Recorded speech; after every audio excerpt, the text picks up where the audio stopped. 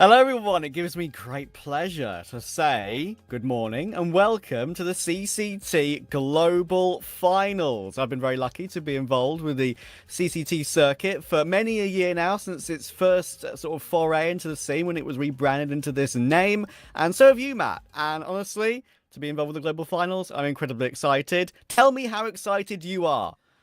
Trav, I am as excited as it gets, really. CCT has been my home for a long time, going back to 2022 when the circuit first started. And I'm proud to call it my home as well. And to now get to follow the entire season through, get to do the global finals as well is a real pleasure. And I'm really looking forward to it, mate. Absolutely, and we've got some great teams, of course, involved in this tournament for a big boy prize pool as well, obviously. I mean, there's probably more on offer here in an online event than maybe some others of you see in the scene, of course. This is a good level online event, and 75 grand for first place, and that is going to be very tasty indeed for those VRS points, of course. So Yeah. anyone who wins this one would probably propel themselves, especially if you look at the team list, of course. We will look at the bracket in a moment. I reckon that'll propel any of these teams into maybe LAN invite territory. Yeah, as we get to see on our screen right now, it's super open-ended, Trav. There's 3 or 4 different teams you could earmark and say, yeah, but I reckon they stand a good chance of grabbing that massive purse, that prize pool there that's up for grabs at 75k, 150k in total. And like I said, it's going to be hotly contested here, man. I reckon anyone of Heroic, BetBoom, Bait, and then even all the underdogs as well could all have a very good run in the competition. I wouldn't say that there's zero chance for any team here right now to make a great run and grab the entire trophy here in this competition. Yeah, I mean, they all have potential, don't they? I mean, I think the only one maybe you could argue is 500, obviously, who had a really rough MRQ. Maybe Imperial coming in as the South America invite, been slightly up and down. But I think the really cool thing, obviously, about a tournament like this is we do have a slot for the NA VRS and the SA VRS too. So we've seen Wildcard go up against, international opposition relatively often. Imperial maybe not as much in recent times because they've kind of been working up with their roster and trying to make something happen after some rough form, and they're kind of looking a lot better recently. So yeah, I think it's a great opportunity for a team like Imperial to show what they've got and practice, of course, going into the major. And I think they're in a pretty damn good place as well coming into this competition, Trav. They've had some really good form. Their individuals are hitting their stride as well. And I reckon they're going to back themselves here coming across the pond and showing the European teams what they're capable of, what they're made of. I think for me, they're kind of like a bit of a dark horse team in this competition who actually could spoil a few other teams' parties here coming into the global finals. Yeah, I mean, I think that's a possibility because we often see that, don't we? We often see a team coming through from a different region and maybe being a little bit stylistically different. So, yeah, looking forward to see if they can do anything. Here is our lineup for today, the opening matches of the Global Finals. We're kicking off the morning with Bait versus Partisan. We've got Heroic versus BC Game to come up next. Wildcard, BetBoom after. And then we'll actually be back in the evening for the evening game for 500 versus Imperial. We're on the morning game today. It will be Exner and Paladin to take you through the 2 middle day BO3s there. And I really do think all these are very interesting. I mean, I've picked Bait for this opening matchup. I think I've gone for Heroic, BetBoom, and 500. I think 500 is probably my biggest gamble. But yeah, I think the predictions are difficult because we've got, as you mentioned, maybe 5 or 6 of these teams that are pretty evenly matched and hard to call a game. For example, between a BetBoom and a Bait and a BetBoom and an Heroic, etc. Yeah, I went with all the same picks as you, except I picked Imperial over 500, and I was quite surprised because I did my predictions after you in Discord, Trav. I saw you pick 500, and I scratched my head a little bit, thinking, all right, that's brave after what we just saw from them at the MRQ, or lack thereof, winning like 10, 11 rounds or something like that across 4 matches or 4 maps that were played. So yeah, I don't have much confidence in 500, and now obviously the news has come out about the change. So I was quite surprised to see you pick them, Trav. Yeah. The thing is, my pick for that one, I did pick 500 before the ships benching. Still, so... even then, I was still like, mate, that's I'm not sure about that one, but I guess we'll find out. I agree. Listen, you got to take risks in the prediction game That's sometimes. true. That's true. You do have to. You kind of can't always just pick the favorite and expect to do well and maybe win at the end of the day. Sometimes you have to try and be a little bit different, a bit quirky. So I get that. Fair enough. I've also been traumatized by how many times Imperial have looked awful in previous matchups. But anyway, here's the bracket as we mentioned, of course. Opposite sides of the bracket for Wildcard Bet Boom and Heroic and BC Game. I do think this is a wonderful opportunity for Heroic. BC Game, their form has not been amazing.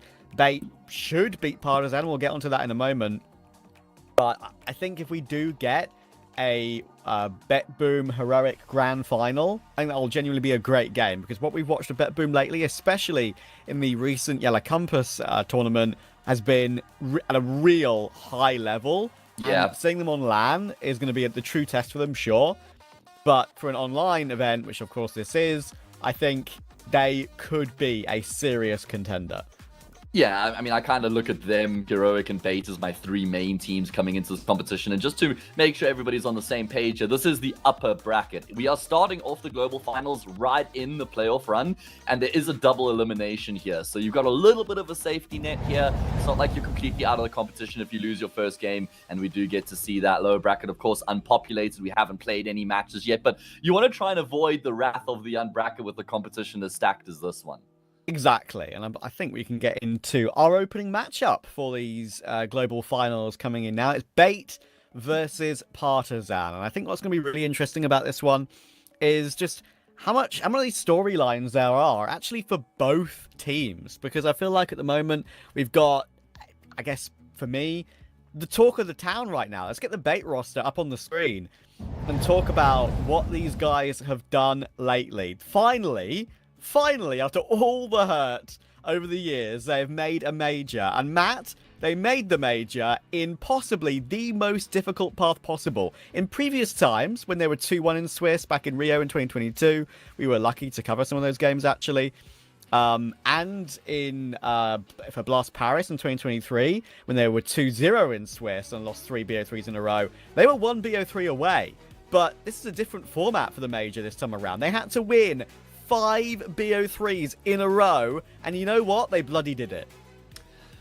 Feels deserved. I mean, like you say, the irony is they couldn't get the job done on the previous two occasions where they were within touching distance from the get-go. They started way stronger, and then they fell short when it mattered the most. Here, they started in really poor form, poor fashion, and then they actually were able to qualify for the major. And like you say, it was an incredibly challenging run from them, but they were able to get the job done. Really, all the players peaked when it mattered the most. They just looked so good as a team, right? So complete as a unit. They just had that X factor. And I don't know if that's like the addition of Kenzie Saw, but he is a stud. If we just focus on him for a moment, I feel like he has, I mean, Captain Kirkus certainly did have some X factor about him as well, but I feel like he was maybe a little bit too one-dimensional as a player. Kenzie Saw really delivers in the big moments. I remember watching that interview that NPL did with Thorn recently, and NPL said that Kenzie Saw is the guy that's just full of confidence, and in that game against Australis, when they were down 11-6 on Mirage, they decided to go for a 4-spy, and I was even watching that thinking, this is such a risky decision right now, but it worked out. That was Kenzie Saw's call, the new guy on the block in this all-important game to qualify for the major. To call a 4-spy in that instance is just a reflection of how confident he is to be the one to take that responsibility. Not even the IGL, someone who had a read, made the call. The entire team trusted and believed him, which is again a reflection of the state of this team. And it worked out. They won the round. They made the comeback. And so, yeah, Bait are a team who just seem to be in the best place they've ever been as an organization, really. Yeah, and I think that's a very good point about Kenzazor as well, because it shows that he's not afraid, even though maybe he'll get some jitters on LAN, who knows, right? So, but coming from Kono, I think that was a great choice at the time. I completely agree with that, even though, as I say, I always was a Captain Kurtka enjoyer. But it was an upgrade that needed to happen, I feel like, at the stage of the team. But, you know, the team in general is just looking so good right now. I mean, I think NPL calling and fragging superbly is one of the hallmarks of the team. He's the co-top rated on the team for the last 3 months as well, alongside Headtrick, 1.16. And that has been a big conversation piece about kind of how well he's doing in that role. Because he, you know, there's an argument here. He's still on loan from Na'Vi. that conflict of interest has been made public, of course, for the upcoming major, as they all have to be, sort of released to the public. And that ends, I believe, after the second major of the year. So what's crazy about that is if you look at Navi's recent form, they might seriously look at this and say, oh my goodness, okay, let's give Bait the major. Let's see how they do there. Let's see how good they look. But either way, we've got a really precious piece here. A piece that used to be on our team, obviously, back in the day. But if this current main Navi roster isn't working, you could say, NPL, can you come back, please? We need you. Would he? I mean, I guess, perhaps, right? He was obviously a completely different player at that point. He wasn't an IGL. He was maybe a bit more of a role player. He was the guy who got a lot of flack from the team as well, right? He was the guy that would often just be plugged into positions that were made vacant because other players didn't want to play there, didn't want to fill that role. And it just never really seemed like it was going to work. There was always simple going in interviews and being like, well, there's someone in our team who's just not ready for these events. And there was only one guy who was inexperienced. So, I mean, he was just taking shots left, right, and center. Yeah. And then he actually went back and kind of rediscovered himself. And now he's a completely different player, like an aggressive IGL, a playmaker, plays the star roles on the CT side. And I feel like, yeah, there's a world in which Navi might consider themselves lucky to get NPL on the books. But yeah, you certainly are right that there's going to be a lot of big teams looking in his direction after the success we've seen him display recently. Yeah, and he's still only 19 as well, which I think is a really important thing to say. Like, I mean, you might feel like he's been on Navi so long ago, but yeah, pretty crazy. I think, Alex can be a playmaker as well. I think he's a pretty underrated piece. I have seen him struggle in pressure scenarios, but his, clutch versus Astralis put a big stop in that conversation. That was an incredible moment for the team. And of course, they released the communications publicly afterwards. Shame, of course, MRQ being online, not on LAN. We didn't see the big explosion of celebrations. Of course, it was Passion UA we saw on LAN for Shanghai, but didn't get a chance to see that for Bait, which is a shame. But a lot can be spoken about that, but it is what it is. But Bait are incredibly exciting, obviously, and I think it's important to mention as well that we do have the team here. This didn't obviously qualify them for the global finals. It all came through VRS, but Bait are the team that have won the most online series out of anyone in season 2. They won Series 2, Series 5, Series 10, and Series 18, and it just shows you they've been there or thereabouts for the basically entire year and a bit.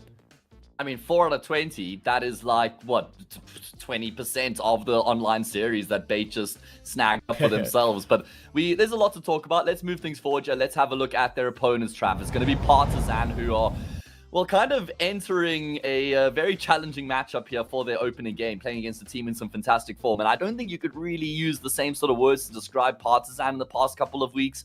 I mean, when this team came together, they really took their scene, their level, relatively speaking, by storm. I mean, it felt like they hit the ground running. Kind of makes sense. There's a lot of inter-history amongst these players. So it's not like it would have taken too long for them to kind of formulate an identity and all get on the same page as one another. But recently, it does feel like results have just tapered off a little bit here for Partizan. I mean, everybody's level seems to have dipped off on an individual level. And you don't really have like an out-and-out star who's just going to be the guy that drops 20 kills every game that you can rely on. You do have a lot of firepower in Partizan, but that firepower is distributed across the 4 players, right? And so I feel like with this team, you need all 4 of the players. Everyone outside of Emmy has to pitch up every game to just raise that floor and have that stability in the fragging department. As soon as one drops off, I feel like they're in trouble.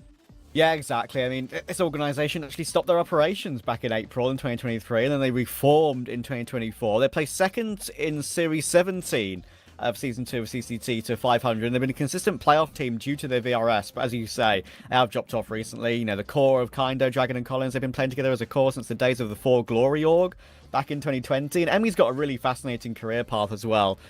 So I really do think that they've got some great base level, solid Counter-Strike. I think Emmy, I agree with you. I think at one point, obviously, he coached a team at, I believe, the Berlin Major. I think it was a long time ago now. I think it was Crazy, I'm pretty sure.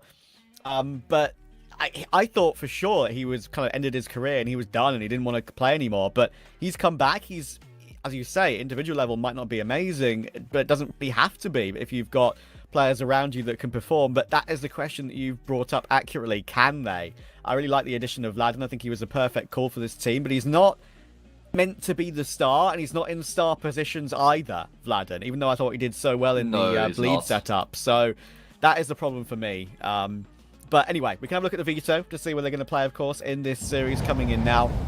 The first BO3 of the CCT Global Finals. We've got Mirage. And Matthew, that is probably the most expected pick ever for Bait. They have won, just give me a second here, they have won 24 out of 28 games on Mirage in 2025 and have won their last 12 in a row. That is a home, and that's an understatement. Yeah, Mirage clearly an incredible map for Bait at the moment, and it has been for a while. They've just continued to get better and better on the map, which is actually just ridiculous, because if you go back like 5 months ago, this team were already incredible on the map. But like I said, they've only improved since then and taken their game to a higher level. That's why they're able to beat out some of these really good teams on the map consistently. I mean, Bait just are in a great place with their map pool in general, Trav. I think they got like a pretty... It's not like a super solid 7-map pool, but they can pivot in any direction that they need to. So that's why they ban out Nuclear, because they know that's the one map Partisan would like to go to. Anubis, the other map that they're a bit tentative on. Ancient and Mirage have been so good for Bait. And Inferno is the third. I feel like Partisan will also be quietly content with the map pool that we have right now. They've got the reps on all 3 of the maps, but it's just about what sort of a level we're going to see from them. Yeah, I think historically, Dust 2 is a decider for Bait. I have seen them play well on Dust 2, and I think their roles are in quite a good position on that map. Mirage should be an absolute lock, but you never know, right? Morning game, first game of a tournament. It's the one situation where I feel like Partisan could do something. I don't get me wrong, I incredibly doubt it, but there are some factors that would maybe make it a less clean performance. Bait, but as I say, I really do doubt it. Inferno is a bit more of a map that I think Partisan do their better work on, because they are a bit of a, as I say, more of a tactical outfit on that map. They have won the last 2, but of course, again, if you look at their recent results, it's not amazing. They're pretty even, so I do think that it is up and down, and Bait should just have the firepower advantage across the board today. I do kind of agree with the point that you were making there, that everybody looks at this and thinks Bait's got this one in the bag. But I don't think it's exactly a cut. Like, if you had this game, let's say, pre-MRQ, I think it would have been looked at as more of a competitive game in general than what we're seeing right now. So do not count Partisan out of this one, is all I'm saying. Yes, I predicted Bait, but I think we could still have a game on our hands. And you know what? Apparently, we do have a game on our hands. The game is ready to go live. We have Brandon, we have Lucy to take you through all the action. We'll catch you guys after the first map. Thank you very much, gents. It's a pleasure to be back here for CCT Global Finals Season 2. And they're right. Bait versus Partisan. Bait looking very good. Partisan looking a little bit hit and miss, especially when you got that Mirage. It's going to be a rough day out, I think, for Partisan, Lucy. Yeah, we had the privilege of covering a lot of Bait during the MRQ, so we've seen their Mirage firsthand, and it is a sight to behold. Even their Dust 2, as the decider, is exceptional. I think Inferno is really the sticking point here. It's not a map that they've had a great deal of reps on compared to many of the others, so it's Partisan's best chance of making this a competitive series. But yeah, I think I'm with the desk on this one. Bait has come in as a hot favorite, and for me, they're one of the favorites for the entire event.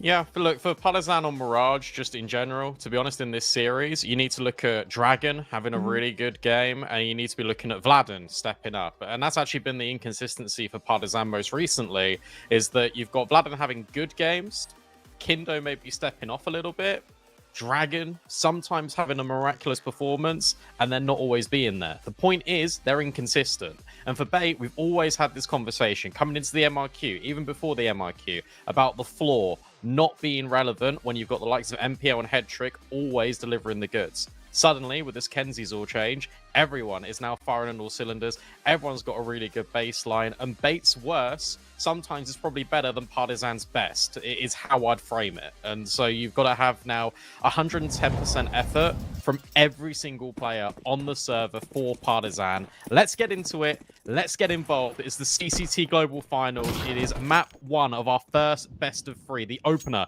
between Partisan and Bait. And Partisan are going to start on CT. Yeah, let's get this going. Kindo's looking for the opening by spamming through the smoke. Doesn't see too much, but they will hear these players scaling very quickly up short, very fast. Kenzie's all gets brought down low. Vladen on notice, hearing this noise in towards ladder. And Bait getting this control early can really do anything. You can see there's an acceleration towards A.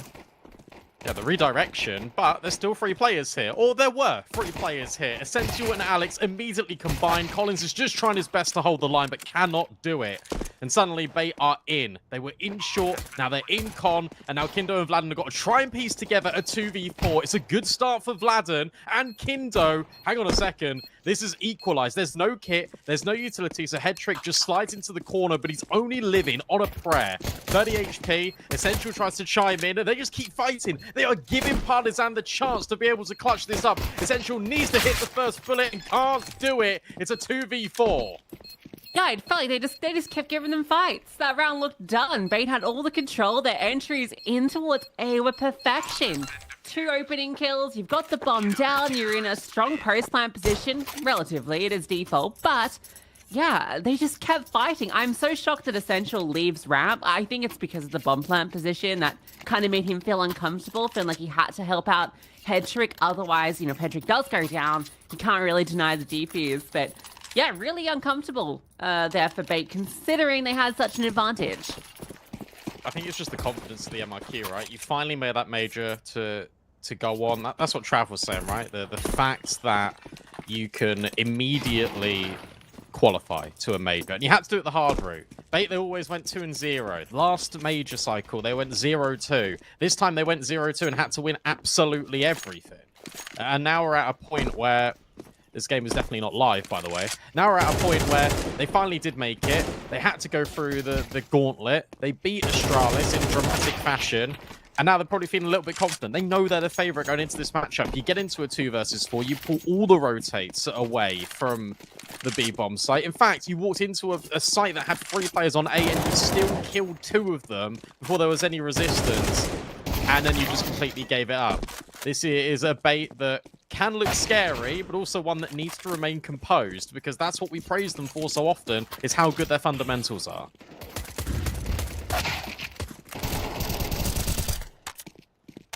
And we get to watch like a face-up warm-up lobby, which is always fun.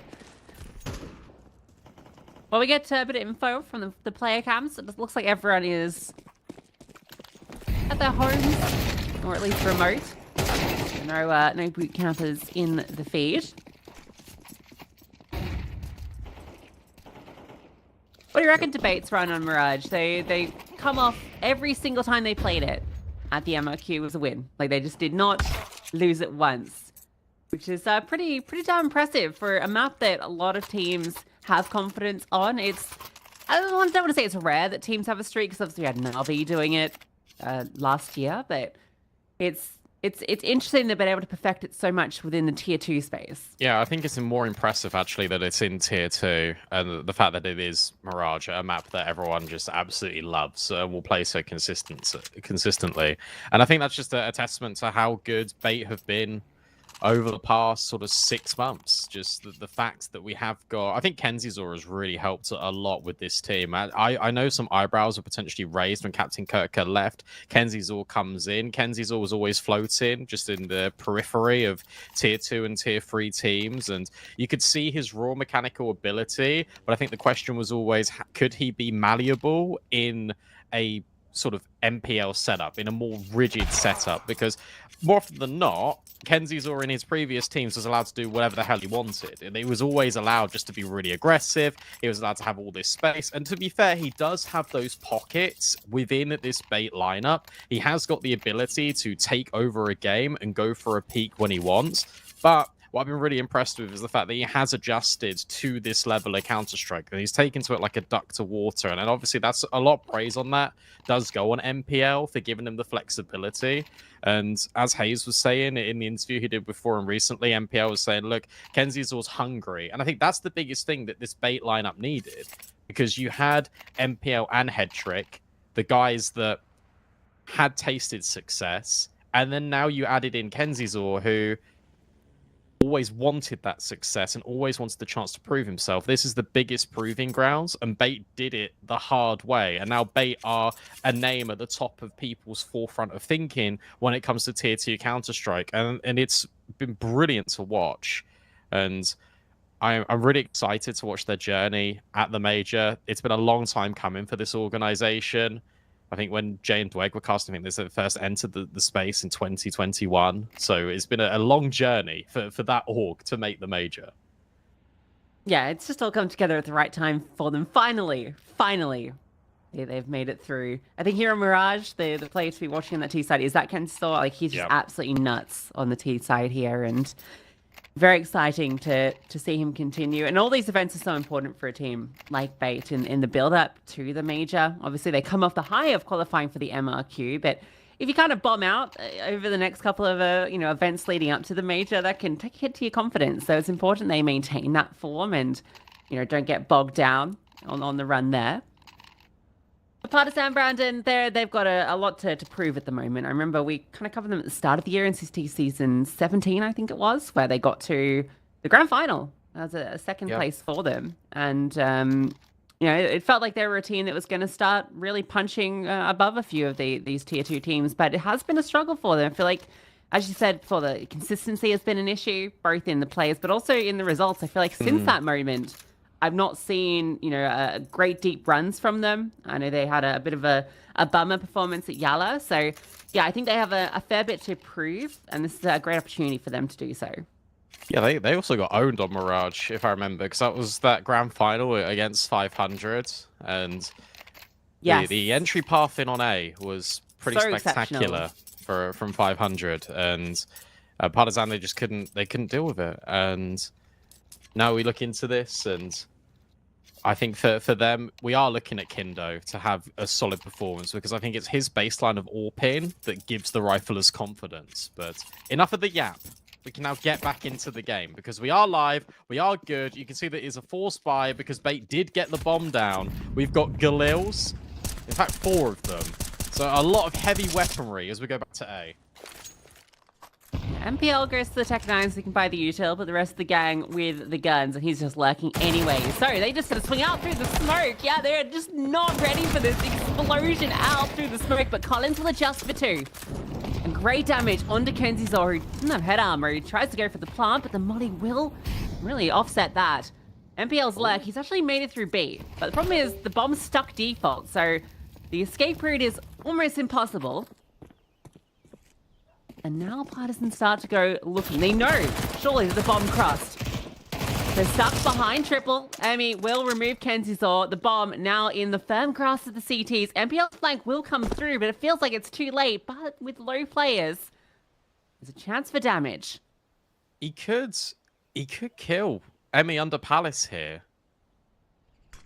But, okay, Collins is now watching for Con. Because it's gone so silent, you know that there's a possibility that there could have been that lurk. MPL will activate, but Emi's reposition is everything. Head trick coming through the smoke, you assume is going to be punished at a moment's notice. 35 seconds, MPL hits the deck. There's that activation from Emi. And between all of them, Partisan get the job done. They retain the majority of their M4s as well.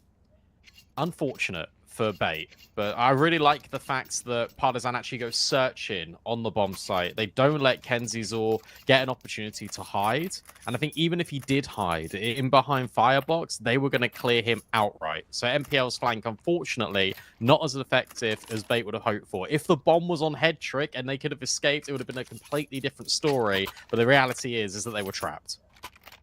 Yeah, and it was kind of like half in, half out for Kenzizor as to whether he wanted to plant as well. Like, deploys the smoke after the molly, and it's like, okay, you're going to actually commit to it now. But I think because MPL was still a fair bit away on the flank, he didn't go for that bomb plant.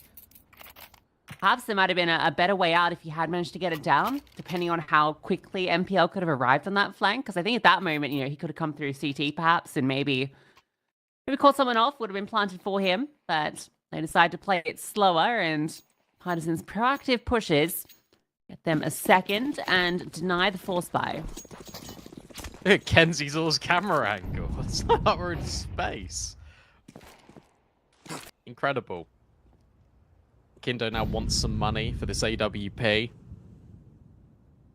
Big setup here and towards mid, really aggressive, and Bait haven't seen this version of Partisan yet. Partisan have been given the space in the previous couple of rounds. No utility to get them in towards B. They're going to have to walk through this smoke and go into the M4 of Vladen if they want to go this direction. Alex has got somewhat of, I guess, an essence of space up towards ramp, but it's top mid in which they reside, and Kindo now notices that there's a lot of them over there. Ah, come on, Kindo. You don't want the frags? Got MB9. Get up in there. Treat yourself. They're playing safe. I respect it. You don't want to give too much away here. Bait are notoriously difficult customers when it comes to these low buys. So if you can prevent a bomb down, if you can prevent the majority of your weaponry falling into enemy hands, this feels nice, because now the MP9 can maybe walk over towards short. Vladden to be tested early. Head trick will not get to fire off his deagle, and there's a second M4 on the way. Easy. Yeah, nice. And Dragon. Simple shots. No casualties, no damage inflicted. Partisan 3-0. What do you reckon to that second round fourth strata of popping out the smoke? I don't mind it, because you're trying to catch players unawares, and obviously, again, it's another one of these calls that is quite confidence building. And it goes back into the sort of narrative of what we're saying. Bait are a very aggressive team, especially on the T side, especially when you've got a player like Kenzizor. And if you can catch Partisan unawares, who are trying to play this really structured, systematic Counter-Strike, if you can immediately knock them off within the first 2 rounds, that's going to really put a wrinkle in their plans. Collins puts a dampener on MPL's first gun round. He had an AK in his hand for about 5 seconds, and now he's got to watch on for the rest.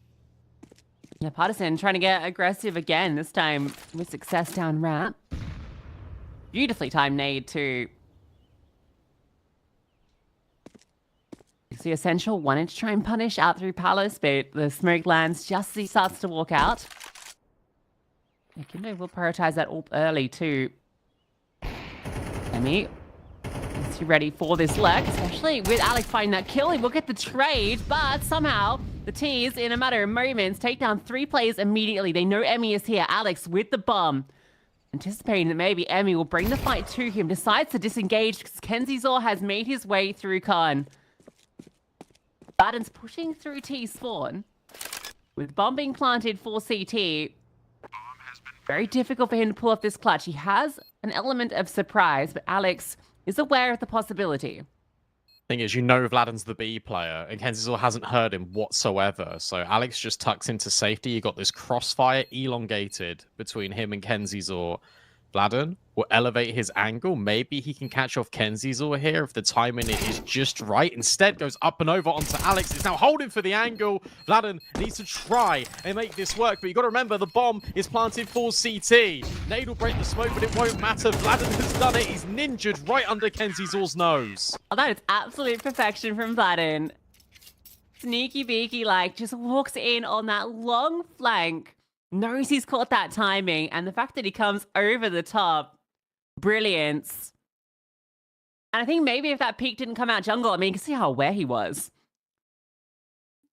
I mean, you kind of have to go for the attempted trade, but as soon as you spot a player jungle, you know you can just stick this 5 seconds with the smoke down. There's no way he can deny this.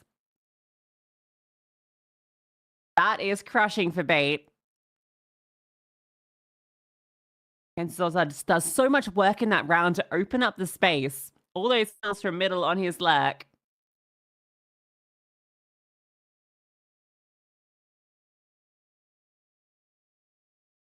It's one of those real dampeners of a round as well, because they've done all the hard work to reset the situation. What I mean by that is I've been really impressed with how Partisan have been so dynamic on their CT side.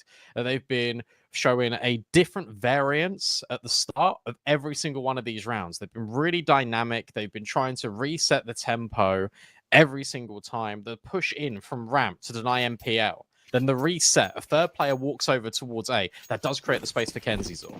And as you said, the fact that they're able to put themselves in a position where that was like a 5-on-3. They pull it into a 1v2, and they know that Vladden has to be on the flank. They know he has to be on the flank because of Kenzizor's positioning. And now Bait want to get aggressive. And yet again, another different flavor out of Partisan. They leave B open. They want to fight for the short control. Dragon is still holding firm. Kindo rotates over. There's no safe passage. There are no easy kills for Bait to get on this bomb site. And Dragon is still being a nuisance. Essential will finally alleviate some of the pressure, but not for long. Dragon is a beast. Disgusting from Dragon. They fly through that smoke in top mid, and he's just ready for it. first kills of his life, but the fact that he's there catches bait off guard completely. And a very fast rotation.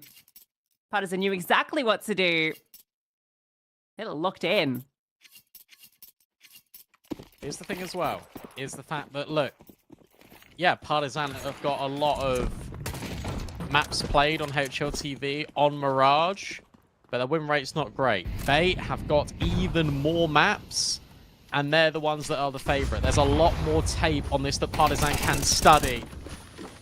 Kindo will find Kenzizor early. This is a mishmash of weaponry that isn't going in favor of Bait again. How many times are Partisan going to get this opening kill? It feels like round on round. Bait are always starting with this disadvantage. MPL, yes, he's not been removed from the first time, but now he's low HP in a 1v4. No utility, no room to breathe. The bomb out of his possession, and so is the round. It is flawless from Partisan.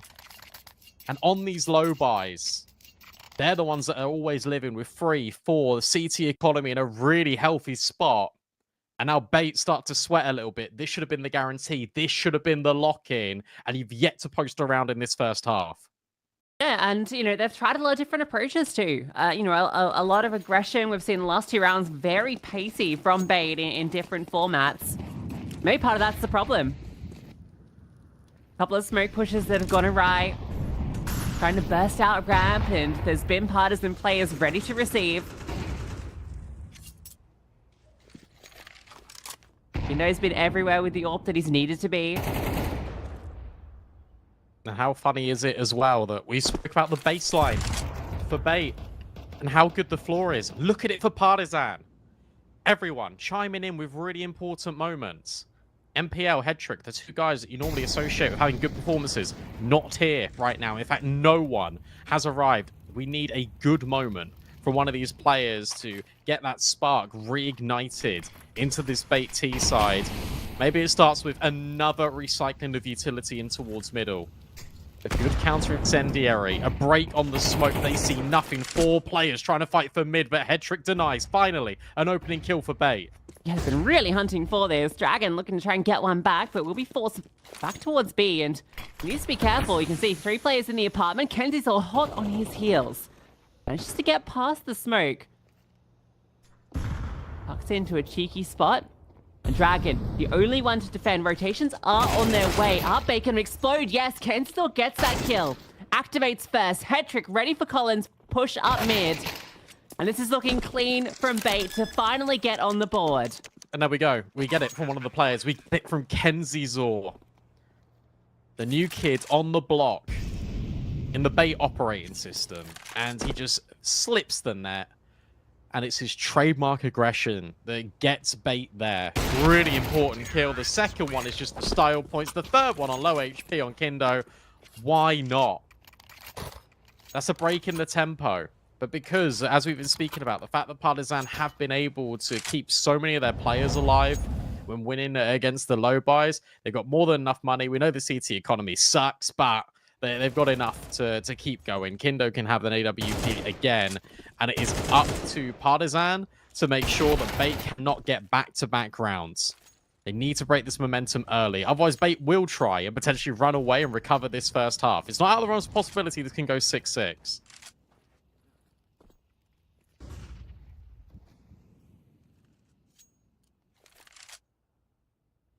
But Look again, at all that stun as well, Lucy. Look at how immediately reserved it is until Vladim pushes abs. yeah, he pushes right in and he wins the duel against the AWP. No less. Can get one back. That's over towards Palace. You can see it must have been a jump back from Essential, just trying to get back from the angle. So, 2 players full. On the extremities. Doesn't leave Bait with too many options. Kenzizor is walking through middle. At the moment he's not been spotted, but there is maybe a timing that Dragon will descend. And perfect angle to catch off Kenzizor. 3 kills in a row. Nothing offered up yet. That doesn't look like there will be anything offered up in this round. 1 HP, Alex. Lucky to get away from that HE, but they're already hunting. So back to regular scheduled programming after that one blip. and another variance, and it looked like it was going to be a default round. I really love the way Partizan play that on the right-hand side of the map before Vladden pushes, because it looks like a standardized default, and it indicates to Bait, hey, you scared us, you won, we're going to completely ease off the pressure, we'll respect you, we'll play you a default round, and then Vladden just pushes on this timing. The fact he's able to get rid of the AWP is insane, to be honest. If Headtrick's just holding the angle, must have caught a pretty good timing. Essential trying to fall back off a Palace punished, and then that allows for deep control for the rest of Partizan. So it's a little allure that you're getting the respect out of this CT squad. They're going to play a more standardized round. Finally, Bait can breathe a sigh of relief. Finally, that's exactly what we want. A little bit of breathing room. We can now start to use our utility to our advantage. We'll get Kenzizor in a good position. Bang! Extremity player down. Within 5 seconds, Kindo's still holding the Palace line. You're in a 3v5 immediately, and you can't do anything. I love how ready Partizan look for everything the Beta are pulling out, particularly a lot of these timing pushes that they're going for. You can really see that Partizan have come in with a clear understanding of the Beta approach, and that's part of the downside of having so many reps on Mirage. Just yeah, that's what I'm saying. He's upside down. What's he doing? Get off the damn roof. Sorry, that completely distracted me. Yeah, that's part of the downside of having such a long streak on Mirage with so many reps, is that teams get a pretty good read on your approach. And I think many teams will be having a bigger eye on Bait after that MRQ run. Absolutely. And it's funny because in Tier 2, we always say about the major hangover and how much of an effect it does have. And look, we're still very early into this series, but the fact that it is 7-1, the fact that it's been this dominant, the fact it continues to be this dominant is a little bit troublesome. Said we wanted Dragon to have a good game. Blood's 11-3, finding every single opening kill in towards mid. It is not an issue. It's not any pressure. And now a reboost. Dragon, go kill again, says Vladden.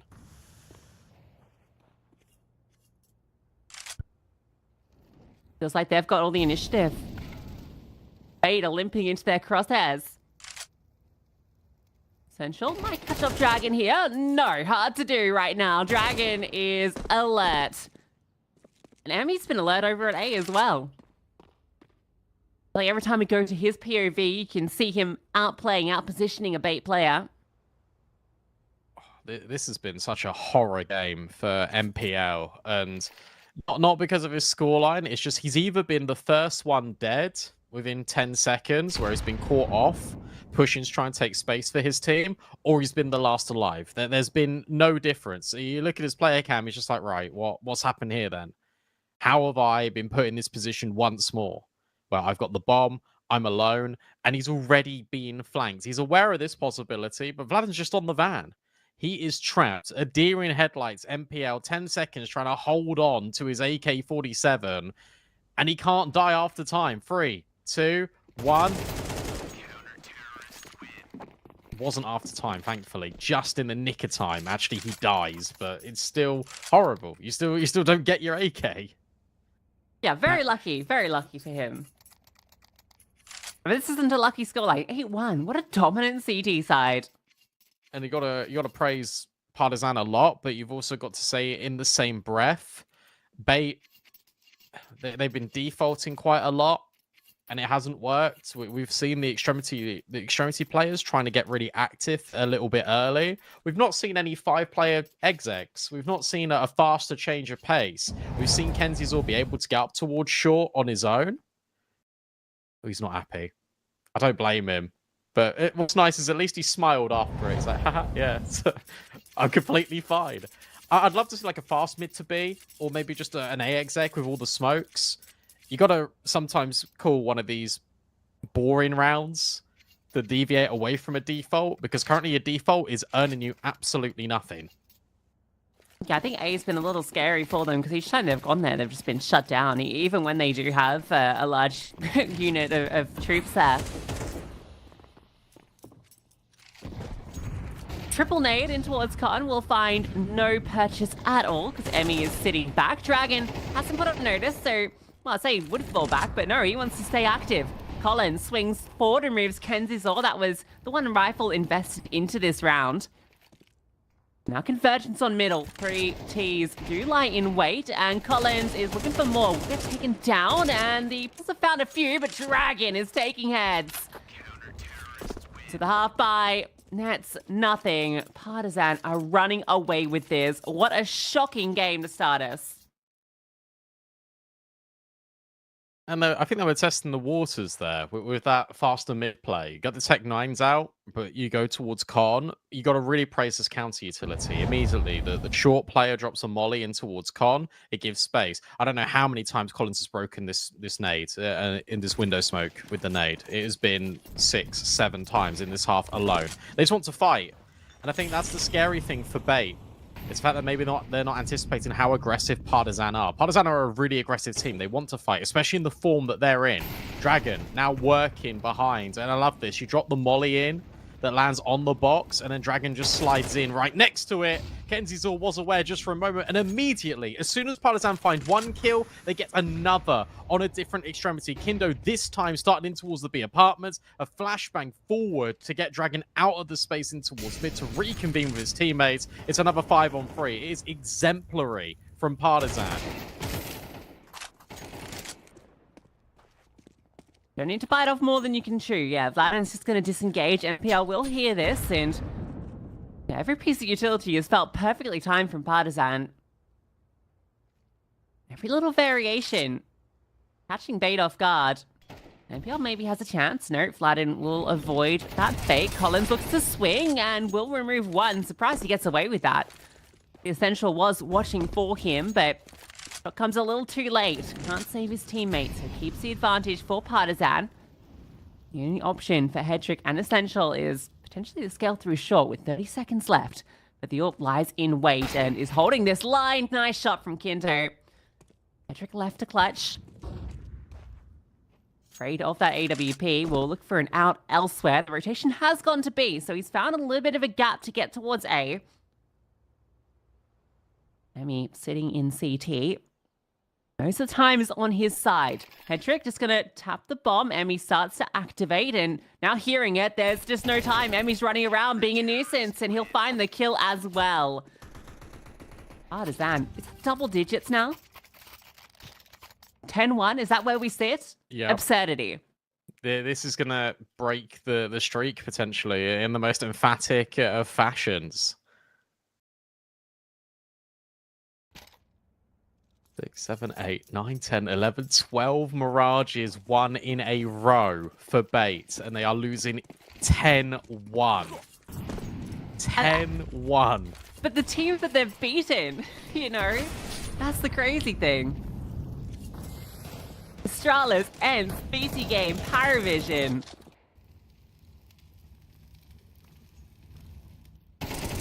And Dragons everywhere. Finally goes down without a multi-kill. 17 kills in the half.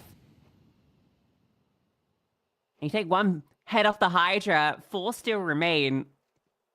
And a nade. You spoke about the utility. Is as soon as someone drops from Partisan, a nade lands on your head.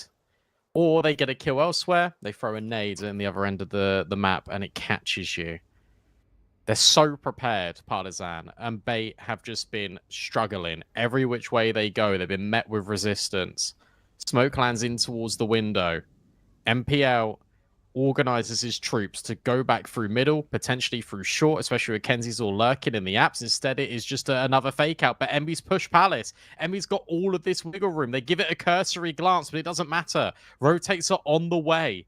Partisan know it has to be B, surely. The only gap is mid. You can see that's why Emmy doesn't continue to push, but you feel with 30 seconds left, Vladin's position. He find himself one on the off angle. That's huge, and he keeps on spraying. Oh, how about 3? MPL takes him down. But again, he's left to pick up the pieces, and it's shattered on the floor. Collins will walk around and confirm 11-1 absolute domination. Unbelievable. It's just ridiculous. It is ridiculous how good this unit of Partisan has looked. And it's impressive how much bait are not at the races. You think about the mental toll of making that major will have on them, though. The gauntlet that they want to remember, they were 0-2 and had to win all of those best of threes back to back to back to back without making a mistake. And suddenly now all of these mistakes are compounded and are flooded into this Mirage map right here. All the ones on the board, but not the one you'd be hoping for if you're bait. A pistol round, a necessity, just a culmination of some rounds in this second half, a must to feel alive in this series. Because you've got Inferno up next, and that was always the question mark. Not the Mirage that's been the most consistent. Not the Mirage that you're down 11-1 on. Finally, an opening kill, but it gets traded immediately. And they're fast up Con. Essential needs to grab this kill, or maybe it can just be head trick. Much better, out of bait. Finally, something to work with. Hedrick's having a field day, and that's a nice start from MPL. So some confidence builders with the USB. They have a long road ahead of them. At least Hedrick's in the server. 4 MP9s and an M4 into this one. They probably read that Partisan aren't going to try and force the issue. Although I am surprised MPL doesn't go for a rifle just to kind of future-proof, because they have a long road ahead. They want money. MPL's going to get 1,200, surely. Dragon. Oh! He got him. All right, it's fine. It's all okay. He goes into B absent and deems it clear. They're all in TV. They are all in TV, and MPL doesn't go that way. The Kenzies, or at least is in towards top middle. In fact, the whole gang is in towards top middle. Flashbang catches one off for Hedrick. Essential. In fact, everyone from bait is just chiming in. It's a flawless round. It's a sense of relief, because that's the first time a round has come easy. And MPL does get his 1,200, so happy days. That was the easy one. Let's see what this T side looks like from Partisan now. They have all the rifles.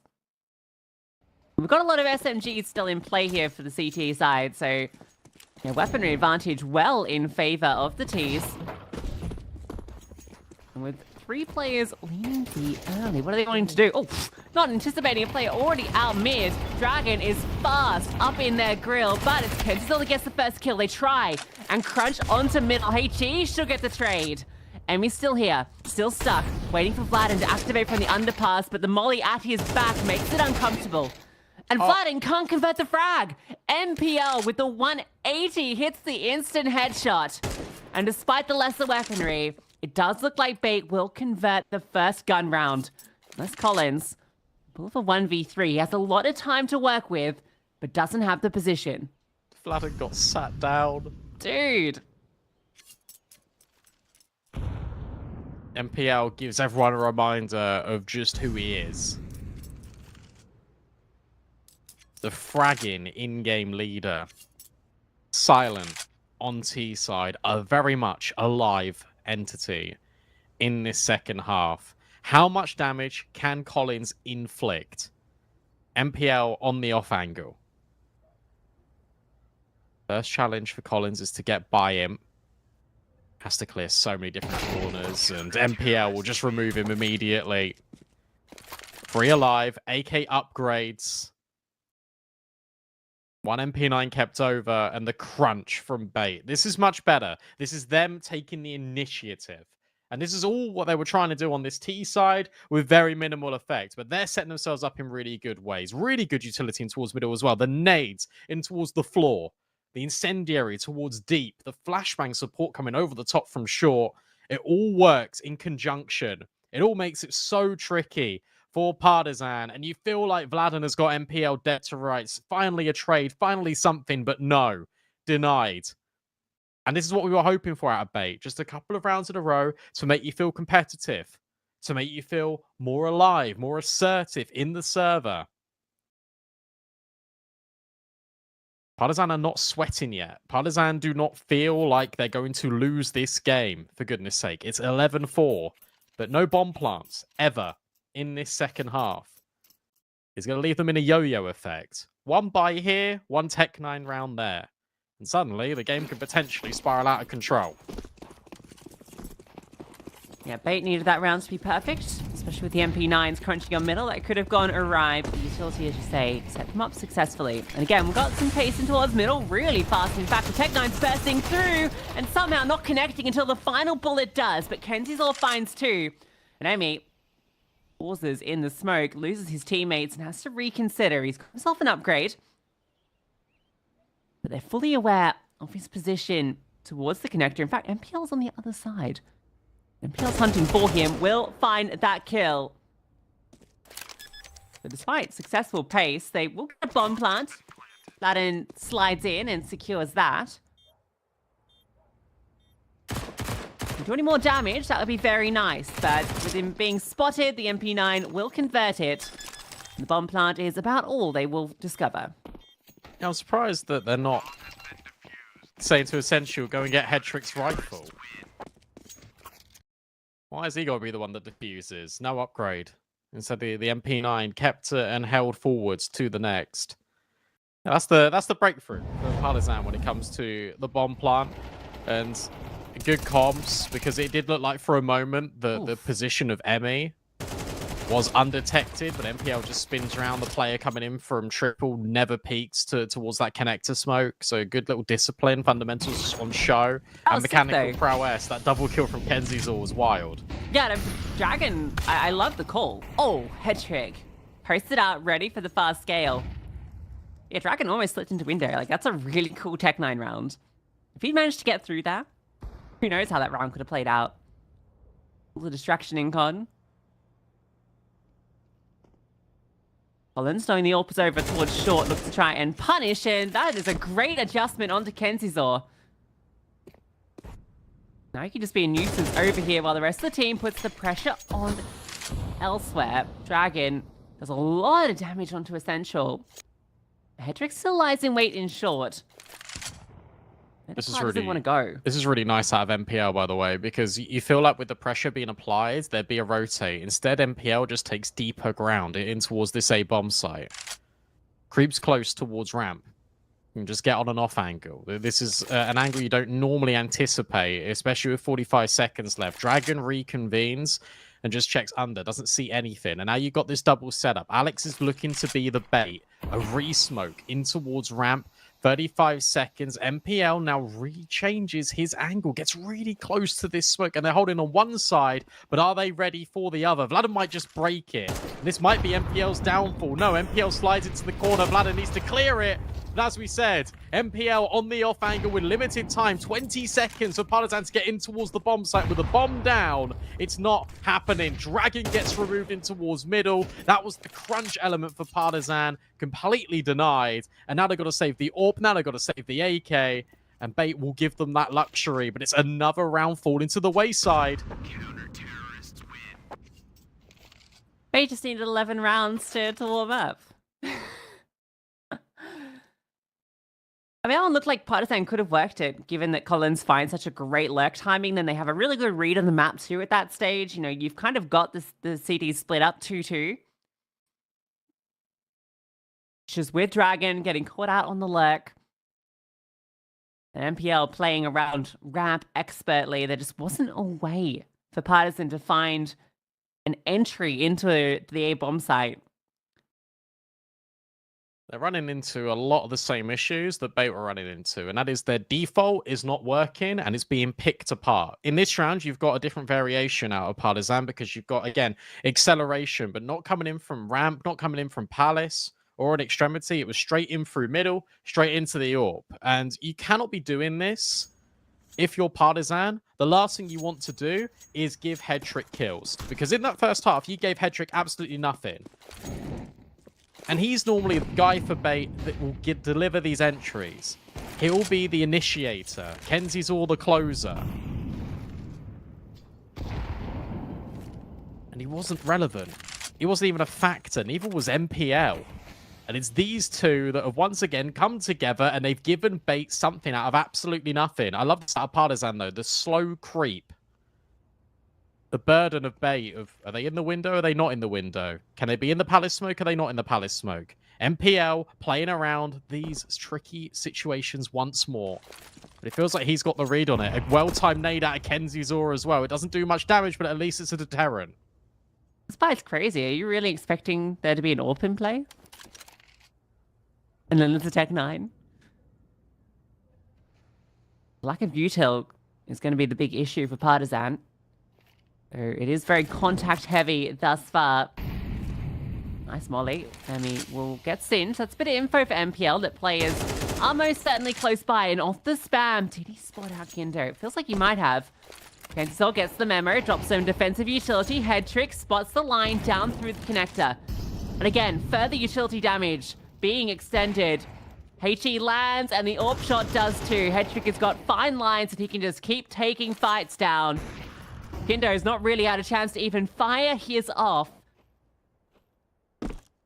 Check on the jump peak, spots him out. It's a tough shot, can't quite connect it, but it doesn't matter. Kindo's getting pincered from every direction. Nothing offered up. Fish in a barrel in connector to Headtrick's AWP. Beautiful, beautiful round out of bait. Again, because look, they give them nothing. They know exactly what's happening. And this little spam for MPL, he might have seen a player, but it definitely gave him the heads up that this is going to be the mid fight. And as soon as Headtrick gets this opening kill, look at the utility that's being put forward by bait as well. Smoke off short, you can't progress into catwalk. Molly in towards middle, you got to go in towards connector. You got to go into our AWP. And it comes right back to that conversation we were speaking about 30 seconds ago. You are giving Headtrick opportunities. Bait set him up for success. He delivers a multi-kill. He plays that so safe, but he plays it in the most effective way. 11-1 down. Bait have won 6 on the spin. And Partizan have only had 1 bomb plant in this entire second half, and it came off the back of Tech 9s. Has Dragon even had a kill in this second half? I don't think so. 17-3, right? Was his first half scoreline? Something along those lines. Maybe 17-5. It was something ridiculous.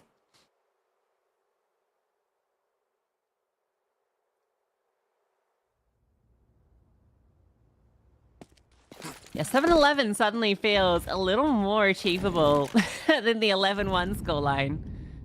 1 round at a time has been the bait approach. And will they be ready for this A-pop? There's actually only 2 players that are present. You can see bait suspect it's going to be that B lane, but with the util coming, the rotations can make their way, but Collins hits the D shot. Headtrick removed. That nuisance with the AWP, and now the scale comes forward. Great flashbang. MPL forced off the line. Vladden picks up the AWP. Bomb down. Partizan, is it really off the back of the pistols? A Deagle entry to get them going. Maybe not. Essential. Time's in for 2. But you've still got Dragon. No, not for long. Despite the entry, despite the control to CT, the manpower has overwhelmed. Unless Emmy with the Tech 9 can pull off an upset. Bomb being stuck. Alex on the line and denied. Emmy will go down and bait will retake. Hey, look, it's one of those where it doesn't work out in the end in terms of the net result, but at least the side quest was achieved for Partizan, and that has put the bomb down. And this type of round is what I was screaming for in this first half from bait. The fact that you group as 5 when your default isn't working, you go for a pop play. And yes, it's led with utility. Yes, it's telegraphed a little bit, but you go immediately. You don't really wait for the smokes to settle. You go immediately as soon as they burst. Headtrick misses 1 shot and then he gets punished. Good scaling in towards CT, but bait reconsider their options. They re-aggress. They don't lead with util themselves. They just take the dry fights. And Headtrick, again, being offered up this opportunity. Kindo, the AWP player, falling. And then Headtrick wants to get even more aggressive. MPL's found Collins. It's a 5-on-2 in a matter of moments. And bait are going to make this a 2-round game. This is absurd. What a comeback. I mean, we should have anticipated it, but bait was so flat in that first half. Okay, Dragon's got a timing, but... Oh, no, nothing is going right. Nothing at all. Headtrick and MPL take the 5 between them. The stars are aligning, and the sky is looking bright for bait on this absurd comeback. I really want to give a lot of credit, I think, to this comeback, to Hedrick. And of course, MPL has had some important moments, and obviously his calling will be a really big determining factor in this, but I need to give Hedrick his flowers. The amount of plays he's going for, the amount of opening kills he's going for is all off the back of his spawns and what he wants to do. He is being so vocal right now in this team. And he is given bait something out of nothing. Look at the difference in the face cams as we keep scrolling through these rounds, because it's always composure, it's always calm. Bait have had the same reaction since they were being 11-1 down. Partisan were happy. Partisan elated. Partisan now in deep water, now in deep trouble. You expect the T side to be better. You've got players like Kindo. You've got players like Dragon, Vladen, incredibly aggressive riflers. Unable to have any impact whatsoever in this second half. The lack of the bomb plant is becoming so frustrating. You're always on a Tech 9, you're never on an AWP, and when you're on an AWP for Kindo, you are getting swatted out the server by Hedrick. And then you get ticked in the molly. Then you get found out once more. Nothing is going to work.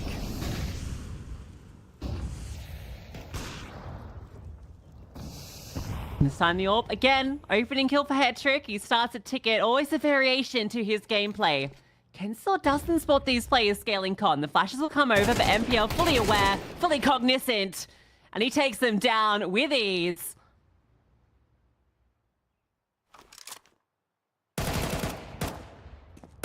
One kill for Vladen, but legged on the process. And you got to get past MPL and Hedrick, which so far on this CT side has been impossible. Another multi-kill round from each.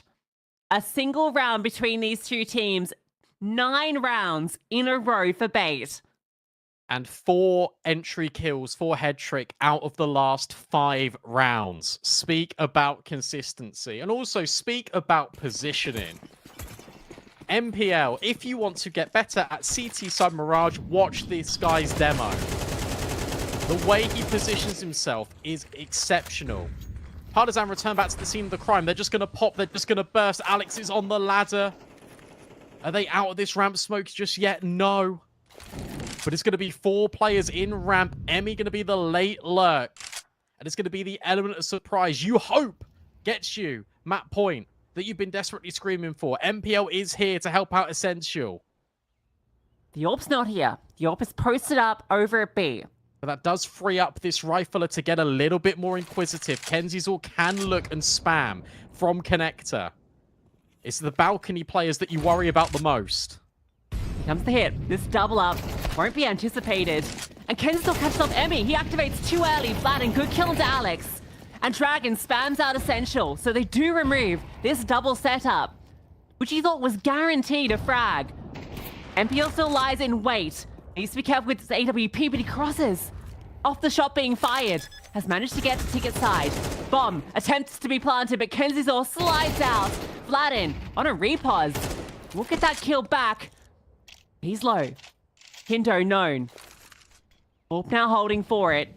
MPL scales up and over, finds his mark, and you know where this final player was. The long-range spray doesn't connect, but of course Hedrick does. We are tied up, 11-11. What a round. What a round from Bait again, and it's all off the back of Kenzizor getting aggressive. He's the one that denies. MPL spamming, giving assistance from Ticket, and he's being so loud that it allows Hedrick to maneuver himself over towards CT as well. And then MPL does the most unorthodox thing in the 2 versus 2. What's the one thing you don't expect him to do? Jump up on Ticket and take the fight.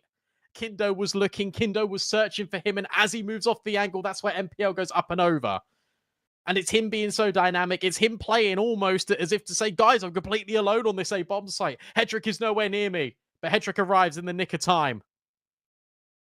Bails out Bait. No bomb plant again. Is that double setup I worried about? It's that double setup that gets absolutely nothing, but it is the support network again shining through. It is Kenzizor taking liberties right when it matters most for Bait. And it's that bomb denial that gives them the relief of the burden of the time pressure of the bomb.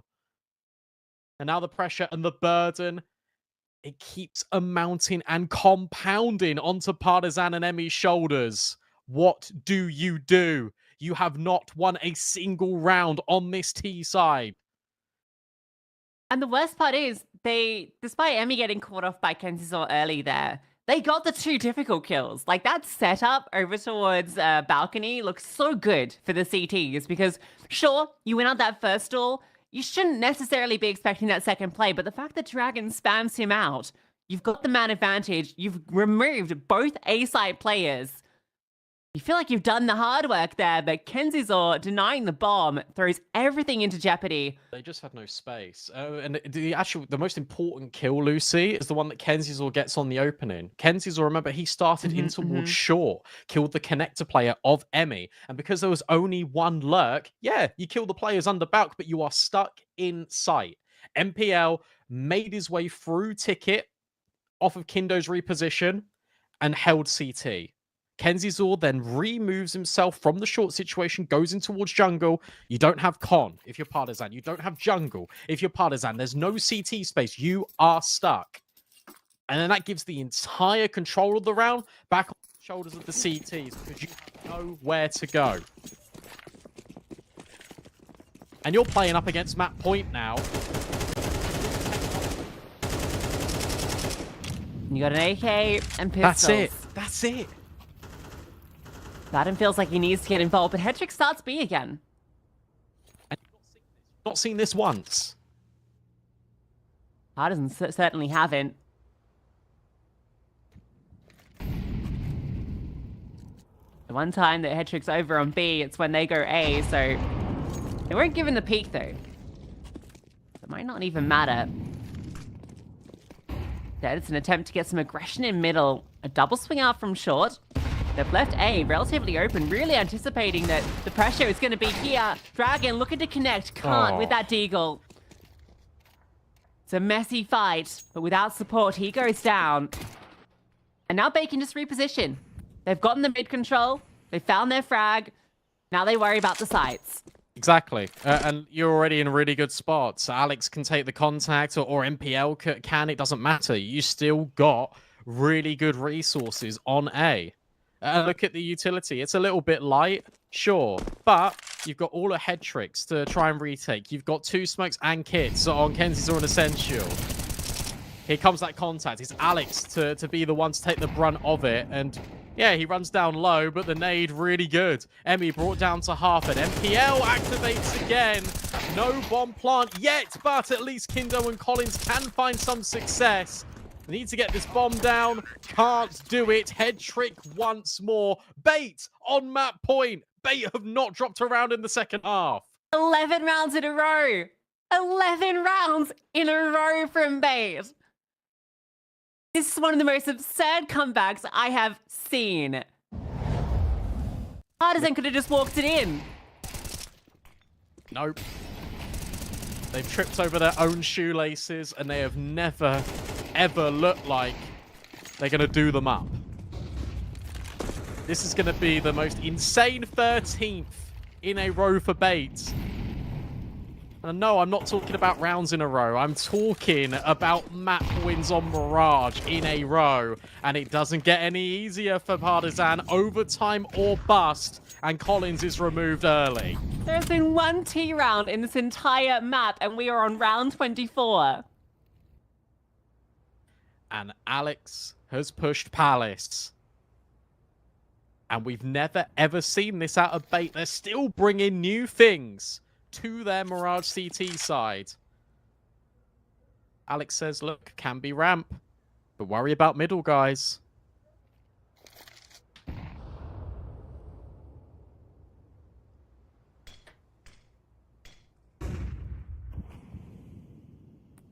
Short. Potentially to be tested.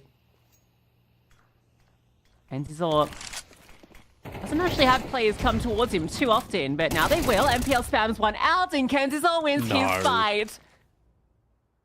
Bait, 2 kills away from going from 1-11 to 13-11.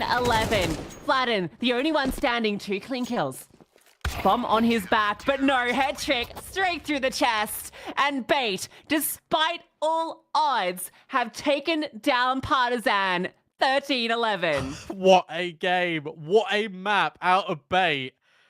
And they're just chill. They're just so chill. They're probably thinking, yeah, that T side wasn't the way that we wanted it, but how Dude. about that CT side? It was perfection. He's already on HLTV looking at his stats. What a game from Kenzie and what a game from Bates.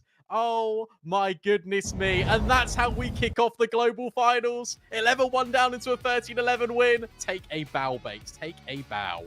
1 T round. 1 T round was all we saw across that entire Mirage. Fate are the best on Mirage for a reason. Trav, Hayes, what the hell was that? Honestly, I don't know what the bloody hell that was either. That was absolutely unbelievable. Kenzazor's camera is tilted. Only Partizan are going to be tilted right now because that was unbelievable. I mean, they looked gone. They were nowhere. They hadn't warmed up properly. It was. I was ready to talk about how, I was ready to give Partizan the explanation, say, textbook Counter-Strike, playing just really solid. Bait hadn't turned up yet, and that textbook individuals delivering Counter-Strike is what makes Partizan dangerous. And then they fell off a cliff completely. I mean, they did. I guess we were ready to talk about the streak being broken here for Bait on Mirage as well, but that's not the case. And you don't get a streak of 12 wins in a row on a map like Mirage if you don't have a very strong map, right? And they really deliver that on the CT side. I mean, the T side, it did look diabolical there, just never really able to get into it. But I just love how they kept the belief. It didn't look like they were completely down and out on the webcams. They still kept an incredibly stable emotional state throughout that whole map, right? From when they were getting beat down the first half to when they were dominating in the second, you could actually just pick out the player cams, and they looked very similar throughout the different states of the game, which I actually really have to commend Bait for. Yeah, I mean, it's crazy, right? I think the start of the game, Bates, it kind of set the tone. The pistol round set the tone for the entire first half, right? I mean, they had a pistol. I think they were 4v2 on A. They had the bomb planted on default. And then they kind of just overpeaked one by one, let Partizan back into retake, and then Essential was stuck on ramp with the bomb planted default, which obviously wasn't planted for him, so he had to peek. That went south immediately. And then it seemed like from there, every single Partizan decision was perfect. Bait couldn't find entries anywhere. I think there was one particular round, which we might see a little bit later on, where just very obvious patience from Bait is the only T round they won. And I think that's the thing that I really want to mention as well, because that patience, winning that 1 T round they did, that was legitimately, that was the round that won the game. If you look at the second half, right? Because Alex had patience on ramp at the very end, knowing that Emmy was on or under bulk to activate Kenzazor to peek from Con, but then Vladimir clutched it anyway, and that picked his path perfectly. That went south, because that was a ninja defuse that came through, man. And then from here, they just couldn't find any progress whatsoever. Yeah, Partizan was so convincing on the CT side. This is what they look like when everything goes right, when all 5 players across the board are performing their role perfectly. Your A anchor and B anchor, Emmy and Vladden were completely up to scratch. It was super convincing from Partizan, man. They couldn't miss a beat. I'd say a pretty uninspiring T side from Bait, honestly. For the first 6 rounds of the half, which is 50% of the half, they were just going very simple and direct plays. There really wasn't much innovation. There really wasn't many layers to their approach either. And I think they were thinking, listen, we should just be beating Partizan with our B or our C game here on Mirage. We wouldn't have to dig too deep. And then Partizan kind of forced them to actually start to respect them, and Bait started digging a little bit deeper, but didn't really change the outcomes. I mean, opening kills were so difficult to come by, constantly in numbers disadvantageous situations, and Partizan just looked like they were going from strength to strength in that first half. Yeah, I was going to make excuses for Bait, right? I was going to come into it and say, well, maybe I was right about them maybe taking a bit too, took too long to warm up. Maybe they came in cold today. Maybe they came in with a bit of that post, major qualification hangover that you kind of brought up as well. But I'm going to switch that for the first half at least and just say that I think it shows what happens when you're this good on a particular map and have played it so many times.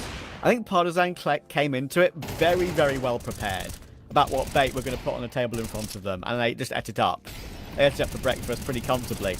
And then Then they were full, Trav. Then they were full, and then they couldn't deal with the second half whatsoever. It's like they put so much effort into like their anti-stratting the T side that they weren't concentrating on their own T side. I know that's probably not accurate, but like that's how ridiculous it felt with that 12-0 second half for Bait. Unbelievable. And we get a look at the scoreboard now, which obviously Kenzie had a look at immediately after the map was won. Dragon got 17 kills in the first half, Trav. 17, and he still ended with 94 ADR. Speaks volumes to how much he dominated that first half, but nobody was able to get going in the second half there on the on the T side for Partizan. They were just running into a brick wall, really. I mean, the util usage was very good from both teams on their CT side. I feel like the HEs must have done so much damage across the board. But like Brandon said, the key X factor for Bait in that second half was head trick. I mean, I just can't believe how much work he was able to get done. And so consistently, I feel like he barely died in that second half, honestly. He probably died like 2 or 3 times throughout the 12 rounds. He was just Mr. Consistent. He was so reliable in all of these rounds. He was very dynamic as well, constantly kind of finding himself wherever the action was going down. You can see that he's definitely got that element of confidence about his game now, where it felt like he was an AWPer that used to needed to be micromanaged a little bit more. Like the IGL, let's say, okay, head trick, we're going to need you here. Can you do this for us this round? Now, from what I can tell, he's the one who's actually got that responsibility upon himself. He's like, hey, I'm going to just go for a window shot here this round, peek con, maybe this round set up on the B-bomb side, post-arm ticket. He was just all over, just having so much presence. And I feel like that was the big factor in their comeback. I want to confirm your suspicion about head trick, right? The stats are up on HLTV. CT stats for both, obviously very impressive. But for head trick, 19-2 there we on go. CT side, 134 ADR, 2.56 rating. That's and incidentally, crazy. NPL, we mentioned how much he dominates the CT side of this map as well. 17-3, 2.54 rating, 151 ADR with 100% Ridiculous. KST. One of the best performances we've seen from him on this map, without a shadow of a doubt. They don't get many 12-0s, that's for certain. And that increases their record, of course, in from ESL Challenger League to the Stunner qualifiers to the Major qualifier. That's their 13th in a row on Mirage and 28 out of 33. Absolutely After ridiculous. going down 1-11 in the first half, like how can you beat these guys if not with an 11-1 half in the first half and you still end up losing the map without having won a single round on your T side? I mean, their defense just looked impenetrable. Honestly, very, very impressive there from Bait. Like I said, I was just very impressed by their composure, Trav. I think that was a very important aspect of the comeback as well. Just never looked like they lost their heads. I think that's one of the things that they're clearly improving on over time as well. Like, I think that's the one of the most impressive factors, because it's like, that's what a young team like this needs. Like, LAN experience, of course, they've had a little bit of it toward the end of last year, obviously, but they haven't had a whole lot. Online experience, they live on it. They love it. But still in those situations, winning games from that sort of deficit, that can only help your mentality. Saying, listen, guys, remember what we did here?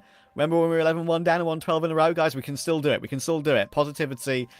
And it shows how good they can be. Now, honestly, now I wonder what that's going to do to Partizan. We've seen some teams, right, just capitulate on map 2. But they have to remember and remind themselves that going into map 2 here, they do play and have more reps on Inferno than Bait do. Sure, it's a little bit, you know, it's up and down results for both. Bait have lost their last 3, Astralis, Menesport, and NIP. And as I say, they actually have only played it 4 times in the last, I guess, say month and a half, whereas Partizan have played it quite a lot overall this year compared to Bait in 2025. But I think Bait will just go from strength to strength now and get this one done, in my opinion, after the result in that path.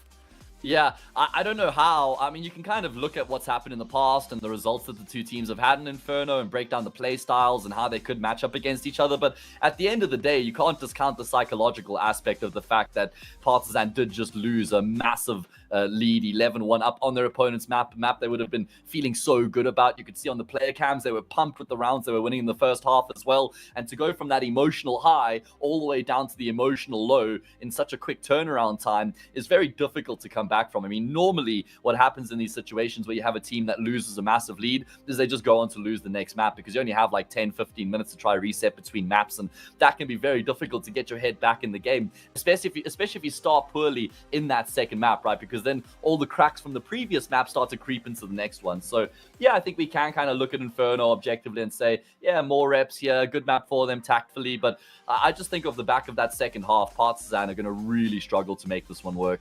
Yeah, because you mentioned how well they would have been feeling, right? I mean, that's what I was sort of saying to you. They would have been thinking to themselves, okay, guys, we've come in very well prepared here.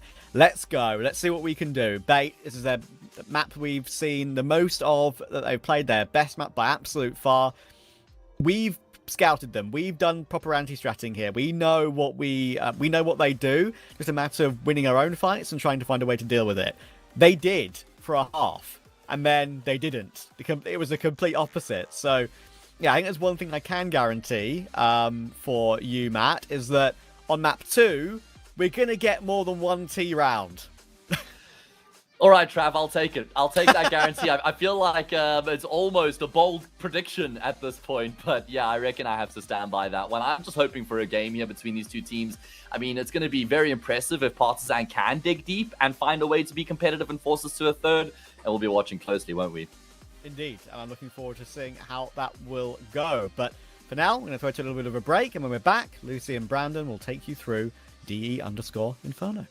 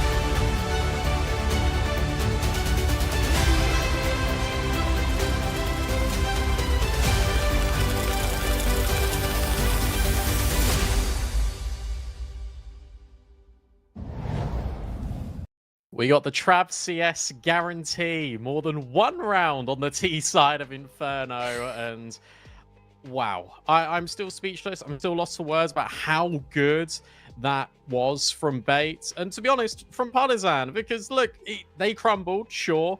But you got to also take away the positives, because that's what they need to do as well. And you got to give them the flowers. And Trav said it best on the desk as well. Really good fundamental play on that CT side.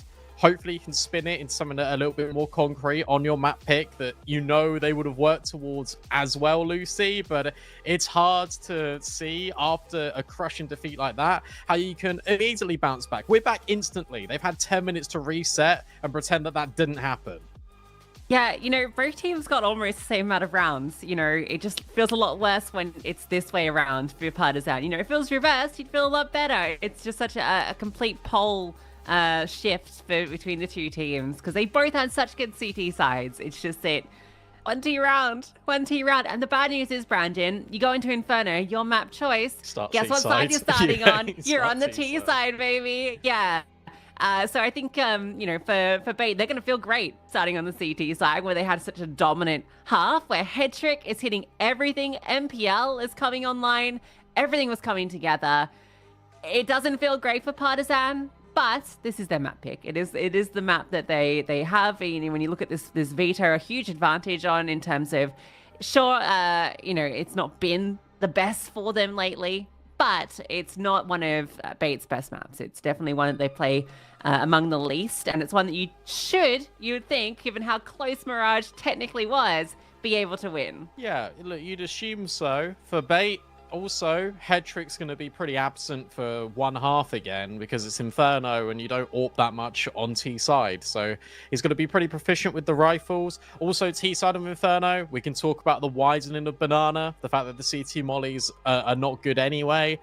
There's going to be a lot of control over there. But this is where Kenzizor can come into his element. Kenzizor's a beast on CT because of how aggressive he can be. And on Inferno, it's not likened to Mirage in terms of extremity pushes, but there's still options to do that. And one thing we saw from both of these teams was variety on their CT side. And we're going to have to see variety from those CT sides again, because we know what play like on the T side. It's going to be very methodical. You'll be taking the map control away, the two primary zones of top banana, top brackets, and then trying to reconvene something a little bit more tangible. I think bomb plants as well were just the biggest thing that Partizan didn't have. I think they got the bomb down twice in that entire second half, and that really just fumbled their money, put it into such an awkward spot. So I hope for more for Partizan. I hope for the same for Bait. So we'll have to see how it pans out. Yeah, big question is what these T sides are going to look like. Yeah, so you got to start strong for Partizan, because if you can't get this T side going early, Bait are just going to run you over. Yep. But for Bait, they've only played it once in the last month. Like they've won it once in a month. So it's been a long time since they've had a dub on this map, because it's not one that they'll go to very often. They're coming off 3 back-to-back losses: NIP, Metasport, Astralis. None of them even close either. We're talking single digits from Bait in each of these games. So I don't want to write Partizan out of this series because of the dramatic way that they lost the first map. I really want to make this narrative that this should be a 3-mapper on paper. We always expected Bait to take Mirage. The fashion that it happened was unexpected. Most certainly, because it really felt like Partizan could have 2-0'd this series. So even though they got stomped on that comeback, I still feel that they can take this to a 3rd map, as long as they can reset between. That's the big question. Can you mentally reset after such a crushing comeback? You should be able to. The players on this team, they should be able to. Vladen and Dragon especially should be the key influencers here on Inferno for Partizan. Let's see, because they do pick into this one quite a lot. It's between this or Anubis normally for Partizan. They need to win it. Otherwise, they're immediately in the lower bracket. We saw that Bait Metasport game in the MRQ and how good Metasport were on that T side. They were pulling a lot of rotations. First objective for Partizan, a T side round. And that's a good start. Ouch. Honestly, you get a grish like that, you kind of just go. Like, you don't need to muck around, especially when you're not seeing anything. Just commit. And it's a great call. They will just scale in. Essential just sits back. Playing retake, has some utility to help out his team, and it's a fast push up the banana. Kindo's going to hear all this. A double setup with Dragon. Between the two of them, they should be ready. Dragon will get one, but Collins doubles down. And will Partizan finally find a T round? It takes an entire map swap to do it. They're looking good to take the pistol. Yeah, really good work here from Partizan. The fact that Collins comes back into Banana. They don't leave players isolated as soon as Kindo gets removed. Headtrick's found 2. Hang on, because now we're in the same game state. Low player on one, high HP on the other. Dragon just sits back and waits. Headtrick jumps but cannot grab the kill. Essential will deal with Vladen, but he is 1 bullet away from death. There is no time on the clock to get this defuse over the line. It does come with resistance, but Partizan do claim that pistol. Yeah, Headtrick got that killed, and suddenly it could have got very, very hairy. So, whoa. All right, he's right way up now. We finally did it. Kenzizor's on his feet, and so are Partizan as they get the pistol on the T side. Brandon. That's how we got Gush. He's just jumping. Nah, he peeked into it.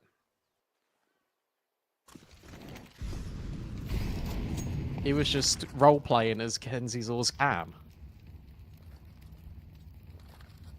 a stack on B this time, and a force as well. I like this call out of bait. You forcing, you stack one side of the map. If they come to B, bring it on. If they go to A, cool, we'll just save. You might expect one player in towards oranges. You're not going to expect three. You're not going to expect the MP9s there. One well-placed molly, though, and it undoes everything. There's this smoke out. Alex is playing retake. I'm so scared, guys. Don't come in towards banana. Don't come into me. In towards oranges. Alex gets the 5-7 kill anyway. This is going to mobilize the MP9s. And Partisan are being chewed up and spat out by this defense. They walk straight into the stack. They fall for it. They pull the wall over their eyes. I think it pulled everything over their eyes. No one saw a thing. Smokes everywhere. Every single team player just walks through and it's just pure chaos. And at close range, the 5-7s and MP9s. A quick work of anything Partisan wanted to do. What a Well, call. You got your T round. And Bay like, nope, that's it.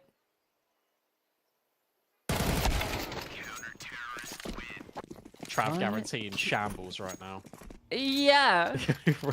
Round 2. I Well, love no that one even so no one died much. at all. That is was just, so like, good. perfect. I really like the design of that as well, because Alex is playing like a coward deliberately. You've then got the Overwatch from oranges, and you still lay in the trap of the MP9s. And you're so preoccupied with dealing with Alex, and he gets 2 kills. He gets 2 kills!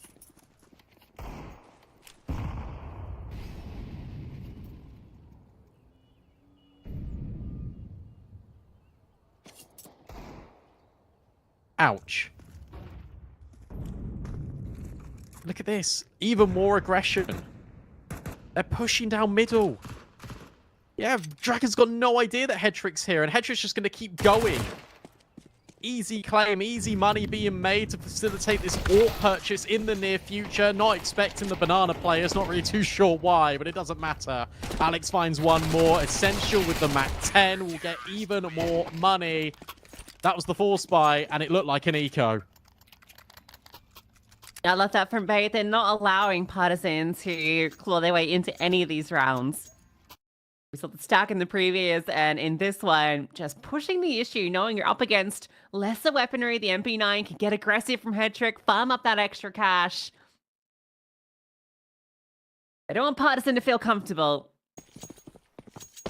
And that's a great way to play after what you did to Partisan on map 1. Crushing their mental, and you're not slowing down. MPL continuing aggression, a double up in the apartments. Headtrick's peeking mid. Ensler does need to be careful. He doesn't get glocked, but he'll get out. You're just not allowed to fall into the rhythm of your gameplay. Yeah, this is really good mentality now from Bay. Even on the eco, Partisan are like, what? They're pushing us on an eco? This is the round that they should be giving us space. This is the round that they should be respecting because they don't want to fall victim. Yeah, a few dinks are coming, but Essentials push banana. Headtrick re-aggresses in towards top middle. There is nowhere to go. It just feels so claustrophobic on a map that already feels disgustingly tight. Emmy's had a nade, just landed on his head top. He gets traded immediately. It's good work on the Glock, but at least Colin's all alone. Maybe can recover a rifle, but the trade-off of HP is not beneficial. The walk back to the bomb feels so long-winded, and Alex is already in towards second apps. And he can even grab the M4. Headtrick's got another coffee. Beta locked in.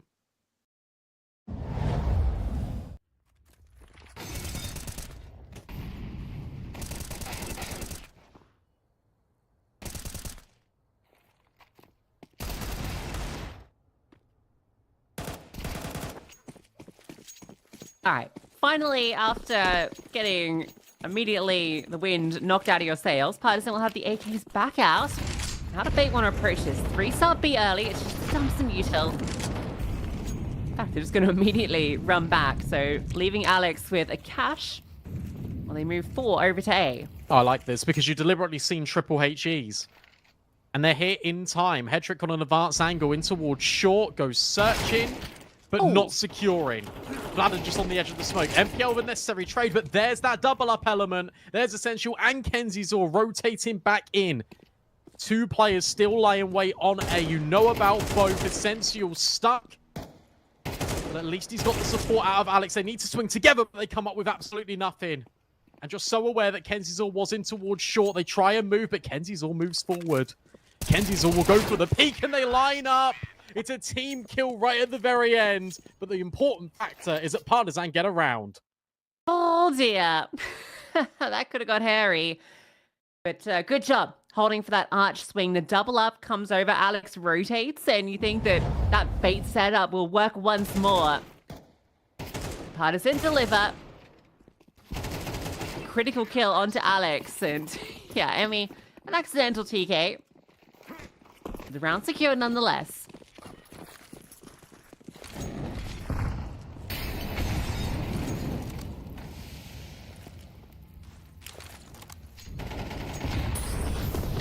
They want to fight this. Good molly being put forward to deny this space, but a good counter HE thrown in by Bait.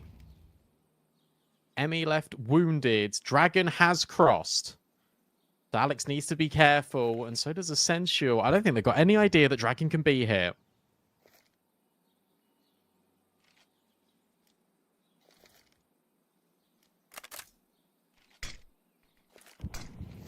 There's the land.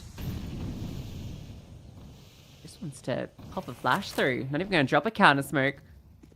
Gonna see if there's that second set of util. Nothing comes from this. One thrown on the fly. Now that the smoke will land. Dragon's got a cheeky little gap that he wants to work with. Does he want to walk into CT? That would be very dangerous. He'll back off. I think they know. No, they don't. Oh, no, he goes. He goes through. Looked like Alex was holding for that, but no. At least the trade comes immediately. It's double setup. Maps in pit. Vladden right below them. Everyone is looking in the same direction. And it's a boost over on B. Time's an issue here. Yep. You can see Emmy was half thinking about going back with the bomb, but they have to commit. Vladden finds the kill, but it doesn't matter. It's over towards B, and Essential, well, yeah, almost gets caught up by the final player, but the double setup, time an issue. And that boost just not known until the final moment, and it's too late. And the most common molly in the game right now is the one that lands on new box, the one that lands in first oranges. But instead, Partisan put one in towards dark. Hedrick cannot believe it because Alex is in the smoke. And I think Alex caught winds that Dragon was there because he tried to go through with his flashbang and got stuck on something. And it was a Partisan player. Hedrick can't bring his gun back out in time, but at least there's trades. Not only on A, but also on B.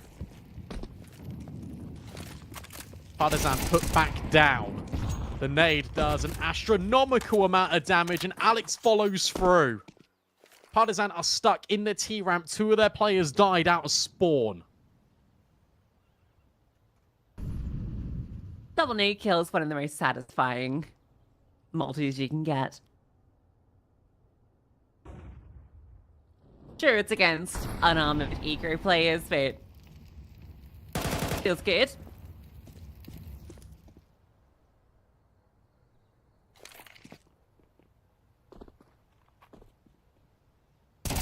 Do a clean up. Nice and simple. An AK upgrade for Hedrick. 5-2 for Bait.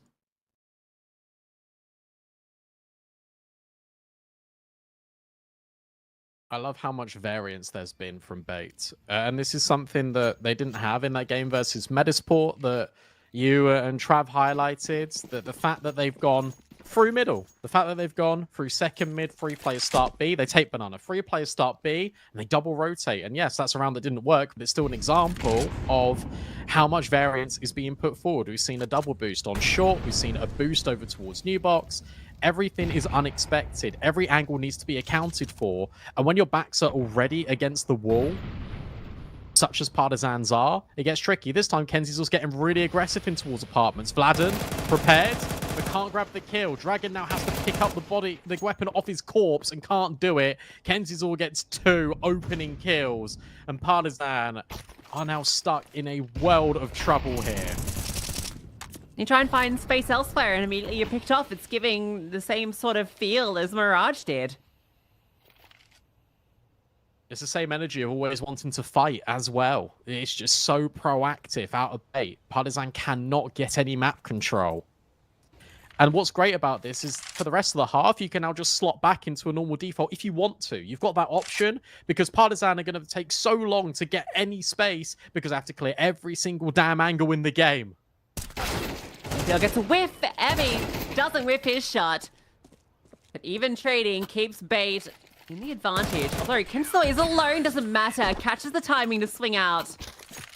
Big round from Kenzizor in the apartments. That double up to kick things started and then closing with the third.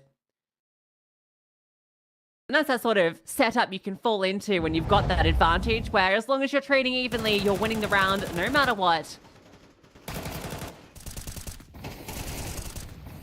Devilish little off angle from Kenzizor. You're in the middle of the open. In apps. You could die to a bedroom peek, but no. He just takes the fight. And one thing that is a recurring issue, bomb plants. They still don't exist, apparently, for Partisan. Fast scaling out short. Kenzizor's gun is blocking the view model, but his bullets are just destroying the players. Head trick slides out from default. And in fact, Emmy will get 2. This can be a bomb down. This can be something. Potentially a round win. MPL will at least trade back, and through the smoke goes Alex. Emmy's got little HP to work with, and the elevation from MPL is enough to get the round. It's bait 7, Partisan 2, but at least it's extra money in the pocket. Yeah, but like Mirage, there's been a couple of times where they were able to get that bomb down, but then, translating that into any success has been the difficulty. Well played from MPL there just to make sure that doesn't get out of hand, doesn't try and rush that trade in top mid, just secures it against the Tech 9. And scaling up and over to make sure Emmy doesn't try and pull off anything tricky in the site. Warp out the head trick. I think that's the first time we've seen it. In fact, both sides of the server have the sniper.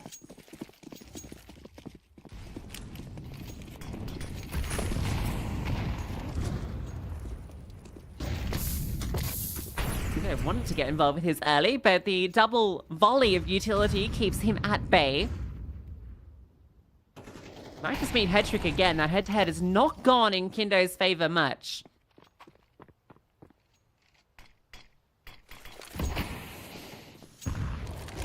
Essential has fallen, though, and that was over towards B. Just a random little spam. And Kindo will find Kenzizor. Okay. 1 player advantage still. MPL seizes the banana control. Alex just tucked behind the smoke. Can't see anything. Head trick has to reconvene with him. He's holding a flash to potentially set him up. Flashbang forward. A swing. No dice. And head trick gets removed after trying to set up his teammate. That's a crazy lurk from the AWP, by the way. But Kindo's found massive success off it. 3 rounds with the sniper. Brings it out. Looks like he'll secure this third easily with it. Yeah, you're never expecting the AWP to lurk out apps there on that timing. Getting the better of head trick. MPL's being hunted. They don't want to allow this gun to be saved. In fact, if they do remove it, it might significantly impact bait in these final rounds. Okay, no, 7.8k. Still has enough across the board that everyone will have everything they need.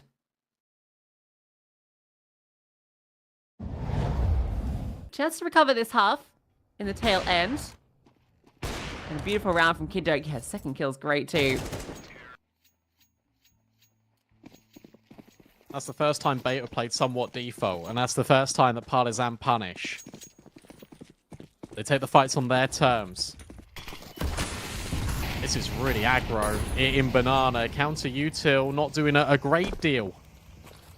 To Partisan. Kindo now boosted. Flashbang not good enough. Kindo gets another opening kill, and they want to force the issue. They want to take these fights. Alex stuck at the sandbags, but maybe you're stuck in with him. Immediate bounce back. doesn't want to spam further to give Kindo the opportunity to trade, but keep your eyes on long because Dragon's now lurked through arches. How good are the comms for bait? MPL's aware. He looks like he's really aware. Oh my god, yeah, Dragon's like, what is this guy doing? Comes from bait, brilliant. You feel like you can win the whole round off the back of that position. It's one of those where it's a 50-50 because if you lose that fight, like you're left with nothing. You're left with no map control. It's been completely taken away from you.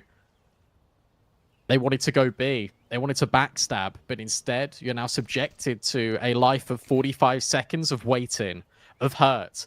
And one thing Bait have been excruciatingly good at is winning rounds after losing the follow-up.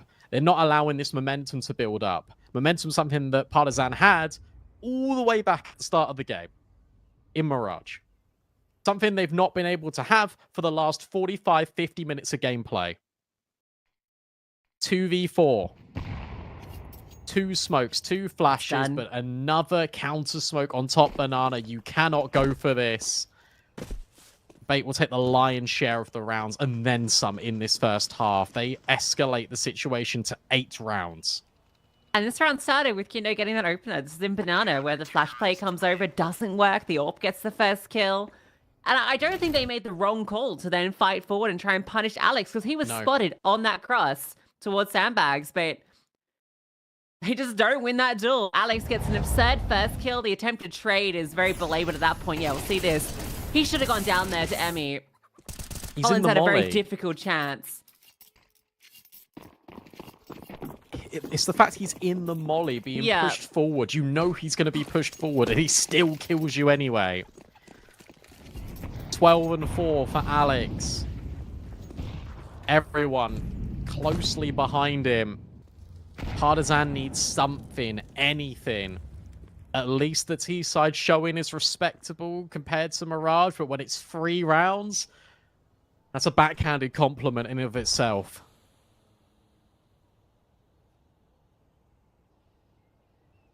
And now this feels weird for Partisan. They've given us space. About to lose that space. The double swing. Exceptional.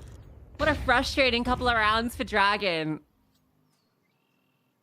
The timing on that. They both swing just as he's getting ready to start getting active on his leg. Now you feel like, yeah, okay, we'll put the pressure on B then instead, but a third player rotates. Beta locking them out. There is this space potentially long off the back of this fat smoke. Vladin has gotten behind it and gets the great kill on the Kenzie Saw. This has opened up room to A. MPL is feeling the pressure. Vladin, again, just getting this lurk, but it's going to be calmed over. A lot of pressure, as you said, applied to MPL. He's just trying to live, but there's so many angles to clear. He gets one, but Vladin activates. That's the important thing. Because now you make this retake one-dimensional. Alex Essential coming in from top mid.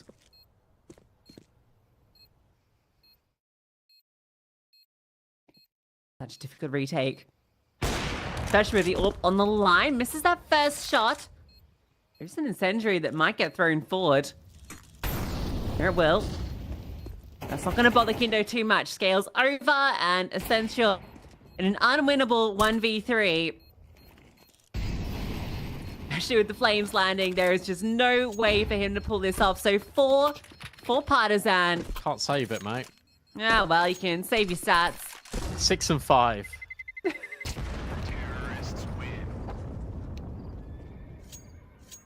He smiles. He's like, oh, wait, it's over. He got the AWP. He's like, I got your head trick, bro.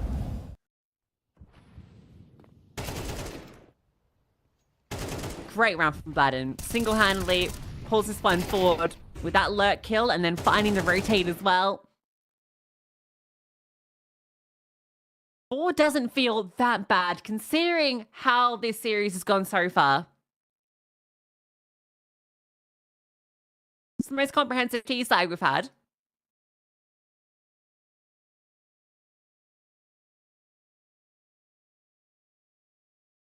However, the CT win rate for Bait is not very good normally.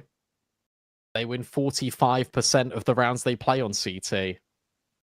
So that was an incredibly good half, all things considered, for Bait. That's something they've notoriously struggled on. And the amount of adaptability they had is credit to it. Can Partisan... Remember, Partisan got the pistol. And it's 8-4. Can they grab a second here?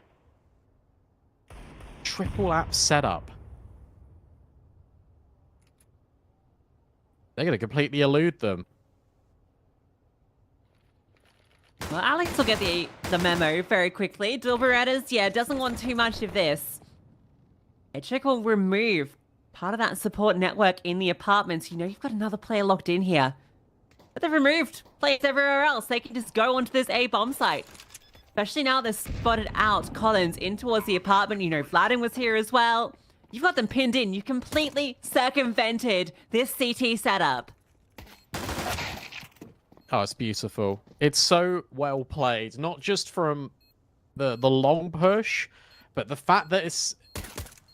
The players in second mid, Alex in particular, never overplays his hand. And he just walks back. He never gives Partisan what they want.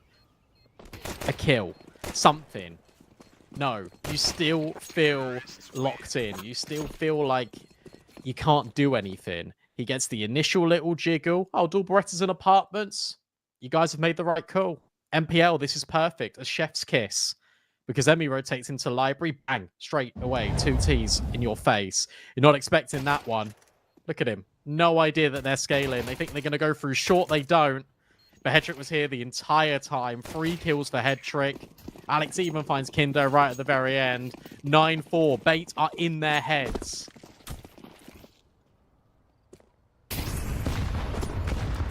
Oh. Okay. A bit of damage done both ways. A little bit. Yeah, it's almost the exact same amount of damage done both ways with those nades. That's actually really funny. Yeah, the difference is 1. That's going to hurt the CTs a lot more.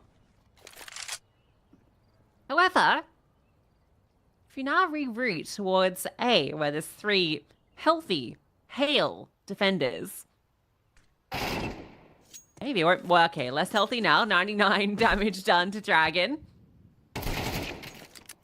And 100 damage done to Kindo. Then it's going to accelerate. Come on, Vladin. Need a multi. They're low. There's a team kill. There's Vladin with the swing. He finds nothing. There's another ding. Oh, this is so painful. That round looks so good for Vladin. It looks so good for the A players. And then one, as you said, minus 99, minus 100 in the same breath. You haven't even got fortune on your side. It favors Bait. They hit double digits. That was the 4 spy, by the way.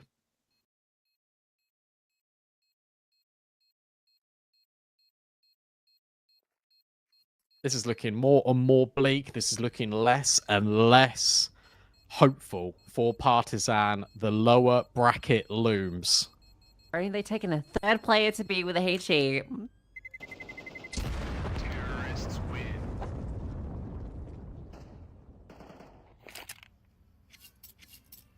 Inferno a bit more of normality here between these 2 teams in terms of actually being able to find success on these T sides. Everyone's woken up in the server. And Bait are back to the level we expected from them coming into this. The first bit of accuracy is just crazy. That's the team kill. That's not Essential's fault. Don't walk into him while he's shooting. And you've seen these nades before, so they don't fall victim to it a second time around. Fool me once, says MPL. One nade goes back the other way. That one from Kindo's pretty good. Unfortunately, that's the bulk of the utility. Emmy's got a smoke, and he's been left completely on his own. Well, bad luck, Emmy. You're in for a bad time. Especially as Kenzor is just not going to slow down. Oh, okay. Emmy will catch the kill, and he'll keep on going. The 5-7's found 2. And that's suddenly made this round very interesting for Partisan. They are trying to flood through, trying to be a nuisance, but bomb does go down. And with smokes replenished, What started well for Partisan gets more difficult. No kit, no utility. Flash. That's the tough bit. If they had one flash, this completely changed the dynamic. Instead, a smoke, but it's MPL getting 2. They're trying to play around this CT smoke, but you've still got pieces remaining in all these difficult angles between Hedrick and Alex. They're able to split the difference.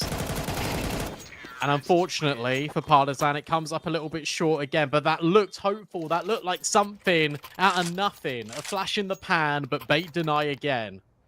The real shame they couldn't get the rotator a little bit quicker to try and overwhelm after Emmy gets that double. Yeah, a sigh of relief for Hedrick after that lane. What a diva. Played up to the camera. Yeah. We love it.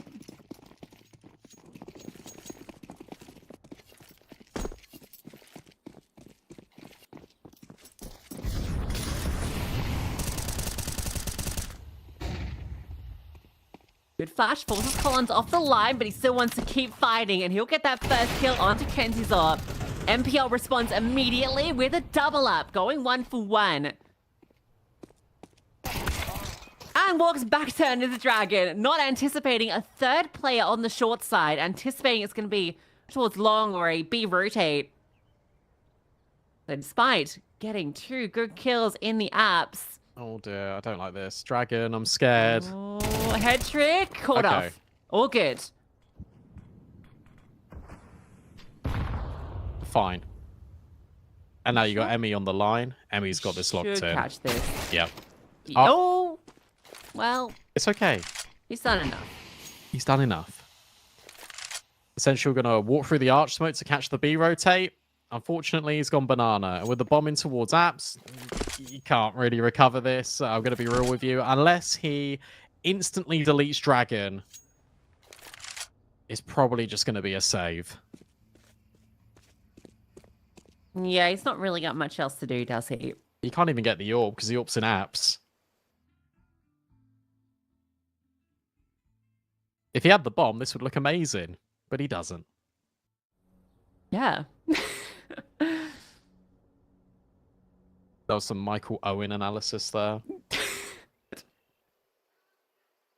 If he won the round, that would be great. But he didn't. Thanks, Mike. Thanks, Dragon. Save Partisan. 2 important kills after MPL, you feel like, has ripped open this A-bomb site. Completely unexpected. This time, Hedrick frustrated that he lost his life.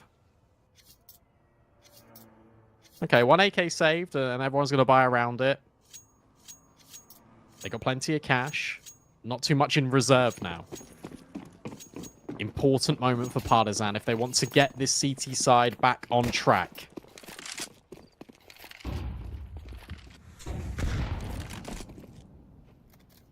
Big fight in middle, about to brew. The ult boosted, and Kindo finds that first kill onto Hedrick.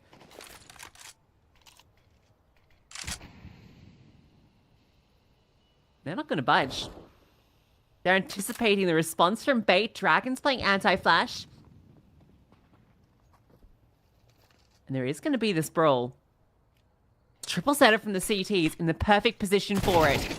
Button goes forward. MPL gets that first kill, but Kindo and Dragon both deliver. Uh-oh. Uh-oh. Uh-oh, indeed. It's not all done yet. Still, one more player, Emmy. Not anticipated. They're never ready for this extra piece. But of course you're not. It's a 4th player on A. Emmy will deliver. Will lock them out. Partisan not done in this series yet. Yeah, we'll go one step further as well. It's a 4th player on A, but it's a 4th player not in the setup. He's on default. And again, you're anticipating if they're stacking this way, Emmy should be with them. Or Emmy, at the very least, should be library rotating in from banana. No, instead, he was on default the entire time. That's really smart positioning from Emmy. After some really clever trades out of Bay. A reward for all the hard work and a reward for this final piece of the puzzle for Partisan on A. An eco But nothing comes easy. Alex has got a D kill. Kindo's really low as well. Vladen just goes straight into the firing line. Uh-oh. And now MPL is just scaling out of apartments. Kindo needs to hit a banger. Kindo just needs to live. And that was a beautiful shot up over the top. He's just out with the USP. Everyone's trying to fight Kindo and no one can remove him. And he's bought all the time for Collins to slide in. Kenzizor's got no armor, Kenzizor's got no bullets, and no further say in this round. It is Kindo versus the world, and he comes out on top on A. Those are the two hardest fought kills you've ever seen. Brilliance from Kindo, because that almost fell apart completely. If he doesn't find even that second kill, like one, I don't know if that was enough. He was deep down low. Look at his HP here. 25, getting run out by pistols. The repos is brilliant. Buys enough time, takes enough players down to avoid a bit of embarrassment to give Beta 12.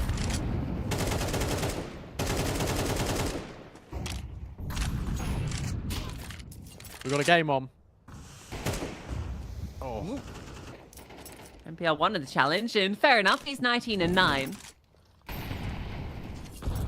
Brilliant nade again. Down deep banana this time. And he put so much emphasis on towards the A play, so much stacking, that this is where you've only got 3. And I say only because it has been a long time coming since Partizan have had 2 players on B. They're expectant of banana, and they're completely correct. And Kindo's going to start making that transition over towards Speedway. He will be here in time.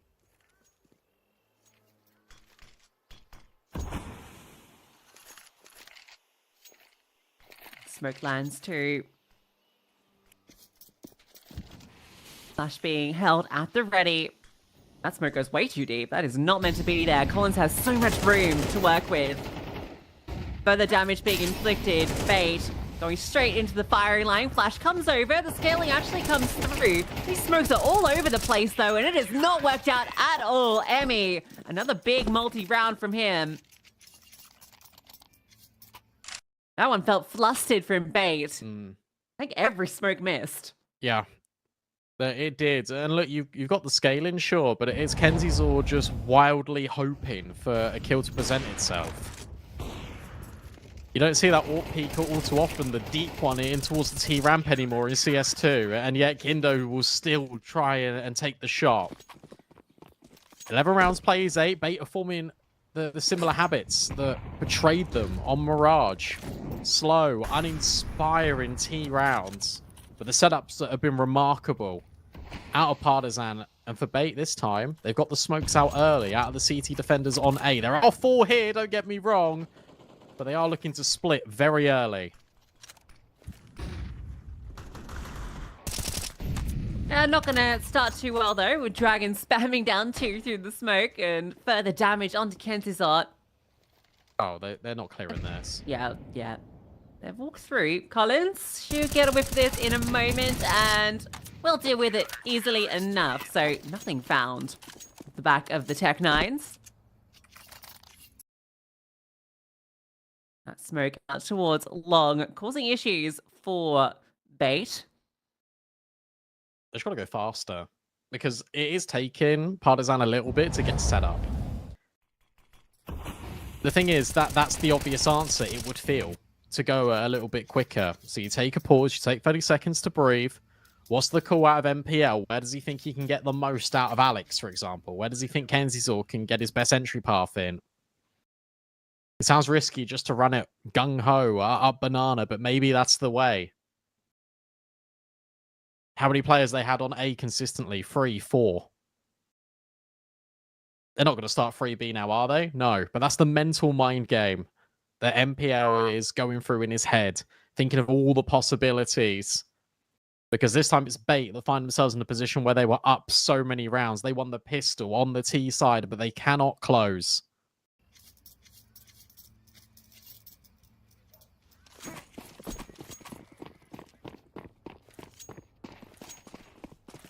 Now we can start entering that conversation piece of, do we need Dust 2? It's looking more and more like a reality. There's that nade. Again, even more damage. And the AWP starts B. It's free B. It's Kenzie's all dealt with early. Again, just Kenzie's all by himself, removed without any ability for someone to trade. And barely anything to help him get that frag. Maybe not seen or heard the AWP.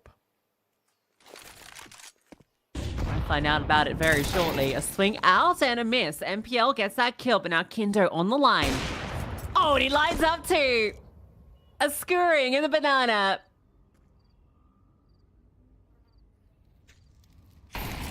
MPL's wondering where all his teammates have gone.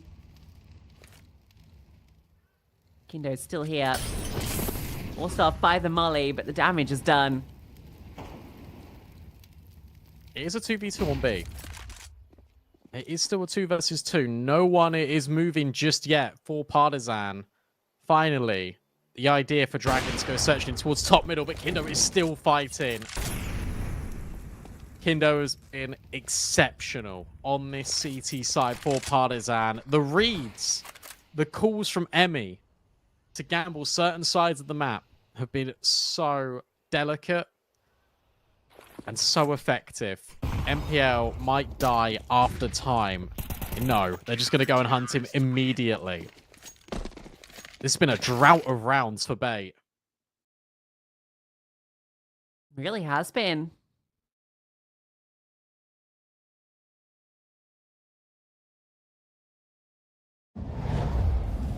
But a very proactive CT side. This is beautiful. They just both crouch walk in. That is like the perfect place to be with the AWP.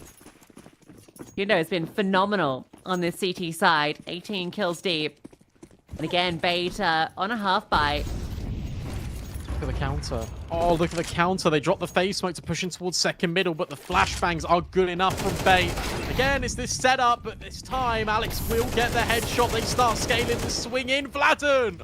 Oh, what a spray through the smokes and the fire. 3 quick clotheslines.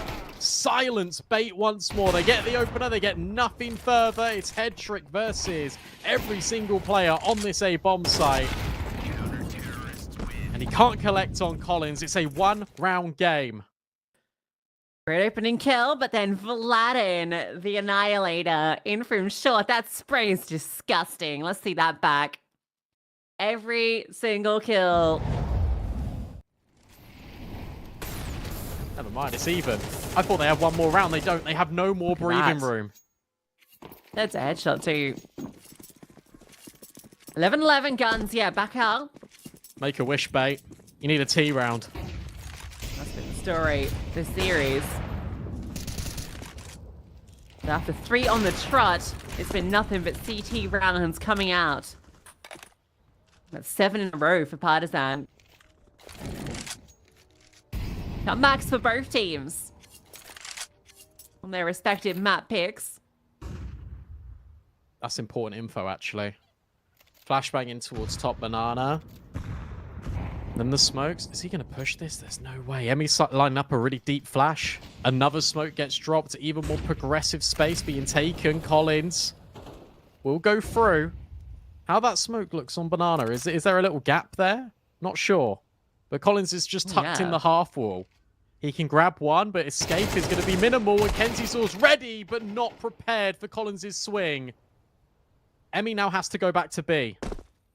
Bait are expecting every single time they walk somewhere for there to be a second, a third player. This time there's nothing. Why there hasn't been that rotate? Kino's just cleared. Oh, what a smoke from A. They just smoked off CT banana from A. That makes things uncomfortable. You have no way of blowing this. No HE. Are you just going to run through this? Yeah, you have to. 25 seconds. There's a push already coming down middle. They gotta go. The one thing in Bait's favor is there is only one defender, but it's Emmy, and he's already found one. A disengage. He's done his job. The flank is coming thick and fast. Bombs only just now getting planted. Can't be denied. Resmokes come through. A double up on CT. They are flustered, and they are getting destroyed. Dragon with another. A wide swing out straight into the crosshair of Kindo. And Alex has 26 HP. stuck in the back of sight, trying an off angle to get anything done. Flash blinds him. He's forced back. He's spotted, and he'll be dealt with ease. Partisan find map point. That smoke from A wins the entire round for Partisan because it gives Emmy enough time to confirm that it's going to be B, and it starts the push, it starts the rotate in towards top middle. Headtrick gets the bomb down, his hands picking up his AK-47 and a double swing immediately. He's got no chance. Even when he put a molly in towards Banana, Kindo's angle close to the half wall, Collins tucked in round the corner. What a moment for Partisan. The bomb plant gives Bait something. It gives them a little bit extra with the AKs they can pull out with all this loss bonus. But it is overtime or bust. It is overtime or dust too. And what a horrible feeling for Partisan winning this map and knowing they could have won Mirage. Workers OT, and you lose this series in a heartbreaking fashion. A rare opening kill offered up by Alex. Kindo, of all players, removed with that AWP. MPL goes down to Vladin, though. A quick response. In from short early. A third rotation comes to A. And this time you've got a lurk because you've been punished by these rotates through middle. So Kenzizor looking, keeping control. And maybe that's just going to send Bait back in towards this B-bomb site. Emmy again on his own. He has got a molly this time. Is just jump spotting. We'll see these players. And will drop his utility. He wants to fight forward. They're all stuck in the molly. He goes for a little bit of a swing. And he's trying to give the idea to Bait that he's not the only player on B. But he is. This is so aggressive. Flashbang through. Kenzizor not looking at him. Emmy going aggressive. There's another team kill. Post-mortem of Emmy. Headtrick will find Alex. Oh, and then Collins catches Kenzizor, who was low. This is it. Bruce comes up. Oh, a blow? No, doesn't go through. Thought they would, but Dragon. Bomb goes for the spam, and it's Headtrick that gets the kill. A huge frag back gives a chance, but Vladin takes one down and it's onto Essential. A 1 versus 2 or Dust 2 will be on your screens. First kill's his. Knows that Vladin was over towards Coffin. A jump up and the repulse spots him out, but Vladin on the way down. We'll take it down. Let's go indeed. Partisan take Inferno. What a kill from Vladin. He's falling. It feels like he's dead to rights, but no, will adjust. Headtrick starts swinging before the coffin smoke is deployed, and this time it is Partisan with the comeback. And now both teams have that bittersweet feeling because both teams know what it's like to win a map from a position that you feel like you never should have. An incredible CT sire from Partisan, helped out by a team kill on their way to deny overtime, to deny the clutch. And now Dust too. And to be honest, now you're at this point where it's completely reset and it can be anyone's game. 9 rounds in a row. That's absurd. The 2 comebacks that we have had from both teams. I cannot believe what we have seen today. T-sides have been a struggle for both squads. And I think this series deserves a third map after that. Well, I mean, you know what? I'm delighted as well it's going 3 because we've seen some incredible stuff thus far. Partisan seemed like they did have the first map of the series, Mirage, in their minds a tiny bit at the beginning of this one, and then they progressively got better and better throughout the series and throughout the map, sorry. And Matt, I think that map should be characterized by just really excellent patience and rotational knowledge from Emmy and the whole team. And just great mental fortitude in general, because I spoke about in our previous segments about how mentally beat down Partisan must have been after the way Mirage slipped through their fingers, and that if Inferno started poorly, that would only compound their problems. And Inferno did start poorly. They were down, what, 9-3 on the half, I think it was, or 8-4. Either way, point is that I thought that would have just been way too much for Partisan after having dealt with what happened on the map before and what happened in the first half to still try and keep their heads. But that's exactly what they do, man. I mean, they even lost the pistol to start off that second half, but that streak of 9 consecutive rounds actually blew me away. I genuinely wasn't expecting that there from Partisan, and they've, well, color me impressed, man, because that was really good work from them. Yeah, I mean, you could argue Bait were a little bit stagnant. They were kind of doing similar moves round by round. They were trying to be unpredictable, but I think there was a few instances where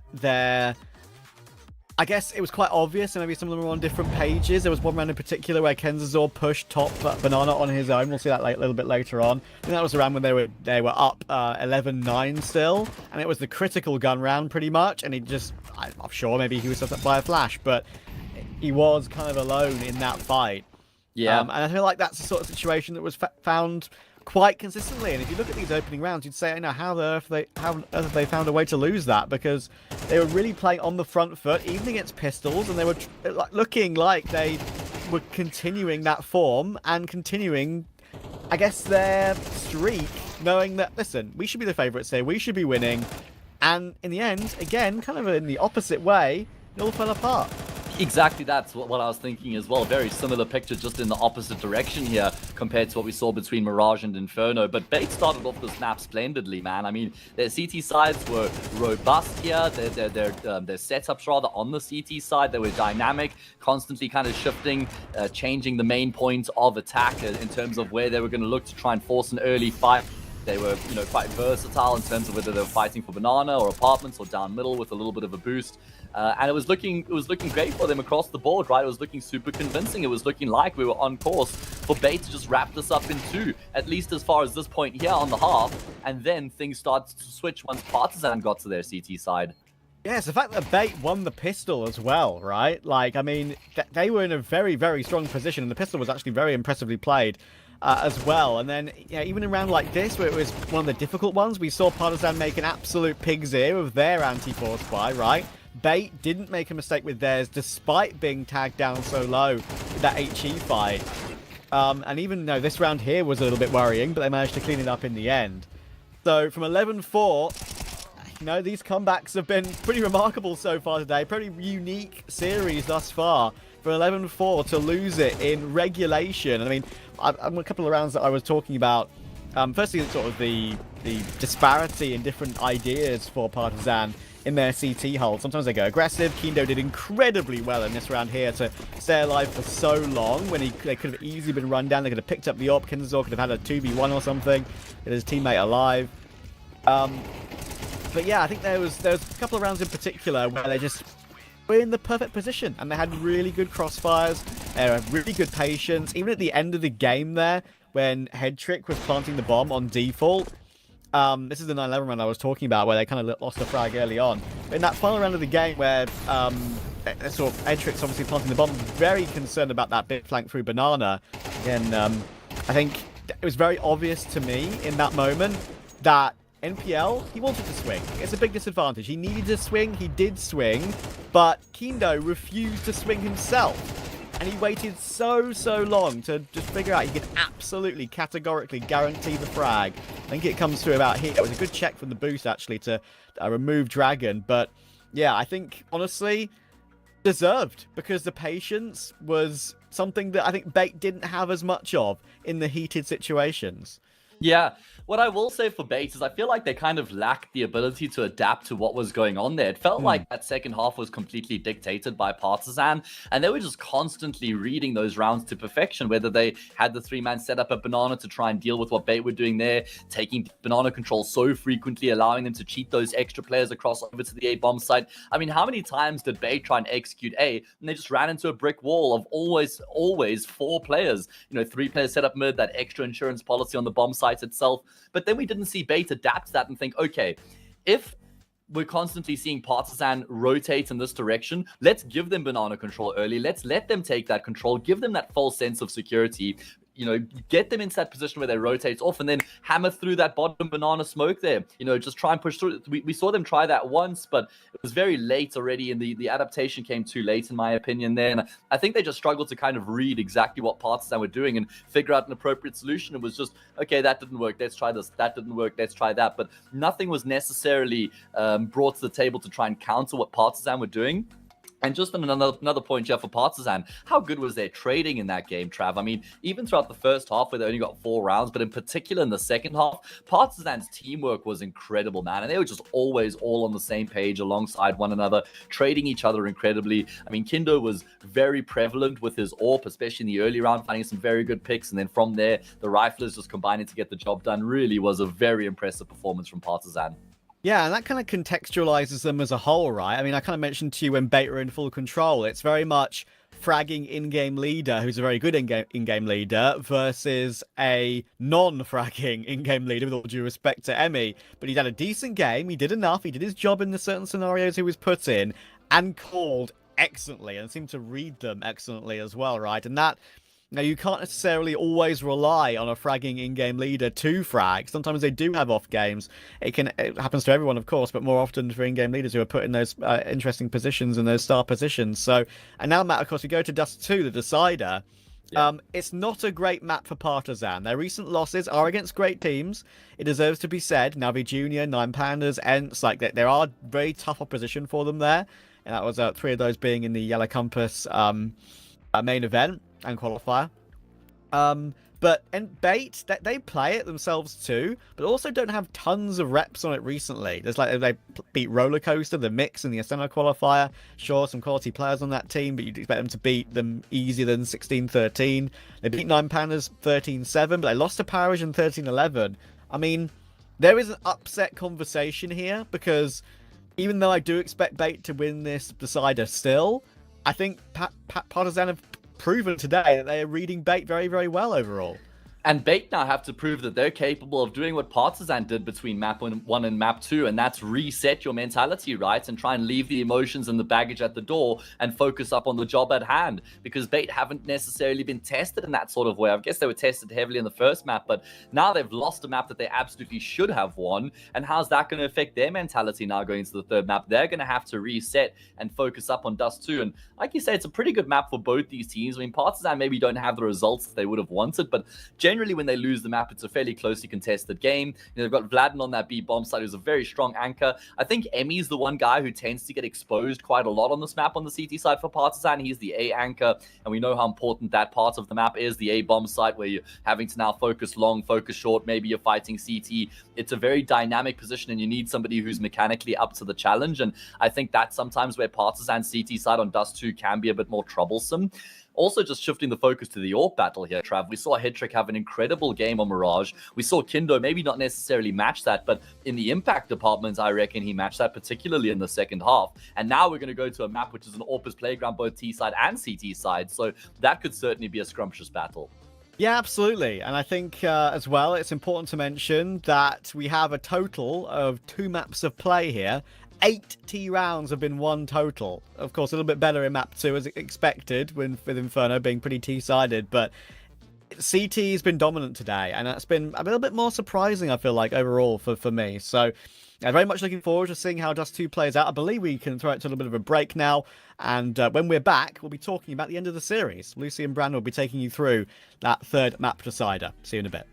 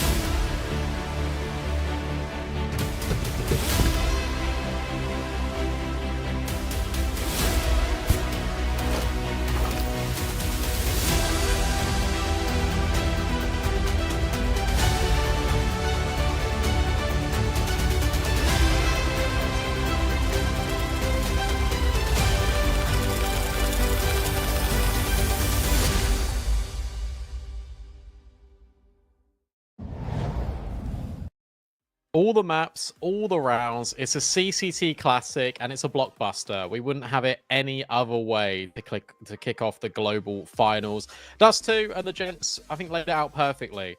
Bad results for Partizan, but when they lose, it's always close. And Bait do not have the most amount of reps on it. It really is an open game now. Yeah, and I think with how the first two maps went, it's really hard to gauge what Dust 2 is going to look like. It could be an absolute stomp out. It could be a brawl. Both of these maps have been one-sided affairs that have suddenly changed and have just been one direction the other way. So it's not felt hyper competitive in either map, despite the scorelines being really close, just because of the fashion of how each of these maps played out. I hope Dust 2 has a bit more back and forth. I think it's a map that definitely lends itself more towards it. But the last time I've seen Bait on this, the last couple of outings, have looked very impressive. And it's normally your 2 stars, MPL and Headtrick, in particular Headtrick, that do a lot of work on this map. And they've been in good form this series. So I still have Bait taking it, but you never know with how this is played out. Kenzie Zor's the difference maker. To be honest, that's how I'm going to lay it out. Kenzie Zor's the difference maker on Dust 2 for Bait. If he has a good game, they win this map easily. If he has a tough one, that's where you do rely a lot more on Headtrick and MPL. I think with Partizan, you're looking at Collins in particular on this map. I know Hayes said about Vladin on B. I don't know how much he's going to be tested over towards B because he's so good that you just kind of want to avoid him. And the fact that you can park him on the B bomb site and expose short, expose A, as Hayes said, expose Emmy, I don't think Vladin's going to be involved that much. And therefore, Partizan have got to be a lot more adaptive.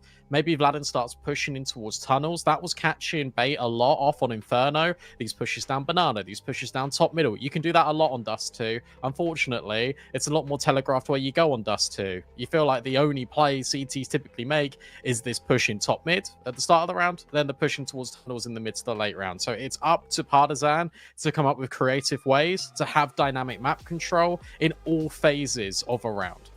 Yeah, because we know that MPL will get really aggressive in middle. We know that he loves to do that as well on the CT side. So you're expecting that sort of aggression from them. I'm not sure who's starting on which side. That's going to be probably pretty important in this map just because of the way the T sides have played out so far. T sides have been incredibly lacking from both teams on both maps. I think we've seen in total across 2 fully played maps, Brandon, we have seen 8 T rounds, and 7 of those were on Inferno. So yeah, it's been very CT dominated thus far. So yeah, I'm very curious to see who starts where, because I think if Partizan start on that T side, I do worry for them a little. I don't know why. I've got a gut feeling that it's going to be the complete role reversal. I just think the T side's going to be way better on Dust 2 for both teams. I think the CT side's going to struggle now because that's how it goes. That's just how it works sometimes in CS. So I'm really excited to see how this sort of shapes itself out and how it sort of lends itself to the aggression, really, because I think Partizan are going to try and play that disciplined, systematic game, but in the same breath, they were really prepped on Mirage, and the way they were doing that was through coordinated pushes, being disruptive.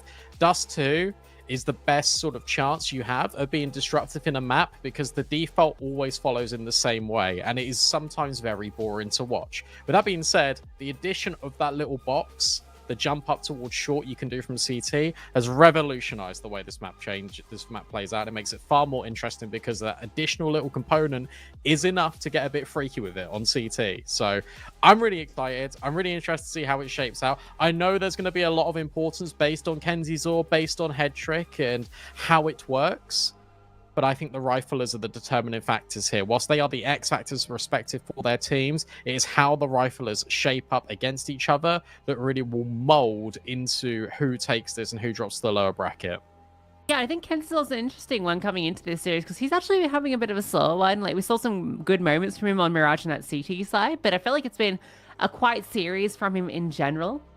And in fact, a lot of the opportunities where he's gone for the T-side openers, he's been very isolated, very alone. We saw that on Inferno in particular, the amount of times he was punished trying to find these aggressive picks at different stages of Banana. So if he's having a bit of a quieter series, that's definitely room for the punish to come through from Partisan. And I think that is actually a big reason they were able to convert Inferno in the end. And the other, obviously, is that AWP head-to-head. I think in particular, it's been really interesting watching those two players go against each other, because Hedrick, I think, has felt like he's had a considerable amount of impact, particularly on Mirage. But I think in the head-to-head, Kindo's been beating him out 6-2 on Inferno, 4-2 the other way on Mirage. So, yeah, overall, I think it's a slight edge to Kindo in this.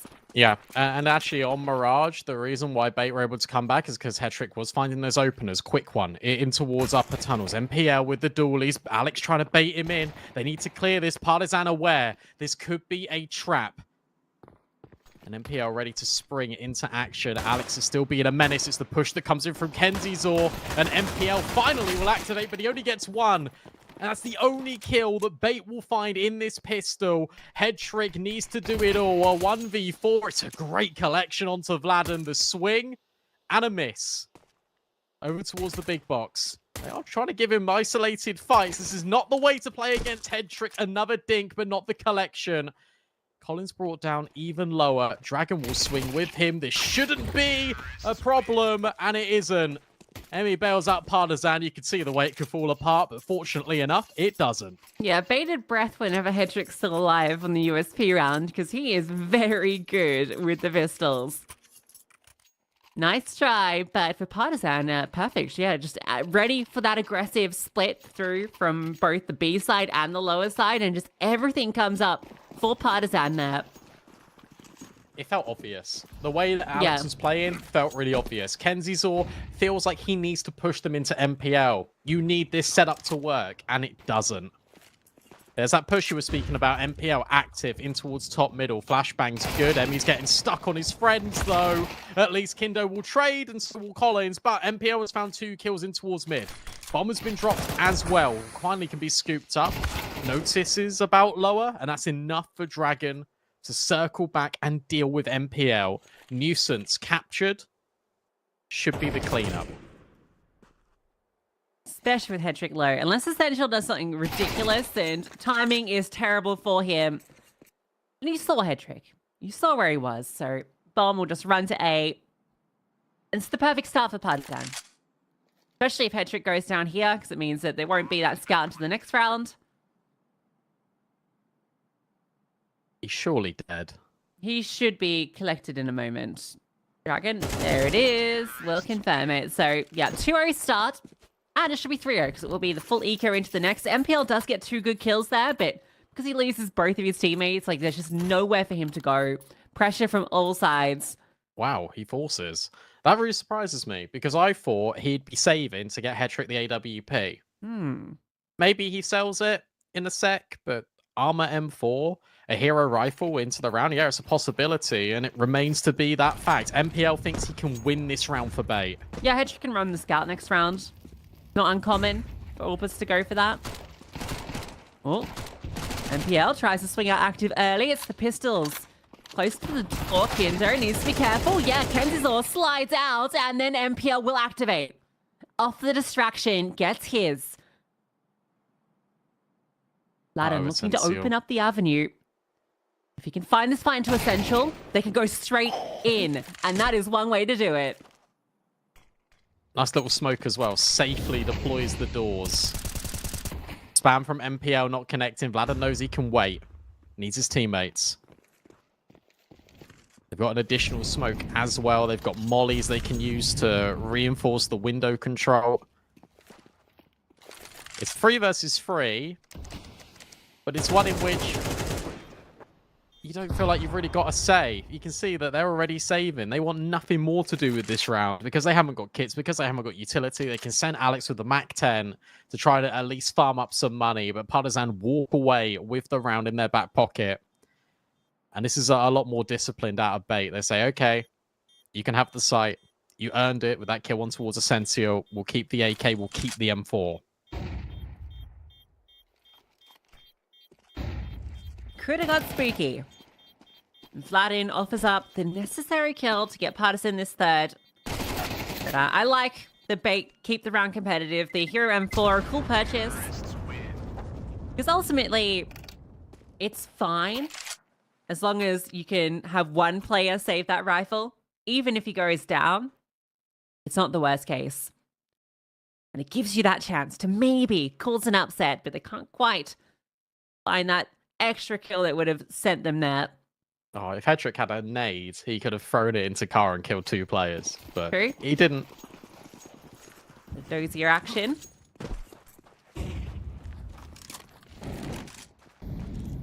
Full power, full Kinto. Bomb control established. Full bait early. A double B setup. Really early flashes to signal control, both in short, both in tunnels, a lurk molly. But it's actually going to be a faster change of pace here for Partisan. They're going to go straight through towards mid, or at least signal the idea of it. Mid to be smoked down, but do they want to commit on this, or are they going to go back in towards short? Funny, because that mid to be acceleration probably would have been the correct decision. It might still be the end goal. The AWP is posted up in hall. So yeah, I do think this will be a mid to B finish. But I feel like when you see this mid to B smoke go down the second time, you're biting. You're fully locking in and believing in at that stage. No molly to disrupt Essential either. Oh, and the smoke lands too. Really well timed. This fight in middle is going to be the key thing, because if Kenzisor isn't distracted, if he can focus, it changes his speed defense. But with that kill coming through, suddenly Kenzisor's attention is diverted. And now Essential is going to peek and take a little bit more of a risk. Oh, and he sees them, but can't find any of them. And now, as you mentioned, this pincer is on. It's Kenzisor can't find anything. Dragon just deletes him. And that one kill in towards middle completely anchors that A defense. Partisan show them nothing. Bait goes searching for clues and come up short. And it's Partisan that walk away with that round. Really awesome way to punish MPL and then make Essential peak. It's really good damage, but you can see there's no kills. There continues to be no kills until Hedrick will find Collins. He's really hoping just to hold on to his AK. I think he's done enough damage to scare off Partisan, but this is 4-0. This is the best a T-half has looked all series long. And I didn't want to speak it into existence, but I have. That's back-to-back rounds where that one lurk kill is just given the pathway to move forward. Collins finding huge impact and enabling the rest of the team to then just focus on through. Despite no molly to disrupt Essential's position, it doesn't matter. Reveals himself to Dragon. Hedrick will buy the AWP. Maybe his chance to make a difference.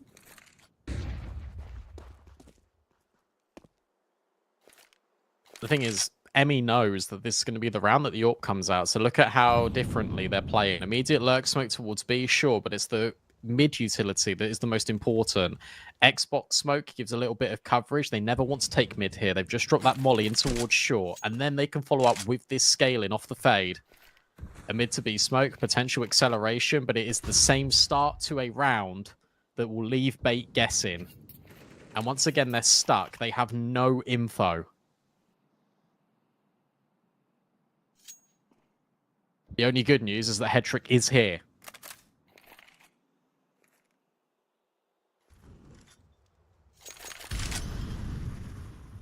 MPL by his side. The dynamic duo in the perfect position to deal with this short play. Smoke lands again, and a good time. He's got a follow-up and sentry. He can throw forward if need be.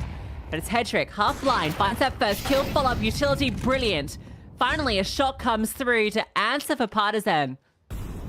Hedrick's still present, and the rotations come. You've got another player long too. Collins being harassed by the HE. Bomb will at least be planted. Some space in short. Kenzisor misses a chance. Vladin punishes.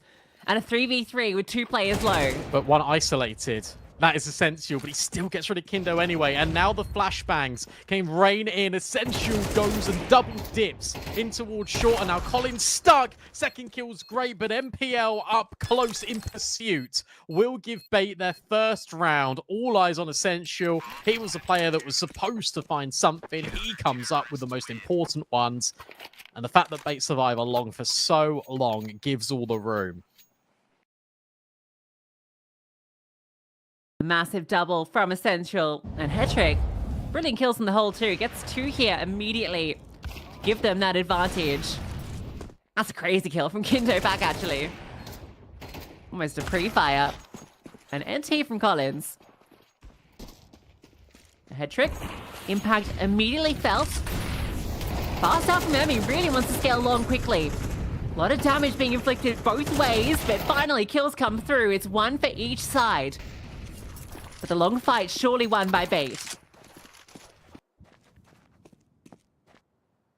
And the good news is that you had 3 riflers taking long. Hetrick wasn't involved at all. So now he's in the right spot. He's trying to hold to see if they come out middle. Instead, they scale short. MPL with the same smoke. He can drop at a good time, and it all depends on when he feels like they're going to be here. Because this is a lot more advanced for Partizan. In fact, they take all the space. They see nothing. They leave Kindo to lurk. And they get the smoke out. Difference from Bait this time is they're going to get aggressive in towards the B halls. We spoke about this in the mid-round. This upper B tunnels push, it is always a flavour that teams like to elect for. And Kenzie's will get sent on a search, and Hetrick can maybe push all the way back and hold middle. He's just so open, though. This is the problem. MPL has to be careful. He's the closest defender. Sure, you got this long control. This push through from Kenzizor. Oh, he's going to be preoccupied They're with ready, they're Vladimir. ready. Blood and Hurt, and MPL gets that frag. Now, despite losing the control on site, yeah, the bomb plant should come through. 2 players are very low. 3, in fact, now with MPL brought low. Hetrick on the line. Will they extend? No. Dragon has the advantage on this angle. Hetrick, this is a very difficult clear. Spots the leg, hits the flick, and Hetrick takes down 2. From a difficult position, he makes it look easy. That was sexy. Sexy AWPing. Just the little bit of the leg, the instant vertical flick up, and then ready for that second piece of the puzzle. If the AWP is extending that far wide, there has to be a second player up close, and he is prepared and ready. Essential, again, lives. Bait are able to get these retakes going because of how much space they always have in long. And this time, Vladim's lurk comes up with absolutely nothing. Let's see this back again. First one, Sublime. Second one, ready. And it's that Hetrick AWP impact that gets Bait the back-to-back. It forces that pause early out of Emmy. The good thing for Partizan is that they've got bomb plants. The bad news for Partizan is that they're losing a little bit of control. Something that both teams are now used to, actually letting go. The wheels falling off. In the high-pressure moments, Bait thrive under that pressure. They've been living in that controlled environment for so long the past week. This is another day in the office.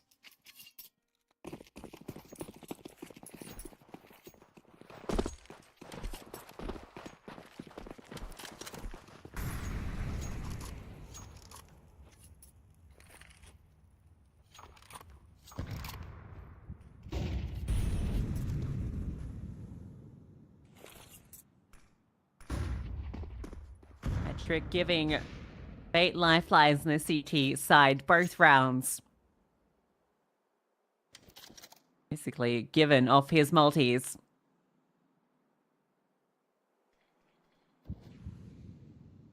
Might see him fill up the feed again shortly. Close by in middle. Well, smoke will land. Imperial lies in wait. Nice Molly. Just denies the Xbox scaling. Gives Hetrick time to move. He's just being a nuisance, even when he can't see his opponents. And now he's just re-smoked their smoke. So you can't even come through the mid doors anyway if you wanted to. And as you said, it pushes them in towards the AWP. into Hetrick's domain, who actually gets recalled over by MPL. Come and watch this smoke for me. I'll play up close. I'll go anti. You take the first contact.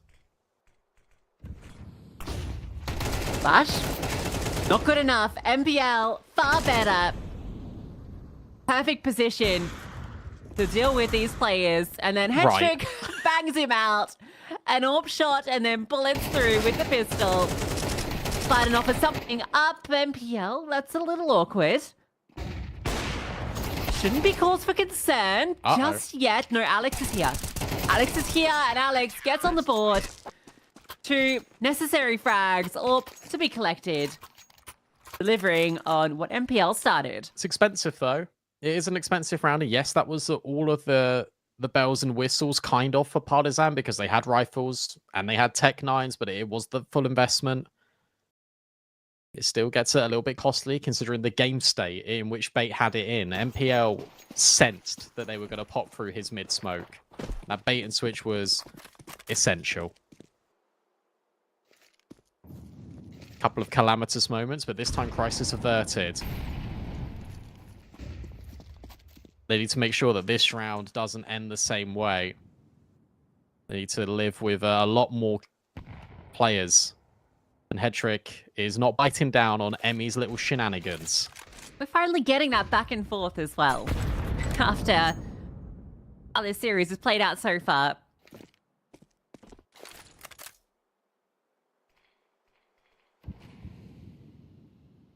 The timing of that smoke is so good. The timing of all of these smokes for Bait have been pixel perfect. Oh my goodness. Oh dear. Double dinked. And Vladen has seen MPL, surely. Flashbang. Oh, good. To get Vladen off the angle. Kenzie's all will swing. MPL is still here. MPL is standing his ground, but he can only grab 1 kill. Now Kenzie's all starts to accelerate. Alex is in a world of trouble because there is players coming in from long.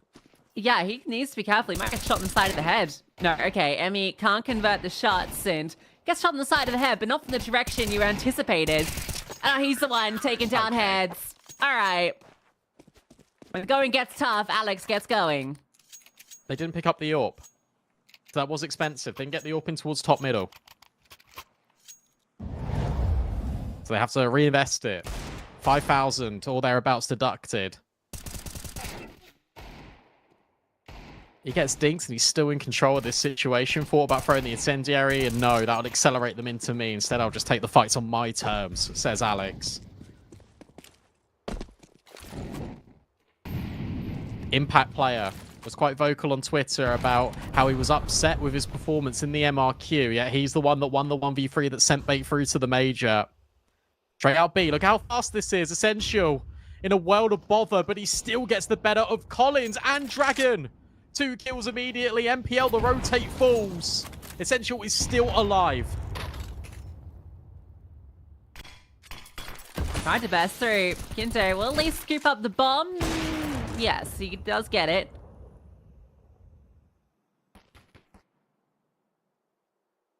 So maybe there's something to be done here. Emmy has found some space out towards long. Difficulty is, surely, yeah, it's being held. You can see that cross. Alex is on the line. So if he gets contact, that will allow Hetrick to move over if necessary. The B defense should have done enough here to give Bait the round. Especially without a single smoke. I don't know how you're going to get past CT here. Okay. Kindo has given the bomb to Emmy. He's sent him on a mission. Get the bomb down and I'll try and win the round. Run boost him. That's actually maybe the best way to do this. They're probably just going to flash the line. Yeah. Oh, it doesn't work. There's Kindo, Okay. but you can't Fine. plant the bomb. Yeah. That's it. You can't plant the bomb. I think a runny B would have worked quite well there. But obviously, they don't have the info that there's not a player site. So. And Lucko. Beta back.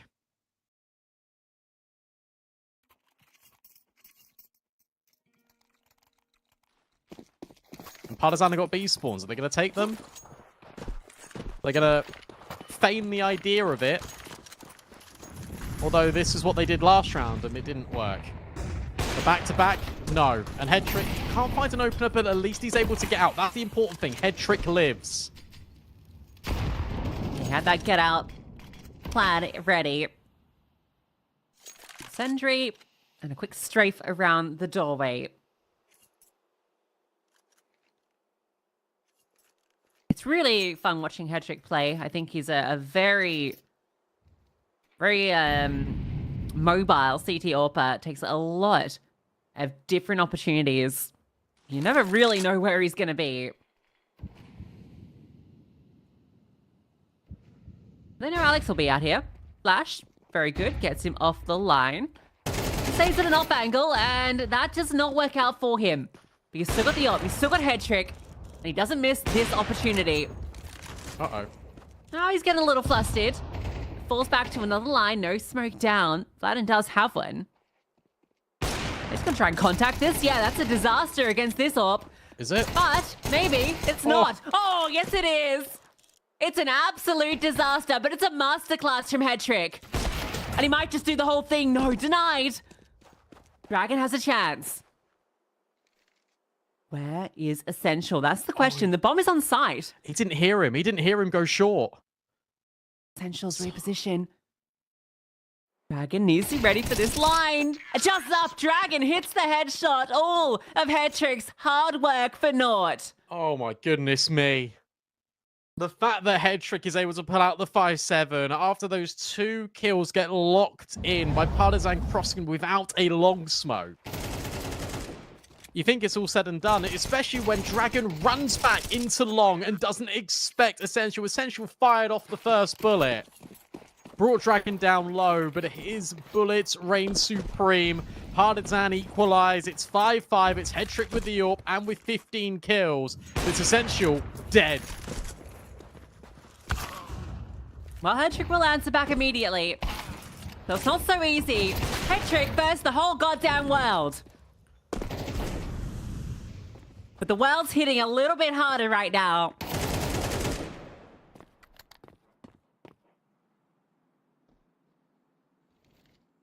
Surely 60 rounds to be locked in. you don't expect the third player tunnels, right? Yeah, but what can Alex do here? Surely, even if he finds one,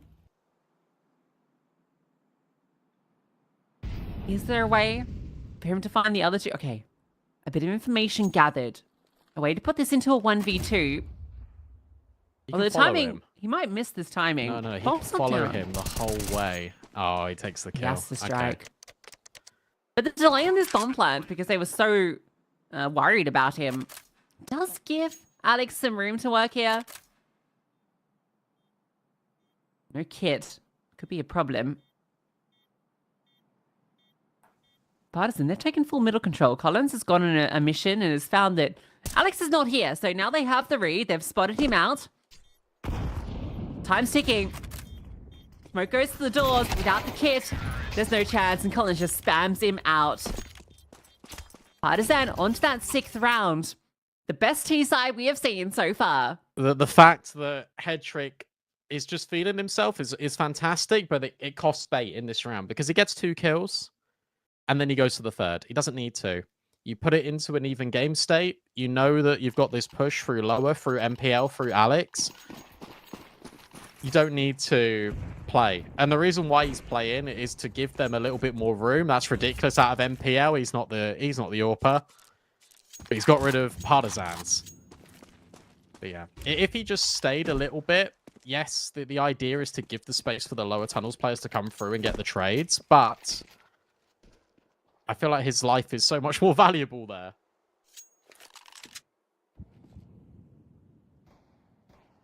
Well, this one starts well, at least, with that scout kill. MPL gets into another position. Head Trick has found a frag as well.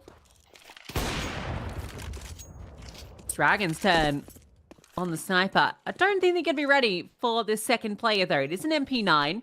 And Alex just hides in. Waiting for his moment to strike. This be a confirmed kill onto Dragon. That leaves the bomb isolated, run down. It's against the half buy in the end. Well, the half weaponry The Bait get it done, and we have a tight up half, 6-6. Competitive as you'd like. Good. I'm glad we don't have any of these like heroic comebacks because we've seen that in map 1 and map 2. We get an even brawl. This is how MPL got the kill on Kindo, by the way. Ridiculous. Great bait for Alex, mate. He's able to get that 6-6 scoreline. That feels good considering Partizan were up 4-0, doesn't it? I think Bait would be more than happy considering where that could have got to. Yeah, and they had opportunities to get more, right? We talked about that hat-trick round that comes down to a 1v1 after he gets 3 ridiculous kills.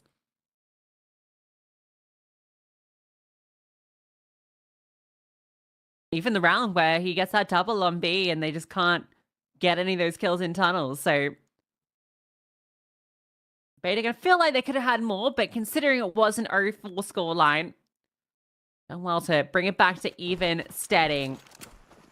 Let's see what their T side has to offer. It's a very similar setup. Deja vu, but roles are reversed. It's exactly the same. Will Bait be ready for this? Vladen drops the smoke. He's up close and MPL denies. Easy. Easy. Oh, it gets even better. Well, Brandon, I'm starting to think unlucky. this CT setup's just not very good. So far, 0-0. It would have been good if MPL gave him a chance. It would have been nice if Essential could give a kill back in towards lowers, but actually, they get nothing. In fact, not a lick of damage on towards Bait. No one's getting licked. Dry tongues across the board. Ugh.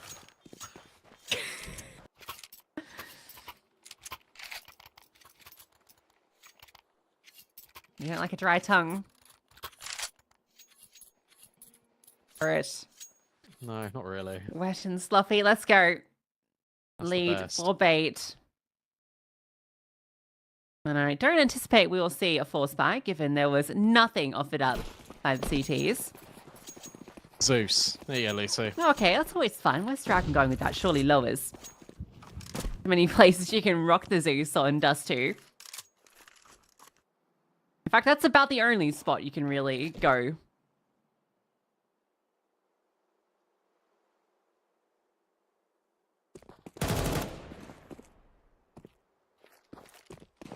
There this is not the even a fright. flash. Yeah, if you had a flash, but they could have just swing it once through the smoke. This could still be...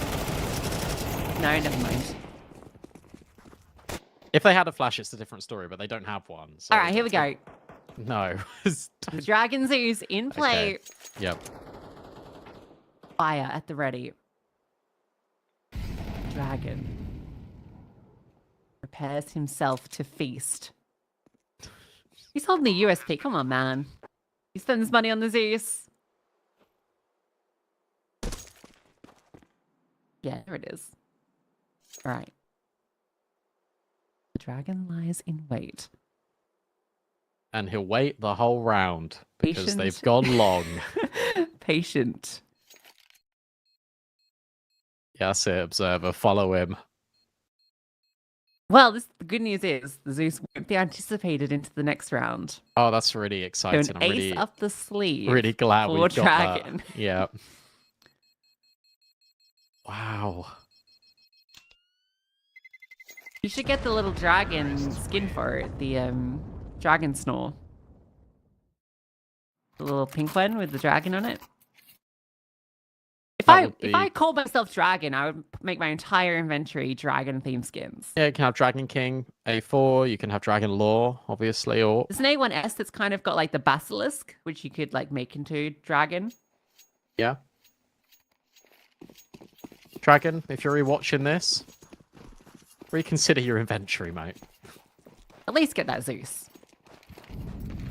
They push top mids. This is actually a nice little move. This is exactly what Bait did when they had weaponry for the first time. Beta going B though. That in, much like the pistol, but this time goes much better for the defenders. Dragon spam will remove Kenzie's ore, and that means they have to look for options elsewhere. But with this mid push, yeah, Kindo's at a disgusting off angle. You clear this if you're MPL. You surely clear this, yeah. You might not be ready for the second one in Collins, though. That's the benefit, but they're just going to move back towards B. But Kindo was looking at you. So if he's looking down, that means someone was looking top. They could have come from CT, though. That's true. That is true. I think they're aware. They've even sent Alex back to have a look. I think they're going to wait in towards lowers, and Alex is going to go searching and grab this kill. Because there's He's no got way it, Collins surely. turns around here. It's all on patience here. Smoking towards mid. Oh, yeah. Catching the Aya. Great clear. Really good comms again out of bait consistently. They've now got the man advantage, and they've got all that space up short. Yeah, the mid smoke wasn't great. I think there's a big gap under it. It's like landed on top of the doorway. And Dragon will punish that. Easy as you like. One missed smoke, despite that good find onto Collins. Keeps us in a 3-on-3. And if you go to B, there's still 2 defenders here. 20 seconds left. MPL needs to get this kill. The Dragon's fighting every frag. Attention, diverted, but it's not going to matter unless this kill comes through instantly. Oh and my it gosh. does. Time! He hasn't Bombs got out, it! He bombs hasn't out. got it! I don't know, he might. It might be down to the wire. He doesn't have it. He didn't have it. He was too delayed crossing doors. He could have had it. There was time. Why did he smoke? He didn't need to smoke. I guess you're worried about CT, but MPL's just got 2 kills. You get the bomb out, you just take the risk. With 6 seconds left, no, you start planting as it ticks down in towards 3. No time, and despite Bates' coordinated effort in that mid-round, despite MPL saving them with these 2 8 kills. seconds left. There was time. There was so much time to get the bomb over. Bait blunder. And that's the round that Partisan get away with. The difficulty is that they won that round with so many losses. They won that round when they were expected to lose it. So now look at this buy. Yeah, you've got utility, but you've got a Famish, you've got an MP9, and your money's on thin ice.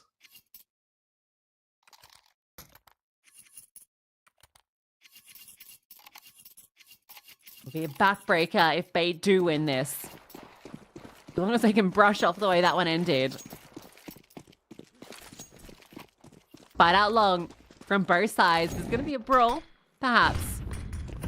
Blade volley. The swing comes out. Kenzizor hits the shot, and the second flash is fantastic. But Kenzizor is ready. The 2 openers out long after a fairly quiet map so far. Gives the advantage for Bait. That first flash out of Partisan was so bad. It just didn't blind anyone. A lot of trust in the utility. It comes back to punish. Kenzizor, 2 important openers. That's what he's been put in this team to do. Find openings, find gaps on this T side. And you don't need to overcomplicate the wheel here. That's what happened in that previous round if you bait. They put smokes down. They put mollies down. Remember, this is the only essence of control that they have, and they know that Partisan have been proactive. This makes no difference in this one. No change. A re-smoke at long, but Vladin is pushed and taken all the space. Saw nothing in towards tunnels, saw nothing in towards mid. Everyone here in short. And the break on the smoke, enough to get rid of Kenzizor. That was low HP though, so that doesn't hurt so much, but this double up play around the smoke is, yeah, maybe something that's going to catch them off guard. Not quite though. Hedge will get 1. Kindo's revealed. And now it's onto Vladin with the MP9 at long range. Doesn't even get a chance to shoot a bullet. And that is the backbreaker.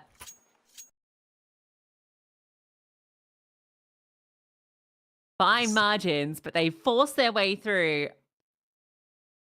Essential with a little smile. Guys, we don't need to plant the bomb. We can just kill them all. And that's how we win. Sick shot onto Vladin.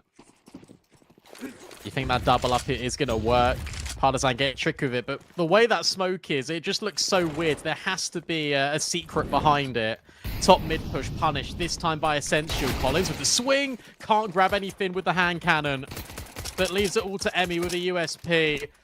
Violently hoping for something, coming away with nothing. Kenzizor's got a Mac 10 for this specific reason, making the bank balance bulge, and he finds 4. 2,400 racked up. In fact, he's got enough money to even drop an AWP if Headtrick wants it. He'll remain on the AK. Kenzizor with a Mac 10. It could be a fast round here for Bait. Yeah, I mean, when you've got that spawn with the Mac 10, come on, you just run big, surely. We know Kenzizor likes to run.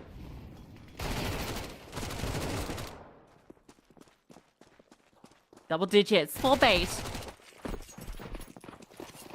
Yep. Sword does run. He slows down. Doesn't want to give it up immediately. But a pounce, Vladden is completely alone right now. The rotations are pretty close by. You can see posted up in towards lower. Kindo's up. And then in towards middle. Support from Dragon. Here comes the B-pop. Sends his ult to lead. Vladden spots the util. Calls in that support. And then just rains out the util. But Ken still goes down. The trades aren't there. Dragon finds 2. Vladden burns out. But it doesn't matter. Kindo arrives in time. B is held successfully. Yeah, there was nothing there. There was nothing there whatsoever from bait in any other portion of the map. Kindo's holding lower. They don't know about that, obviously. It has to be this internal timer for Partisan to move out of mid, but where they've got this deep short control because they're supporting Kindo on the AWP, because they've got the long control, it has to be B. And Vladden just stayed alive. Yeah, he burns out at the end, but the fact that he stayed alive the entire time is more than enough. Important round, and that one claimed very successfully without too much trouble for Partisan. And Kindo goes for the same play, because guess what? Bait didn't see it. He dodged on the flash, but misses that first chance. Oh, okay, Collins will get his. That's in from short. Okay. And he'll take down 2. Headshots down into the tunnels. Comes a graveyard for bait. Partisan's proactivity nets dividends. If you're up short, you're going to have to deal with that AWP again. Kindo is posted long at the moment, but can quickly rotate.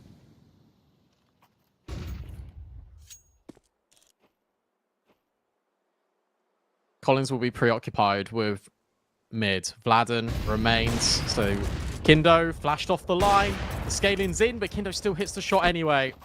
5 versus 2. And yeah, you've got space on the site, but what can you do with it? Where can you go?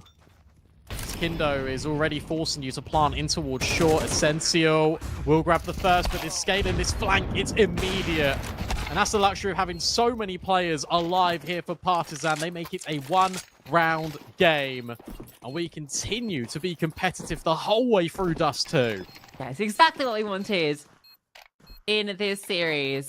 If you're just joining us and you look at the scorelines for the last 2 maps, sure, both of them were 13-11, but don't let that fool you. Those were not competitive maps. Every half, one-sided CT affairs. This has had a lot more fight from both sides.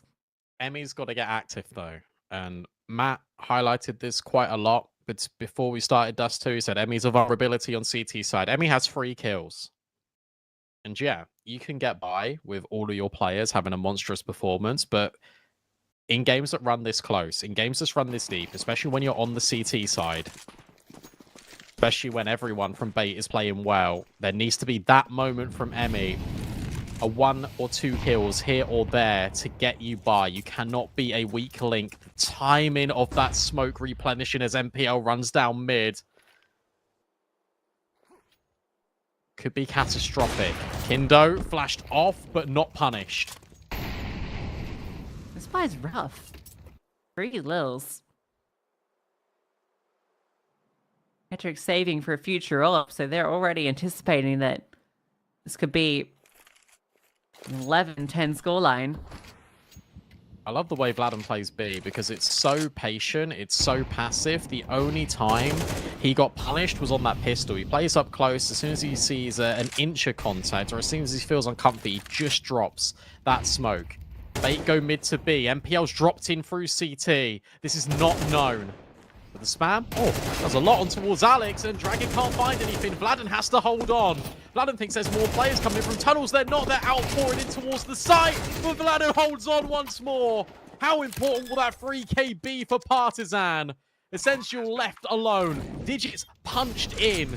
Utility dropped and scattered all over the site. It's a collection onto Emmy. And potentially a chance. He goes up, but not over.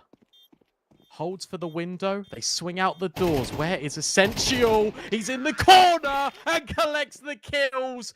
Bait survive through the hand of Essential, and that was Essential. Vladim's a monster, but it's Essential that haunts the nightmares of Partisan. Insane, you think this hold should be enough? Look at the damage Vladin does there. But Essential in the 1v3. The first, a huge isolation. A repause unanticipated. Headshot after headshot. Can we run that back? A round winning 1v3, a map winning 1v3, quite possibly. If you look at those finances. And look, you don't want to point fingers at any player, but if Emmy gets that kill, I'll tell you what, if any of them get that kill, you can't put all the burden on Emmy, but Vladin does so much to win that round. The fact that Vladin is still concerned about tunnels. He's spamming the smoke as they come through the doors. Bait can't trade him. P9, Kindo, we thought about pushing mid, but the fight's out long. Emmy scampering. MP9 on the A side. Okay. We're gonna take some space. They clear out upper tunnels. Huge amount of information. Essential's pushed. Essential is holding for this. He's come back over. And he's dinked Dragon. He knows. Bait now know that they've pushed. Still very difficult to get this control back. They might not need it though, Lucy. Headtrick is still deployed out long. They can always reset back this way. They're going to reclaim the space and maybe end through long. Or it could just be this B finish. Headtrick starts piling on the pressure. The person have no info. Look at this. Yeah. Oh, they're bit down. Vladin, who has been a solid rock for Partisan, falls back to a defensive position, and now the hit comes through. Still delivers as he has consistently. Vladin finds two. But the flames keep him at bay. It's given Bait the space. Headtrick is nowhere nearby. Bomb finally getting planted to replenish on the smoke. Partisan look to overwhelm. Look to flood out the window. Kensasaw forced from the position. Essential swings out and Essential swings hard. 3 fall to him. And Kinzo has to come in clutch. A 1v1 presented. Headtrick posted up. Has a molly, but no, just walks out and should be able to deny the defuse. Yo, you think it's Vladin? You think it's Vladin that is victorious on this B site? You think he's the guardian of it? Another multi-kill, but no, it's Essential. Back-to-back rounds, back-to-back impact. He takes all the contact away after Kensasaw gets burned out at the car. But it's Essential that burns the brightest. They are not ready for him whatsoever, and they get chewed up in this close little angle. They all try and come through the window. Kindo tries the ninja, thinking that Headtrick is too far away. And now look at the buy that Partisan have to survive, and they have to survive 3 times over. And it's Alex that gets the opening kill. This could be all said and done in round 22. I mean, that kill there, I think that sort of summarizes where Partisan are up right now. Kindo just gets called off. He's not even looking. Lusted, our Partisan, after Vladin has done everything and more on this CT side to give them the opportunities. But it's Bait that take liberties. And it's Bait that take down Partisan 2-1. The first win here at the CCT Global Finals. Yeah, Partisan obviously down but not out. They dropped down to that lower bracket. And to be fair to them, they could have won this series 2-0. Bait could have won this series 2-0. But when the dust settles, it is a difference maker. It is one man. It is essential to win the game for Bates with that 1 versus 3. Then the spray transfer in towards the B windows. It's back-to-back rounds that feel heartbreaking for Partisan. And that's going to be a really tough one to deal with. Yeah, heartbreaking series in general from Partisan, given, as you say, this could have been a 2-0 with how that played out. Let's hear what the desk have to say. Oh, Essential, mate. What a guy. This player, when he joined Bait, was dropping 0.6s on the reg for this team. He was awful. Now, these days, he is an integral part that has not just qualified Bait to the major, of course, but he entries, he clutches, he can do everything for the team. He does the dirty work for the team, and he stepped up there in 2 stunning moments.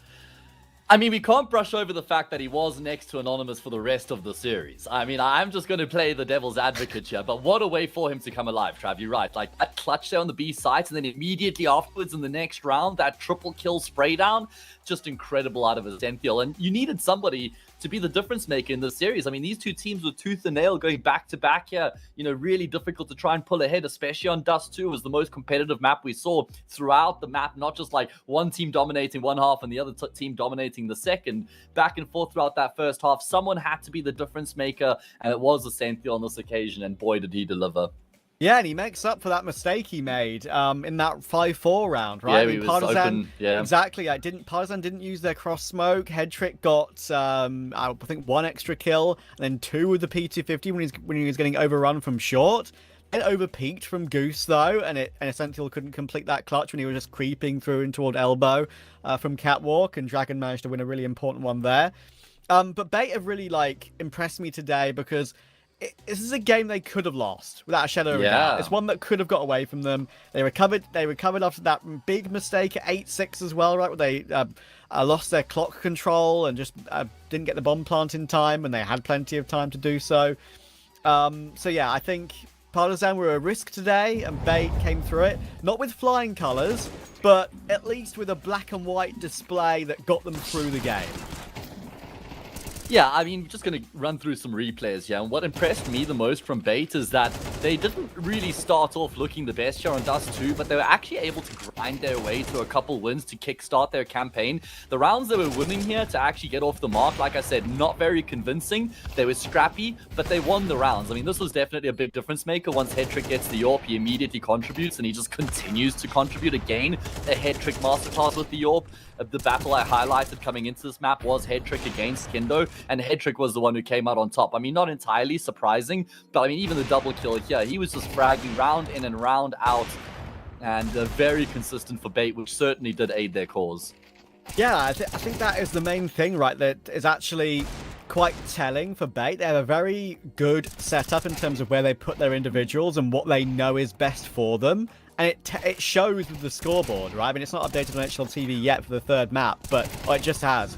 But like we said beforehand, MPL and Headtrick, they are the 1.16 rated players on the team in the last 3 months. They're the 2 that should be delivering. Headtrick drops to 1.33 with 65 to 41 plus 24. NPL plus 15, 58 kills, 1.3 rating. And Essential, it does have overall over the course of 2 series. Of course, of 3 maps, does have that middle ground rating, which is really important from him. So I think everything has kind of worked as they would have wanted. It's just the mistakes and Partisan countering them well is what made this game really close. Now here's this 8-6 round, by the way. 8 seconds on the clock to try and get that bomb over to the site. Right there, they couldn't get it in time. And I thought they would have maybe fallen apart a little bit from there, but they reset instantly. There were some great clutch moments coming in here when Essential, even these quick fire headshots towards short right, his first bullet accuracy was on point throughout this entire Dust 2. And yeah, I think the clutches at the end, which we'll see on the replay, funneling through in a second, were truly stunning.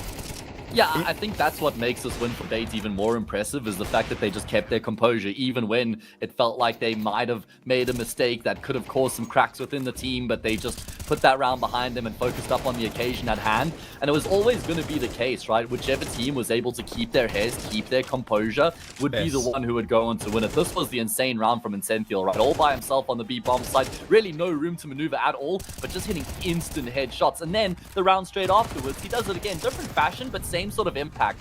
He was the difference maker. He was the X factor. Here we go, out in the open, spray transfer, 1, 2, and a third.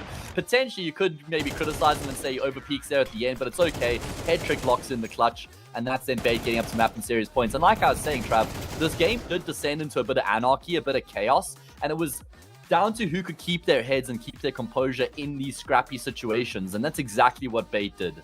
Yeah, I think as well, Bait are guilty of overpeaking as individuals on a couple of occasions. We've seen that from every single player on the team in this series, actually, when they could have maybe hid for longer. That's something that I think Partisan showed great self-preservation on Inferno, right? They were very, very patient, always peaked when they had the group together.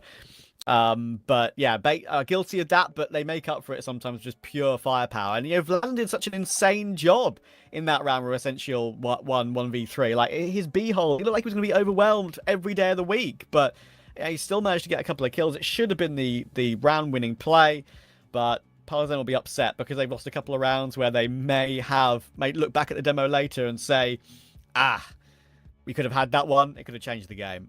Yeah, there were 12 of those rounds on Mirage, Trav. 12 of those rounds that they could have maybe just been able to get one over the line. That would have guaranteed OT. You win on Inferno, that's 2-0 job done.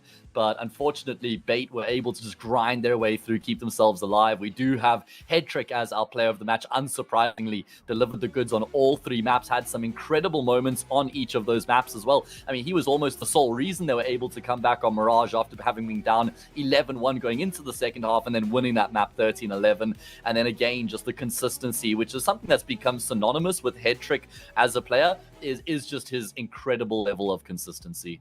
Yeah, I think, the way I sort of described him before we started the game as well was like, he's consistent. I would love him to be a tiny bit more aggressive, but I think he's doing well as he is now. It's kind of like what I said. And I think maybe I still agree with that. I think he's doing absolutely fine. So, yeah, I think, to be fair, I'd still maybe occasionally like him to be a tad more aggressive, but I think he's actually gauged a really good balance with his aggression and his patience.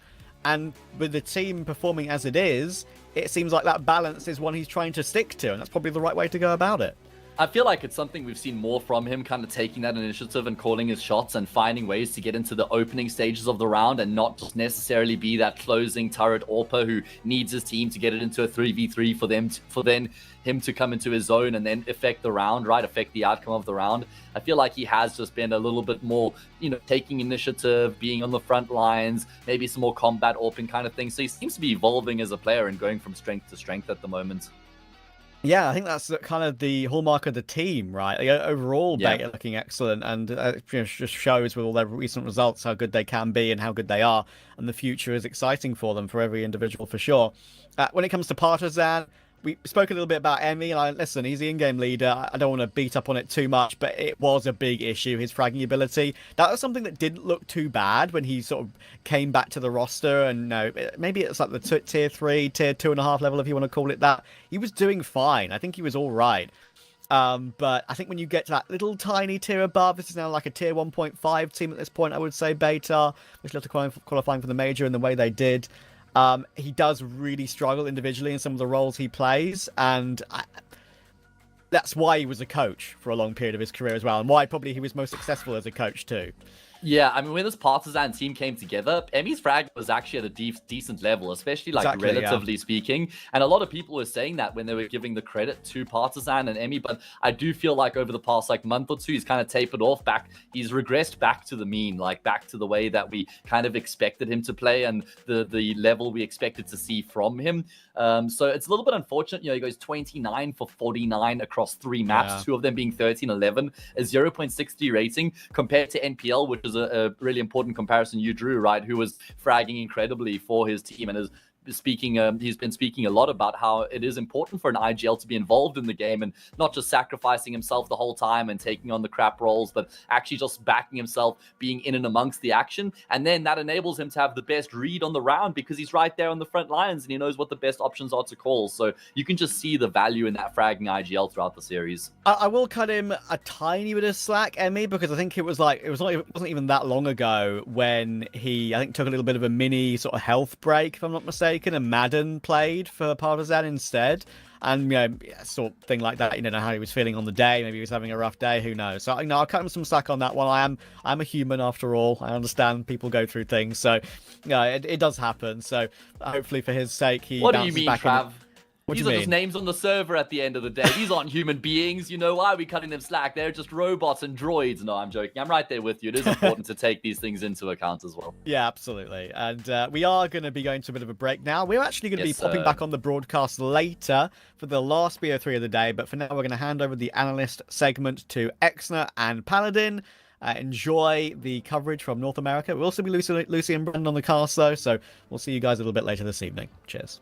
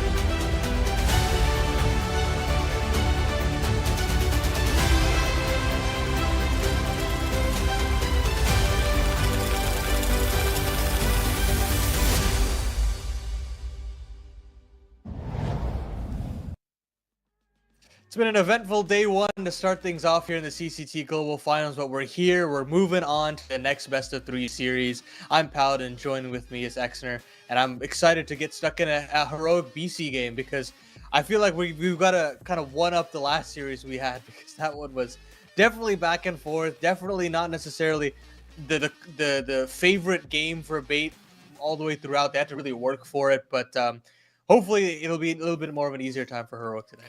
Yeah, I mean, that's how the Bait like to win their games. Right? They like to do it with these big clutches, big X Factor moments. So why not again here to start off in the CCT Global Finals? Excited to be here right now with you, and definitely some more exciting Counter-Strike to come for the remainder of the day. We're just kicking things off here, our second best of three, kind of rolling through some of the opening matchups so far.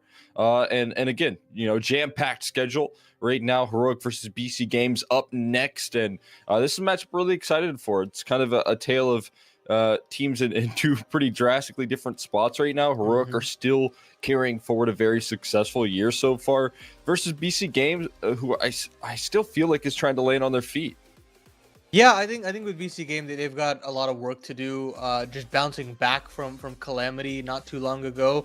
And then later on, we have the Americas hopeful in terms of wildcard and Imperial later on, going up against BetBoom and 500, who I think for BetBoom, they'll be very excited that they've made it to the major after a grueling MRQ stint. And then for 500, looking to bounce back now that they don't have ships in their ranks against an Imperial team that's also looking very hot to trot. But yeah, I'm excited for the slate of teams that we have here, because I think beyond Heroic, I wouldn't necessarily say there is one team that I would call as the favorite per se. And even Heroic, they've had a couple lapses here and there. So overall, just having that level of competition for a tournament like this makes me very excited.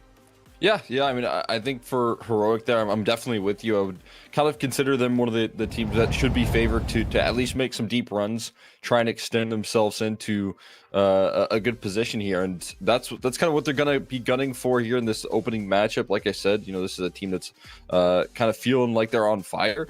I feel like, this is a roster that can really show up and develop some of the game plans that they've been building throughout this year. They've been vulnerable in some of these online matches, though, and that kind of makes me a little bit concerned. But for the grand scheme of things, like consistency in terms of qualifying for big events, that's kind of been checked off the list here.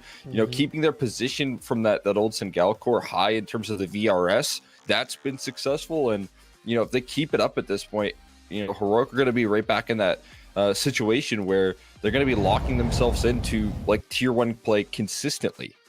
Yeah, and I think what makes me so pumped about them is that these online qualifications, as you're saying, are very difficult. They're not easy to come by, even if you are a great team objectively. I mean, look at Astralis, right? That's the most obvious comparison I can give you, is that at every turn they've not been able to make those deep qualifying runs for some of the biggest tournaments. Meanwhile, Heroic have coasted through. It feels like they've molded themselves and hardened themselves through the online fires by that Sangal core.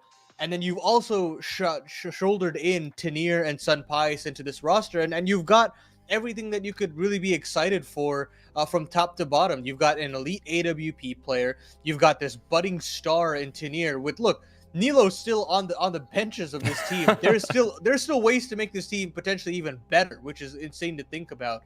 And then on top of that, I think just the amount of chemistry that has been built up between xFloud, Linus, and Youngstar have been just really awesome to see. I know a lot of people have been calling for roster moves when the goings get tough for this team with that main core, but I think what makes them so exciting is the fact that they've played together so much that when they do get into these mid-round, late-round situations, that's what gets them through these online games, is being able to get through or like chaotic situations. I think those 3v3s, those 2v2s, you need guys to kind of be able to just systematically and like have a little bit of psychosis between each other and understand what's going to happen.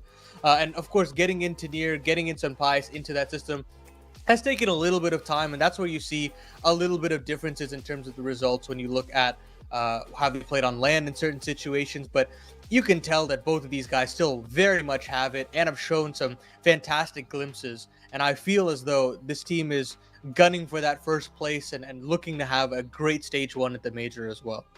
Yeah, I'm right there with you. This team clicking is a perfect example here of how good I think Saw can be as well in terms of building up Yeah. the chemistry in this roster. I mean, yeah, again, Sun Pius, it feels like his opping still super consistent, always a big positional piece of this team right now. And then I mean, the duo that I've been most impressed with right now is Tanir and Youngster working well off of each other in terms of like opening T-side duels. So, you have these two players that come through from very different positions and rosters coming through into this team and being able to offer up that success for Heroic very early on.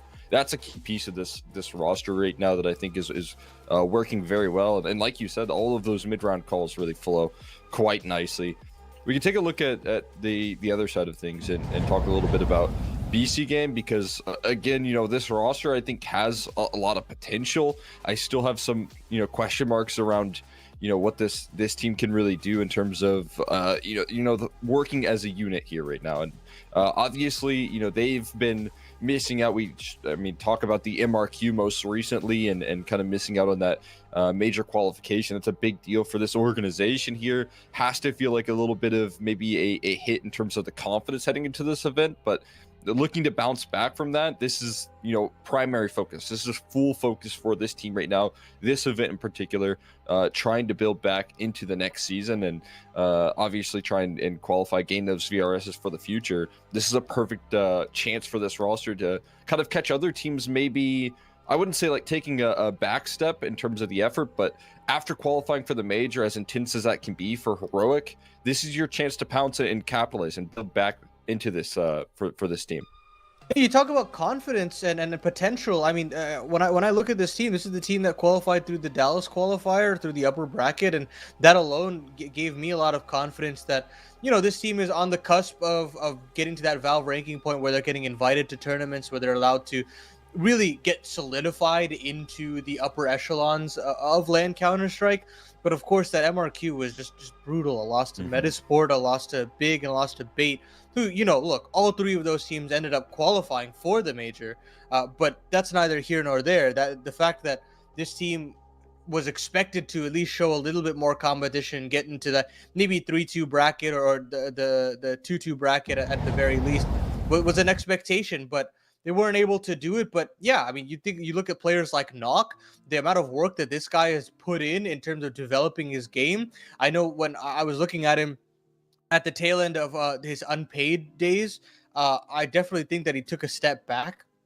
Even at his time in Fnatic, it felt a little shoddy. It definitely didn't feel like I saw the kind of peak of his power, but he's really coming to his own here. It feels like he's so much more comfortable, and he's gonna have a very tough competition again today against Sun Pius. Not an easy matchup at all, and that head-to-head will be very interesting to see as we continue to develop this best of three. But we'll jump into the veto as we get closer and closer to game time as quickly as possible. But here it is, and I actually think the matchup, as far as things are concerned for Heroic, isn't the best. They haven't developed Train as much, and that I would just kind of point towards, Linus is a very new IGL. He hasn't been able really indoctrinated into that pool, that map in the pool, and meanwhile, Nexa definitely has been. I think this is a very viable pick to go into. Then you go into comfort for that Anubis pick for Heroic. I know the map pick and win percentage doesn't necessarily bode well for them, but this is something that Linus has always been comfortable with, even on that Sangal roster. And then Ancient to decide will be really nice. It's been a home for both of these teams for quite some time. So I'm happy with this veto. It gives BC Game a chance, and it still gives the comfort for Heroic to kind of close this one out. Yeah. I mean, I definitely like the idea of BC Games trying to capitalize on a weak point here with that opening pick. I was definitely expecting a Mirage, maybe even a Dust 2 into the mix here. I'm surprised to see both of those banned out in the second phase from both of these teams, considering how much they like to pick into those two maps. But for Heroic, again, it could be a little bit about, kind of developing for the future. You talk about feeling comfortable on a map like Anubis here for that old Singalcore. Without question, that was a real strong suit for this team here. So I think it could also be trying to develop some of those abilities, because if you're talking about Heroic, again, the biggest thing that this team needs to do heading into the major, heading into the future, their tier 1 events, is develop that map pool. They got to get better on all 6 maps that they're playing out right now. and that means Train's going to have to be something that they feel more comfortable on. Same case for Anubis in terms of consistency. They've got to be able to pick up those wins. It was a big piece of their run in the Dallas qualifiers, so that's what they're going to try and build together here in this matchup. Well, look, we're ready to go here in our second best of 3 between Heroic and BC Game, and we've got a wonderful casting duo to take us through it. Anders and Ted, take it away. Not yet. Come Yeah, on. come on, bro. Oh, Give us a well, what are second. we then? If they're wonderful, we're the others, I guess. mean, B-Dog, yeah. Lucy. Not quite Anders. What can you No, do? not quite. I mean, yeah, fair. Heroic BC Game. Look, I like the veto. I understand the veto. I think it could be a double-edged sword for Train. I'm just saying. I'm surprised as well as Exner is, the fact that we don't have D2, the fact that we don't have Mirage in here. And these are, yeah, comfortable maps for BC Game. Heroic have not played Train in over a month. And that means that they would have refined it. That means they would have had time. And also, all of their games that they played, bar one, have been really close. And they all were played out at Pro League when the map was first integrated really into the life cycle of this CS season. So I think we're actually at a point where this could potentially bite back BC Game. Potentially. We've seen a bit of Train from BC Game, though, and I've been impressed by a lot of Nexus T-side calling on this map. I think that he does a really good job of working the map. So, you know, I don't want to count them out by any measure, but they are hard underdogs. And I like the approach to the veto when you are an underdog. Like, why not go for the Train? You know that your opponents haven't had success on it in the very small sample size they've had. Sure, it's an unknown, but you know, it's that upset ability. It's pulling something out that maybe Heroic weren't necessarily anticipating. And I think that's the same with that second stage ban through, you know, just making it go somewhere that's maybe not where anyone thought this veto would go. Yeah, that's true. But with Anubis and Ancient, that's where it gets scary. Because, yeah, BC Game are a solid team on Ancient, but Sangao bread and butter used to be Ancient and Anubis. And I really like the fact that they spoke about Tanir quite a lot at the desk, because he draws a lot of parallels in between the roles that Jota had before he left for Eternal Fire. And it was bread and butter, pretty much you just plug and play. Tanir, who obviously has come into this, not really sure how long his tenure is going to be on Heroic, because as mentioned, Nilo is waiting in the wings, but Tanir's doing such a good job that they keep him for now. Let's get into it. CT side, Heroic start on Train. There's a little bit of utility sprinkled in for BC Game. No kit, notably, for Heroic. Yeah, Smoke and Flash and Dilberettas. Given to Tanir, of course. And Exile draws first blood. Nork hits the deck. That's just a peek out towards Ivy on a lurking player. This game looked to wrap over towards his A-bomb site, primarily out from Pop. With deep control in towards main, they don't have a lot of space. Prime Taps will get caught. Jacob does find one frag, but that is all that they are posting until Jacob gets a second. But he has no teammates and no chance. X-Flag with the triple and Heroic with the pistol. Yeah, fun pistol, but the issue is your Ivy Lurk got caught out. And the reason for this pistol is basically you put a lot of pressure in towards B holes, you make all the noise. Heroic should be coming, it's B, it's B, it's B. And then you get these rotations away. Smoke comes in towards camera, you double flash over Pop, you try and take the space. But Heroic were dynamic. As soon as they catch the Ivy Lurk, they push in towards A main. They take the space away and they make that play completely redundant. They do not fall to it because that Ivy Lurk is dropped so early.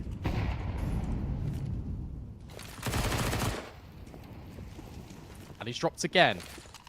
Different player, same outcome. Xcloud gets the opener with the MP9 and starts to farm up the cash. It is just an eco with no bomb down for BC Game. Next are hoping to hit a dig. Yeah, it's about all you're hoping for here. Xcloud hoping more players come towards him.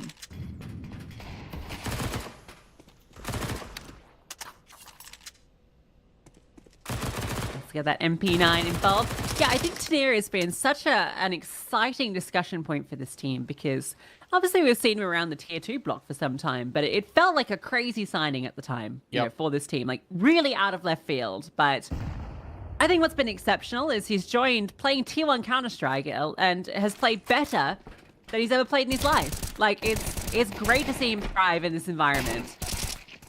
Oh, yeah, see, there we go. I thought I cursed him for a second there when he, when he missed those first kills. We take the ecos. One thing I love about Heroica as well is the amount of insight we get into their team through the socials. Obviously, we got a shout out Sneaky Beaky, CCT, Loyalty, Real Ones Remember, before he left for Heroic. But also these voice comms as well on YouTube. Like, they're so hype off one another. It's really good to sort of get that insight from teams. A lot more teams are doing it now, but you can tell this Heroic machine is gearing up. Early pressure being applied not only towards A main, but also towards Upper Brown Hall. Cypher tries to take a time and gets punished. But Nork will finally profit on this Ivy. Third time's the charm. Trying to hope for a kill on Tanir. He thinks he's got space, and he does. Tanir's got no idea. None the wiser. Nork in the back lines will line up both. And suddenly some Pius has got to try and clutch up. Ah, He can't do it. insane. The timing is ridiculous. Nork, bit of brilliance, gets that kill and knows that the attention was drawn towards main. Because of Cypher. Sure, he goes down, but he draws a lot of attention onto that position. And Nork realizes, yeah, the response will come from hell if I can just scale past. The fact that he catches 2 from that position is just cherry on top. Love the headset, youngster. Good color combo.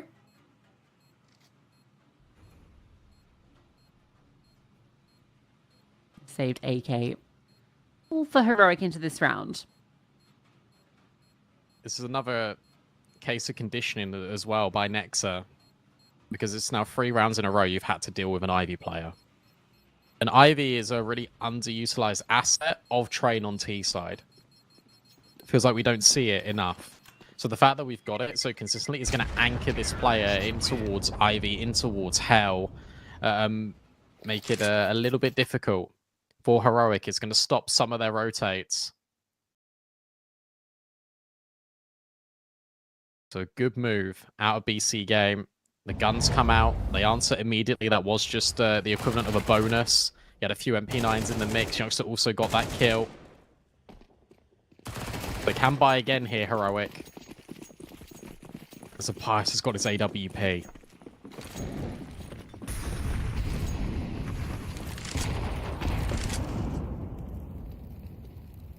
Right, Tat's playing behind the flames, looking to see if he can catch Youngster off guard. Sees the shadow, but Youngster not going to overextend that position. Look at this counter, by the way. They flashed xCloud into Ivy early. LNZ has still got control. Cypher wants to spam and get rid of LNZ, but doesn't punish him. xCloud is going to be met with resistance. Nexa has been dropped, and that's the bomb. All right, well, of the 4 rounds played so far, xCloud has won that fight 3 of 4 times. Jacob about to get shot in the side of the head. No, it's the front. But a bullet was ready for the back as well.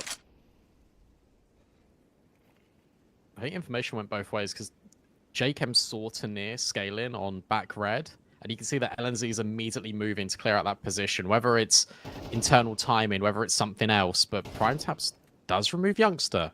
So another player in towards Pop now. LNZ's got to be careful because he's stranded behind red. Yeah, it was maybe a slightly unnecessary push from Youngster. But now you've got a lot of info. 1 Pop, 1 main. So LNZ will tuck in close to red, and there's plenty of support here. So many CTs.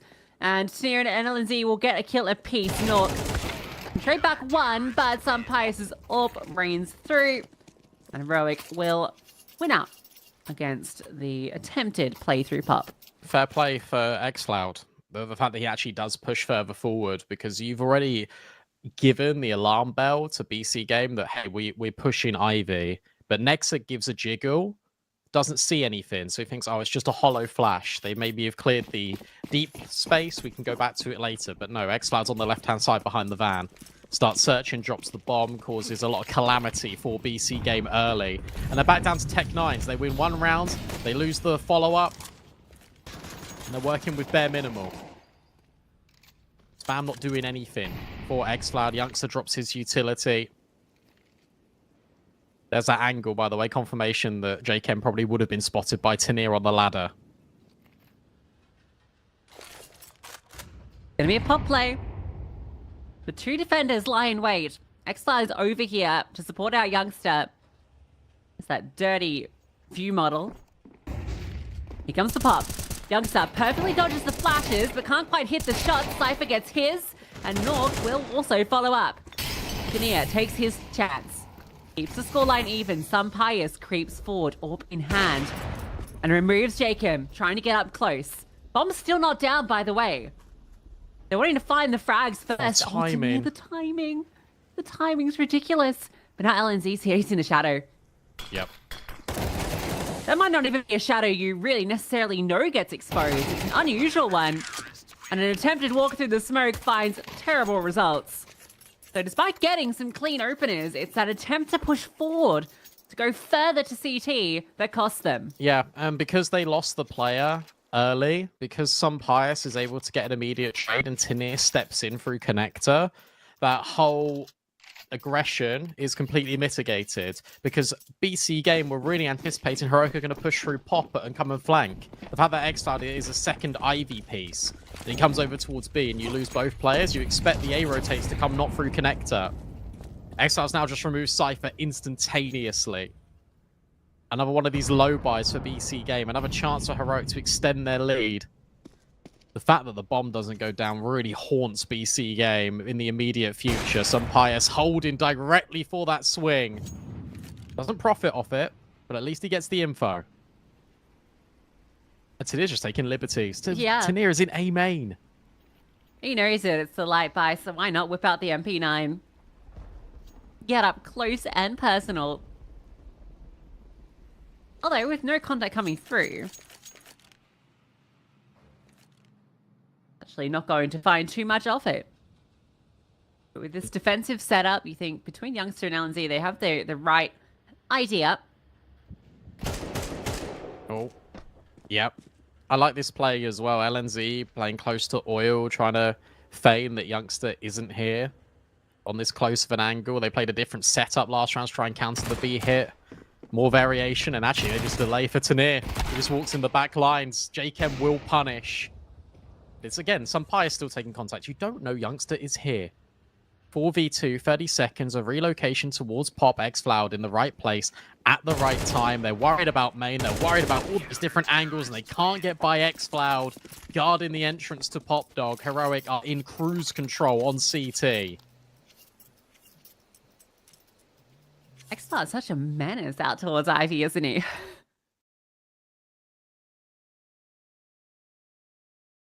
A great start to the CT side. That is one of the risks of picking into train, is that you do have to start on the T side, and if you don't get off to that fast start, it's a very painful half. One of the few halves that still feels like the T side is at a fairly strong disadvantage.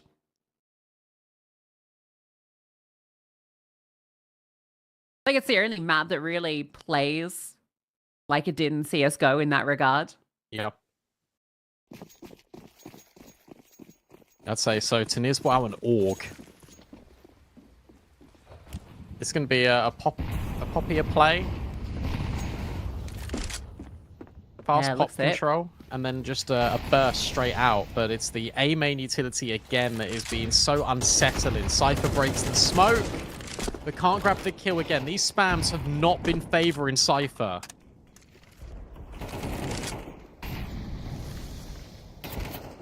Well, that's information. Jacob on the line. We'll fall back. I'm surprised there wasn't that play out. It looked like they were really setting up for something. Jacob will get success, though. That's the opening kill they've been looking for. And that's brought the rotation over. Both some Pius and Youngster. But Nexa commands his squad to go back in towards B halls. Youngster now starts to feel a little bit of pressure. He'll drop that smoke. It is well timed, but they might just burst through this. Yeah, they're going to. They're going to go straight through this lower smoke. Youngster's got no idea. He'll start hearing them now. And he'll only find one. Nexa, an essential trade. 4v3. Still the advantage of a BC game. And finally, a bomb site. That's the difficulty with that sort of setup where you're playing so passive on B. if they don't respect your smoke, you have no idea. The sound cue comes so late. It's so tough as well, though, because JKM's putting pressure in at pop. Youngster went to peek upper, but got called off the line. Pius was also on B. They started 2B, but because JKM got that kill, it just completely messed up the setup. Xflower will at least get rid of Nork. They will hold on to this AWP. They will hold on to this AK, you feel, especially with the position in the BC game have elected to. Considering the money that they're in as well, you can't go and hunt this.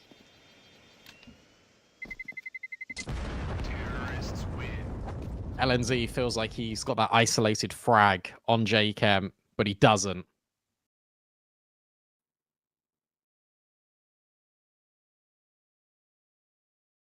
Important moment for BC game, but they need to do something different. They need to win a consecutive rounds. They need to make Heroic suffer.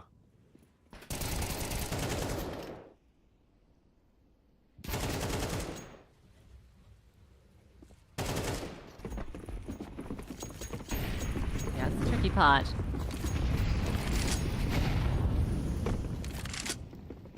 Pop has found some success. This time around, Pius starts over here with the AWP on the line. Jacob will not have as easy a job. And if you get past this AWP, Tania is ready to swing from close Olaf.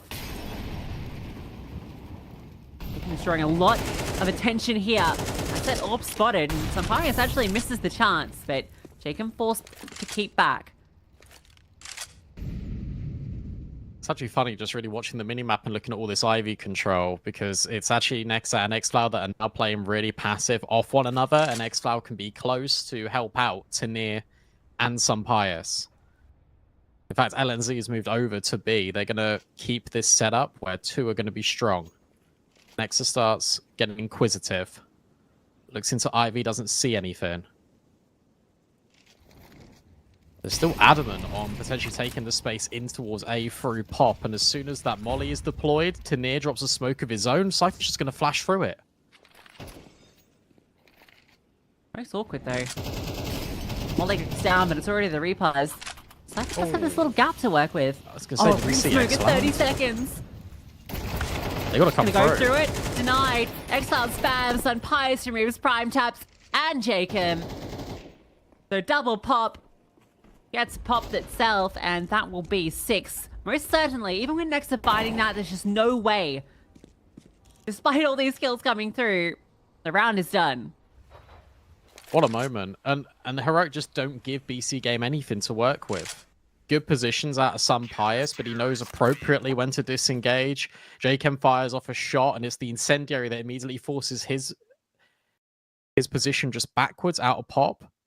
And then that means that Tanir and LNZ can switch. It also means that Pius can just move off the angle. And you feel like maybe with that gap in the smoke, Cypher could have exploited Xflower's positioning. Instead, it's a re-smoke from Heroic.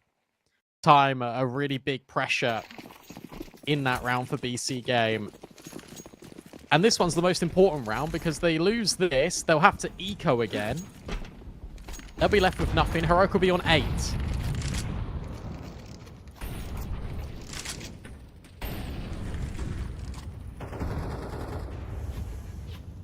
Cypher's found success. Finally. Taking a hot minute and a lot of brawling to get this kill. You can just disengage. Yeah, sure, the control comes back through. He's done his job. Pius has got full control down towards T-spawn, essentially. Oh, and Cypher's found another. Near hits the deck. And now the acceleration in towards A. Xbout tries to step in and keeps spraying, but can't quite convert it onto the second player. Youngster's gonna push through. Maybe if he catches Nork. Way back into this round, but the timing is terrible. BC Gamer scrapping a few of these rounds together. Good work from Cypher because he left so he didn't get affected by the utility, and then he walks back in after they've deployed it. And his molly gives so much space to himself, but also the pop players. The second kill helps out an awful lot, but you feel like by the virtue of what he's done with the utility, he's isolated that fight out of pop anyway, and he gives room for BC Game to come through and split on towards that A-bomb site. It did take him a very long time to get there. But he eventually does come up good with the promise of EC game. A third round. And another one of these saves. Inferno-esque, it feels, for Heroic, who have to save again. But it does mean they can keep bringing out the rifles.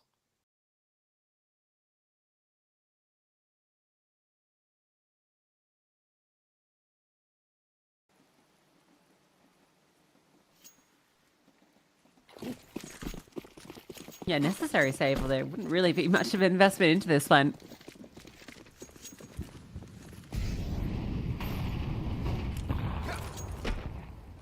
Setting up similar util. Jacob with the opening kill. LNZ will get that trade immediately. X-Cloud as well. Okay. So that's your difference, right? You've got Tania and LNZ that were pushing aggressively to crunch over towards upper brown halls and pop. Now it has to be a pop. But LNZ, once again, relocated over towards device. Nexa catching Exiled will at least keep some Pius's rotate, but Tania can come through on a very quick flank. LNZ moves off the angle, gets rid of Nork, does a lot of damage onto Prime Taps, and Prime Taps you feel like should not be ready for how quick Tania is. And Nexa is so far away. You know he was over towards Ivy. Tania grabs this kill with the shadow spotted and can just defuse. Yeah, surely that's going to be the call. 10 seconds, though. Yeah, but next to it physically Yeah, can't fine. get here. It's just all not good. happening. The least threatening 10-second defuse ever. That could have got hairy. Next against that kill, and LNC actually starts to reposition. He moved off device and starts to move to I'm not sure where he was rotating, maybe CT. But just as he descends the ladder, he spots that first player crossing out from Thomas, and that gives him the opportunity not only to get that kill, but to do good damage into the follow-up. This is the best bit, what I loved about old Sangao, and something that has been maintained for this iteration of the Heroic roster, is how aggressive these CT setups can be, and the fact that they can do it at a moment's notice. This is why Sangao was some of the best in Tier 2. This is why they got picked up by Heroic as well, this core, because they are so dynamic. And LNZ is a really versatile caller, and XCloud, Youngster will be used to his style of calling. Tania will be ready to die for the team, and Pius can be that reliable factor. That's something that Sangao did not have before. The reliability of the AWP, and Pius gives them a lot more options. They still can spin this into a 7-5 half BC game, and that would be fantastic, considering of how this has gone so far, and also just T-side in general. Oh, Tania. He's dead. Surely he's dead. Okay, he's not. He's not, but his teammates are.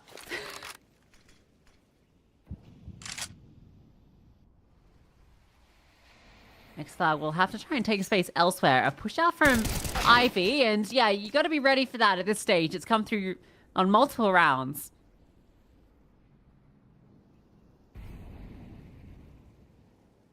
Youngsters rotated off B as well, so no one will be here to defend. Oh, Jacob, ready? Oh, just about. Youngster will swing out and trade it immediately. That fourth round, and look at the finances, Brandon. This could be a 7-5 up. And that'd be really good. Important moment there. Cypher's just getting really aggressive. And again, he doesn't really find anything. He gets one kill, but it's his space that he's taking that is really upsetting Heroic and how they want to maneuver themselves. That was the opener. A break on the smoke to give Nork and Cypher something to work with. And XCloud, it's a desperate push. And as you say, it's happened so many times before that it's expected now. And this one's just fast. We've not seen it yet. Just a quick break. They know they've not got all the utility. XCloud doing the damage. But he's the only one with a real MVP weapon. Pius finds one with a 5-7. A Youngster's still here with a FAMAS. A 2 versus 2, and Cypher is 1 bullet away from death. It's very scary walking through here with the Tech 9 out instead of the AK. Oh, he's still walking through the smoke. Cypher! No! Cypher! What's he done that for? Pius was just there. Well, you know, he got the con that Pius is low. That's the thing. So he wanted to try and punish. But Pius is now relocated. Nork's got an idea of where Youngster is. He thinks Pius is here. This is weird because you can still isolate this 1v1. Youngster can drop a molly. And so Pius has now picked up an AWP, should have the timing, and he does. So it will be 8-4. It will not be 7-5, and it's the low buy. It's the explosion on A that comes up short for BC Game. Yeah, Senpai is getting that kill, and then repositioning is huge. And finds himself an AWP on the way through, so lucky days for him. Yeah, it looks a bit silly, but I think you're right. It's just that call comes over, and with low HP, feels he has to take the chance. Let's knock into a tricky position. Just realised we've got Coach Cam for Yeah, BC they Game. don't just have 6 players. Q bottom right.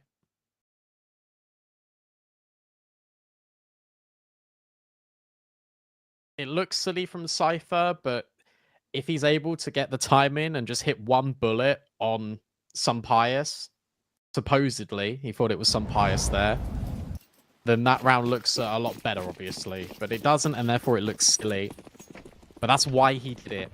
Heroic take 8 rounds in that first half. You might have actually heard some Pius running through CT when he was walking around under heaven. Oh, this is fast. This is really quick, and Oh, xCloud has just dismissed them out of pop. he can sell some dualies too.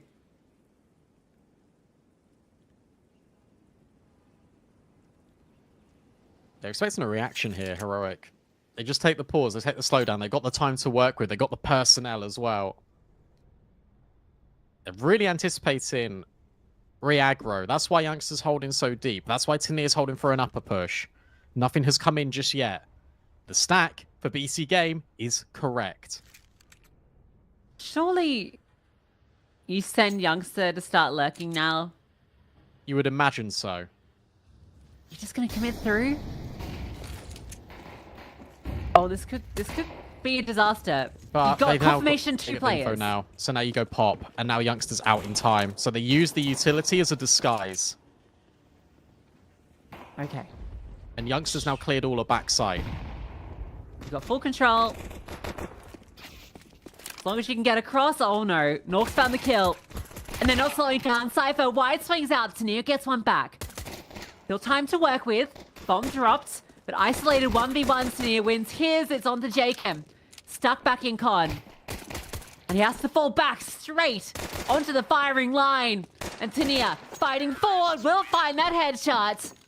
It felt like the round was inevitable for Heroic, but it gets a little closer than they'd like. Yep, absolutely. And you got to be laughing that one off if you're Heroic, because you got to be thinking, why have we made that so complicated? Youngster with his lurk should just be holding camera. That's all he should be holding. And he should be on the off angle at Ivy. Instead, he clears all of backside, which is fine, and then he thinks he's got the timing to go back, and he peeks to his death. And then 1v1s just break out all over Train. Fortunately for Heroic, they're able to make the close range angles work with the Glock. A force buy back for BC Game, another flash out of Ivy, and look at this jump spot for Youngster. It's actually such a cool way to hold Ivy. Like, you're never going to get punished there. BC Game take A main, but it comes at the cost of Cypher. Also, like, you can't... It's hard for you to hold on to this, and that's why they just disengage. They want to waste time for Heroic, who have to re-clear that with util. But they don't have the util themselves to hold on to it. I think this half is going to be what separates the conversation that Paladin was talking about and proposing on the desk between Nexus calling on CT versus LNZ's ideas on a map potentially he's unfamiliar with in Team CS environments. Because the stack, yet again, for BC Game is perfect, but the kills potentially are even better. Trades back, LNZ hits the necessary shot on Nork at backside. Nexa 1v3, can't get by Youngsters Galil. Everything okay for Heroic. There's these moments where it looks really good for BC Game. They've got the players in the right position. They actually get a few of those first kills on the hold. But it's the follow through. Tanir is just able to scale in perfectly. 10-4, and that was, again, yeah, force buy coming through for BC Game. So they have to eco this one.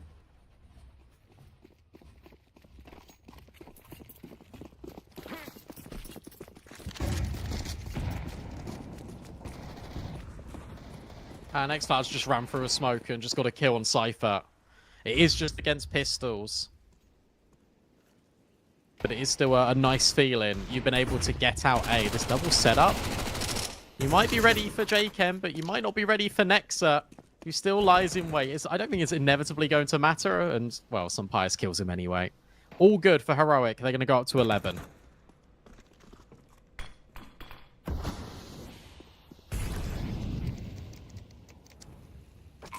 Well, Heroic could be feeling good. Might be a 0% next to their trade win rate. Hang on with it. We saw this before. We've seen this before earlier today. No knife. I like the idea. Fate and Partisan both came back from a position where it felt unattainable. So, until we see 13, I'm not discounting anything on this broadcast anymore. There's no way, absolutely no way Heroic lose this.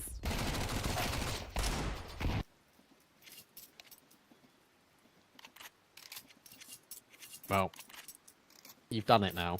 I've touched my Bricknell broadcast.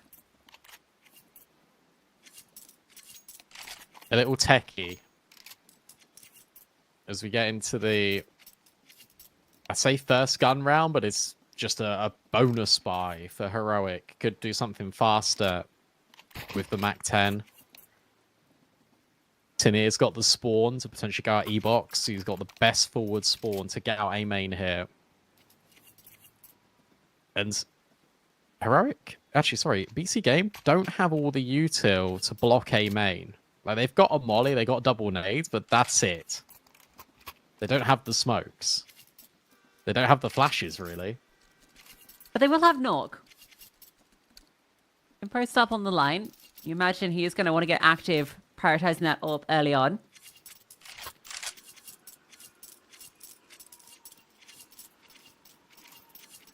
Between him and Jacob, they are finding these kills.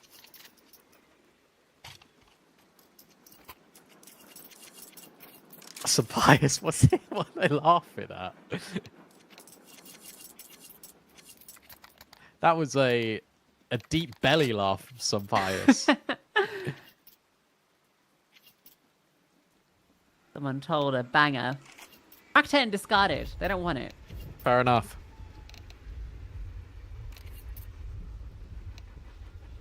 Let's get amongst it then. Will Heroic just have a easy finish to train? BC Game's map pick, by the way, losing 11-4. Or have BC Game got a little bit something to say on CT side?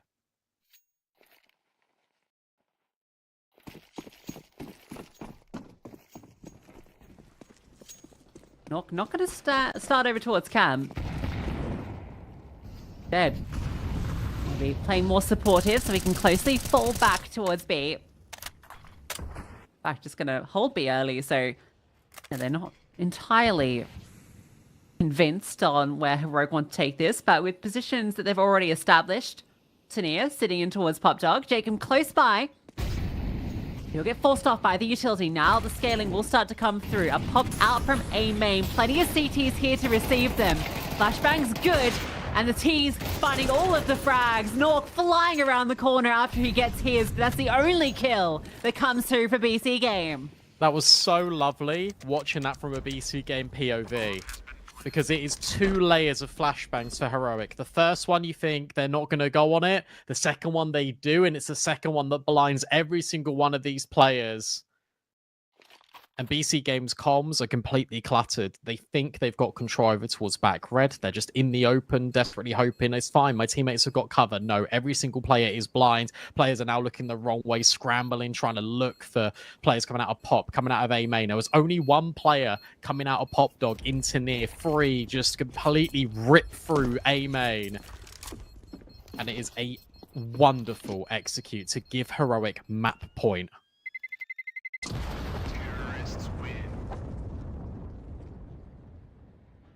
And that was with all of the reinforcements there. Nork's a late rotate.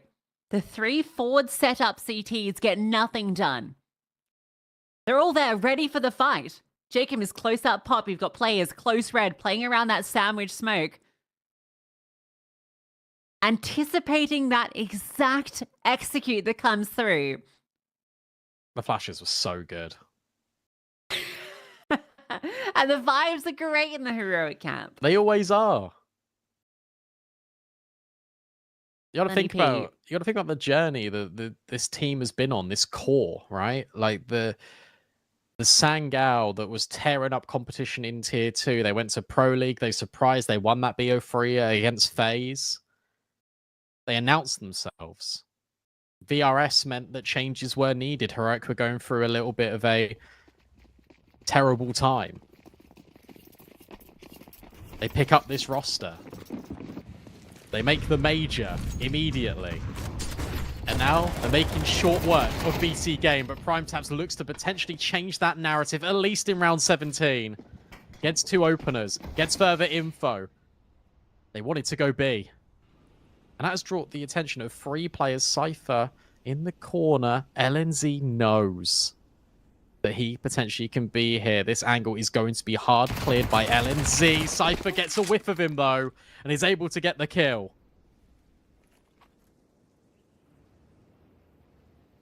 It's still a little weird.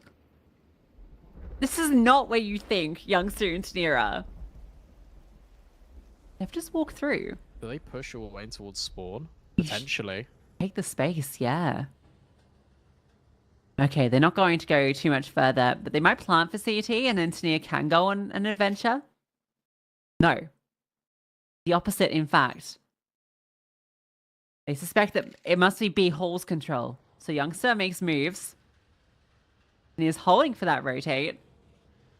BC Game scouring the map, looking for clues, and they're thinking, so it's got to be Ivy. confused. It's got to be Ivy. There can't be anywhere else. And then bomb has been planted. Oh, this the angle phone. is so good. How many can he get? Well, he's only going to get a chance at 1 to begin with. And he can't convert it. Nexa wins that fight, and it's on to Tania. This newly found star needs a 1v4, and he's brought down low after the second. The nade comes out, he dodges it, but can't dodge Nork at long range. So despite threading the needle, they get the bomb plant, they do damage, but it's a round for BC Game. Damage is still important, though, and they got the bomb down. And that was actually really close, because they didn't have a kit. They had one on Nork. Oh, dear. You still got to feel hard done by, though, for your BC Game, because you won that round, but you're still thinking, where have they come from? What timing's been hit? What's that crack in our defense? Because PrimeTaps makes it a 3-on-5. The fact that Nexa, if Youngster is hugging that wall, he gets that kill guaranteed, and it's a completely different round. In fact, you fancy Heroic just to win it.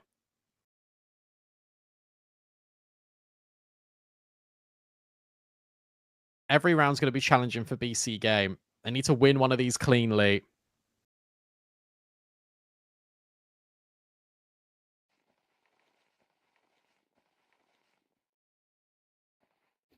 No AWP for some Pious. Had the capacity to if he wanted. Instead, Heroic remain with all 5 AKs.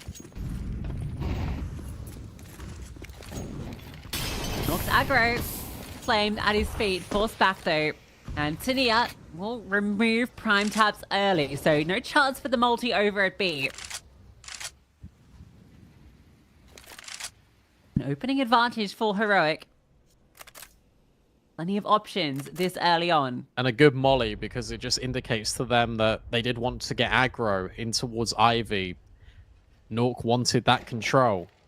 PrimeTaps, the only thing that's worked so far is him getting aggro. This time he pays the price. We were speaking about Tanir so much. Xloud, we mentioned his name in the first half. Quietly has just crept up to 20 kills. Jacob goes searching in pop. Will come up empty-handed. Unless Tanir will give him a fight. But 3 players essentially leaning quite strongly over towards B, but it's Ivy in which Heroic look to employ themselves. Yeah, Xloud just puffing his chest up. Come over here, Cypher. Nothing to see out towards Ivy. Till they flood through in hell. Cypher playing around smokes, maybe trying to catch someone off guard. The spray is labored and does not connect. Nork and Nexa have to do it all. First kill is Nork's, falls back. Nexa is a long way away. And Nexa is all that remains. A 1v4 presented. And Heroic aren't even taking chances. They wait a moment, making sure Nexa's not going to push through. Sumpire should have this locked in. LNZ's even holding the cross, and he'll be the one to confirm it. A convincing victory for Heroic, their first official win here on Train. Yeah, it was surgical. And this is the danger of picking in towards Train if you're BC game, because, yeah, the stats don't look great. But you've got to remember the last time they played this was over a month ago. And you know damn well they're going to be practicing it, they're going to be refining it, and a lot of those results were close. So the fact that you do this, we said it could have been a double-edged sword. It absolutely was. And it was an emphatic victory for Heroic as they take map 1 back to the desk and the boys. I think you got to give credit to Saw and LNZ, man. I mean, just the turnaround on this map and how perfect I felt like they approached both the defense and the offense. Cole, you got to talk to me here because there's so much to break down, so much to be excited about at this point that I'm kind of like there's like storylines kind of oozing out of my ears at this point. Yeah, I mean, no question. You just look at the coordination on that CT side very early on. I mean, we're talking about the ways that they're able to isolate different prongs of that, outer yard take right there. Constant T-con control developed for Heroic throughout that entire first half. That led them to unify their efforts in isolating these fights. So if you're talking about dueling up against Pop, it was double swings into these players. There was nothing that you could do from BC Games to try and open things up. There was the occasional gaps in the defense that we saw exploited every once in a while, mostly towards Ivy, but for the most part, if you're talking about a consistent way to win on Train, you're talking about the ways that you isolate some of these duels in the outer yard, and they managed to do that perfectly throughout that entire first half. Transitioned into the second half as well with the executes. It just felt like they were hitting and firing on all cylinders, and like you said, you got to give a lot of credit to that game plan and the development of this map here for Heroic in this opening match. Yeah, I mean, I think the biggest thing for me on the defense was how they very much understood if they were going to aggress on a certain part of the map, what holes there could potentially be. I remember where, BC Game gets so much space on the B bomb site. They've taken Ivy control, they've taken T-con control, and they know at this point that they could be all the way pressed on the back lanes of the B bomb site. They play the spawns correctly, but they also aggress off those spawns very accordingly, clearing the right angles at the specific times, always having trades available. I think that's something very difficult to do on a map like Train, especially if you haven't played it as much as you have, where you swing into an angle thinking that you've got a player that's available to trade, but that second player doesn't necessarily show enough face and can't actually get that trade for you. But I mean, just the attention to detail was really what made this as exciting as it was for me. And you can see with rounds like this from Knock in that opening buy round, it wasn't like BC Game were unprepared. It's just clearly that there are levels to this game, and Heroic were definitely on another one. Yeah, I mean, and that's kind of the theme that we see out of these two teams. I know that Heroic has been able to really develop some success here. I just wasn't sure if they were able to bring that different level into this map of Train, but it definitely has been patched up quite nicely here throughout the midpoint to entering into kind of that major cycle. Obviously, I talked about the necessity to build up even stronger of a map pool if you want to do some damage when you qualify to these tier 1 events. When you make it, you want to be able to actually punch forward and get some wins, and this is an excellent way to do so here. It's showing this sort of poise on a map that you know is going to be challenging. It's going to be difficult for you to show this level of success, and like you said, coming through with a whole nother level is exactly what this team needs to show here. They're bringing it on Train, finally locking in a big victory on this map as well, which has to feel incredibly good. It kind of feels like this team right there, all that hard work paying off. If you're putting in a lot of work into this map here and you come through and you're not able to necessarily show all that success, it's going to feel a little bit frustrating, but you show this level of coordination and everything flows like this, it's going to pay off all of that hard work and effort that you put through. So definitely an exciting victory for Heroic.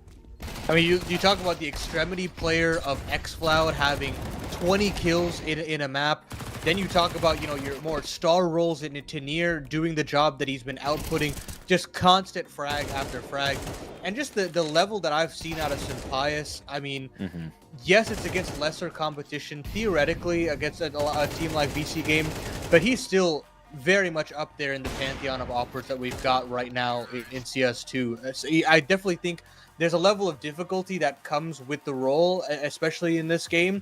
But I think he's adapted and molded his game to a certain point. And this is a point that you brought up that we had in the break, where I don't think he gives just any sort of meaningless death in a game, right? He's always there and always available to duel, but not so much, not all in this sort of effect that if he does lose the fight or doesn't get the shot that he was looking for, he doesn't overcommit. He doesn't give you too much.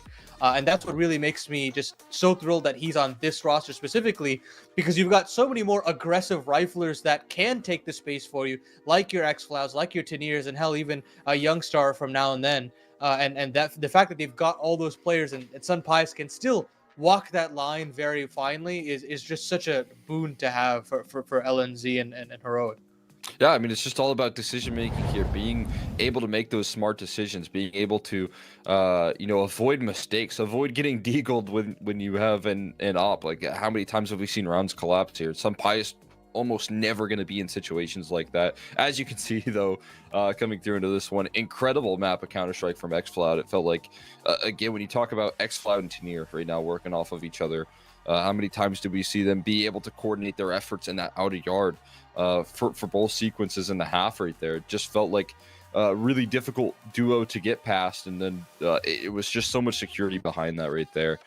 So, I mean, tough matchup for things out of the gates here for BC Game. You kind of look at the way that they answer back, and I definitely think there's ways in the series. Again, I'm kind of surprised with the direction that Heroic went in terms of their map pick, leaning in on Anubis, but I think this is still opportunities for Heroic to show what they're able to do here with that old core, and if they're still able to put in this amount of effort into stepping up their map pool, then I do expect Anubis to look good for them as well. Yeah, I'm completely there with you. I mean, look at the game plan that they have on the T side of Train, right? Where you talk about those outer yard executes. I mean, there was so much variation in how they kept going through with those outer yard plays. I mean, you had those deeper smokes where they're looking for gunfights on the anti-eco, and then how they throw those same smokes with an added layer of utility in terms of the Molotovs, in terms of the double flashes as well. I mean, that attention to detail makes me so excited for Anubis now moving forward, where this, I think, is another one of those maps where when they were that set Sangal core, I think they garnered a lot of chemistry on this map specifically, and how they like to play mid rounds on the T side. And I think Sun Pius has really come into his own on this map, especially. This is also where we've seen some crazy highlights from Tenier when he first debuted on this team. So you've already got a lot of win cons that are in your favor, regardless of what they've done on this map in the past.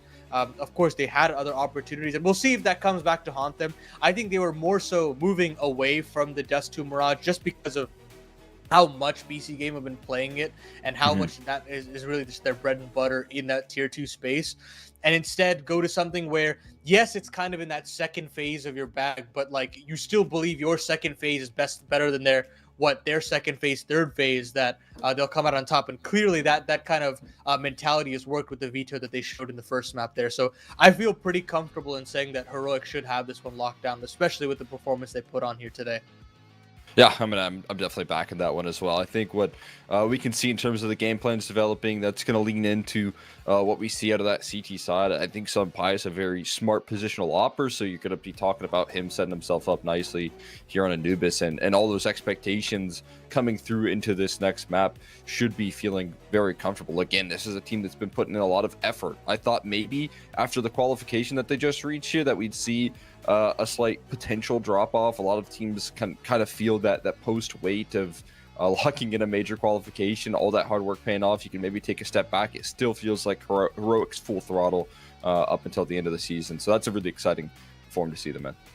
Oh yeah, and I mean, how valuable would it be to get 75 grand in your pocket and a nice little VRS bump? I mean, it'd be fantastic, right? So I'm looking forward to seeing how deep they can go in this tournament, and I'll definitely be excited to pick the brains of one of those players if we do get that winner's interview, to see where their head's at, especially in this kind of time. I think that's one of those types of things that it's difficult to grapple with as a player when you've got such a ripe opportunity, but I think taking it game by game with the kind of series of events that they've got ahead of them.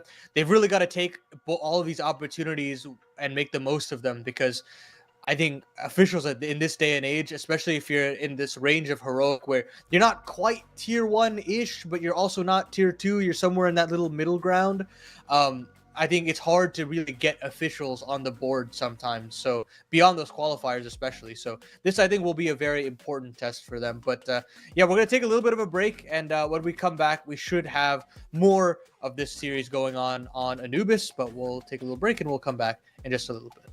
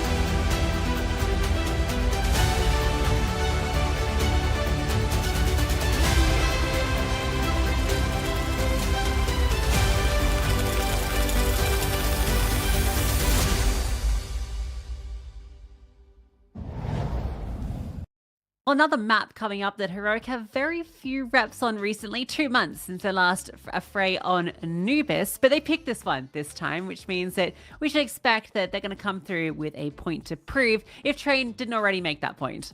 As Paladin said, the core of this team has a lot of chemistry on this map. T-sides in particular, when it comes to mid-rounding, are LNZ's wheelhouse. Yeah, they'll start on CT side, but I don't think it will affect them that much, especially when you've got the aggressive players like Tanir, like xCloud that can just go on a rampage. xCloud was normally the highest rated performer when this core was Sangao on Anubis, and then Ancient used to be between him and Jota. They used to fight for that control. So the fact that you've got that, the fact that you've got xCloud dropping over 120 ADR on map 1, it sets us up perfectly for Heroic to take this in 2. Yeah, I mean, I will say at least the BC game historically has been a very strong map for them. I know, earlier in the year throughout the CCT runs, it was pretty much always a guarantee when it was picked against them or when it was a decider. So it's only kind of been recently, the last month or two, that there's been some more struggles on this map. And some good signs. Nork looked to be in good form. He was finding some good impact with his shots. And we know that Anubis is a map that the AWP can be quite influential on. So that's a positive sign for them. We saw Cypher finding a lot of aggressive openers. It was a bit of hit or miss, but the ones he did find were able to get them the few rounds they got on that T side. So if he can continue to find this space, even if it's not every round, what he's doing a lot of the time will result in success for the round. It's just if he has to find success on that opening kill or not, that is the question. That's the volatility of Cypher. He's such a player that wants to be aggressive, he wants to be proactive and take this space, but it doesn't always pan out. And more often than not, it can leave you in a 4v5 very early. And if it works, and that's fantastic. But I want to say like 50% of the time it doesn't work. And that's something you can't really rely on too much if you're BC game. You got to be playing better fundamental Counter-Strike, because Heroic were playing superior fundamental Counter-Strike, and then adding in the layers as Paladin broke down on that death segment. The amount of utility, the layering of it from both CT and T side was exceptional.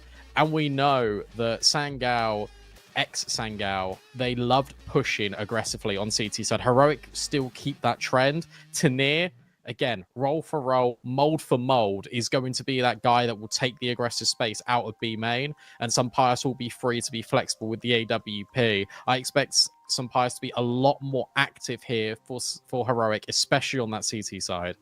Yeah, it's really cool getting to see Heroic play some of these maps that they didn't have to whip out during the MLQ because they had such a quick run. We're really getting to see what they've been working towards, because for Heroic, they have a lot of expectations now. They've qualified so cleanly through to the majors, the team that went through a complete rebuild, right? The amount of times that this roster has had to rebuild. And I think coming into an event like this is all about building momentum going into that major run later in the season. So they come into this event probably expecting to be the favorites, and I think many people would look at them as the favorites overall. And so they really want to come through with a convincing victory here against BC Game. BC Game always do it the hard way, though. We've spoken about this before. They always sometimes go a map down, and then they have to have this unbelievable comeback story. Maybe it kickstarts on Anubis, and as you said, they do play good Anubis. Like, their Anubis is quite strong. The danger is the fact that Heroic have picked it, because the fact that they picked it, the fact that they've not played it in ages as well, it's like they've got a plan. And now for Nexa, you think Train should have been a guarantee, and it isn't. Now for Anubis, you might have to reinvent yourself on the fly, because if what you do immediately gets countered and immediately gets shut down, what is your plan B? What is your plan C if you even need it? And that's the worry, because you're working it out in real time, and Heroic can just keep building up these rounds. We're looking at 4, 5 at a premium on CT side. If they get that, and hey, if they get even more, that's where you start to really get worried for BC Game.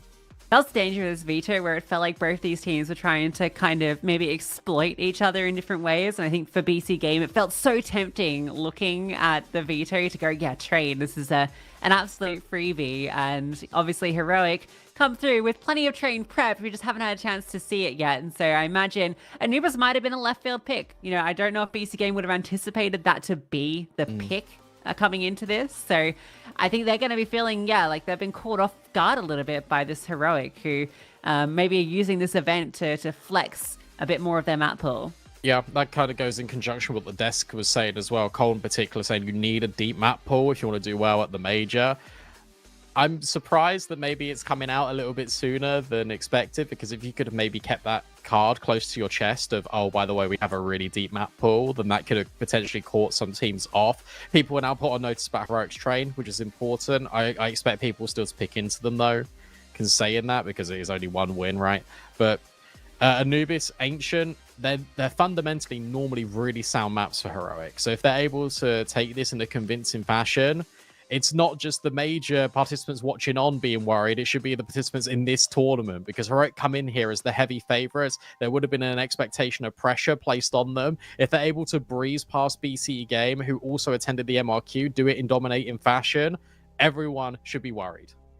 Yeah, and considering the next matchup they would have is Bait, who, as fantastic as their run through the MRQ was, I'm not sure their game early was that convincing. And I think Heroic, if they are watching on with that, they're thinking, all right, we get through BC Game, we've got a pretty good run into the upper bracket, the upper finals. So yeah, I think they're going to have a lot of confidence coming into this event in general, and that's really important. This, I think, event for a lot of these teams is a big confidence booster, because it's a mix of teams that feel like they're at like a huge high, teams like Bait, like Heroic, and then there's teams that kind of feel like they're in a lull and they're looking for that bounce back, which is teams like BC Game, teams like Partisan.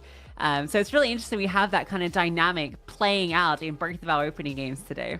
Yeah, it is very true. And I think what's interesting is it will probably set you up quite a lot if one of these teams go on to do so successfully here at the global finals, especially where you've been invited based off VRS. You've been invited because of your performances as well in the main online series that have sort of led up to this, because they all earn VRS points. They all earn prize money as well. 75,000 up top is a really big sort of boost to everyone's VRS score. The fact that it's 75,000 is so top heavy when it comes to this prize distribution. First means a lot more than second for both instances now, not only for bragging rights, but also for VRS and prize money. Yeah, not to mention the standings of all these teams, right? We've got multiple top 30 teams and teams just on the precipice looking to burst through. But enough about all of that. Let's get into our second map of our second series, Heroic. One map up in this best of 3 versus BC Game. Going to Anubis, BC Game, of course, choosing the T side. Fast play through middle, potentially.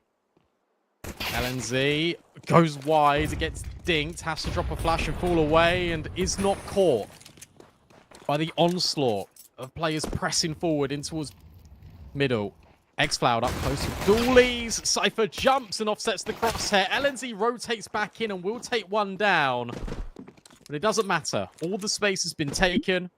A main also secured by BC Game. It's going to be a really tricky retake for Heroic. Very tricky. It's a late play from Tania. He's not really one that opens this up. It's meant to be the players in middle, but with that smoke on camera, there's so few opportunities for them to get going. Time is going to be an issue. Yeah, I think you've got 2 sets of armor. You've got a smoke, an incendiary. Hold on to these, force into the next. That seems to be the call for Heroic. Yeah, and it looks a little bit far-fetched when you see 4v3 on a pistol, but no damage to the Kevlar means that you can also just upgrade for 350 if you want to force in. Okay, a couple of kills here or there. And you will force based off this save. So Youngster will get the FAMAS out. Tania will grab one as well. It will look a lot more convincing than what it could have been if they went in and just died.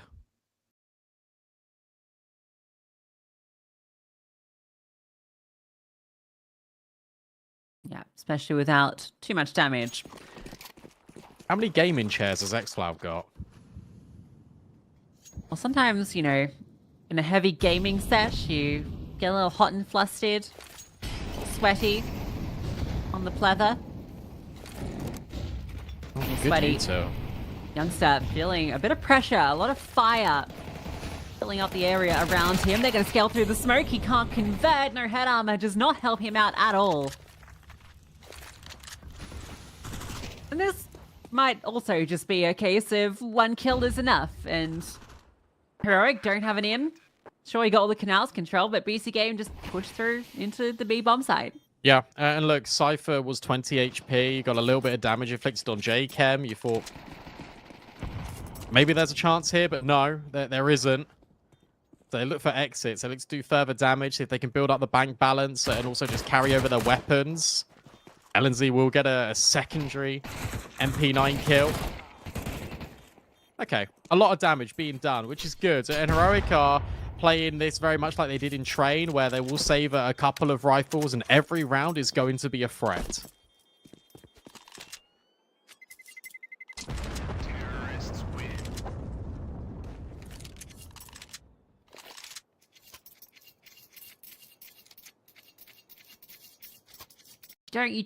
Do you fall back here? Yeah. Maybe you do. I think so. The 2 players stayed alive for you, 2 players stayed alive for BC Game, and you got a number of SMG kills.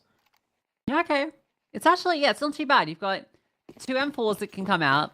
You obviously save that Galil, and yeah, Xflower goes a little wanting. Utility kind of lacking, but still.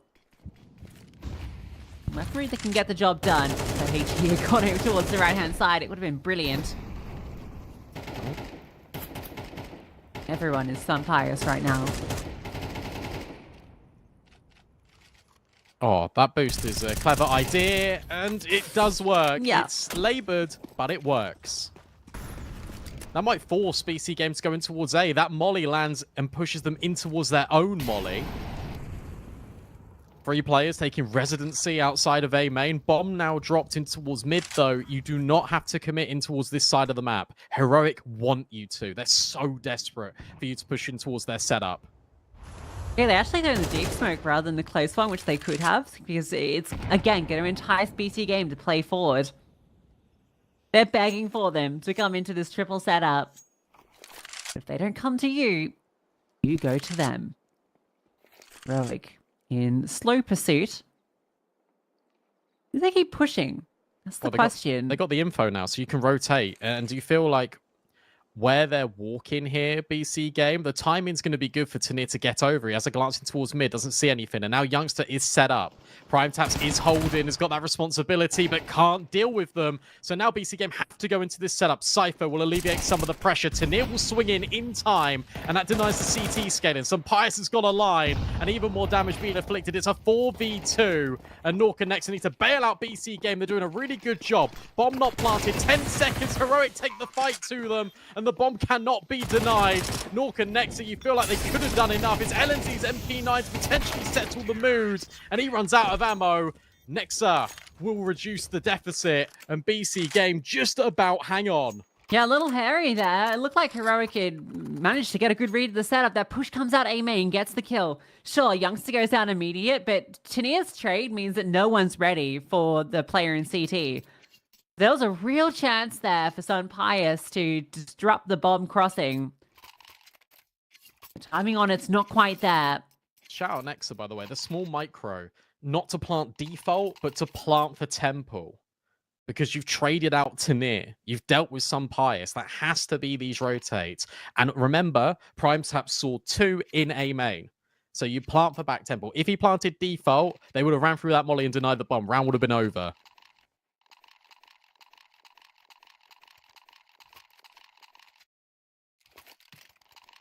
Well, they're still putting pennies to the table. Never completely out of it. Lost bonus is at full. Pius thinks I don't need an AWP. I'll go an M4 this round. Maybe that can be the difference maker. He changes his mind on which M4 he wants as well. They've had a lot of very close rounds, so they know. They just need that one to break through. Again at A. Oh no, very aggressive on the AWP line. But smoke will land in his face. Again, there's a triple setup on this side.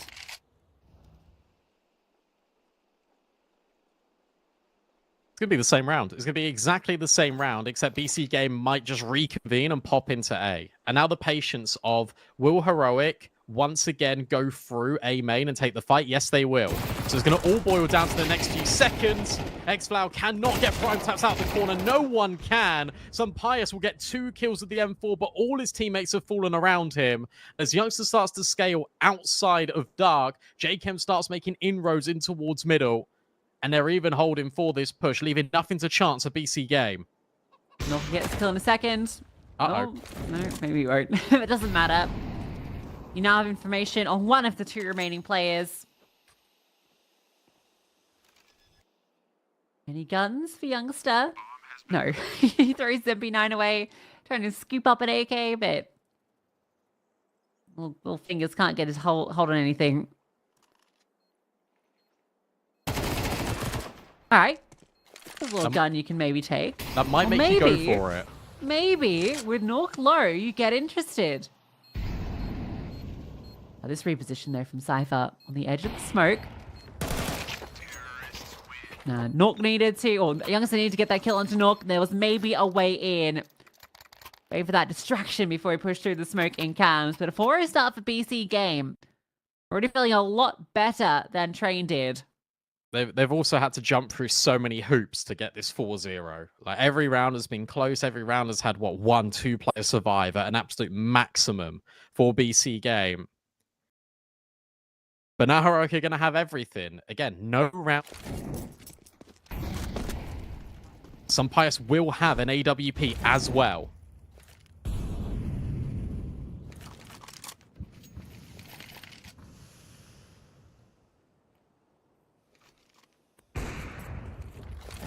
Find success immediately. Nork goes down. Pius not done yet. Takes out another. He's looking for more. Oh, and he gets it too. Pius takes this round into his own hands.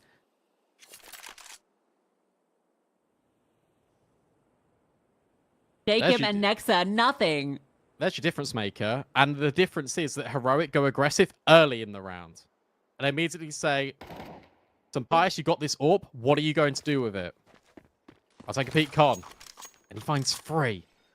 Jake came in towards middle. They don't really care. Pius has collected all of the other bodies of BC game. He's on for it. Don't know if Jacob will give him the liberties of it.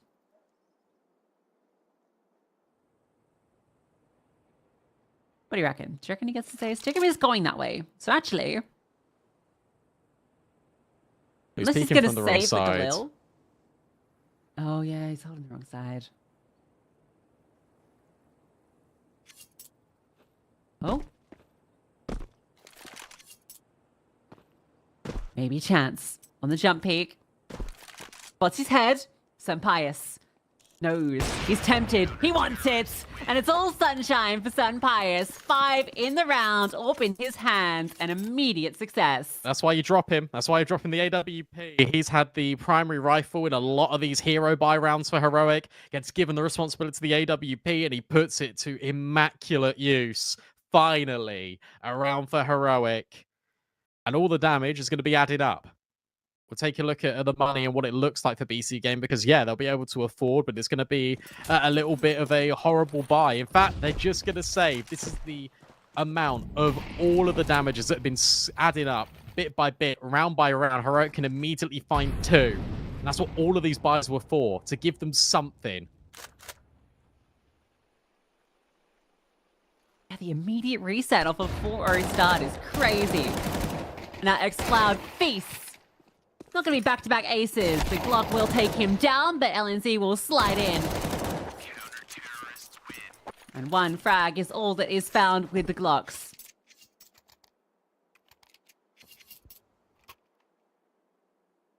And even now, this buy is still not going to be great. They're not going to have all the utility. And if you're PC game, you've been playing patient, you've been playing quite methodical, but you haven't been able to deal with all of Heroic's tricky antics through extremity pushes. And that means you're going to have to leave players just on the outskirts of maps. Your default is going to have to be played out extremely slowly to try and catch these players. And Tanir will just take the fight to you. Between him and Pius, they're able to get a 2-for-1. Advantage still with Heroic. That's the bomb spotted too.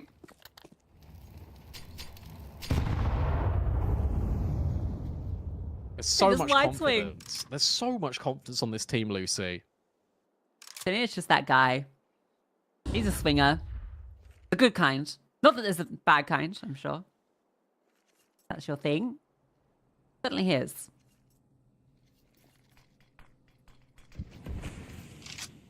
Alright, so Nork's taking the bomb over towards A.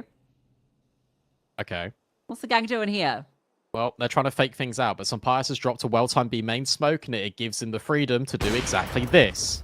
Easy kill, and he backs out in case there's a trade opportunity. There isn't, and he can now reposition to be with his rifler. And Youngster just makes it look so easy. Yeah, they might rotate off. This could be a bomb plant. Let's walk through. Oh no, they're moving back. Yeah, you got to take that timing, I feel. Cypher would have walked through. And now because you've waited in that smoke, I think your ability to get this sneaky bomb plant is completely denied. X-Flag will spot, and Z can swing. Okay. No, tap on it for the fight, and we'll find it, but not the outcome he hoped for. Easy as pie. Even the molly, just the little bits. No bomb allowed.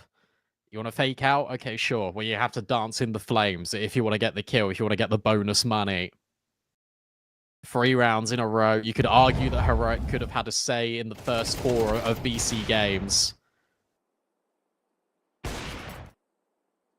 And I love the decision to get aggressive again because it still spins back into this narrative of BC game now have to figure out how to deal with this. And this is the moment that Heroic can just immediately withdraw and just play passive. They're keeping them guessing. How do we get a saw cam? Camera shy, maybe. Actually, Heroic should just get Sneaky Beaky as their 6th player. That'd be great. Just have Big Tom just doing some little faces and encouragement in the corner. Is he watch partying? We could Probably definitely is. we could definitely talk to, I think, behind the scenes to get that sorted out. All right, that's one way to get the opener. Just spam through the smoke top mid. This is just the pistols anyway.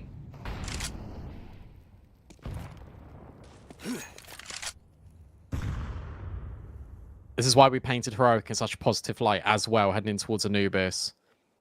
We said 4-5 would be brilliant. It feels like they're chipping up to get this 4th round right now. Shadow spotted by X-Cloud means he's dropped his nade at a different trajectory.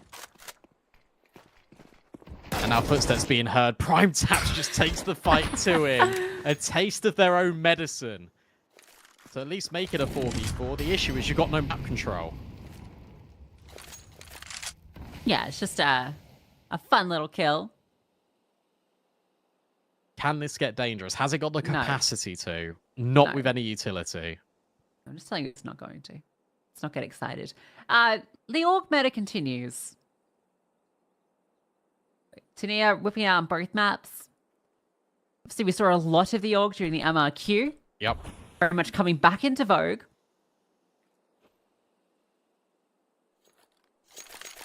I just wish we didn't have to choose in our loadout only 5 rifles. Can't have the scouts, the AWP, Oh, FAMAS, 2 Wait. M4s, hang on. an AUG, an auto sniper. No, it's fine. Oh, next time, nice shot. Hang on. This is getting a little sweaty. Okay, LNZ alleviates. Okay, prime tap. Soul, that was the chance. Some Pius doesn't want to risk it, and with the bomb not in his hands, no time. Prime Taps at least picks up an M4, so even though he won't get any loss bonus, he will have a rifle. Does get a little bit touch and go, but LNZ will stabilize. If he loses his life or on towards camera, it's round on for BC game. As Nexa finds this kill as well and just suffocates the rotate. Some great shots in there for BC game. Just letting Heroic know that they are still present on the server.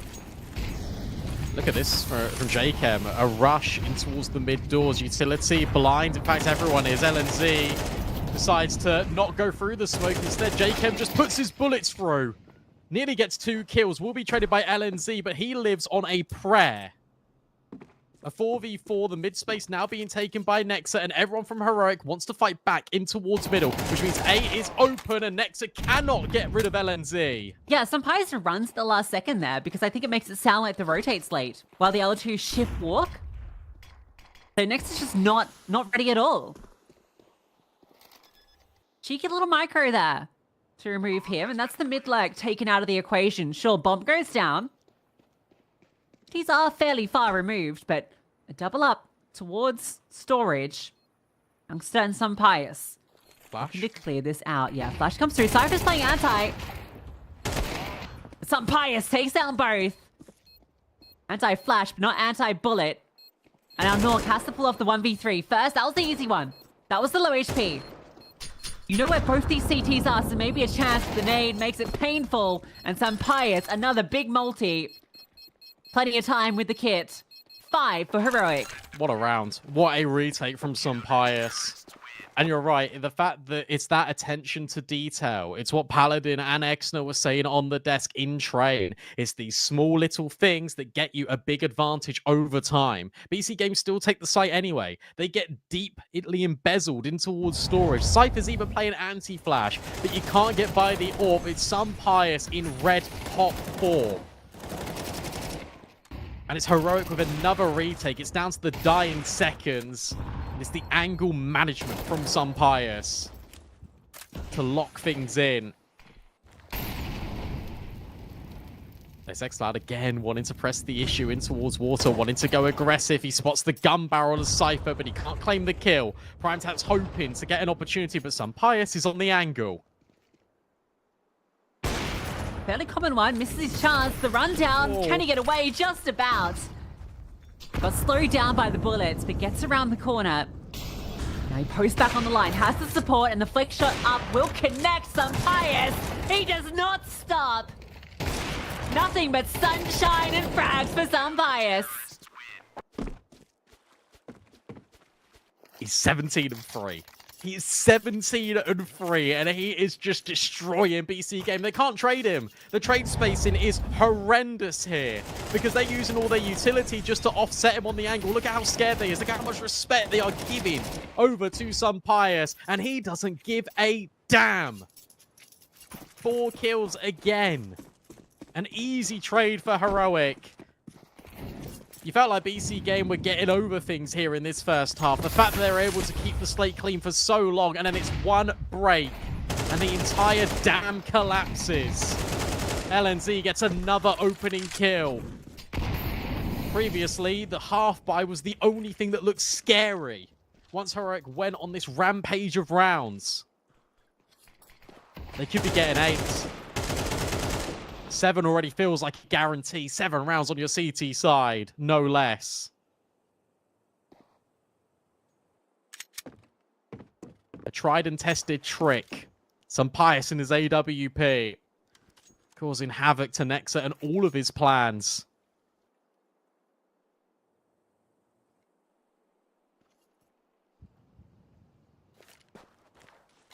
You've still got 2 riflers to deal with here. The smoke lands at an annoying time. They're going to burst through it, and LNZ. Beautiful little transfer onto Nork's head.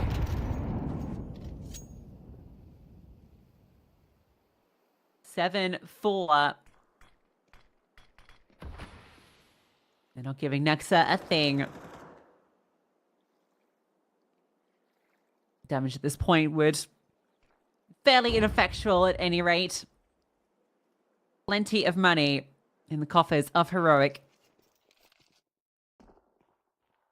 They've tried so much variation as well, right? Like, they've had these slow rounds that they tried to prevent Heroic from getting these kills. Even in that previous round where they walk into some Pious, they knock him off the AWP line. They're trying to chase him down. He's playing so aggro.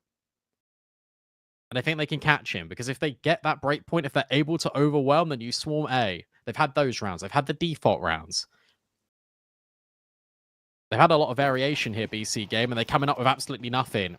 And this was the danger, and this was what we proposed in this first half. What does the backup plan look like? It might have to just be an execute. It might have to be, again, another advantage towards middle. Remember, Jacob got this opener here. He tries his same luck, and LNZ is wise to it. Amoli doesn't push him in towards middle. It pushes him back in towards site. And meanwhile, look at the reaction. Some Pious to near, get B. All the info here for Heroic. Yeah, Rogue really thought it was going to be a variation and maybe the B finish instead. So they start a 3rd player over there, the AWP in place. Jacob tries to get that space in towards camera, and it's closed shut immediately. And off the back of that, they're too afraid to commit through. They lose a second in mid. Half of the pincer gets cut down. Tanir's got them. Like, Tanir's got them, surely. on this angle, holding for the push. Oh. Not quite, but he's just gonna block them off. He's just gonna be annoying. Okay. Annoyance dealt with. Fly swatted away. And remember, 2 players are low for Heroic. One of those low players, Youngster, close by in middle, to try and catch a timing. BC game. Where do they want to go? They thought about going towards B, but no, they're going to go back towards Youngster. Can he get anything from this position? Yes. Oh, he can get a little bit more. Low HP doesn't matter. All now onto Cypher. And no matter where he goes, it's trouble. And he's chosen the site with Sun Pius. Holding the line, sees that jiggle and confirms the kill. 8-4, a CT half to write home about. And next time even DC'd. That actually was the wrong decision on all accounts. Obviously, he doesn't know that, but it was going to be a 1v1 either way. Sun Pius is loving life. 19-3. Cannot get by this AWP who's been so dynamic, who has been everywhere. And Heroic, you honestly feel like 8-4, fantastic. Could have had more. Could have had way more rounds. This got so close for BC game. But where they're overcoming them, you think maybe they can get something out of this? No. In fact, the first 4 rounds was the only 4 rounds they were able to claim.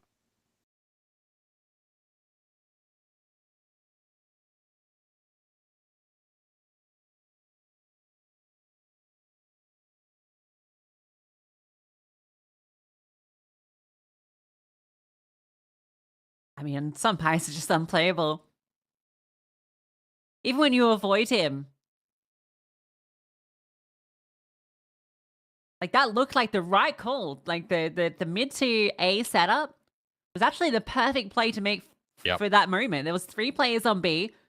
Sure, Heroic do go for that push out from B main. They get that info. But at that stage, mid was completely in control of the BC game. The fact that Youngster gets the kill and he wide swings on them in mid. That's he takes the crazy. fight to them. But that's just CS2 in a nutshell. And it's, again, these small little micro details that Heroic are exploiting to their full advantage. Spoke about it on map 1 with the double layering of U2 on both CT and T side. We've already seen the example of giving away audio as a disguise to set up your players that are just contact walking. And here, just a simple wide swing to knock players off further when you're on low HP. The fact that Youngster gets 2 there, you feel like Heroic got the round anyway, but that just guarantees it. That just makes even more further assurances that they walk away with a ridiculous amount of rounds on that CT side. A guy with a skateboard on his shelf, he's definitely going to wide swing you. One groovy customer. Don't see enough skateboarding these days, Brandon. No, we don't. That's just something I observed Lucy. recently. You know, because like I remember, you know, back in the day, Tony Hawk's Pro Skater, that was all the rage. Everyone was skating. It was radical. We used to have like a mountain board. It was that weird. big It was one. like, yeah, it was like a communal, like street mountain board. I think like all the kids just shared it, and we used to like take it up this big hill and then just ride down on Say it. what No, mountains you got in Britain? no, well, like none. It was just this bit. We called it the red path because it was just such a deep incline, and if you fell off, like it was gonna hurt. Oh, but so none it's of- bred but- from the blood. None of us could Children's ride blood. the board properly, so we all just used to sit on it or like all fours and just ride down this big hill. Anyway, we're in the pistol, and BC Game are expectant of mid. The difficult reality that's about to set in for JChem is that he's on his own. That's not nice, is it? No one ever wants to be alone. He's feeling like he's going down a steep hill on a skateboard, but he gets the first kill.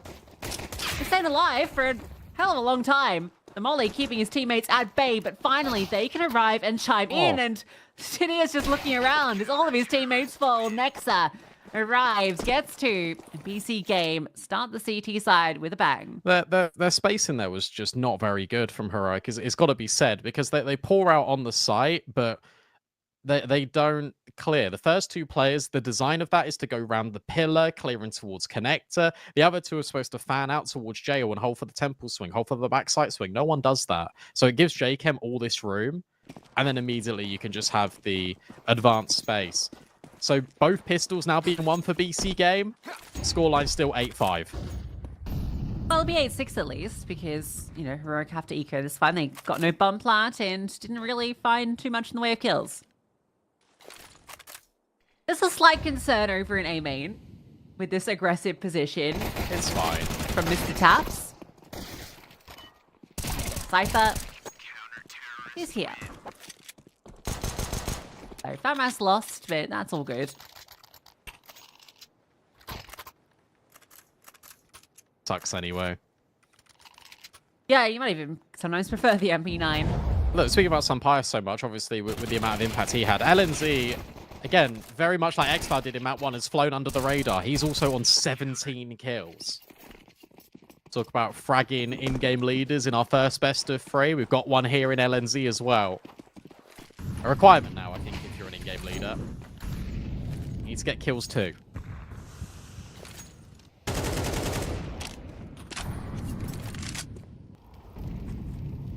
Bit of a default, looking to pressure a bit more aptly in towards canals. LNZ would love to go through this smoke, but he might be walking straight into his death. MP9, flashbang's good, Ooh. and the molly setup as well traps J-Chem in. Yeah, D-Flash comes through from Sun Pius over at stairs. Perfectly timed. Everything there works out to a T. Sun Pius catches Cypher on the crawl. Xcloud could have been caught off if Sun Pius wasn't watching that, so very aware. He doesn't extend out from Dark, so Nexa just goes hunting. Knows the tier is out main as well, so smokes that off. Heroic still look like they want to pincer onto this bomb site. Nexa parks up. He won't be spotted on this push out, so this might be false info for BC game. They will clear this. Nexa will clear this. Oh, but the timing. Youngster takes down one, and that's enough. You immediately go off this. Yeah. You know you've got to Nexa's fight in there. dark, and you win that fight. Oh dear. Nexa had the right idea. He really did. But it's that timing, as you said. The fact that Youngster's able just to pivot on that angle. It's the internal timer. And also it's probably the comms as well from Heroic. We hear nothing B main. They haven't dropped any further utility. Careful. They could push for water control. It's so important Youngster gets that kill. It sets them up for the success, Heroic. And once again, they get their guns out. And they're able to win immediately.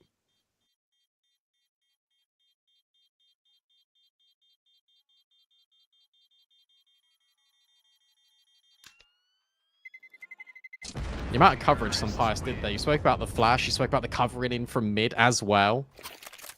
And it enables Xflower to get off that molly at door so there isn't a trade. There isn't an opportunity for someone to come and bail out Cypher. Again, it's that Cypher overextension, thinking he's got to make a play, thinking he needs to have that time in. And it just doesn't work. I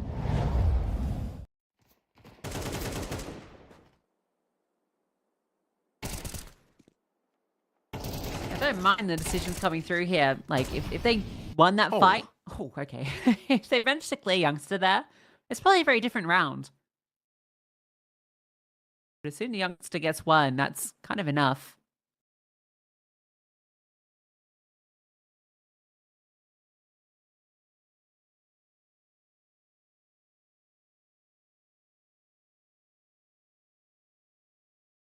A good T round to get things started for Heroic in the second half. All rifles still afforded by BC game. Oh, this is the classic. Mid-mollies to put pressure on, and then you just take the space immediately off the back of it. Cypher has to immediately vacate. They give so much room to Heroic. They threw a stairs smoke to try and distract, and it's allowed them to push out B main, but Tania has the full read on this. Okay. Trap goes the other way. He wants to fight this still. Yeah.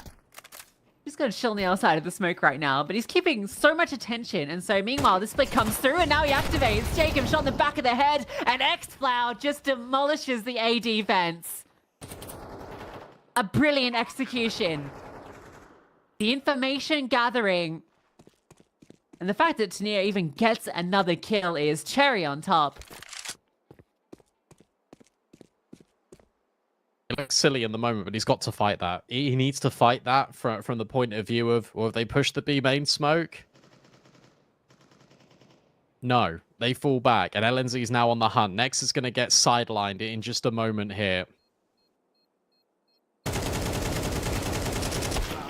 Never mind. That's my fragging, IGL. Yep, that's laboured as anything else. That's like watching my POV and face it. Yeah, sometimes you just gotta tap, as Tania has shown. It's not all about the spray.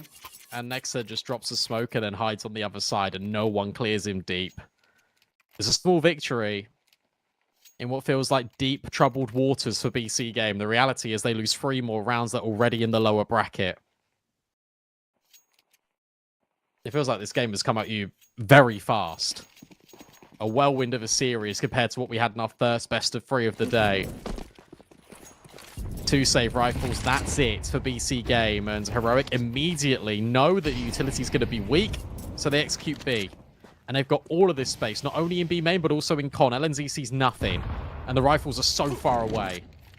He does 75 to Cypher in middle 2. Yeah, okay. There was only this... Excuse me. Just taps him through the smoke. Sums up the game, really, doesn't it? LNZ is looking to overtake Sun Pius.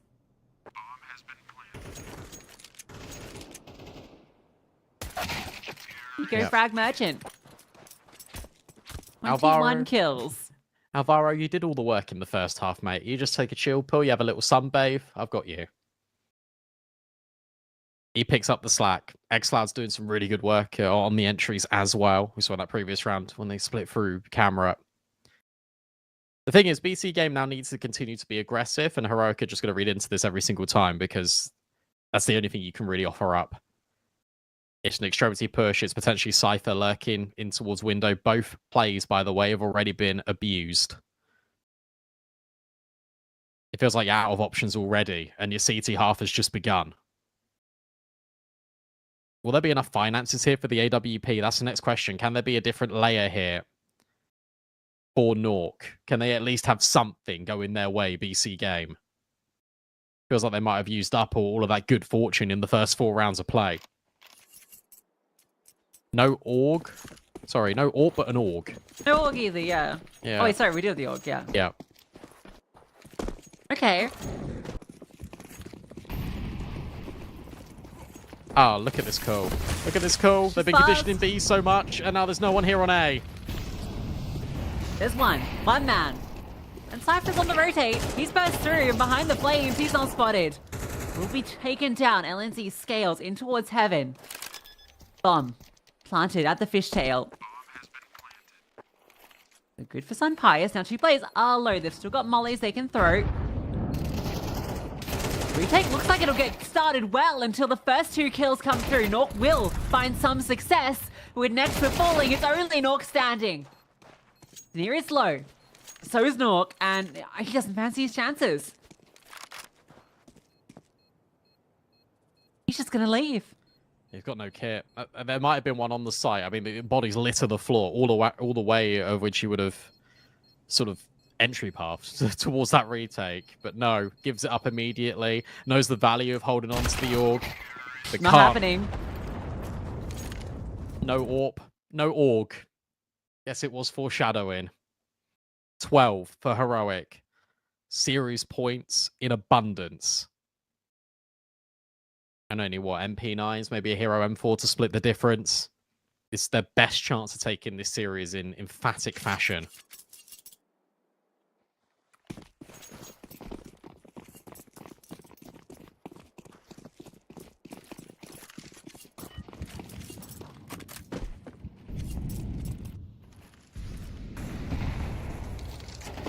Brilliant T-side calling from LNZ. The pace changes that have just really caught BC Game off guard. And when you don't think they're going to throw another fast one in, they do, just on the other side of the map. It has been expertly crafted by LNZ. This is why Anubis was the danger. This is why Heroic have picked into this. They didn't need to, they wanted to.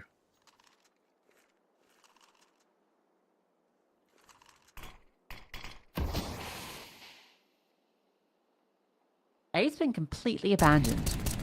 We've got a double mid, triple B set up. It's a gamble from BC Game.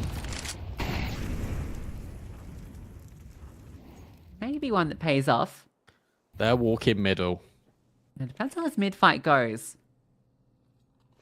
LNZ is just gonna little lurk. Exarch finds his.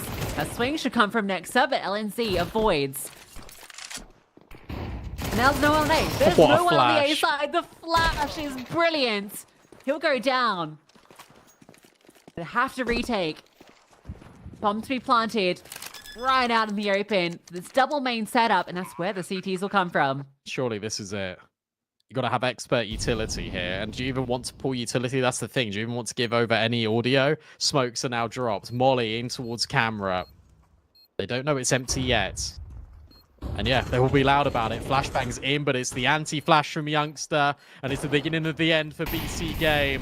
The Molly will unsettle him. Nexa will not get by. Both Tanir and Youngster. Heroic 2-0. And that was a statement piece. Yeah, Sunbias looks down the camera, and yeah, that's a massive performance from him, from LNZ. They ran over BC Game here on Anubis. It was a complete wipeout. 2 maps that we haven't really seen from Heroic in the last couple of months, but they bring them out, and they look brilliant on both. Yeah, they really do. And now we have to hand over to Paladin and Exeter to break down that Anubis. Oof, man. I mean, yes, you get the Sunpius masterclass on the defense, but on the offense as well, just beautiful calling there from LNC and just throughout that competition. I mean, if you talk about it from a macro perspective of weaving a narrative through all of these rounds and basically conditioning the opponent and making sure that they feel uncomfortable on both sides of the map, really just made Nexa's life a living hell, having to call these crazy gambles. And even when the gambles come to fruition, they still get worked by single players on specific positions that all you can do is just throw the towel in, because you're just going to get absolutely rinsed anywhere you go. Yeah, I mean, it looked just so unbelievably difficult to play against in that second half right there. If you're talking about the extremity positions and just little small details that they were able to thread in. I mean, you talked about the way that they were able to work that B site, even if it was solo extremity players and there was aggressors, multiple of them chasing them down, it always felt like somehow we were watching Heroic come out on top of these duels. You look at like Tanir on that B site, getting Jacob, LNZ towards E-Box doing the same thing. They just come up with these little moves that are so cool in the micro sense, but then it makes huge advantages for the calling and for the way that the CTs stack their resources. I mean, it's long rotations on this map, so if you're able to find the weaknesses on any side of the map, if you're able to create that information for your team, it's immediately going to give you a massive advantage. And we saw that from the extremity players in a big way. Made the game look incredibly comfortable for themselves throughout the entire series. And I mean, I think the biggest strong suit about that is, again, I don't think these are necessarily two of the strongest maps here in Heroic's pool right now. Yeah, I'll be very curious to see how Heroic are approaching this tournament as a whole once we do get that interview, which will come sooner rather than later, I'd like to think. But yeah, I think when we look back at the replays, you'll kind of see a lot of these big highlight moments in terms of like just multi-kills out of anchors on the CT side. But just the attention to aggression throughout this defense was also super exciting. It's something that Brandon touched upon before we hopped in the game, and something that I think that we should have talked about a little bit more. But you got to see it firsthand, where you've got this double setup that would come out of B main with Sun Pius and an extra rifler, whoever the anchor was on that specific bomb site. And as soon as they swing out, even if they don't find a shot through, they can always scamper back and kind of goad the oncoming T to be baited into the op scope. And whether or not Sunbias would hit the shot or not, I mean, obviously, more times than not, with the scoreline that he had, he did hit the shot. But that being said, I mean, even if he didn't, you would always have the information flowing. The rotations were always constant.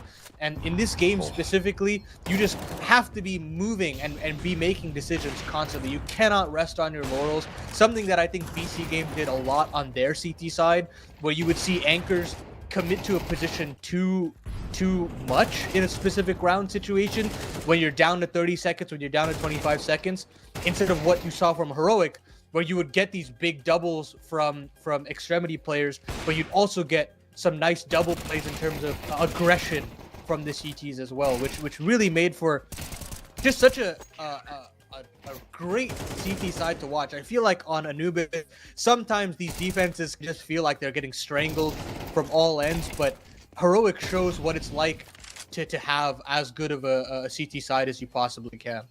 Yeah, they put that on full display, and again, it comes through out of such a powerful liftoff as well. I mean, the way that they get on the board here after so many close rounds is Sampaius mopping them up with the AWP. The opening picks that he was able to provide, the aggression that he's able to thread in here, absolutely massive. And then again, you talk about like the availability of him to position himself so effectively in some of these rounds. The 4K that he got on that A site that we saw not too long ago, these sort of big moments that he comes through is just incredible. And that's all, again, the way that he gives himself so many chances to work on with that AWP. Anubis is a prime example of how that can really come through into full fruition. Operas that are good at finding themselves in early aggressive duels, then falling back into more passive lines, are going to just thrive on this map here. And that's the specialty of Sampaius, is we see that in this this map right there all the way through.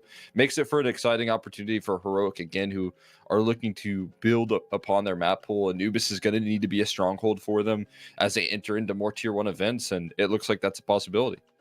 Yeah, I think about the Sampaius op a little bit more, and the retakes that he had as well, where I think he pulled up on the highlight camera there, where he's flashing a teammate in. We're not going to talk about the actual flash, but that being said, he's still flashing for a teammate to fight there, and he still finds both of the kills, and just so willing to take those retake duels, which is, again, I think there are a lot of operas in this day and age that are willing to shirk away from that fight and save it for another round, but he's still just so confident when he does set his mind to something like that, like a committal retake. He will actually show up there, and I mean, actually, you can see the scoreboard: 36 kills over the series, but most importantly, 10 deaths. That, I mean, HLTV, they're licking their lips in that rating that they're drawing up there, because you're going to have a high number, to say the least. And on the other end, there are a lot of win cons that you can talk about for BC Game, but none of them truly showed up. I mean, we always spoke about how much of an uphill battle that he would have against Sampaius, and he was out-dueled pretty much every step of the way. He was out-rotated, and I don't even think that's to his fault. I think they just played an elite team today, and I hope that we can see a little bit more out of them in that lower bracket. Yeah, I mean, I'm hoping for that as well. And you know, you got to look at the supporting staff around Sampaius as well. There's, 3 other players that have entered into 30 kills in 2 very quick maps for him. So you can see the impact out of the riflers in this roster. And again, that's going to allow Sampaius to shine a little bit brighter alongside it. He definitely brought that to the table. Even Youngster, who had not necessarily the most flashy numbers, we saw big moments from him. A lot of, impactful multi-kills on that CT side. So without question, the player of the match here, and coming through with some big impact. I mean, it's, again, a really promising sign. Looking at the trajectory of this guy's career, having an opportunity to kind of build back here with this Heroic roster has been an excellent chance, and he's taken full advantage of that opportunity. Yeah, I mean, you talk about all the rosters that he's been on since Movie Star Riders, and he's put up great performances every step of the way, and he's been set back in a lot of these positions, even after being dealt some pretty terrible squads, to be completely honest. I mean, you talk about how discombobulated that Falcons team was, and how he was still able to output as much as he possibly could. And when he was removed, I think a lot of people were questioning the Dexter move, saying that why was Sampaius removed in this conversation? He picked himself up by the bootstraps. He went to this Sangal core with Heroic, and he proved himself as that guy. I mean, you could still see that he's got a lot to give in this game, and to be getting the chance to see this guy at a major once again is something that really thrills me. I am really excited to see this team, and him specifically, kind of stamp their authority back into the seed once more, because I think with a couple of teams in this tournament, when I think about like Heroic, when I think about like BetBoom, who showed some really cool stories at the very beginning of the season with Bounty, now have an opportunity to return back to the LAN stage, and this is basically like a great ramp up event for them to really showcase why they are supposed to be feared, and why some of these teams might potentially like have them swept under the radar, and they could be sleeper teams to have a couple of solid runs when the going gets tough. So I'm thrilled to see Senpais a little bit more, and we do have an interview with him shortly, so stick around for that. Yeah, I mean, definitely an exciting story here. This reunion with Saul as well has been really cool to see, kind of getting back into it with a coach that he's been able to win tournaments with, right? So a really cool storyline there. We do have Senpais waiting though here as we are ready to hop on in with an interview with him. Senpais, first of all, want to say congratulations. Great opening win here for you all. Coming off the back of that, very confident 2-0. How you guys feeling to open things up? I think we're feeling great.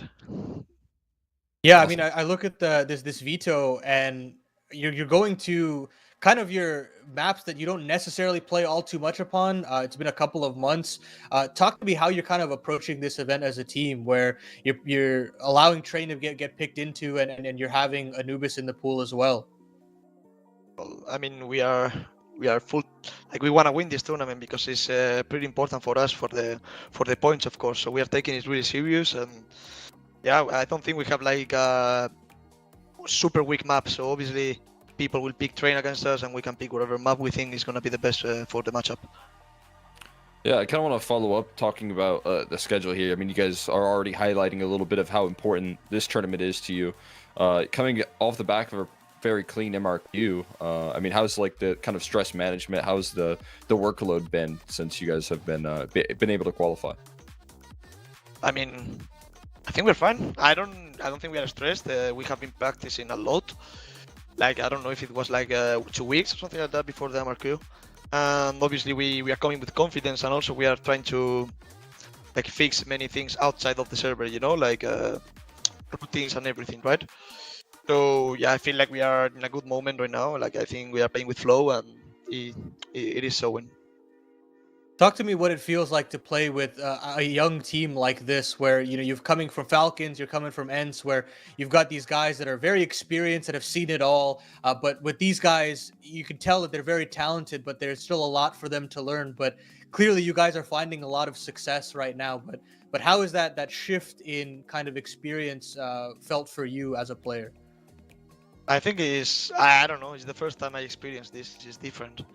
It is sometimes teaching, but you also learn a lot from them because you don't need to teach anything when they are just going out and shooting people, right? Mm-hmm. So I think it's a mix, because I can see also like the hype, or yeah, like the hype they have, the motivation they have to like to reach their dreams, right? So I think it's pretty beautiful, and I'm really happy here. Yeah. I mean, I just have a quick follow up off that, because I kind of talked a little bit about your experience with Saul. I mean, how much input with those younger players does he bring to the table, and kind of building you guys as a team?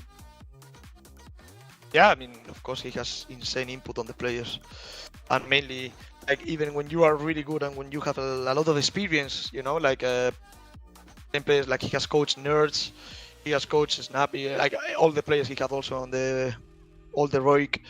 Like I am sure they all learned a lot from So. He's just a really good coach, and he can make you be a better person, a better player, no matter how good you are already. Well, we don't want to keep you here for too much longer, Senpais. Congratulations again, and best of luck in the rest of the tournament. Yeah, thank you so much. See you. Well, That was it's very insightful there. It's always interesting to hear what he brings to the table there. Again, a player that we've been so hyped to watch build into this roster. We were, cheering him on as he was landing those shots, because again, it's very cool to see him build up from kind of a recovery period, not as like a personal performance, but from a team performance and his expectations from that Falcons roster. So it's good to see him build back here and into this team. Yeah, it's clear that there was always going to be that build back period for him, no matter where he went. And I think it's really cool that he did take a chance on this team, because there was a lot of offers all across the shop, and he chose to go towards this direction.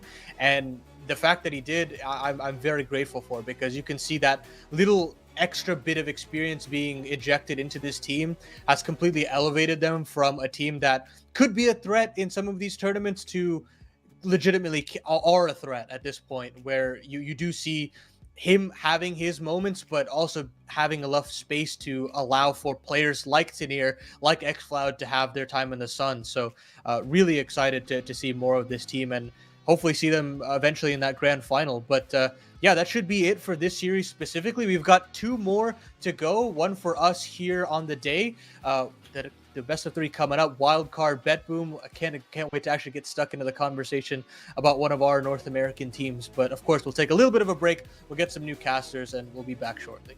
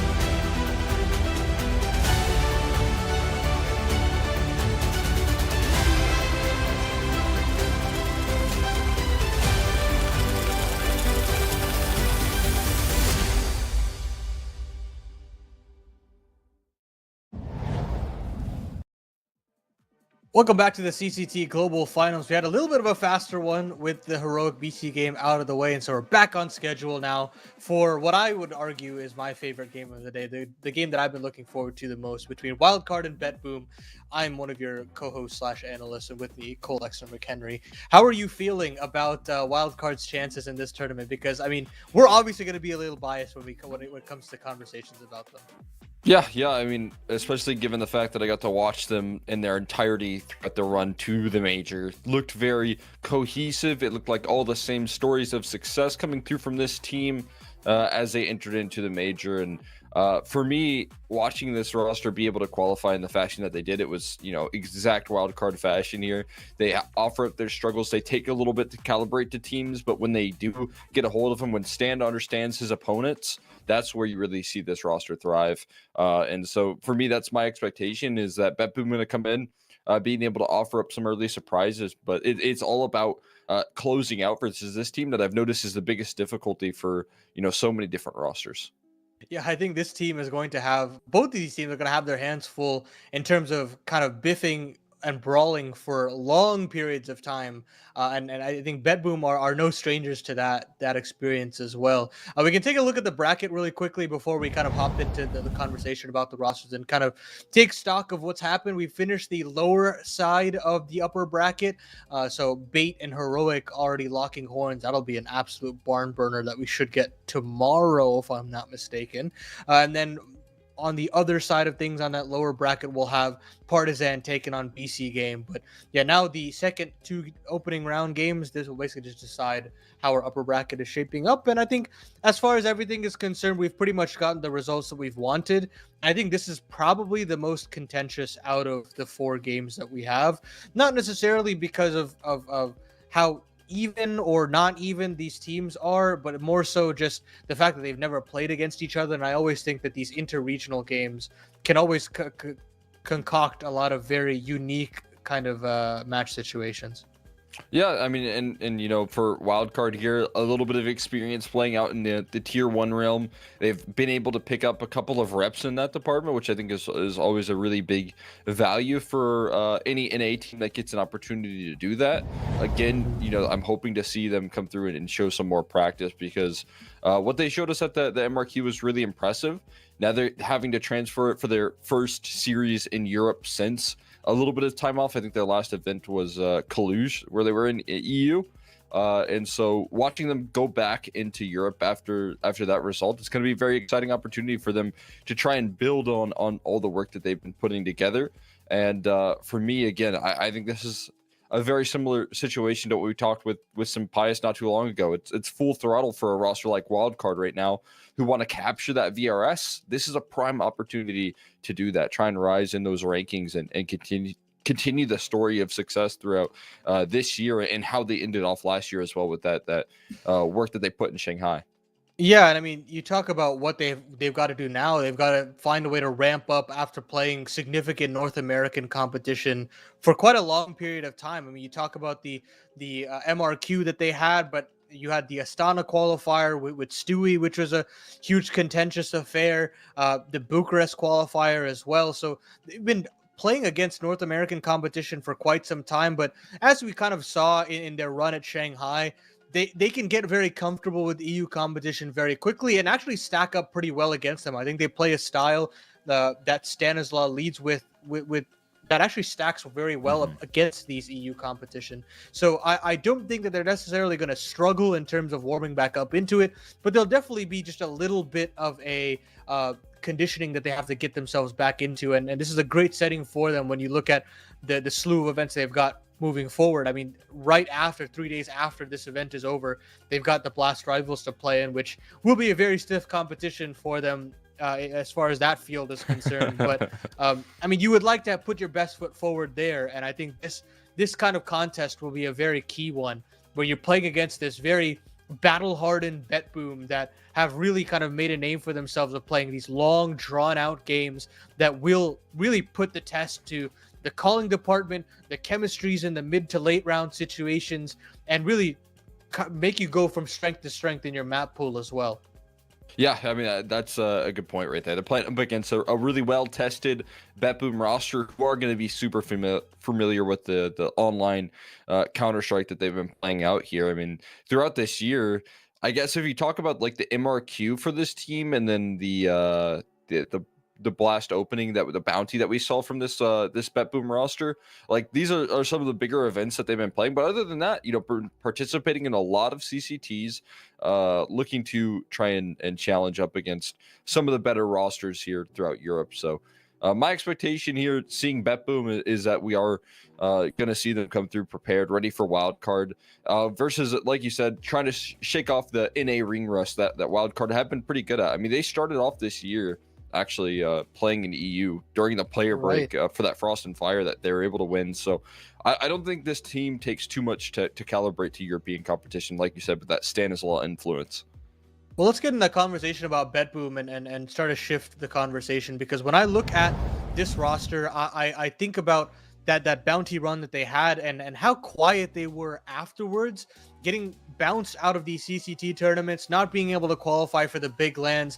It really set this team back, I'd like to think, and I actually didn't expect much out of them for the MRQ. There's a certain level of like this je ne sais quoi that I don't have out of this team, where like I know.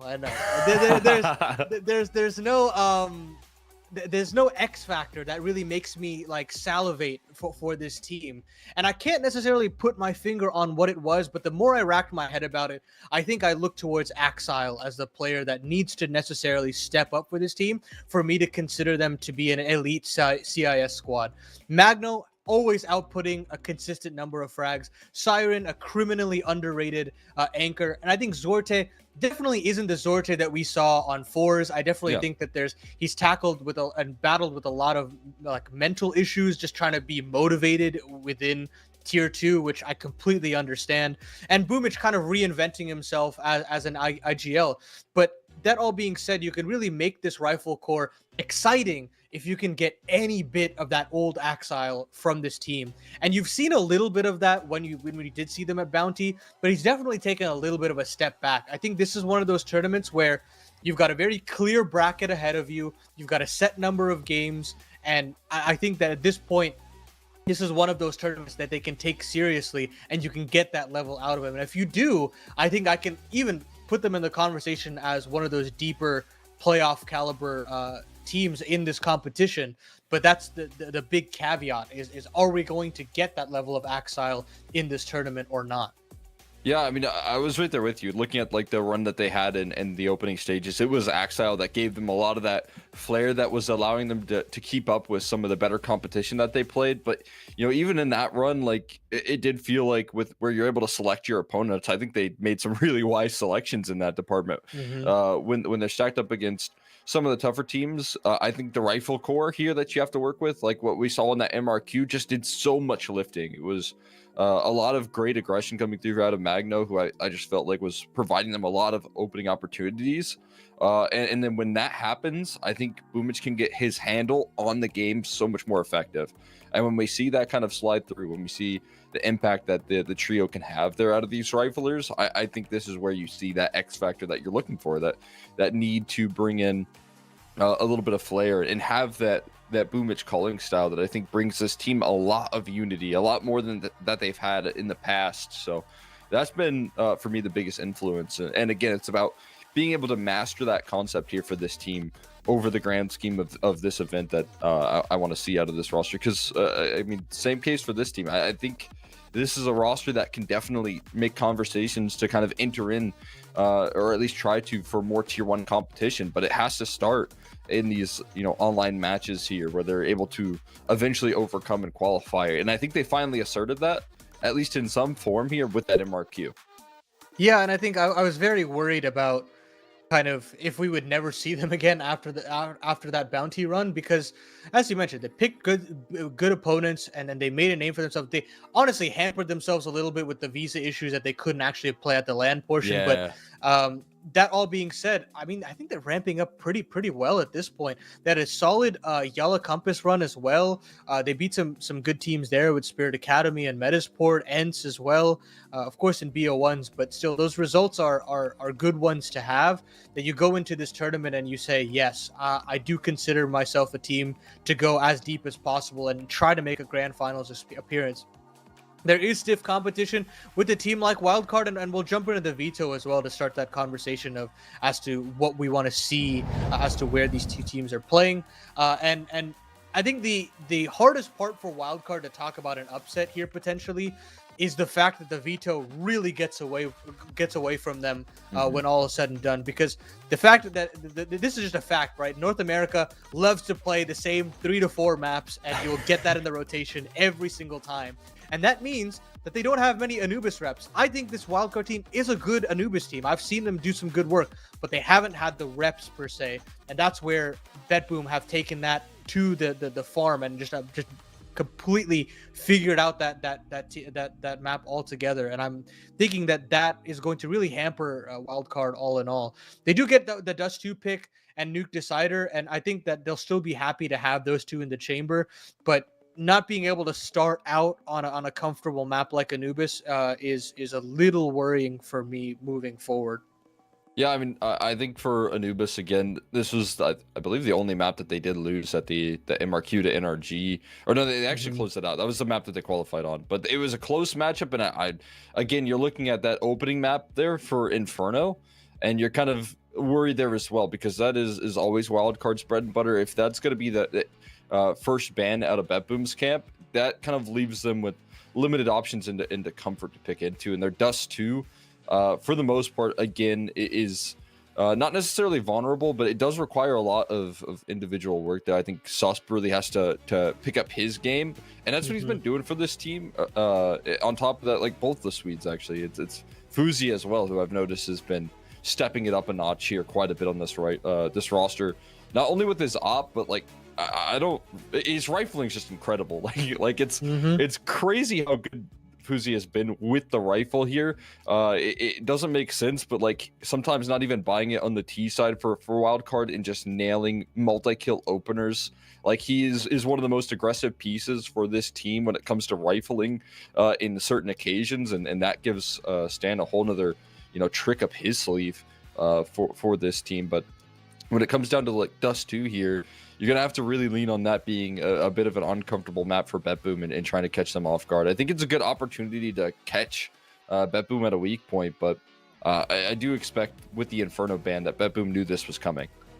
Yeah, and I always still feel it when I look at this rifle core. Yes, if you have Axile shooting heads, that game is done. I mean, in some senses, right? Where you think about just the rifle core potential of these guys that have been grinding, and they've played a lot of Dust 2 recently, but of course, the win percentage not necessarily there. This is the head-to-head that I've picked out here between Sonic and Magno. Kind of these front pieces in terms of they will be taking a lot of the star-ish roles on certain maps, and I think that if both of these teams require that extra piece to kind of go over in terms of the rifle cores, it's got to be these two guys.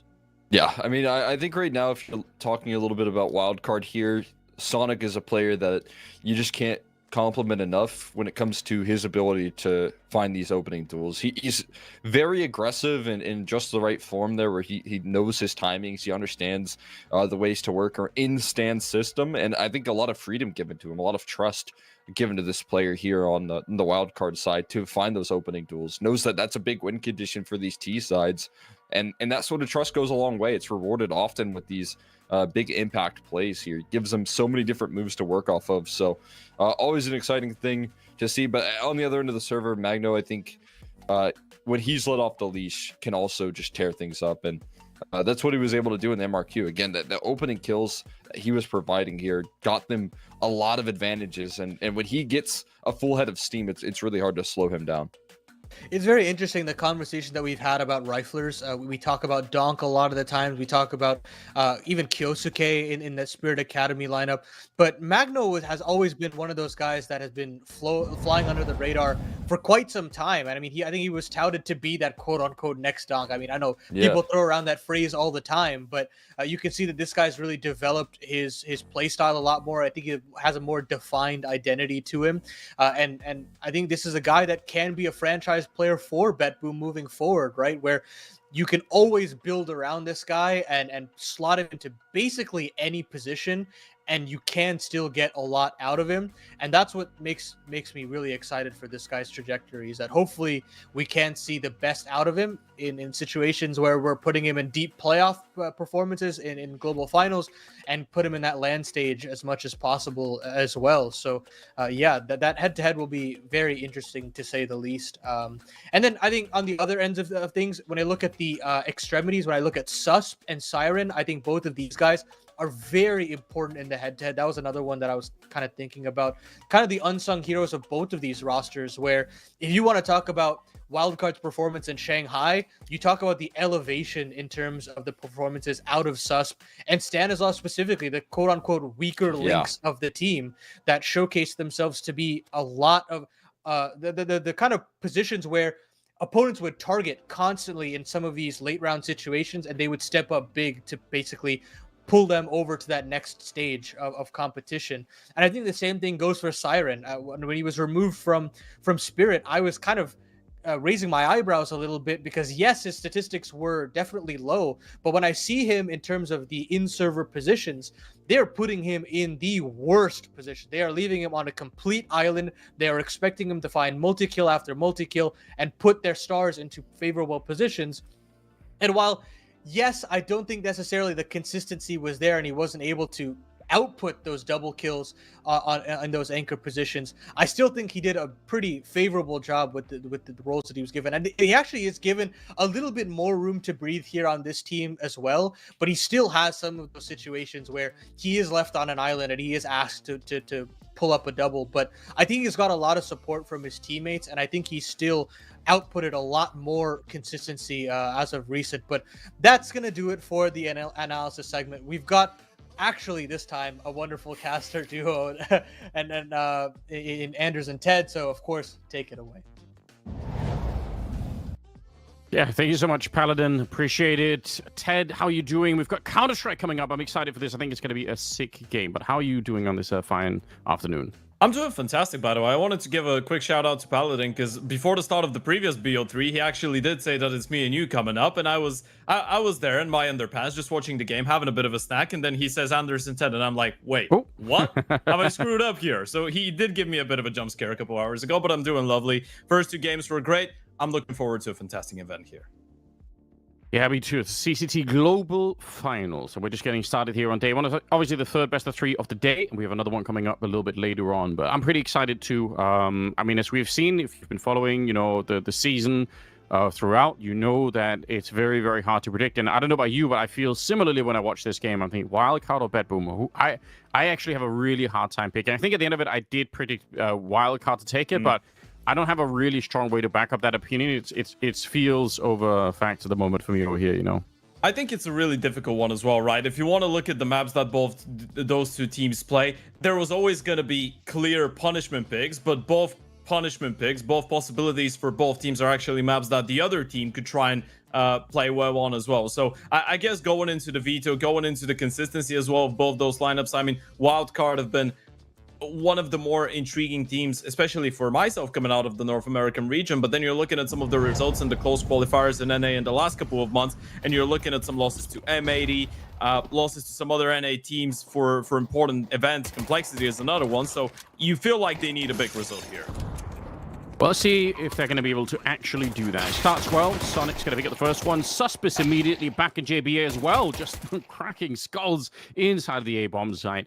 He's finally taken down, but none of that matters, as there's only really one person left here on the BetBoom side. Sorte, probably just stick around, look for some more kills. If you're going to force them in the next round, the difference between getting 1 or 3 kills is pretty big. But yeah, this was just explosive, straightforward. I like everything about it. I sometimes feel like analyzing pistol rounds can almost be a little bit silly. You know, you get the opening kill, you're probably doing okay. I mean, you keep it simple, right? This is what you want if you're a wild card. You're going in against the team that in the last 16 games that they've played on HLTV, they've played only 3 best of 3s, by the way. 13 BO1s for the side of Bedboom in the last couple of weeks. And if there is something screaming training camp for pistol rounds, that is spamming so many BO1s, right? You know how important they are. So Bedboom have been really stepping up their game when it comes down to the pistols. Wildcard coming in with a big win here, as we said. There's 2 clear punishment picks, right? So what you're looking for if you're a wildcard right now on a map that you did beat NRG once, but you did get 13-0 against Liquid earlier on this year, is a clean start on the T side, right? You want to build up that momentum. You're not expected to beat a better Anubis team, but maybe you can give it a go. Who knows? Yeah, that's probably that's the right framing that we're looking for, isn't it? When we're talking about an underdog team to try and, you know, at least on the map, to try and cause a bit of an upset, you want that kind of a good beginning. And they're being very respectful at the start. They really don't know. There could be, you know, Deagles or maybe even like you know, a couple of MP9s or something on the other side. So they're just not sure. And as a result, Wildcard taking it real slow, dropping the bomb back. From a viewership point of view, maybe not the most exciting, but I think from a logic and rationale point of view, it makes perfect sense what they're doing here. And I mean, I actually expect nothing less. I think Stanislaw is quite a clever person when it comes to Counter-Strike. I have a lot of respect for the way that he kind of leads his teams and calls the game. So I expect to be seeing a lot of these sort of rational choices coming out. And somehow they still end up losing a couple of players, which is wild. Sorte actually being allowed to pick up a Galil, which is... Oh, and even an AK. That's way too much. Sucks kind of a wild card here because they probably don't want to give over those rifles, but they also don't want to risk the round and go back and fight it. Agno's still here, though, and towards the A-bomb side. You catch a good timing, you find 1 kill for free, and maybe you could give the round a go still. Now he's been spotted out, only a USP in hands, or he should be thinking about just holding on to the rifle. If you're a Magno, by the way, just backing off and sprinting all the way in towards B lobby to actually pick up that dropped Galil. Yeah. Doesn't sound like that much of an unreasonable option. I agree. I mean, Galil is a really, really nice weapon. Like, why wouldn't you pick it up and then just get a lot more utility and everything else in the next round? So honestly, this is an unbelievable win for Bedboom, all things considered. If they can actually keep the AK and the Galil alive into the next round, that would be really sick. Stanislaw, maybe for a moment considering, they're going to find Magno Jessa. Right, fair enough. If he had exited in there and would have taken the AK back, that would have been a very nice victory. Even if he dies to the bomb blast or something like that, it's just giving over the AK never feels good. But wildcard still, they pick up one of these early rounds and kind of a freak accident. I mean, good shooting obviously with the USP, but unlikely that you're normally going to be able to win that kind of a fight. Yeah, I love the conversation you start about Stanislaw, by the way. When you think about it, he's still up to this date one of the few in-game leaders that is playing pretty consistently international Counter-Strike, that is still calling on the back of being a lurker on the T sides, right? He's still one of those guys that are not getting themselves involved so much. We have a big discrepancy between him and Boomich, for example, in this department as well. Boomich trying to keep himself as occupied as possible with the action, as involved as possible, and then on the other side, Stan is just, well, on the other side of the map. A lot of the time, he's the one cutting off rotations. He's the one calling in last-second rotations as well from his teams. Yeah, that's interesting, right? Because it probably means that his flow of information is gonna go through other players that have to tell him what's going on forward on the map a lot of the time. Which I guess if you have the system for it, and obviously Stan's been doing this for a long time, so maybe it's not such a big deal. But you can almost get a sense of why that might be a problem, or at least it has some challenges. We've seen it as well when AWPers or when like AWP players are in-game leaders. Similar thing, sometimes you just end up in a position where you have to rely a lot on everybody else. Insane flashbang to set that one up. That absolutely could have worked. By the way, there's only head armor on one person on that CT side, so even that Mac 10, there was definitely a way to get that opening kill, which would have been really interesting. But they're slowed down instead, so 50 seconds here. And honestly, for Bedboom, it's just, more or less of a default setup here. 2 middle, 2 B, 1 A. Nothing to complain about. They're unfortunately running very low in utility, which kind of is to be expected here. Yeah, the problem here is you've been pushed away from A main, right? So you don't have that information. You double-picked middle when you cleared out that part of the map, but you still don't know if it's going to be an A hit or a B hit, so you need to group up and pray for the best. Wildcard, though, grouping up in towards the B bomb side. Execution coming up. Incendiary is actually not that badly timed. It'll slow them down just a little bit, or force them to use one of the smokes there to try and power their way through. Speaking of time, like you said, we're down to about 18 seconds here. Shot right through.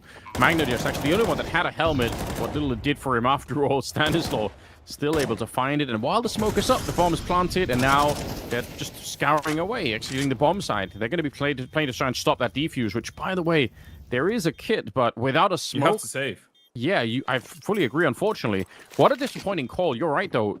Calling the save in a 4-on-5 when you're all at the bomb site, it doesn't feel good, but, I mean, it's definitely the right choice. No, it doesn't feel good, but this is all a compliment to the round that Stanislaw just called, right? It was incredibly simple, yet well put together round of Counter-Strike there. You just spread around the map, you push the CTs away in towards A main and in towards that A bomb side. You deny them that part of the intel. You hold on to middle, you don't go too aggressive there, then you group up in towards the B bomb side, you push them away from connector, you're not giving them too much, and then you go into an execution, you disrespect a little bit of the util being brought in from the CT side, and it's really crucial that they're able to break that right-hand side smoke to actually get the kill onto the quad player. You get a 5v4, you know they've run out of util, Axel was low on HP, and they have one AVP on the retake. They're never going for this one, they're never risking another reset that early on. And wildcard, they get a 3-0 start. And I just tilted my head. With Hopefully. the camera in sync. Hopefully not a reflection on how Bad Boom are feeling just yet. Because they probably should be feeling fine, right? They're on the CT side. They know it's going to be a bit rough here. And like you've already alluded to, just saving the economy is such a big deal. So probably, I think mentally they should be just fine. It's going to be Siren to get the opening kill, taking down Stanislaw. And that's outside of the A bomb site. So a little mission for him. See if they can get anything in return. Axel definitely had an opportunity. One of those moments where I think his eyes or his brain just betrayed him, because he definitely had like a tenth of a second where he could have taken that shot. And we know Axel is good enough to be able to do that. It means they are in a bit of a weird position here with Siren being low already. Even if they have the man advantage, it's no guarantee that you're going to be able to follow through on this. And there's going to be a fight outside of the A bomb side. Short one. Bomb is down. Sonic was sneaking in, and he actually got double pushed by Bad Boom. So some of that CT aggression that some teams on Anubis, I don't know if you agree, but I find that some teams have a very hard time being aggressive on this map, but not Bad Boom. They know what they're doing. Yeah, being incredibly proactive right now, and JBA is going to be stuck in a tough spot, actually able to isolate another fight, taking down the Oper. If he gets the kill onto Magno, then suddenly the round might be on once again, but it's a really important hold, and Boozy now has got the information. Worst part about all of this, Anders, they've let him get the bomb, and they've told him, hey, you know what? You're going to have no clue where we are. You know about the B player, that's about it. Siren and Boomage, they were in towards aim such a long time ago. You're going to have to take your time clearing all those angles if you even want to give this one a go. Yeah, and it's so risky, isn't it? I mean, there's so little time left for him to slowly clear the angles. I guess at that point, he's probably hoping that he can find a single player really far forward. But credit to Bad Boom for not giving him that kind of a fight. So, super, super well done. You mentioned a round or two ago here, Ted, the idea of... I think at that point it was the T side that was denying that front of A control, and this time it's the CT side that haven't. They go push. Maybe worth just highlighting for the audience, like, what does it mean to have control of that front of A position, because it does get fought over a lot. I mean, this is the way that you justify rotating a third rifle in towards the B bomb side, which is, or the AVP, right? That was the case in this situation, which is notoriously incredibly difficult to hold on to. The B bomb side on Anubis is one of the few bomb sides in the entire map pool of Counter-Strike where you can have 3 people with utility, and they might not be able to hold on to a full-on execution. So most of the time you want to have another person. Shout out to NA Utility, JBA. One time. Nice. But yeah, this is something that we got to be looking forward to. Siren in the last couple of weeks taking a lot more space and actually attempting aggressive plays such as this one in the previous round on the CT sites. Usually known to be, as Paladin pointed out, the janitor of the teams. Well, he didn't frame it that way. I'm framing it that way. He is the janitor of the teams that he's playing on. Oftentimes doesn't get credit, but his performance in the last couple of games he's played with Bad Boom has been pretty solid. Listen, it's not a derogatory term. We need janitors, you know. It's not. We're not saying it's a bad thing. We're just saying somebody has to do it, you know. In this case, I guess it's him. 3-1 though. The fact that Bad Boom have already picked up a round, I think it's still pretty good news. We'll see if they can convert this one up close. It's Fozy, and that is the kind of opening that just makes him such a scary player to be up against. Sus coming in to follow up on Magno, just very nearly a double kill coming in from Sorte. He might have been able to clip both of them, but once again, the utility is pretty good. They're going to smoke off towards the back hole there and instantly put the bomb down. And once again, Bad Boom probably in a position where making a go at this one for a retake is potentially really scary. They're even stealing some of the incendiaries, and they can really slow this round down. It does seem Bad Boom are hanging around for a chance. Another grenade landing on that dark position. They're going to try and see if they can at least win a bit of a fight here, but it's not gone favorably. And yeah, I don't know about you. I guess maybe if they win that fight, it's worth it. I think so, yeah. It's worth it to stick around. It's worth it to give it a go with the 2 connector players. But again, you pointed out the utility, that one extra Molotov that Wildcard had in towards connector to slow down both Boomich and Siren coming in from A main. It made them wait for such a long time. Obviously, Zorti's waiting for his 2 teammates in towards connector to take first point of contact. You don't want to risk losing that AVP. It's the most valuable gun out of them all. But Wildcard's reactions have been really good. The decision making has been really quick, and I feel like this is one of the things that I enjoy a lot about Stan as an in-game leader. He seems to allow his players to feel like they can thrive, right? You see Fuzzy going for that opening kill. Susp is right there ready to pounce. The moment that Fuzzy gets the first kill, Susp knows he's going for a fight. He doesn't really care if Fuzzy's gonna go down or not. He was always swinging that smoke, looking for the second kill. Yeah, and that's part of what it means to be a really good leader, isn't it? To understand how your troops work and how they like to play the game. And then obviously retain some sort of structure behind it that you're also in control of. But it can't be easy, right?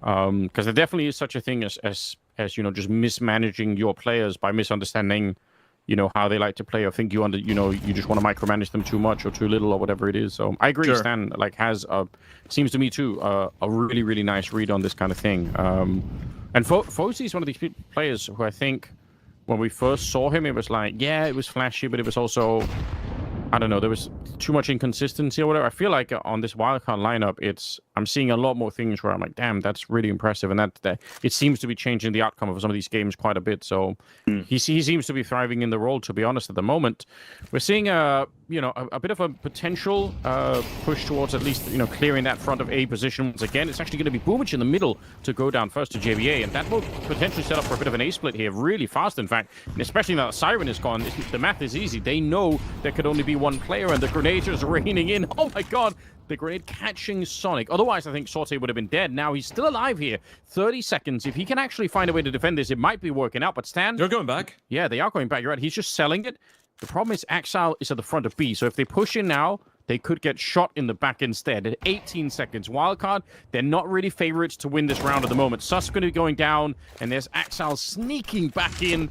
That is, again, a very, very hard mid-round call to make for Wildcard. Do they actually go for the A-bomb side, or do they go back? And I think they picked maybe the wrong choice here. I still think if they would have put more pressure on that Orbo Red A, it could have worked out. Yeah, this is such a massive one for Magno, by the way. I know he gets only a triple kill. We can give him the entire round. That was absolutely sublime coming out of him. The middle timing, as you pointed out, Bedboom were just not aware. The moment that Boomich goes down, he goes down to the player that was holding on deep middle. They had no clue there was one other guy close in towards the doors, meaning Siren had no clue. He was not ready for that timing. He goes down for nothing. It's Magno to actually get the first kill and save Zorti's life with an HE out of tempo, and then pick up the AVP, rotate back the B-bomb side, pick up 2 more kills. That's a lovely round out of him, and he's one of the people that was supposed to be, he is the main man that was supposed to be the star of this team, even around a year ago when he arrived in the organization.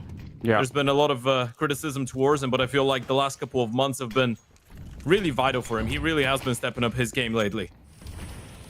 Boomich actually checked outside of the B-bomb site, so he ran through the T-smoke that was there, throw T-smoke from spawn, and Boomich knows there's nobody outside B immediately, or at least like right in front, so that's probably why they're rotating on over to the A-bomb side. It is a very tiny bit of information that might put them in a position to stop this potential rush that sort of looks like it's coming in. Smoke is fading here. Siren's pulling it out. He says, I know they're there.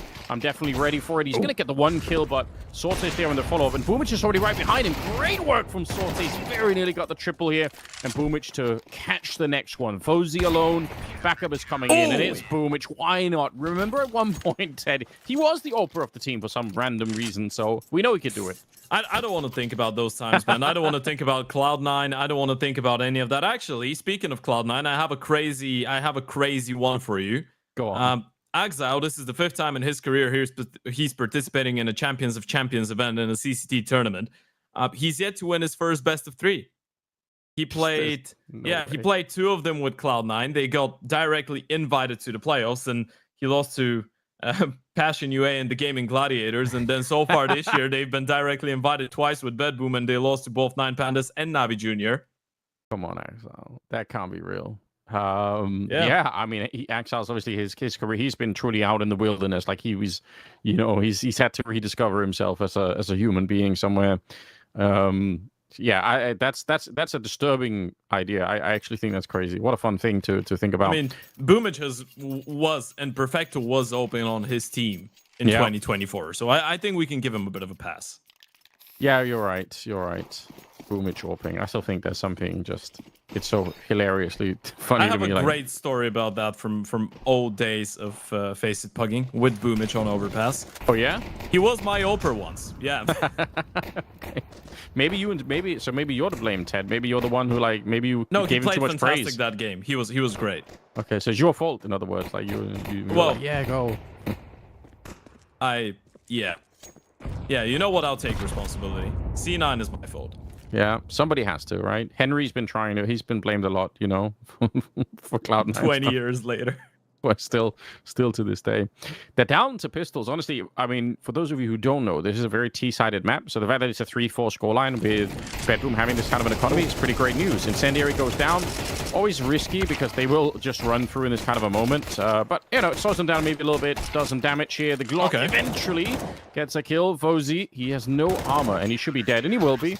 That's an insanely expensive round for the CT side. All things considered.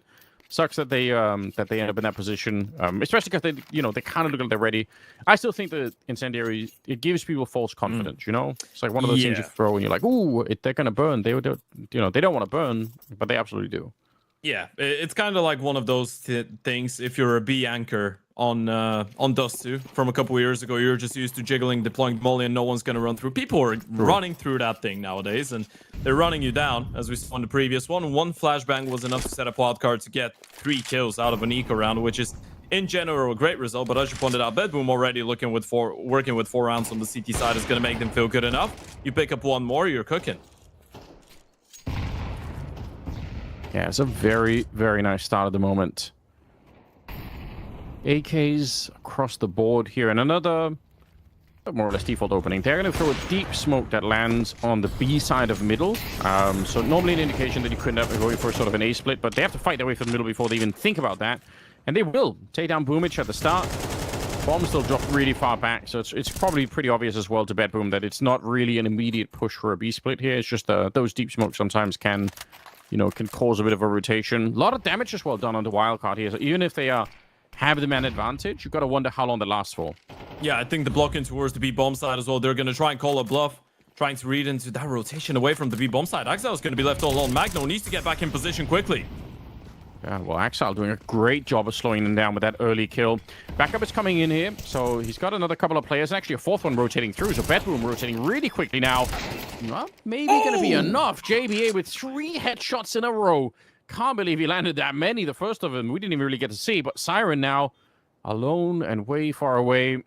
They don't have a lot of money in the bank. I mean, saving an orc might be a better choice at this stage. Oh, he's going to get Susp as well. Buff low. Yeah, but does he know, I guess, is the question. Does he have a good read on it? If he does, maybe it is worth going for, though the crossfire might still be very, very hard to take down. You can see trying his best to micromanage every single corner, but they're just hiding. Cozy behind there, and he actually lives. I don't even know how. He was already low on health. Oh, what a round. I don't think Bedboom know how, by the way. It felt like everything was falling into its place so nicely, right? Axel gets left alone for a split second, and you can understand why they wanted to re-clear middle the moment that they saw that nothing was going on. Look at those shots coming out of JBA. This is fantastic.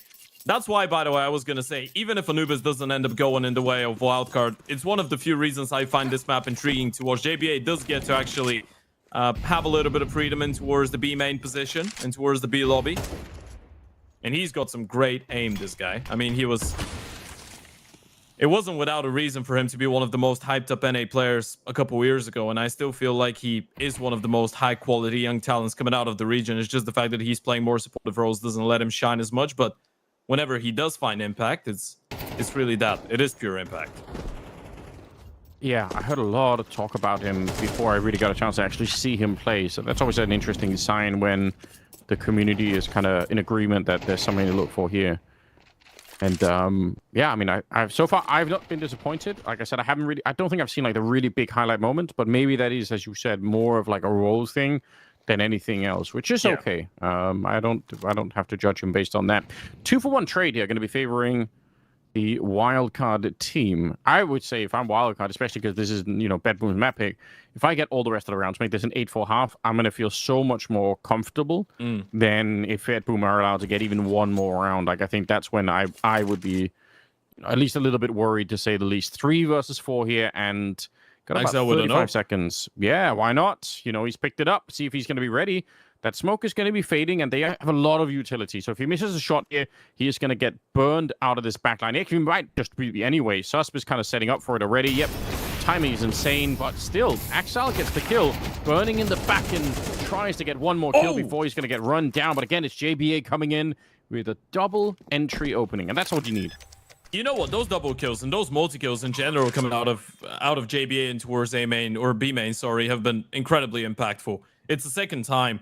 Magno, again, for a second it feels like they're gonna get outplayed rotation-wise, Bedboom, but Magno realizes, okay, the smoke in towards middle was faded. I haven't seen anything. Axel was alone with an AVP. I'm gonna rotate back. Siren's just communicating that everything's all right, and towards the A bomb side, he doesn't see anything. I'm gonna be able to make my way in towards the back of the bomb side. Axel was able to get a kill. Unfortunately, couldn't find a comfortable spot for himself where he wasn't forced to go for another one. It's just the fact that Magno's not able to get a single kill from the back of the bomb side, and even if he does, it was all gonna be down to a single 1-for-1 refrag, and Siren was too far away to do anything about it. So now we can start having that conversation, Anders. You pointed it out a couple rounds ago. 4 rounds on the CT side of Anubis is great, unless the T's get an 8-4 half after you were tied up at 4 apiece, right? Then the momentum is not going your way. And the fact that Bedboom have been playing a pretty proactive CT side, trying to be aggressive, trying to go for a lot of extra rotations in towards the B bomb side. Most of the time they've got it right, but Yeah. very few times have they actually been able to hold on to the bomb side, and now they've run out of money. Yeah, we all know, you know, being tied 4-4, but then losing another 4 rounds in a row, it just doesn't have the same feel. It doesn't. And you also start to wonder a little bit, what happens then if we, you know, if we lose the pistol in the second half? Flashbang to go out. It is a really cool idea. Siren gonna get the first one there. They're gonna be hungry to try and take him down. That very nearly is a triple. I mean, assisted with the team kill potentially there, but still, they do something. They know that someone's in here because there was a flashbang thrown, so they're going to have some clue of it, but it's all USPs for the rest. The Magno just goes down. Axel finds a shot. That wasn't Sonic, it was low. So I think all things considered, in spite of a little bit of danger here, not a lot of opportunities for Axel to get anything done here with the USP. As long as they stay grouped up and cover each other, Standard is a bit low, but again, that USP is almost would be worth it for him to rotate around and see if he could find something else, but looks like he's going to stick through, try to make the jump out. It's a nice idea, but Stan is ready. Nice triple. Yeah, you can see the smile on his face, by the way. This is definitely not a round that doesn't leave you on your toes. It was pretty scrappy there for a second, but they're still able to clinch it in towards the end. Wildcard starting to get that momentum up on the T side a little bit, and I really will get dizzy pretty soon. It's a lovely camera angle, though. But yeah, another buy coming out of Bedboom. This is where we reach the territory of 8-4 to 7-5 is a massive difference, right? 8-4 is not too bad on the CT side of Anubis either, right? Even if you want to overlook the momentum, if you want to look at the 4 rounds, it still leaves Bedboom with a bit of an opportunity, especially with our high expectations towards the T side. It's just the fact that you're letting Wildcard be in touching distance of getting double digits on the back of just getting a pistol round, right? And from that point on, you never know. They might have something cool up their sleeve for the first buy round. It's not a map that you have too much film to prepare on against Wildcard either. True. They just played it once against Energy, and the one before that was 13-0. Well, not in favor of Wildcard is what we were going to say, against Liquid. Yeah, fair enough. Not necessarily an easy opponent either to try and take down. Whereas, I mean, Bedboom, there's some more tape on, right? Like, Wildcard can do a little bit more studying on this particular map, so... Early smoke. This time the bomb is dropped over to lean towards that B bomb side. But that smoke up in, right in front of Axel. You got to wonder if they don't want to try and put a little bit more pressure on early on here. Axel fighting for his life, but it's Susp to take the kill. Instantly return, though. So at least they're setting up some potential for that here, Bedboom. But that's a scary position. And I feel like I see this a lot with players that are playing between connector and the actual bomb side. Oh, he's pushed out. They're hearing all of this. They know this is a ruse. They know it's still going to be a B play. Yeah, you're absolutely right. Yeah, it's not going to be a mid walk. They've just backed off, and they've heard Stan every step of the way. You can see Siren communicating. They're going to be ready for this. Boom, which is also pushing out here. He's going to catch him in the middle of throwing that. Sonic goes down. How do you bring this round back if you're Stan? I mean, he's on the hunt now. And Siren's going to be careful that he doesn't, overplay his hand here or misses the opportunity, but he's not. He's actually repositioned into an insane play. That is so sick. Oh, man. Because that may be the one way that they could have really given up this round here. Hosier and JBA left, and it's 40 seconds for, well, no health at all, really, as well on top of it, but for the 2v3, and they are going to get sorted in this one. That is sick, and that's down to the information, like you mentioned, of Siren pushing out, hearing the footsteps and everything else. Bet Boom, they get one more round. That could easily make the difference. Yeah, you know what? I don't feel like Wildcard played a bad T side, but I feel like Siren just played a masterclass of a CT side here on Anubis. It's so obvious that they're relying on him to go for those aggressive plays as well, right? Most of the time, it's the answer whenever they don't have map control. There hasn't been too many mid to late round pushes in towards middle and towards canals and towards the B lobby. It always has been A main with Siren getting in a great spot. And he does find a lot of impact towards the end of this one. 5 rounds, now you're going to be breathing a lot easier. Now you're not going to have too much on your chest going into the second half. You can even afford to lose the second pistol round. Obviously, ideally, you wouldn't do that. But even if you do, it's not the end of the world. And this is your map pick, so you're expecting big things out of yourself. And speaking of expecting big things out of yourself, myself and yourself are having that conversation. Bedboom is that type of a team that everyone is going to be looking at, and especially now with Zorti and Magno picking up the sack in the last couple of weeks. Yeah, Axao and Boomage being on the lineup. Everyone should be thinking this team should be sick on paper, right? They should be so much better than a lot of the results have been saying. I really think so. I wouldn't be surprised if they are going to start to sort of ramp up into it. Obviously, it did qualify for the major, but that's great news. JBA, smoke is down just as they were putting out. Not that they would have necessarily ran in to try and take the attack there, but it's gonna buy some space where they can keep the stack over the A-bomb site. So that's good news, because obviously Wildcard have a bit of a read, have a bit of an understanding of what might be going on. Stanislaw is here ready to throw down a smoke in case he gets Molotov'd out, so he's going to be trying to do that. They also have an HE ready on Susp, so there's a lot going on, right? This seems like a straight counter from Wildcard. They have a fantastic read, to say the least. Yeah, Stan's got a smoke on the ready for the molly. They're ready for the play. Counter Yuto coming in. They're absolutely ready for everything. Dooley's up in front. Deep grenade as well.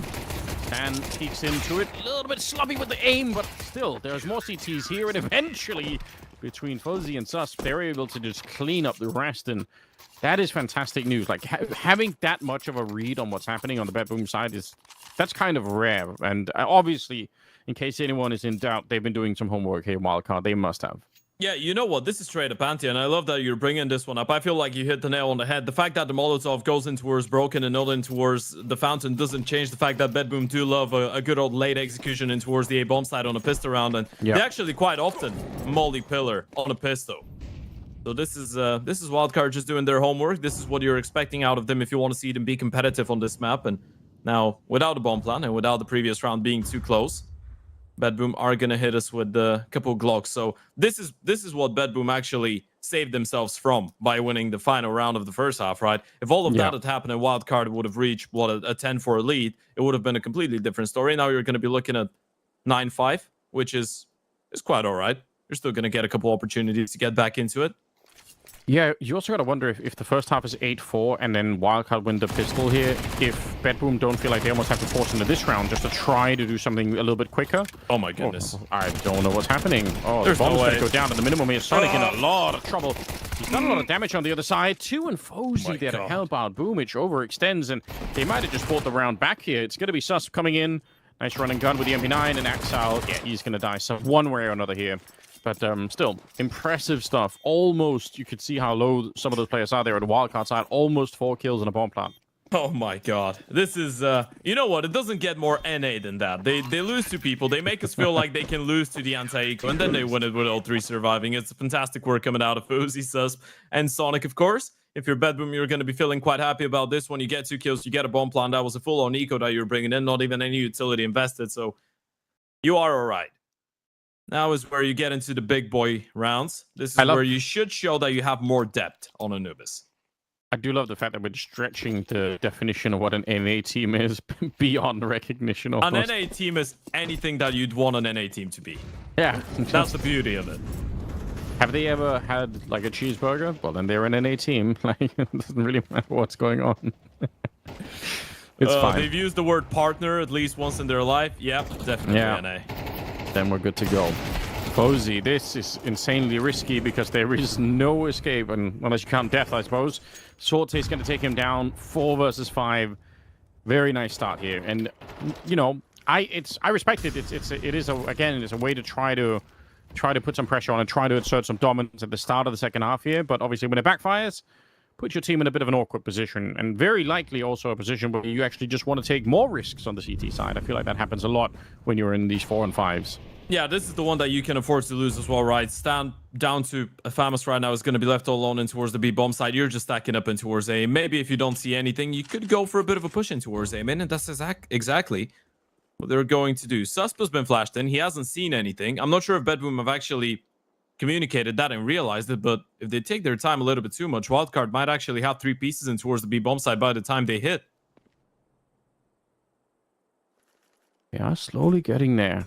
Almost the timing is good for the rotation, like you said. Stanislaw, fortunately, just knocked out at the first step onto the site itself. And yeah, they lose way too many people here, unfortunately. That's sad to see, because you're right. They had a rotation coming in, and, you know, if Stan had lived for 2 more seconds and it could have disconnected from the fight if he didn't just get headshot like that so quickly, he would have bought space for the rest of Wildcard to set up a really good defense. So sometimes it just comes down to that. I mean, Counter-Strike is a game of really, really thin margins like that. But fantastic work for Bedboom nonetheless. Sorte with 3 kills. He is, again, you already said it, he's one of the reasons why Bedboom probably should be an even stronger team. Yeah, I feel like current form has been a big thing for Zorti, right? One of the main, I guess, concerns for a lot of people when it has been coming down to him being the opener of this team has been the lack of consistency, right? Well, that really has not been the case with him recently. He's been one of the best playing guys on the team. Yeah. Right prior to the MRQ, where obviously they qualified, he was playing incredibly sound Counter-Strike, and he was really sharp yet consistent. He was on a streak of 4 consecutive events above 112, and we usually don't want to focus on the numbers as much, right? But when you have an opener like Zorti, with who I feel like the numbers just reflect a lot of the performances that we've seen out of him so far this year, and whenever he's putting on good numbers on the board, it's quite obvious that he's bringing in a lot of impact in the team. Yeah, I agree. Like, I think we've seen it, you know, a couple of times in this game so far. Like, he handles himself very well, even when the pressure is on and somebody's trying to kind of run him down or whatever. Like, he's just he's doing a fine job. CT side lacking some of the economy here once again, but they've scraped some of it together. They've managed to put the best that they could forward here. Wouldn't be surprised if we're going to see some trickery coming in. I feel like if you try and play this round default on the CT side, it's, you know, potentially quite risky. A lot of opportunities. I love it when people try and go for like hard mid pushes, when you got like 3 people in the middle just trying to push out. I think that's super fun, but there are a lot of ways to do it. Yeah, you're finding predictability as well, though, in a round like this one, right? Because Bedboom do know that you're in a bit of a lower buy. So yeah, that's true. Holding on. They know you don't have an O in line. That's why Zorti's being so insistent of actually going for that opening fight in towards the B-bomb side. Nothing offered just yet, though, and they are just exploring the map as of right now. The T's trying to bait out as much utility as possible out of the CT side. Set up the ult for a potential opening pick. Zorti shot through the smoke, not really connecting. But Bedboom are going to take their time with this one. They're in no rush. Yeah. Yeah, and that speaks to the predictability you were talking about, because if the CTs had gone for some wild stuff in this one, then the slow nature of this round for Bedboom would have been the thing that probably comes out on top here. Yeah. They're going to start to gravitate back, though. And I mean, there's already potentially 3 heal at the A-bomb site. Stanislaw, I think, is now rotating down towards the middle, so it could almost be 4. I mean, this could be pretty sick, actually. Yeah, they're grouping up. 3 CTs on the other side of this. They're super ready for it.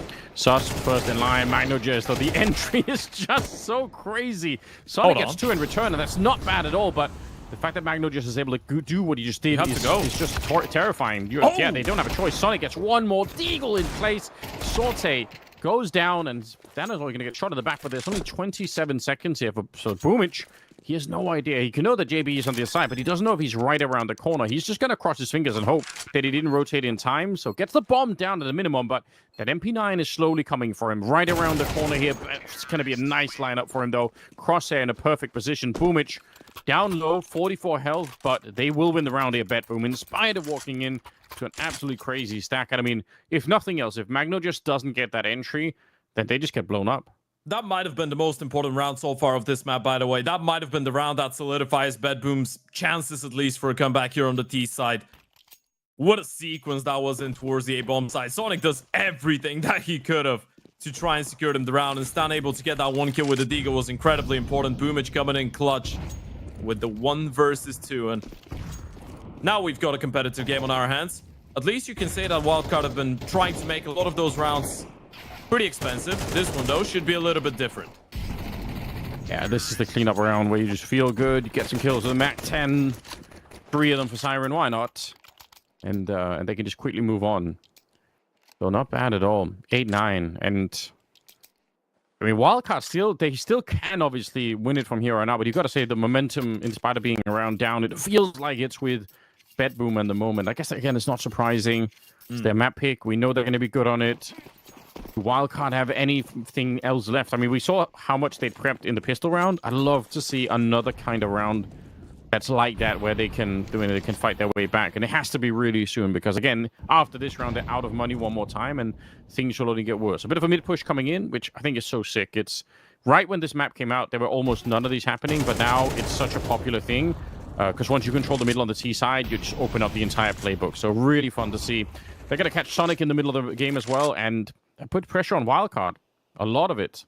Yeah, you've lost JBA in towards the B bomb side in the meantime as well. Now Siren is just calling them back. You have so many pieces around the map. You might actually want to let some of them look for even more frags. Our team missed the shot. That's a really important one coming out of Fozy. Problem is, you still don't know which bomb side they were targeting. Well, now you do. Fozy and Susp have been spotted out. Stan is still here, though. A little bit of a step into it, but we'll be going down. Needed probably a couple of kills to really make that doable. And Fozy and Susp, again, like, gotta think that saving what they have here is the more important thing. Axal, Give it a go. Down, yeah, that's I don't know. It could work, but it's also sometimes that's how you get lured into to lose everything. Boomage, though, bit of an awkward angle here. Sus moving forward, straight headshot to bring him down.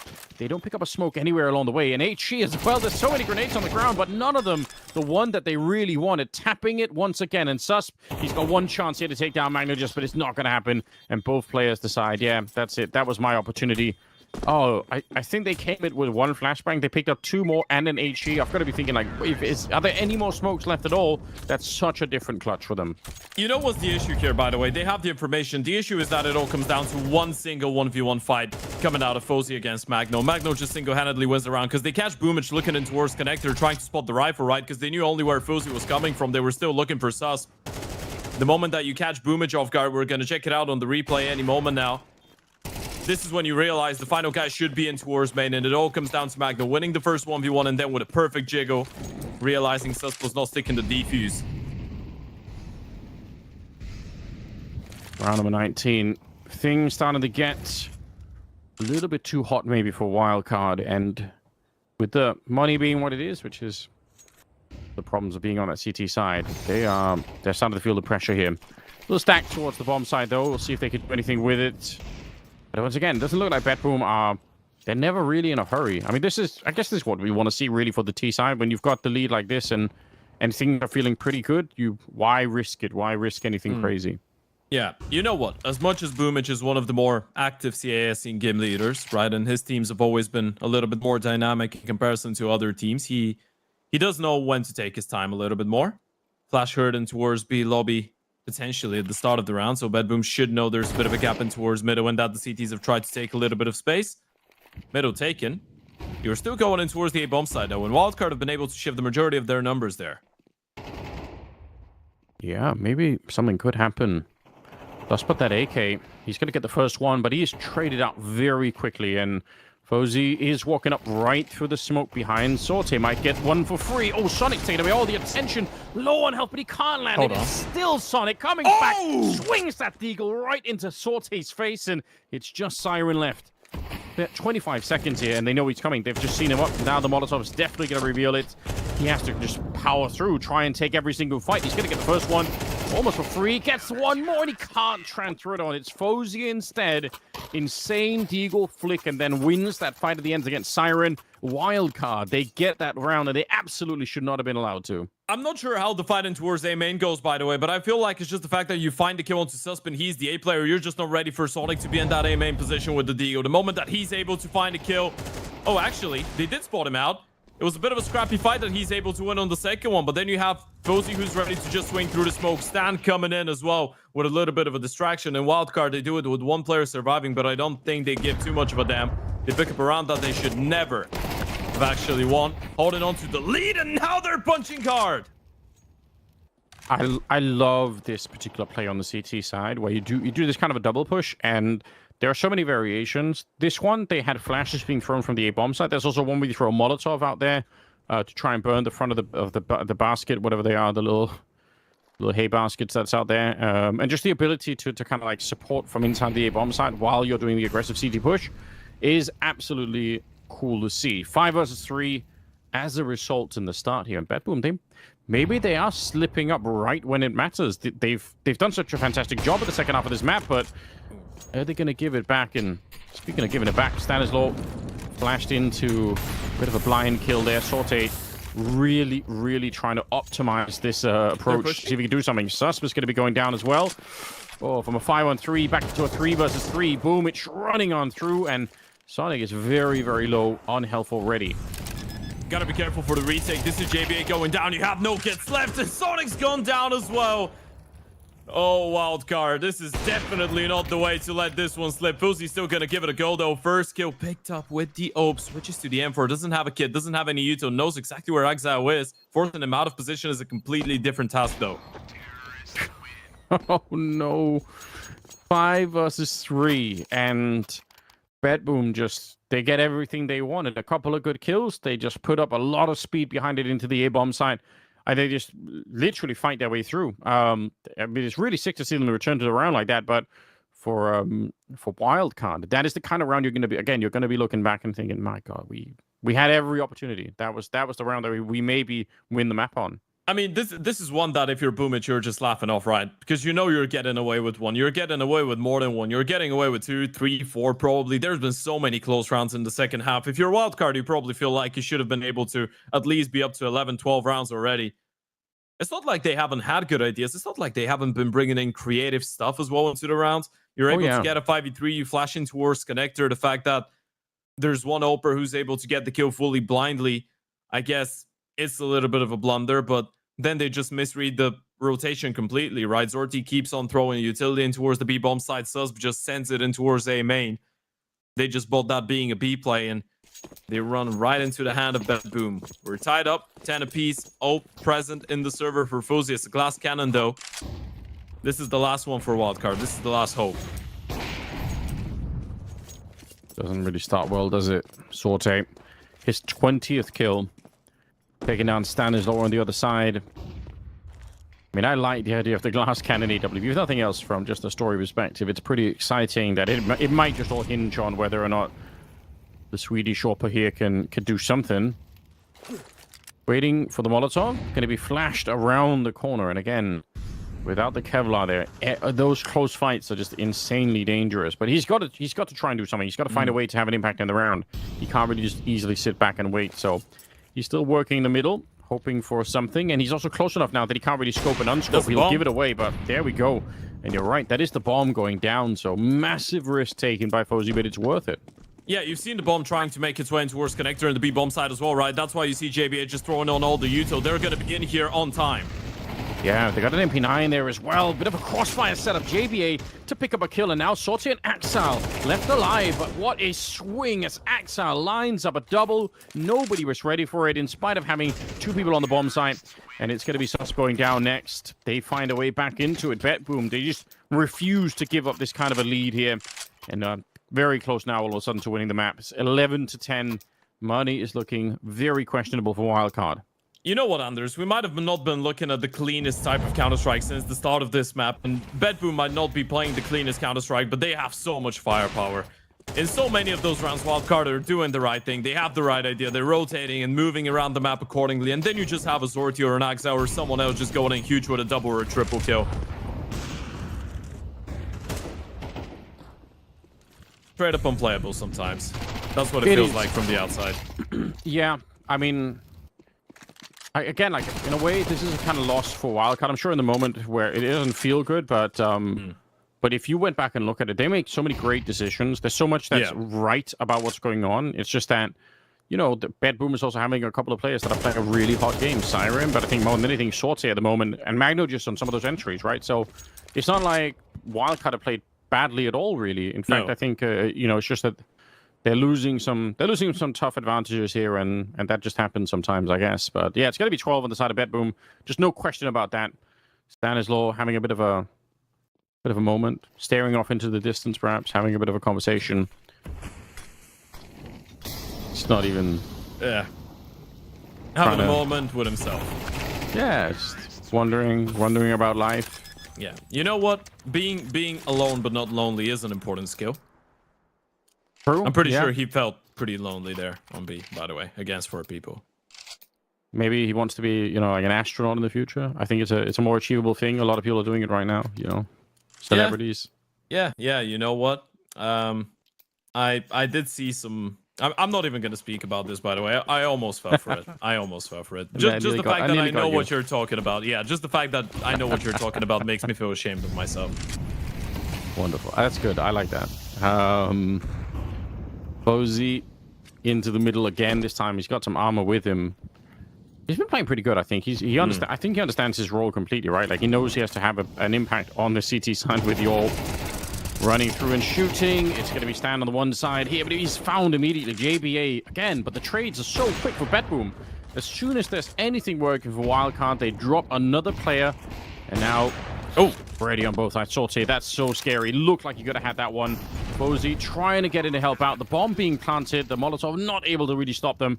And 3 versus 3. The entire Wildcard team here to try and see if they can do anything to hold on to it. They need to retake this bomb site. They have a smoke. They do not have a kit currently picked up, so time is of the essence. Sus going to be going down first of all. Sortie finding his 24th kill and immediate headshot. It's going to be down to Sonic, and not for very long either. Betboom to pick up their own map here and opening the series in a really cool fashion. Whew, definitely a bit of a tight one, considering Bedboom have won 9 out of their last 10 Anubis games. Definitely didn't expect this one to be as competitive, but Wildcard giving them a really good run for their money. And Bedboom should be thanking a lot of their individuals that they were able to bail them out of this one.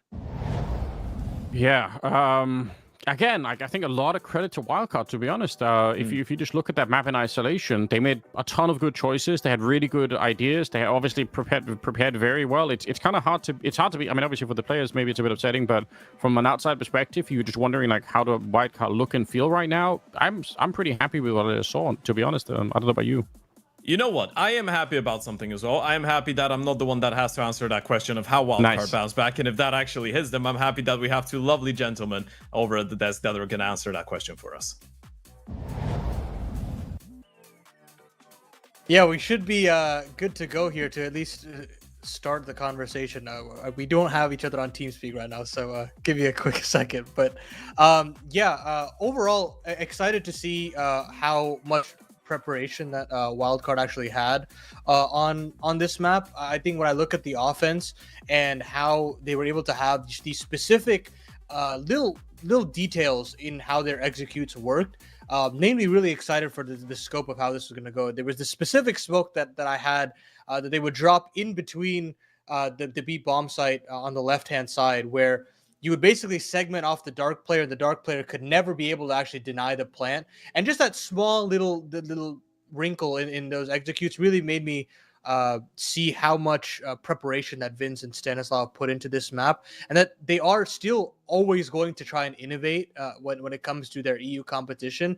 But unfortunately, even with all that being said, with the amount of work they put in on the offense, even with the right reads that they had on the defense, they just couldn't get over the line. Yeah, I mean, I think there's a couple of big swing rounds to talk about as well there. I mean, one that comes into mind in particular is the 5v3. Sus puts it into, a big advantage early on, and we see a little bit of that impact out of Sortie. He's lurking with the op on the opposite side of the map. His 2 teammates are all the way outside of A, and being able to thread in those kills, when you spot out an op, you kind of expect it to be a part of the pack right there, especially if he's solo working through E-box. And so that kind of cues up to the rest of Wildcard that we should start gearing up the rotates, also getting aggressive. It set themselves up well. And when you talk about those big swing moments, there's a couple of them that were being put together by Betboom that got them through this game. They won a lot of important rounds. On the other end of the server there, Wildcard were able to do some damage with their ecos. A lot of great deagling being done out of them. Got them some rounds converted as well. But for the most part, Betboom hanging in there in the early game right there, making sure that Wildcard couldn't get off to too much of a hot start on that T side. And then I think overall in that second half, being able to take control here. It's really good to see out of some of the rifle presence that we see alongside. I mean, you mentioned Siren coming into this one, but he was a big factor in this matchup as well. And trying to keep up with some of the firepower that they're going up against right now. I think he did a fantastic job of holding the line and threading in some great, well-placed aggression when it comes down to that CT side. Yeah, I think defensively you can see the amount of impact that he can provide. A is a very difficult site to anchor. It's not something that is definitely like there's very different flight paths that you can have on it. You can treat the site very differently. You can play very aggressive as he had shown, but you can also sit back in the back of default or maybe in the back of heaven and wait for rotation to come through. And walking that line is pretty difficult to call, and a lot of it is basically off of intuition. But Siren did a very good job of finding that nice balance. And when we switch over to the T side, this is where the map pick of BetBoom kind of showcases itself, where yes, they're not necessarily having these grandiose set pieces or insane plays out of spawns, but they are very kind of tight-knit when it comes to the mid to late rounds that they had, where even when they're down a man, even when they're down 2 men in some situations, you've seen them drag back 3v5 because they have enough understanding to some of these players that they can go out and make a play and play off of that said opening pick that they get back. And Zorte did a lot of that good work. I was really happy with what he did in that specific. So that up round there for one, and then even in some sort of post-plant situation, this double kill was super impactful with the AK. So I've got to give credit to where credit is due. Everybody that I was expecting to show up or hoping to show up here for BetBoom did in fact basically have their moment in the sun. And then even though I didn't have necessarily the greatest map out of Exile, it was just enough impact to make sure that all the rest of the main heavy hitters really showed up on the day. So I think overall, great individual performances for BetBoom, and just Boomich kind of tying it all together really showcases why this team should be feared in this situation. Yeah, I mean, when you talk about like important rounds converted right there, Boomich, one of those, situations where he's in a clutch, he has to close out a 1v1 and manages to do so with some comfort. So you just talk about everyone stepping up to the plate here for the opening map of Anubis, and now kind of leaning in on this next map of Dust 2 here. Opportunities to bounce back. If you talk about playing to your strong suits, I wouldn't necessarily say Wildcard always in tip-top shape on Dust 2. Have been vulnerable here in North American Counter-Strike and haven't made many, massive splashes in the international space. But obviously, again, this is a map that you're hoping to kind of catch BetBoom on a weak point. You're hoping that some of the success that they had in that mid-round is going to break down, right? That they're not going to be as well put together when it comes down to pulling back 5v3s and being able to create chaos on the CT side. And the one thing you got to hope for here if you're BetBoom is to have that same sort of output from Sorti, be able to disrupt as much as he was doing in this map here with the rifle and with the AWP, because if that remains true here, that's going to bolster up that map for sure for Dust 2. Well, listen, the fact of the matter is BetBoom have more firepower. I don't think that's really a question to be had here. But I think the biggest turning point for Wildcard, if they want to pull this over the line, is they can't treat this like it's another North American team, right? There's a lot more discipline being shown on the other side. And it's legitimately just one or two small, poor decisions that are being made in these kind of late game situations that have completely just swapped the result that they were hoping for. This could have very easily been a 13-10 the other way if you didn't have aggression from Sus in that kind of A main push through the smoke. You might have been able to sustain something if Stanislaw was able to get a couple of kills off of E-Box in some of those late round situations. And again, it's all off of just one or two little decisions that are having to be made. And I think that just comes down to where they're playing and where they have been playing before. So when we move over to the second map of Dust 2, it's going to come down to those same microcosms. Can they actually put pen to paper and make sure that they are sticking to their ideas and their fundamentals and kind of making sure that there's no chance for an extra trade to come through or an extra lurk to come through from these very individually skilled players on BetBoom. But yeah, as you mentioned, it's definitely not their strong suit on Dust 2. It's a map that they don't mind picking into, but I have seen some really rough maps from him in the past. I think back to the NRG map that they had, and I don't even think NRG is the greatest Dust 2 team either. And the fact that they were kind of scrapping throughout that map kind of leaves me a little cause for concern that this could get a little dicey. Yeah, I actually said that Anubis was the only map. It was Dust 2 that was the only map that they actually lost in that MRQ to NRG. Had a pretty quick and comfortable run throughout their endeavor to the major, but this was a map that they did struggle in. It felt like they got very headstrong in their ways when they play this map. It's a lot of, same site targets where they try and I think pregame a weak point in the defense, and then they like to exploit that. I know that's something that this team likes to do a lot. They like to prepare for their opposition and then see if they can't bring that into their T sides. So if that's true here, that's what you're hoping to lean on here for this team as well, is the preparation coming into this matchup and the question marks around how much prep they were able to do heading into this one with all the travel and stuff. I'd be interested to see if that game plan comes into fruition for this matchup here. Yeah, well, we're going to take a little bit of a break, and when we come back, we'll see if Wildcard have any life left in them after that brutal Anubis, or if BetBoom can take the sweep and head straight through that upper bracket.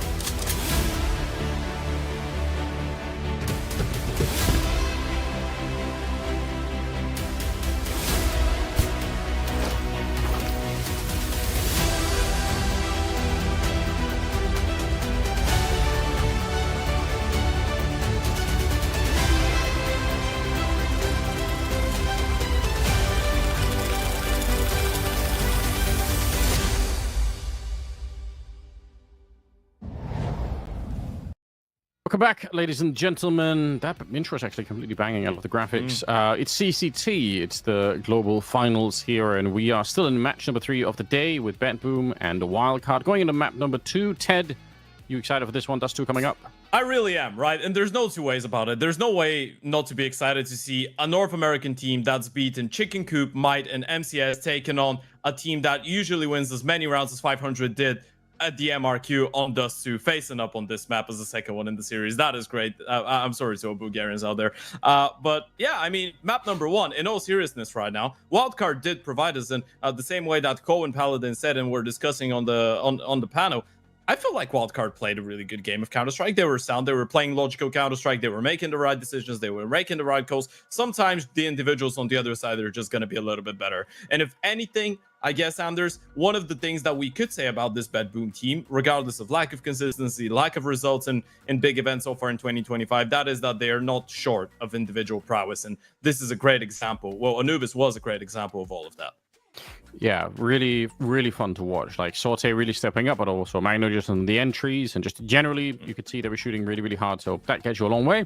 Maybe they can carry that over into Dust 2 and do a little bit here. Oh yeah, scary stuff for you. Obviously, 500 is going to be the next game they're recovering versus Imperial. So you know, we'll get a chance to see them, but not with ships anymore, which I think is interesting. But you know, we'll probably talk a lot more about that once we get into it.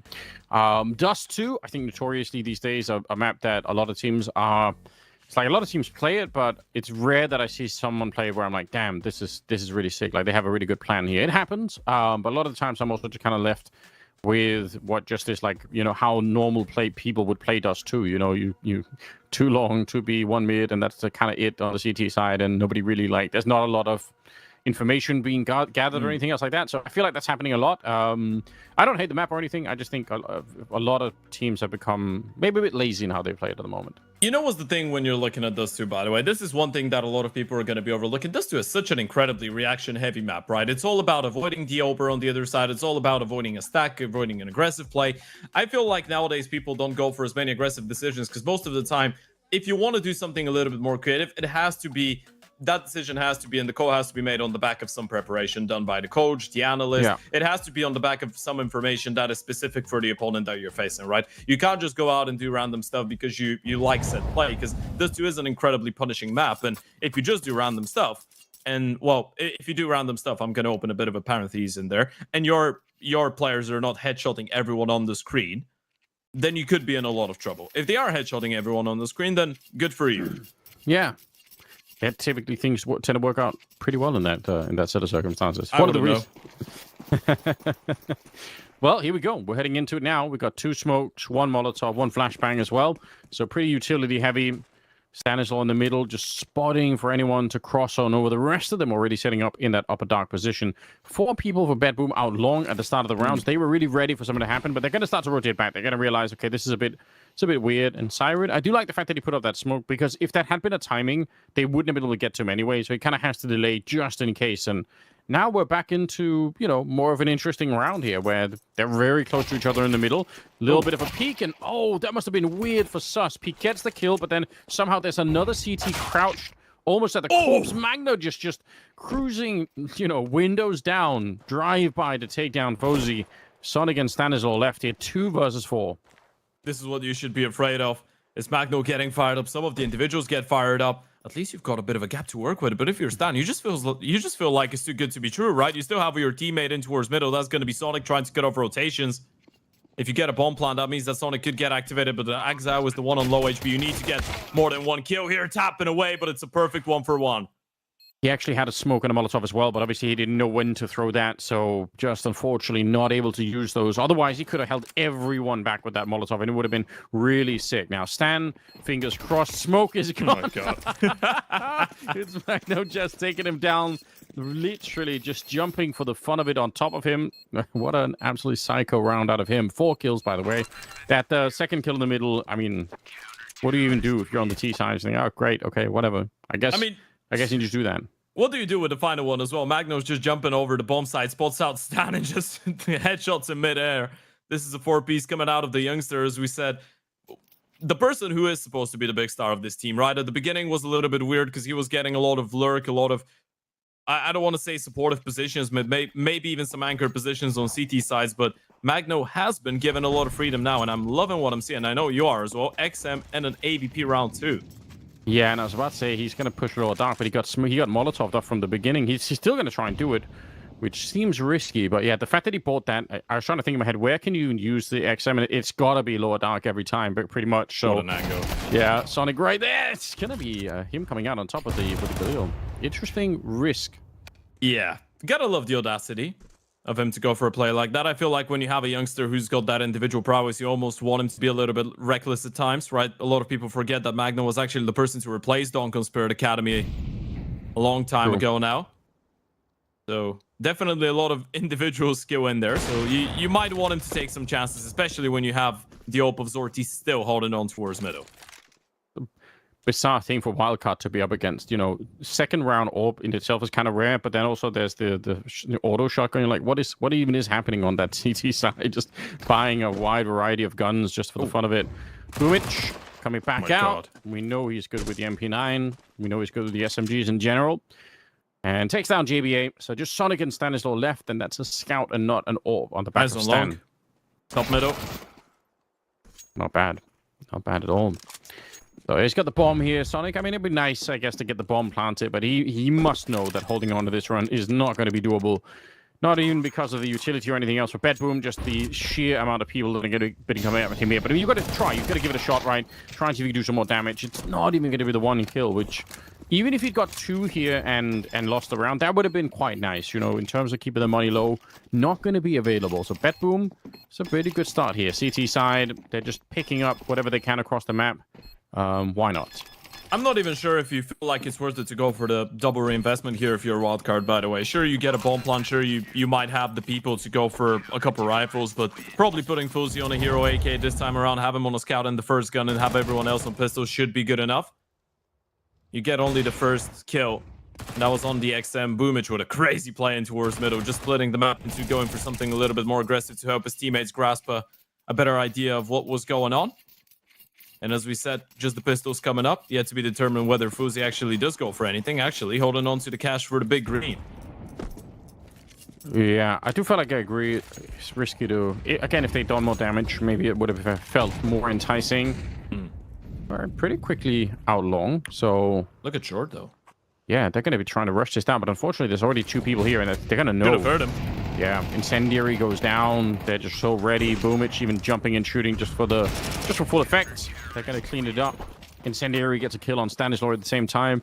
So in terms of the money for Bedboom, that last round, they really could have lost 3 people, but they only lost 1. And this one, they lose nobody. So CT side economy is looking really good. They're so happy with what's going on at the moment here in Wildcard. They have to prove to us that this is going to be, you know, a really quick return, I think, on this T side. I don't think they can afford to lose another couple of rounds and have a bit of a slow start here. It has to be pretty quick. Yeah, and early on, we're seeing a little bit of a switcheroo in the way that they're using some of the players, right? Boomich not necessarily starting in towards long every single time, trying to embrace the spawns a little bit more, leaving him in those active roles or active positions and towards being that A rotation players every now and then. Ope, able to catch a bit of a glimpse.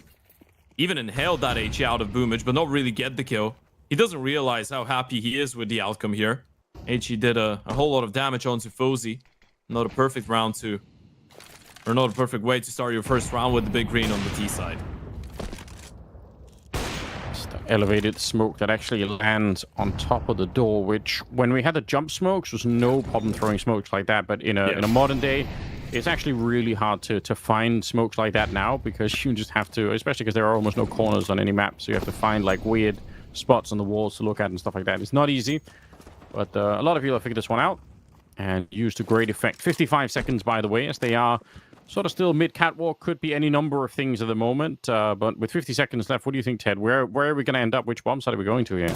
I mean, this looks like an A play or an A fake into a B split with that one player in towards the B tunnels right now. Problem is, if it ends up being an A play, I mean, Bedboom are going to be ready with it, or ready for it with the open towards long right now.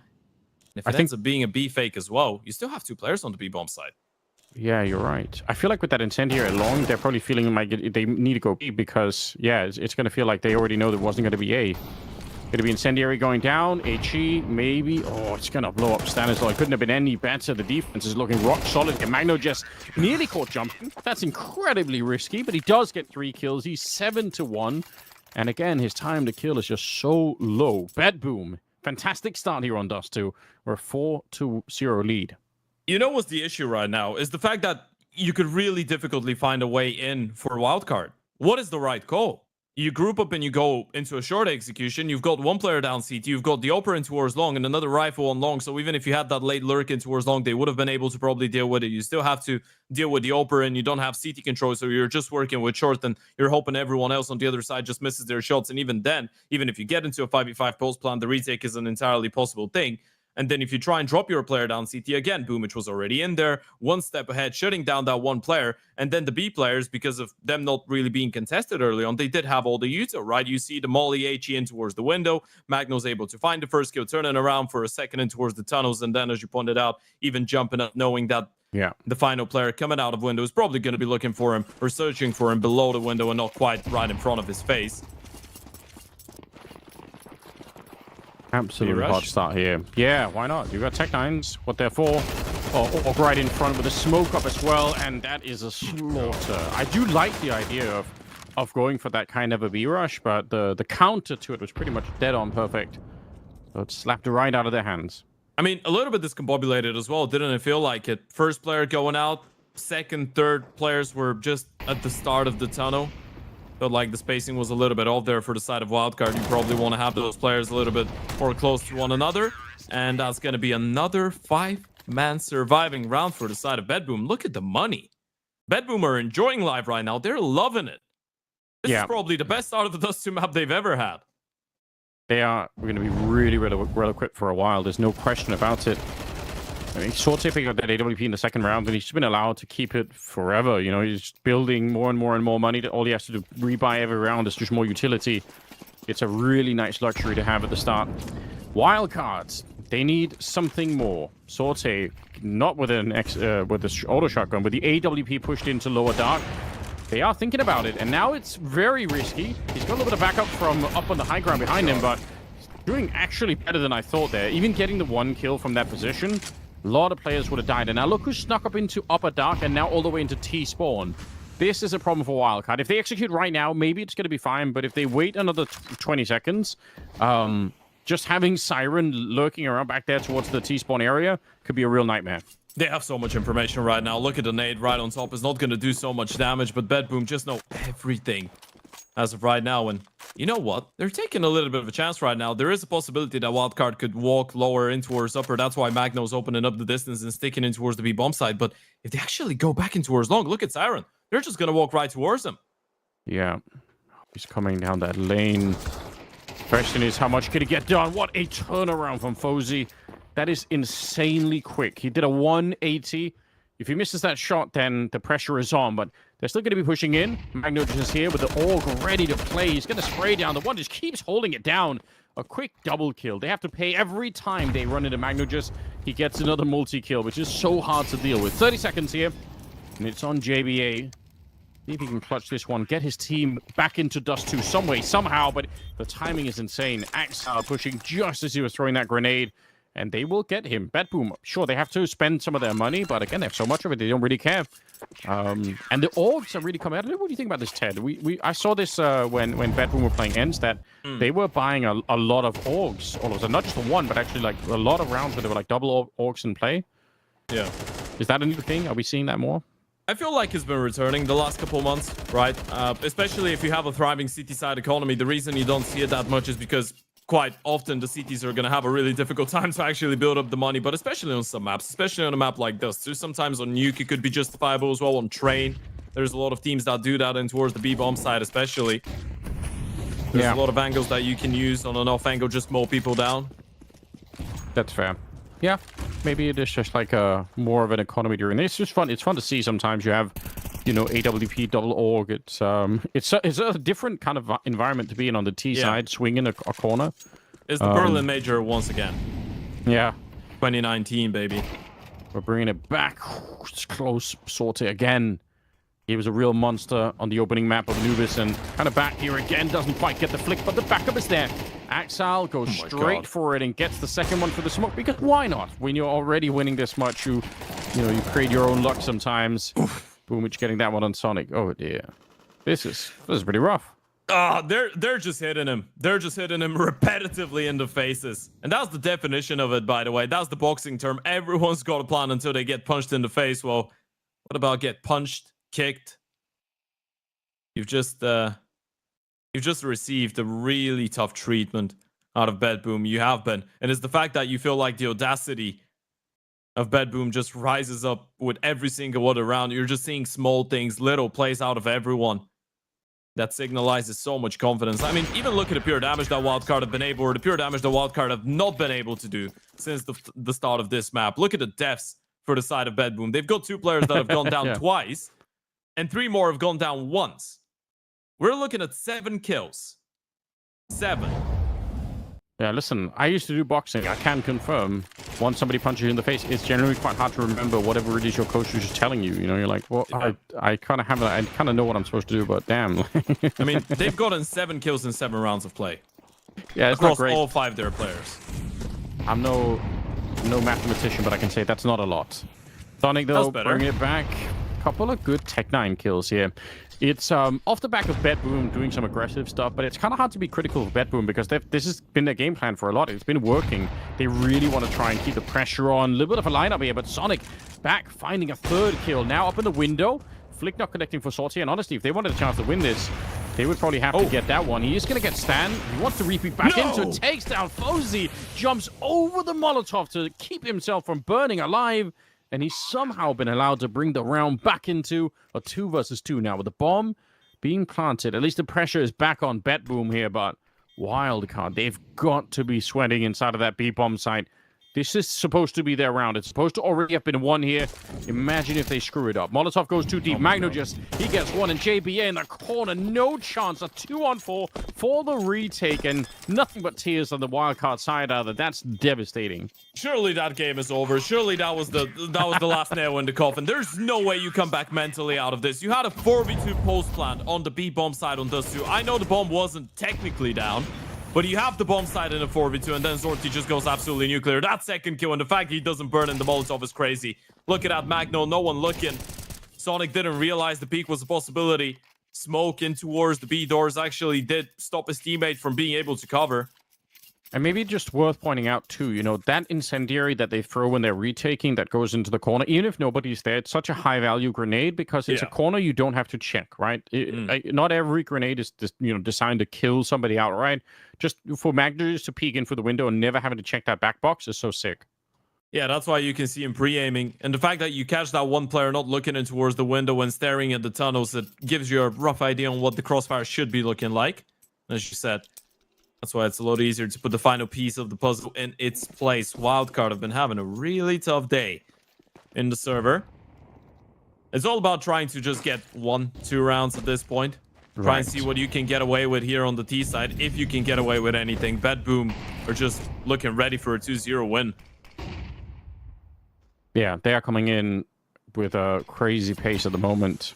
We kind of had a bit of a sense of it maybe on the first map with how many shots they were hitting. And you see Magno just Sorte still keeping the same kind of feel. Wildcard just getting completely blown up. And that last round was only possible because Sonic got that, the triple kill to enter the bomb site with. And great for him, but obviously that's not how you can't build something on top of that. Yeah. So unfortunately, really hard position here. There is maybe an opportunity for a Beast Play if they can smoke off Boomage and kind of go for it. Like this, it's doable. They don't have a lot of success. But Beast Plays, I feel like are a common way to try and default into and just say let's try that. See if we can't get one kill. Yeah, at this point it looks like a really difficult option too as well, right? Because you've been stopped in towards the B bomb side so many times, you might want to switch it up and just go with the fake B split, but you found a smoke in towards middle, so Boomage is not really going to get food. He's going to know it's an A play. Look at the grenade. They had one nuclear HE on top of an incendiary. Stanislaw is practically dead already.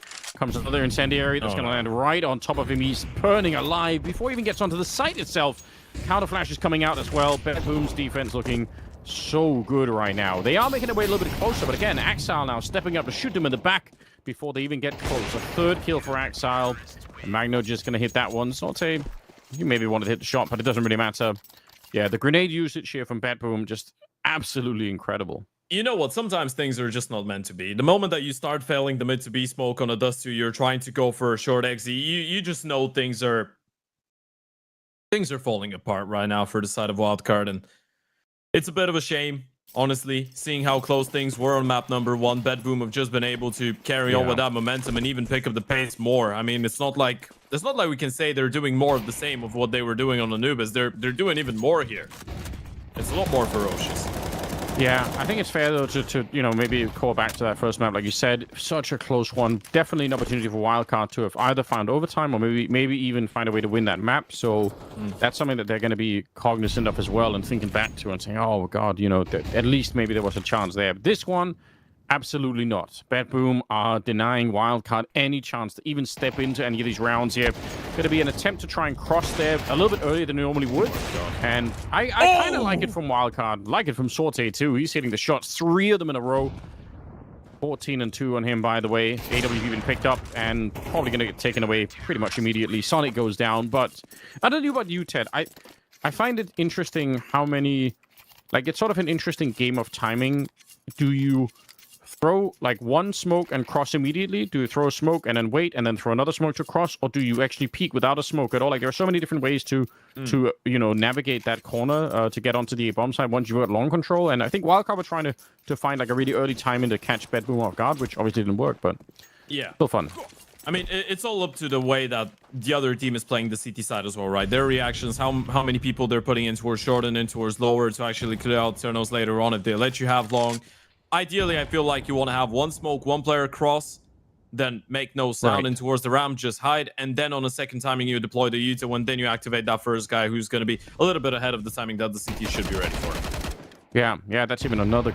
You're actually right. Like another cool way, and we do see sometimes the risk if you try and cross with like 3 or 4 people at once, and the smoke gets blown open. You're like, oh, yeah, we're all out. I mean, it's usually a decision or a call that you make when you have some clues, some tells, some tendencies on the other team that you've studied. Right? I don't think there's a lot of teams that would just go for that type of an audacious 4-man cross straight up. I mean, there definitely is somewhere in South America, definitely. I mean, I agree, not anymore, right? But like, it's not that long ago, and those 2 people absolutely did it. So it's kind of interesting. I mean, this is one of the things I just think is so interesting about the game, right? It really does evolve a lot over time. Wildcard, unfortunately, really far away from those kind of details, making a big difference here. Sorte hitting more shots. It's just what he does at this point in time. Sus getting taken down. Magno just showing up as well. They're all here. Bomb plant, best case scenario at the moment. It's a good shot, but it won't make a difference. They're just suffocating them right now. And I don't know. At least it's quick, Ted. It's over fast. Yeah, I feel like if you're a Wildcard fan, you're probably thinking that way. You're probably thinking, well, at least they're gonna put me out of my misery soon enough. And this is a big one for the side of Wildcard. As we said, they've had some issues domestically. Most recently, obviously, qualifying for the major was a big one. But then you're looking at the close qualifier for PGO Astana. They lost to M80. Then you're looking at the PGO Bucharest close qualifier, lost to Complexity. Both of those results that they probably would have wanted to have. So you get an opportunity to play international Counter-Strike right now in the CCT Global Finals. You want to make the most out of it. You definitely don't want to be smashed like you have been so far on Dust 2. But Bad Boom have been showing up big time, and this is a big statement that is coming out of this side, especially considering the winner of this one is going to be playing the winner of 500 Imperial. I feel like if you're Bad Boom, you're playing up to this level, you probably feel like you could have a really deep run into the upper bracket final straight up without really playing a team that is supposed to be on your level. I agree. This is a really, really big step in the right direction for them. It's actually just the level of victory here on the second map it's hard to comprehend. Again, you look at the kills on that T side, it's almost non-existent. Remember, Sonic had 3 of those kills in 1 round, 2 of them with a Tech 9, and he stole an AK and got a 3rd one. And it, not take anything away from it, it's just to say, even Sonic, who's at 5 kills, most of them were just picked up in a single round somewhere, and then for the rest of it, they've had 0 impact. They're just getting decimated. Yeah, write this one down, folks. When was the last time you've seen such a one-sided game of Counter-Strike after such a close map 1? Bad Boom are just winning all the fights convincingly right now. Wildcard is just praying to get at least 1 round on the board, but the kills through smokes, they just keep coming in. Boomich is going to mold down Stanislaw, and this is going to be a 12-0 first half on Dust2. And yeah, you heard that one right. They're just cooking in their own sauce of despair as they don't pick up a single kill and they don't pick up a single round in this entire half of CS. Well, I'll tell you what, though, Ted, this is where American Counter-Strike is genius, though, because they can swap out of being an NA team. They can, well, now they can claim not to be an NA team anymore. That's like, I don't know if you've noticed, but they are able to do that, and I think you have to give them credit for being, there's sort of like the NA chameleon kind of thing going on, you know? So yeah, now it's just like yeah, now I would say if I'm Wildcard, I'm just saying, oh yeah, this is like a more of a European mixed kind of team, you know, that we've got going on. So right, yeah. Look at the two Swedish guy, the Polish coach. We're a team now. Don't mind the fact that we did play the Americas MRQ. Listen, just never admit to the mistakes. That's what we do in 25. You know, truth is just whatever you say it is at this point. So it's complete and utter denial. But damn, yeah, brutal. 12-0. You kind of almost want to see Bedroom just win one more round. I mean, you've got started in this way. I feel like it would almost be disappointing if they lost the pistol here, but they are going out long. It's Magnogis and Boomich trying to take a bit of a fight here and almost taking down Susp. But both sides are going to disengage from that long fight. The bomb is down in lower dark. It looks like they're all going to convene in the middle. They've got the smoke to set up for a B split if they wanted to. Boomich has got that in hand, so we'll see if he's going to find a way to set that up. If they do throw that smoke, it's pretty big. Yeah, okay, so he already is. Clear indication. Down to the two-man defense over at B. Or maybe Susp, if he wants to risk it and run in behind here, had a chance for a headshot. But yeah, the smoke is up towards T-spawn, so everybody in the server knows what's going to be happening next. The question is, can Wildcard save their dignity? Can they win one more round here? It doesn't seem likely. Oh, no. Sonic goes down to the back of the site. JBA is going to get blown up. Sorte with a couple of great headshots. Bomb being planted. The rest are low on health. There's absolutely no chance. They can't even get to the site to begin with, Ted. Oh, no. Well, if that wasn't enough, Boomich is even on a flank. They're even boosting Anders. They're just BMing them at this point. Bedboom is having the time of their life. And without a single player going down and Zorti being 20-3, Wildcard bomb out of this Dust2 without picking up a single round on their own map pick.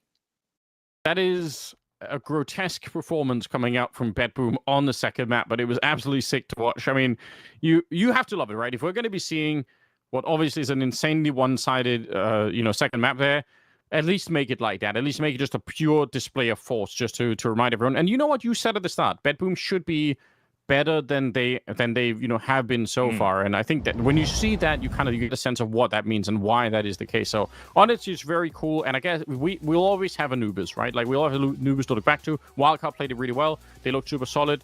Maybe it's just too early in their life cycle to take down Bedboom on Dust2 for the minute. Yeah, you know what? In reality, I really feel like this is not the best that we've seen of Wildcard. Maybe if Anubis had gone a different way, that would have been a different map number 2. But in the end of the day, it's not up to us to find an excuse for the supposedly American team. It's up to the two Americans in here, Paladin and Cole, to actually let us know if Wildcard is still considered an NA team. I don't know if we ever called them a North American team. I think they're definitely European after that Dust2. I mean, golly, that was just a brutal map of Counter-Strike to watch all the way through. I mean, just some of the... I will say that it did feel like Bedboom were in the flow state of things where you're getting basically every spam working to your favor. You're getting kills completely blind. It's not like Wildcard. Yeah, I mean, it's not like Wildcard were running out of solutions or anything like that. But it was basically all the issues that we had on Anubis dialed up to like 12 or 13, where every kill is just so insane for Bedboom that there's just no trade potential. There's no chance at finding any sort of a foothold in any of these rounds. Man, I mean, what can you do? What can you do? Stan goes 0-12 with 3 ADR. He ends the game with 3 ADR. Fuzi ends the game with 1 kill with 20 ADR. I mean, you can't do anything about that if that's the situation at hand, right? So I don't know if you've got much to kind of talk about here, but to me it was just it's just truly unfortunate that like nothing worked. Just nothing worked. Yeah, I mean, you break down all the brutal details right there, but it was mostly, I think, yes, it was nothing working for Wildcard. I tell you what, though, man, that was Bedboom with just everyone playing, I think at their like best levels, right? Hitting that absolute flow state. I mean, we talked a little bit about it there. Watching those Zordy flicks is exactly what I love to see. That's prime Zordy. Yeah. It's him at his best. It's him at what he plays. It's those very quick and precise flicks that I've seen from him in the past here. Finally being able to show it in full form. I mean, that was one of the best games I've seen out of him right there. And for that to come through right there in a second map after such a good first map, man, what an introduction to BetBoom here in the CCT Global Finals. That's what you need to see out of this team here, especially if they want to reach the peaks, if they want to show that this is a team that not only is going to be able to sneak into a couple of tier 1 events, but be able to actually do some damage here. It just felt like that was exactly what we needed out of this team here to open things up. And for Wildcard, it's a rare and I think kind of surprising showing. Usually this is a team that can have really bad starts and bounce back. I think a big piece of that mentally is Stan.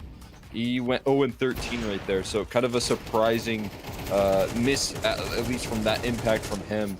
Never really getting a chance to lift off it, and when he can't get his mind right into the game and his head into the game, I think it kind of shows in the rest of the team and the way that they're able to play out these calls on the T side as well. That the sort of fights that we saw right there from Zordy, man, it is truly incredible.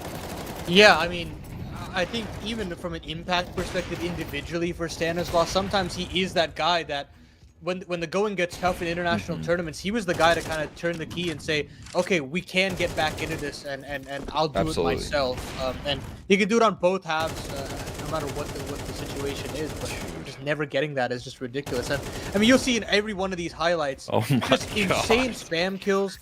The lockdown defense on that B-bomb site with Magno and Zorty was exceptional. And it just felt like even if they made the wrong read, where you would have no players on these sites in some certain situations, but they would just retake in like man disadvantages like it was nothing. You would have Axile being able to find kills, Magno being able to get kills rotating from CT back into the A bomb site. When you're rotating from CT back up the ramp, 9 times out of 10 you were a dead man walking. It's a desperation play that you'd say, hopefully I can get a headshot on the way out. But this guy's getting multis, kind of scaling back from that end of the map, and that kind of tells you everything. That they were able to retake the B bomb site in a 2v3. They were able to win a 3v5 retake or like 3v4 retake or something like that. But just so many situations where you count them out, and you just have so much firepower on the other end of the spectrum. And Siren ends the game 5-2. I mean, he didn't have to do anything. That kind of just tells you. We saw a 3K early on in the half where he spams 3 through smoke, and that was 3 of the 5. And that's it. That's all he had. That really speaks volumes as to what they provided as a whole from BetBoom. And this already sets up, in my mind, a final that I would love to have. Is that if we can get BetBoom and Heroic in the server in that grand final, I mean, that would just be fantastic. I think that's where you would get some high level CS and some high individual levels as well. But hopefully, I believe we should have an interview. Not exactly sure if we've got that confirmed just yet, but yeah, overall, this should send shivers down both 500 and Imperial's shoulders at this point, because I mean, you're up against a team that is really got a chip on their shoulder, that want to kind of prove to the world that this team should be taken seriously, and that the qualifying issues were hiccups at best. That to me right now, I think is a big beauty of, I think, the VRS as well right now, is that every tournament means so much. We talk about a lot of the impact that qualifying for a major is felt, and I think we see a lot of teams qualify for a major and then have a huge drop off. We're not going to see that as much anymore, because every tournament matters so much here in terms of qualifying to tier 1 events.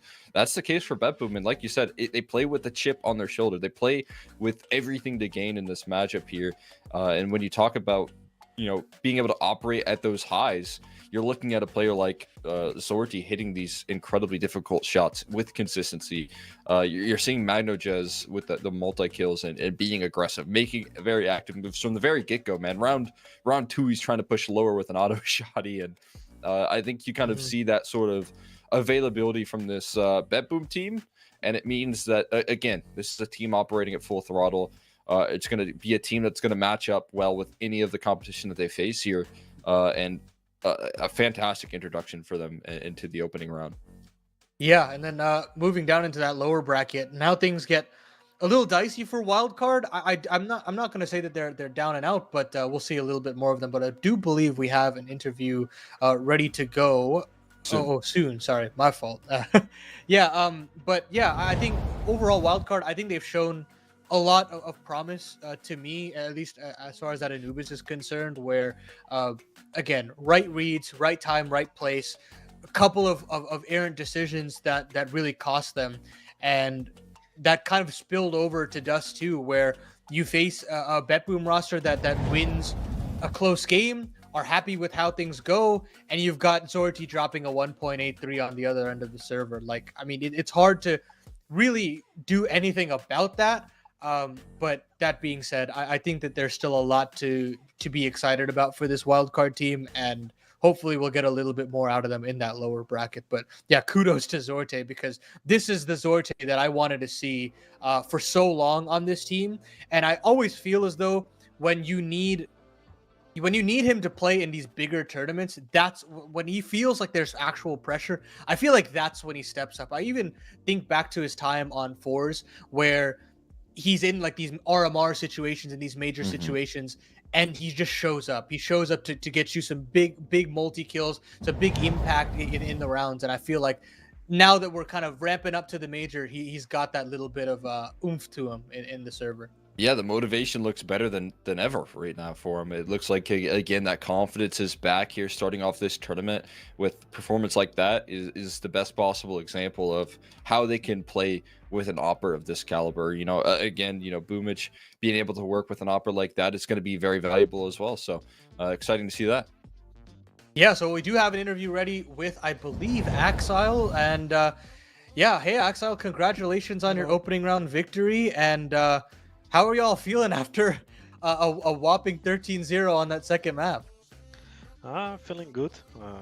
Like the game just was in our control and everything worked. So yeah, it was good. Yeah, I mean, you guys are obviously playing at a fantastic point right now. You just watch you guys lock in a spot at the major here. You head into this event.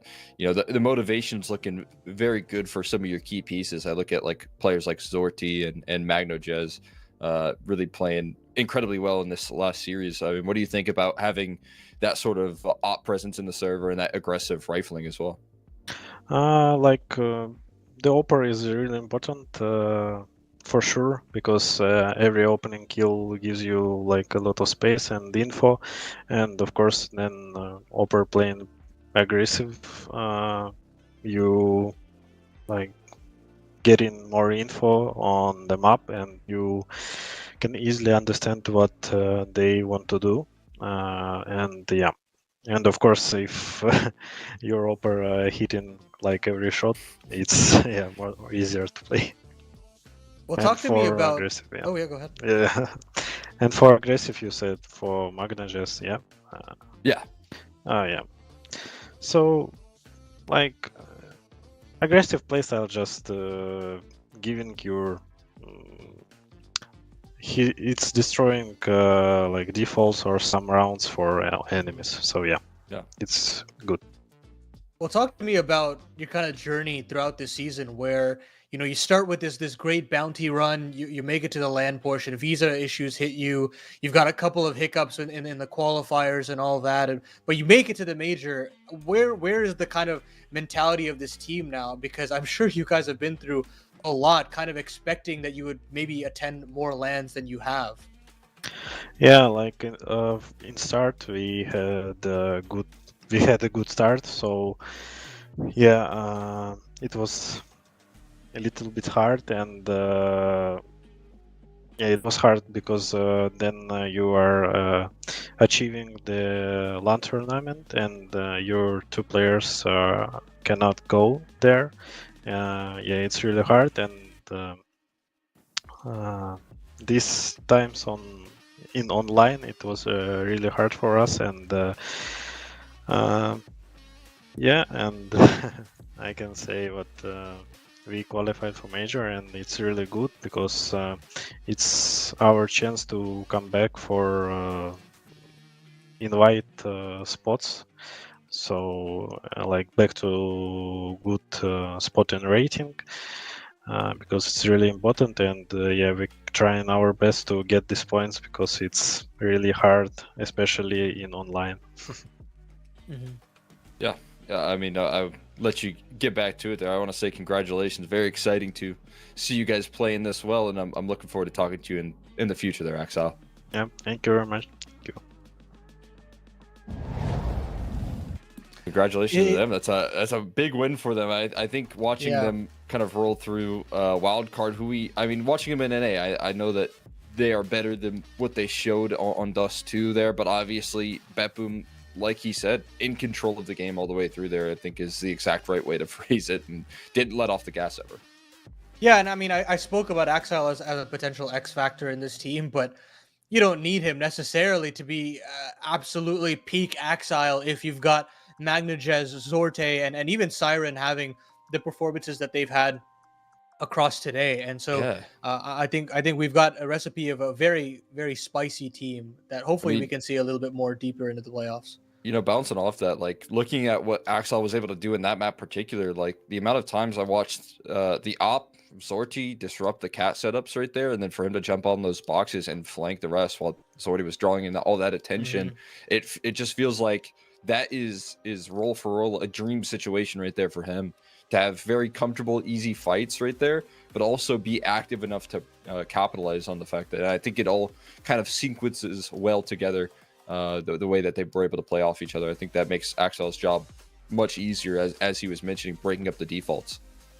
Yeah, well, we'll see a little bit more of them as they face the winner of 500 and Imperial. But folks, because of how quick that best of 3 actually finished, we'll have a little bit more of an extended break between now and 500 and Imperial. So take a little bit of a break, get a breather, get some food, get some snacks, and be back here for that last map of the day, or last match of the day between 500 and Imperial. Don't go anywhere.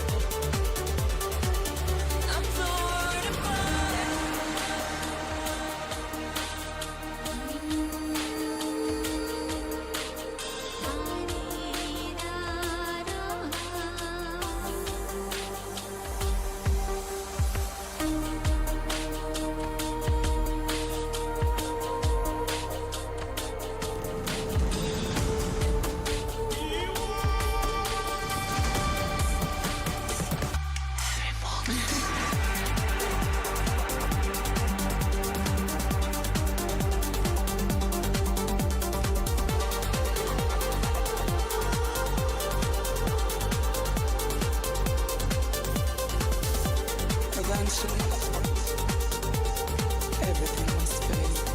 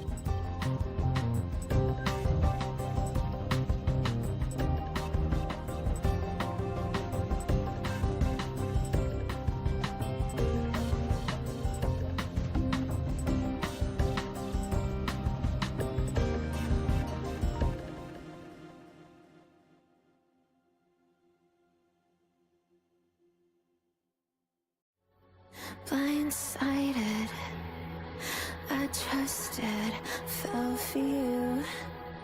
What a stupid thing to do. Blindsided, high hopes, but they fell away the moment you lied to me.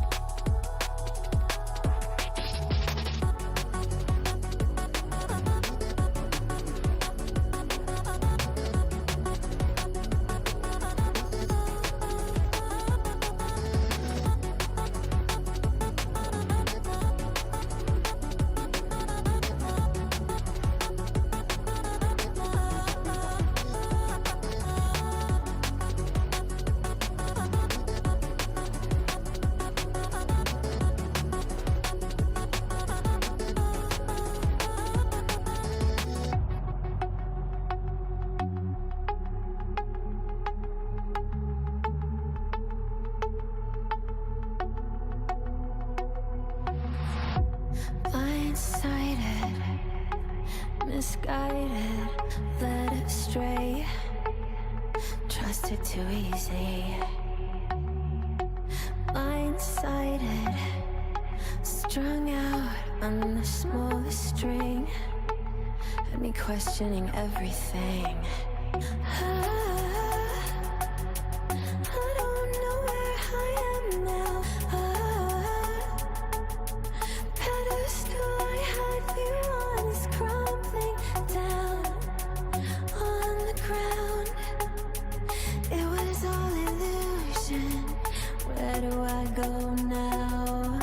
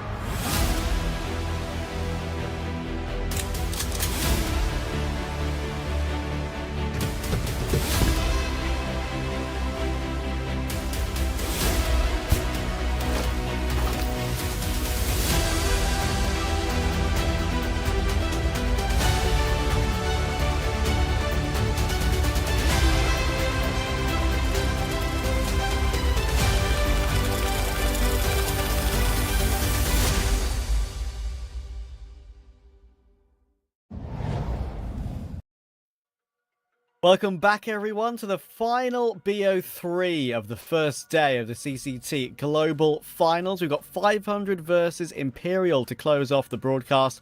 And Matt, honestly, we've got the long game in the morning with Bait versus Partisan. And we've had two absolute breezes in the last two BO3s.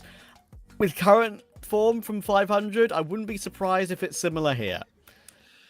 It's a good point. I mean, we don't know exactly what to expect from Imperial coming into this last game. It's their first game in Europe. They've been playing a lot in their region. They've been playing a lot in South America and finding a lot of success there as well. But it's a completely different box of frogs, Trav, when you travel across the pond and have to play against the highest level of competition, of course, relatively speaking, here, tier 2. But I'm looking forward to this game. And I don't think it's like, oh man, there's no chance for 500. If they play at their best and the individuals pop off, it'll be enough to be competitive. But it's not like a guaranteed blowout.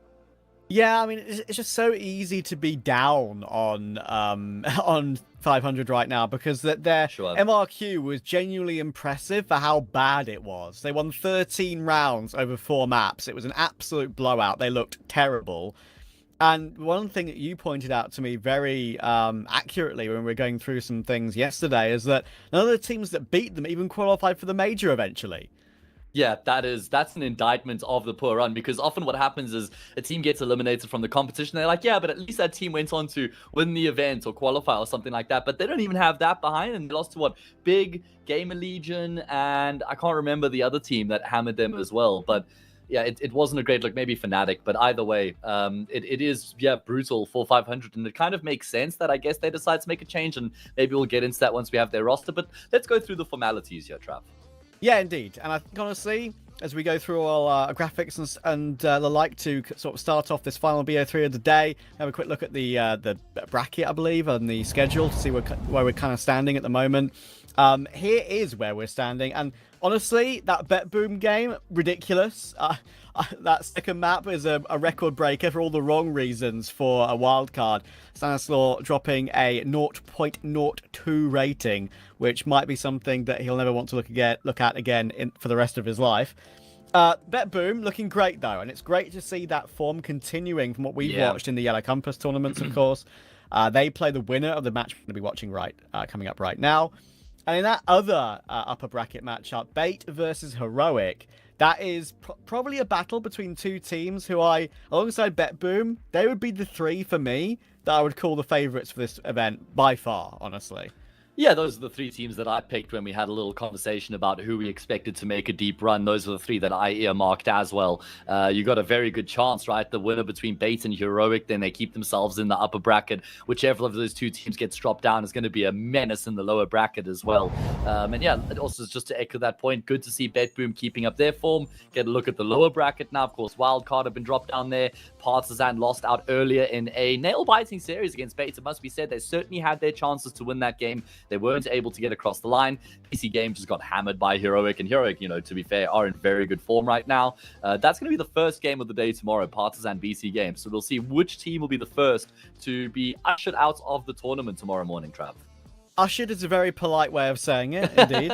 Yeah. I do like that. But yeah, I think the most important thing for me, for these teams, is that they want to try and get, even if you're thrust into that lower bracket immediately, every single match counts. That's what the VRS demands, of course, these days. And every single bit of prize money that you'll get from just being in the global finals will add to that, of course. And Wildcard, are we looking to bounce back? That's for sure, after a pretty terrible showing earlier. And we'll have to see, as we say, who they're going to face with this 500 versus Imperial matchup. And we can have a quick look at the 500 roster coming in now, because we've already touched them on a little bit. But I want to just cover a little bit of a longer chat about them as it stands, obviously. I am unsure as to whether Ships is playing today. I would say no. The official announcement did come through recently that Ships would not be playing with this team anymore. He was going to be benched, and that is one of the most shocking things that I think I've seen in Tier 2 for a while. I mean, sure, they had that terrible result at the MRQ that I touched on. They had to make a change after that. That's not really tenable to continue for that long, right? With the same team, if you've played that badly at the tournament you've really been trying for. But they benched their best rated player by far, and Ships has always been a wonderful player for any Bulgarian team he's been a part of, really. He's had insane numbers in this roster, so I can only assume, Matt, it's either internal issues or something else that's caused this decision. I am imagining and expecting Red Star to be playing today instead. I do have confirmation that Red Star's going to be playing and Ships isn't actually going to feature. So at least we do know that for a fact. And yeah, it's peculiar, right? And it's something that I wish organizations would communicate a little bit more clearly as to why they've made the change they have. Because it's a huge ordeal, right? For the fans, the commentators, the spectators, everybody involved within the scene. This 500 team have been doing really well over the past while. 3 months, there's been a lot of focus on them. Now, all of a sudden, their star player has been benched. And it's like, well, why? Why is Ships benched? Like, were there internal disagreements? Did he want to go in a different direction to the rest of the team? Did he maybe want to try and pursue other opportunities? We don't know. It's just like, yep, Ships is being moved to the bench. Thank you for everything. Red Star's coming in, and that's that. So it's tough to kind of read into it without speculating too much because we just don't have much to go off of. But yeah, I think that, funny enough, 500 stocks have drastically just dropped, right? Because if you go back like a month ago, this team was actually playing good Counter-Strike, getting good results consistently. But obviously, that has all changed very quickly. Yeah, and of course, they had some great results in the CCT EU series in the regular season, right? They won Series 17. That was the main win that gave them that injection of money and VRS points to play in the MRQ to begin with. So, yeah, I think it was an absolute awful tournament for them, that MRQ. So, definitely disappointing. There we go. Live switch in the production. Red Star is in. Ships is out. We're on point, guys. Don't you worry. And Red Star in particular, right, he's had a similarly high level from, like, the past, at least, which we all know he can reach, but he's not locked down a team since Into the Breach went belly up. He used to be a 500 player with Rainwaker in the past, but that was a roster, of course, with Denislaw and Grasshog and other rosters in the past in Bulgaria that he was always sort of hopping in and out of, right? I think maybe was Fiend the other one, the main one that almost made a major. I think it's surprising. I think you and I are both spoken about Red Star quite a lot, and we both really think he's a fantastic player, but just not been able to lock down a long-term team that can push him to LAN opportunities. They've had one this year. That was it.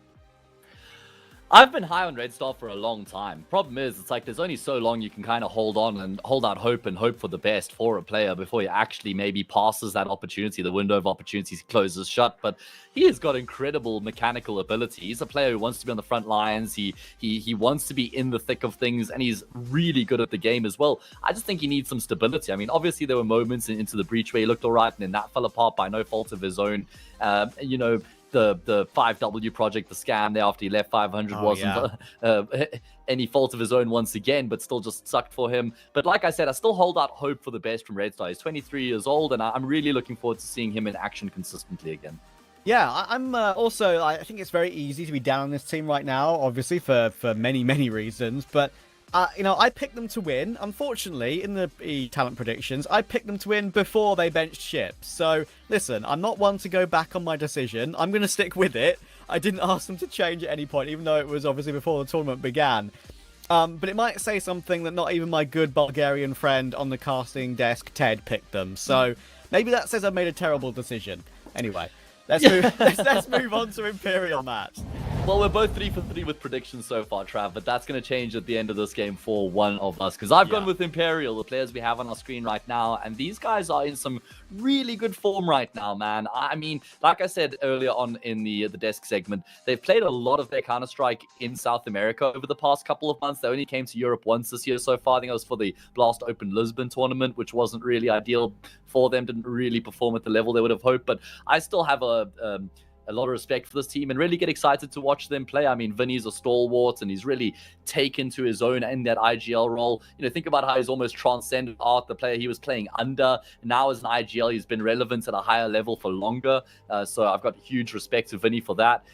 Try is playing arguably some of the best Counter-Strike of his career right now. When you look at the level that he's playing at and the performances, the consistency from him on the AWP, someone who generally does play quite an aggressive AWP style, it's difficult to do that consistently, but he seems to really have come into his own as of late. And consistently, like I said, putting up some very good numbers. The one guy that I'm really excited to see, though, is actually Shay, a player I saw a lot in South America, playing for Sharks and then Fluxo after that as well. He is a playmaker, man. He is the guy who wants to get his hands dirty, sleeves rolled up, and he's the guy who does really well. He like thrives in the chaos. So I'm excited to see Shay today. He's only been in the team for 2 months, Trav, but he's shown good promise. I just want to say it out loud, at least attempt it as well. Rashad Sadie de Almeida Yoshita. That's a fantastic name. Honestly, I love that. Obviously, we've got like everyone's full names on display here, not the ones you necessarily see on HLTV. I wanted to say it because it's a sick name. Anyway, my thoughts about this roster are a bit up and down, right? They won a CCT series, like I kind of mentioned with 500, but Imperial obviously won theirs in South America. That was Series 7. And for a long period of time, I was very disappointed with how this roster was playing, actually. I mean, me and you have watched them multiple times in various ESL Challenger League playoffs. Look incredibly underwhelming, even losing to like a couple of mixes in a couple of BO3s once in one of the past playoffs. But they've improved significantly. They're starting to look like their old selves again. I think pre-MRQ, they impressively qualified for Blast Lisbon. And this is where their fortune started to change in my eyes. They beat Fluxo, Pain 2-0, and MIBR 2-1 to make that main event. The one blight on their recent copybook is failing to qualify for PGL Astana. They lost to Odic in a 5th map in the grand final in that one. But they qualified for the major at a canter, as probably they should expect themselves to do. And I really do think that they are a team that can really be dangerous. Just a question mark, as you say, playing against EU opposition. I think there's a couple of players that will transition to that very easily. Those two players are Desenshi and Try. I think they've been stunning. And the duo of Desenshi and No Way have actually been particularly... have always been really good together, right? I mean, No Way has been around for a little bit now at this point. I think he's quite a exciting play, even though he's not got the rating that Desenshi has as well, right? It's now their 3rd major will be with Desenshi and No Way, that duo. So they are continually making those big events. And here's our head-to-head. 2 AWPers, of course, Matt. I think there's only one AWPer here that's been on the best form recently. That's Try. They should win. He should play well, but it remains to be seen. That's what makes Counter-Strike so fascinating. Yeah, I'm not entirely sure where they're pulling their stats from, because from what I can tell, Cirque has the 1.01 rating in his past 3 months, Trav, not 1.12. So maybe a bit of a mistake there, because 1.12 looks very good for Cirque, but he just genuinely hasn't been at that level for a while now. So that is, yeah, hopefully he gets plays around a 1.2 rating today. He's going to have to, Trav, especially with the fact they've made the roster change so recently and they've been in this brutal form. We're going to need to see Cirque just stepping it up a notch now. There's not as much room for him to maybe just disappear on some of the maps and not contribute the way we know that he's capable of, but he certainly has his work cut out for him. I'm backing Try in this duel every day of the week right now with their current form. Yeah, I think so too. I mean, obviously it remains to be seen with the veto, and that's exactly what we're going to look at right now. And unfortunately for 500, there is a couple of maps, of course, that they will definitely not be playing. Train is their perma, so they need to get that one out of there. And that opens up the Dust 2 for Imperial. And that is the map where regionally they have been unbelievable. Now, this is where you need to get a bit of a caveat, right? People will look at their HLTV stats and say, oh my goodness, 83%? Oh my god, they won 15 out of 18 in 2025 in the last 3 months at least. But every single one but one has been against South American opposition. They played against Liquid in that Blast Open Lisbon that I mentioned. They lost 13-4. And all the others have been against Odic, Fluxo, KRU, the Argentinians. They had that one really good win against Pain, like I said, but it's all regional matchups that they should, probably 75% of them at least anyway, should be winning comfortably in their eyes. So it is all regional-based results. 500 taking Inferno, that is the one map that they kind of have still in their wheelhouse alongside Anubis. So I think with the Mirage as a decider, this map pool is very good for Imperial, but you just have to keep that in your mind that all their work has been regional, and it's a very good opportunity here for this one to be closer than people think. Yeah, I agree with you. I certainly think that's an important point to make. I mean, even when you combine it with the fact that 500 do enjoy playing Dust 2, I mean, when they lose the map, it's almost always a closely contested affair, and they do win it against good opponents as well. Obviously, having lost ships is going to be a very big hole for them to try and plug now here with Red Star and catch them up to speed quite quickly. I mean, that change was only made in the past week kind of thing. So it will be difficult, but it's not like this is a punch pick by any stretch of the imagination. And you could say the same in the opposite direction as well, with Inferno being the pick here from 500. It's a map that Imperial have got a decent amount of reps on. Again, you could make the same point you made earlier about Dust 2, that any of their recent history will all just be against regional competition. So it's kind of difficult to kind of gauge where Imperial will be at on an international level on these maps. But I think that it should still be a competitive game across the board. I don't think we'll have any blowouts on any of the maps here. No, I think so too. And you mentioned like what players will look like or what Imperial will look like on the international scene. That is the one thing that I think I want to see from Shay, right? Because we've not really seen any of that yet. He's been a very highly rated player in all the teams he's played in the past, right? I think he's actually been one of the most highly touted alongside that Piria guy, that Piria Junior guy, which I think is a very talented young player from South America as well. But like Fluxo, Sharks, even that little mini stint on that Tropodo Taco mixed team as well did Shay. I think he's really good, but I think he is a player that I've seen in the games that I've watched of him at least, where the pressure can get to him in high pressure scenarios. And that's what I'm going to looking to see if there's an improvement on that in this particular BO3. I think there's one thing that are really important to mention though, is it is a pickup that I do like. There are so many in South America that have been so wishy-washy and meh, and like Red Canids, for example, are just going down on a downward trend for so long. Fury are giving up on a full Brazilian team as well. Like Pain, they're making good moves, but they're still not 100% there yet. So yeah, I want to see a Brazilian team at least make the right decisions, because I feel like that's actually few and far between in South America at the moment. I've been really disappointed with how the scene's been looking. So Shay is a good choice. I'm glad Imperial have got him, but I need to see more from him. Yeah, two things on what you've just said. I will say, the deficiencies you've noticed with Shay, that improves with experience. And that's what he's going to be getting here. It's what he's gotten recently as well, being able to rise to the occasion in those big games. The one issue he will have is his playstyle is volatile. It's very aggressive. And the European region is always very well known for punishing those overzealous players, right? So he will have his work cut out for him there. But Trav, I'm going to have to cut my ramble in half because I've heard the game is ready. You know what? We're going to slap that button, cast to start the game. We're going to send it across to Ted and Anders. And we'll see you guys after the first map. Wonderful. Thank you to Trav and Hayes. Appreciate it. The game is going to be live here. Our second best of 3 for you and I, Ted, but I guess 4th overall for the day here at the CCT Global Finals. A lot on the line, and maybe especially for some of these teams that didn't quite make it through the MRQ. Speaking of which, 500 in the MRQ, Ted. How's exciting? It's a good time. Yeah, it was great. I think if you ask the players, it's probably one of the more fun events they've played in their lives, right? You get 13 rounds over 4 maps of Counter-Strike, record-breaking low ratings for pretty much everyone on the squad. So, and to top all of that, you go for roster change. And as Travis said, you're pretty much giving a loud shout to everyone. There was a ton of issues on the team because we're removing our best performing players. So, exciting times for the Bulgarians. On the other side, for the Brazilian side of things, I actually am quite hopeful to see Imperial finally do well in an international tournament this year. I feel like they haven't been getting as many opportunities. Obviously, there was that Blast Bounty, or it was actually Blast Open Lisbon, participation where they played against G2 and Liquid. Lost against Liquid, won a map off of them, lost against G2 but played really close maps. So I definitely do feel like this Imperial lineup does have a lot of potential in there. I don't really feel like they could find better pieces even if they tried in Brazil as of right now.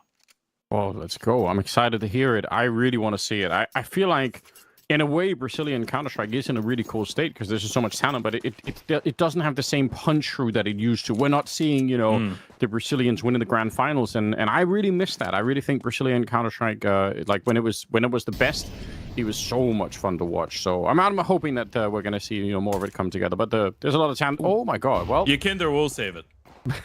That's very possible. You might not be wrong. Oxygen trying to do the best he can here to actually save Bulgarian Counter-Strike. It started with Rainwaker picking up the first headshot, and it was just a straight clip delete of that first player, and then Oxygen finding more of the same back here. So it's down to Vinny and No Way, and bomb plant be very nice right now. Of course, you can win rounds like these, but it's highly unlikely. You see No Way sneaking out, sees a bit of an opportunity, does make the cross. The bomb is just unfortunately so far away. 500, I don't know. Do you want to fight to stop the bomb plant, or are you just happy to win the round here? I think you realize that they need to cross, right? You realize that they either need to cross short or they need to cross long with the bomb there. So it's all about not giving too many individual fights as of right now. Imperial do have the time to work with, so No Way can just hold on to his position, wait for Vinny to get a little bit closer, and obviously he doesn't want to run. Thing is, they don't have a lot of util, so eventually Vinny might have to throw that bomb over. And as of right now, 500, as you said, it looks like they're completely fine with just playing a retake here. Interesting kind of choice. A lot of the times we end up saying, well, getting the bomb plant is sort of half the battle when you're in these pistol rounds on the T side, because obviously it allows for a buy. So I was kind of wondering if 500 wouldn't try a lot more to stop it from happening. But I guess at the end of it, they're saying, you know what, let's just make sure we win the round and don't somehow lose the 2v5 clutch. And I can sort of respect that as well. I mean, but I guess the downside for trying, to do something at too much at the beginning, if you end up losing it, it's such a bad start to the game. It's like hard to recover. So. Yeah, I mean, the first thing that 500 won right now, all jokes aside, Anders, we got to have a serious conversation. 500 before the MRQ was one of the most dangerous teams in Tier 2 Counter-Strike so far this year, Absolutely. right? We were looking at Zerg starting to pop off recently. Oxygen obviously has been one of the most discussed names for all sorts of different reasons, but truth is, he did have a lot of good performances. Rainwaker was probably the only player of the team at the MRQ that did show something out of 500. And now you have Red Star coming in, who usually is a really calm and really calculated player, so you're expecting to see cool stuff coming out of him, and he's really skilled. So if you're 500, you want to take care of just winning the rounds in the most simplified way that you can. Even if you let Imperial get bomb plants, you don't want to risk. You want to get a couple rounds on the board, get that good start, because at the MRQ, as we said, they got 13 rounds in total. Listen, every single first half that they played, they won only 2 rounds, and it was a 2-10. So if you can get a couple consecutive at the start, this is maybe how you break the seal, right? Yeah, I agree. I think it's a respectable way to try and play it. And listen, I'm laughing at 500 for the MRQ stuff, but Danish Counter-Strike is essentially dead, so I don't know why I'm laughing so much. It's tough out here.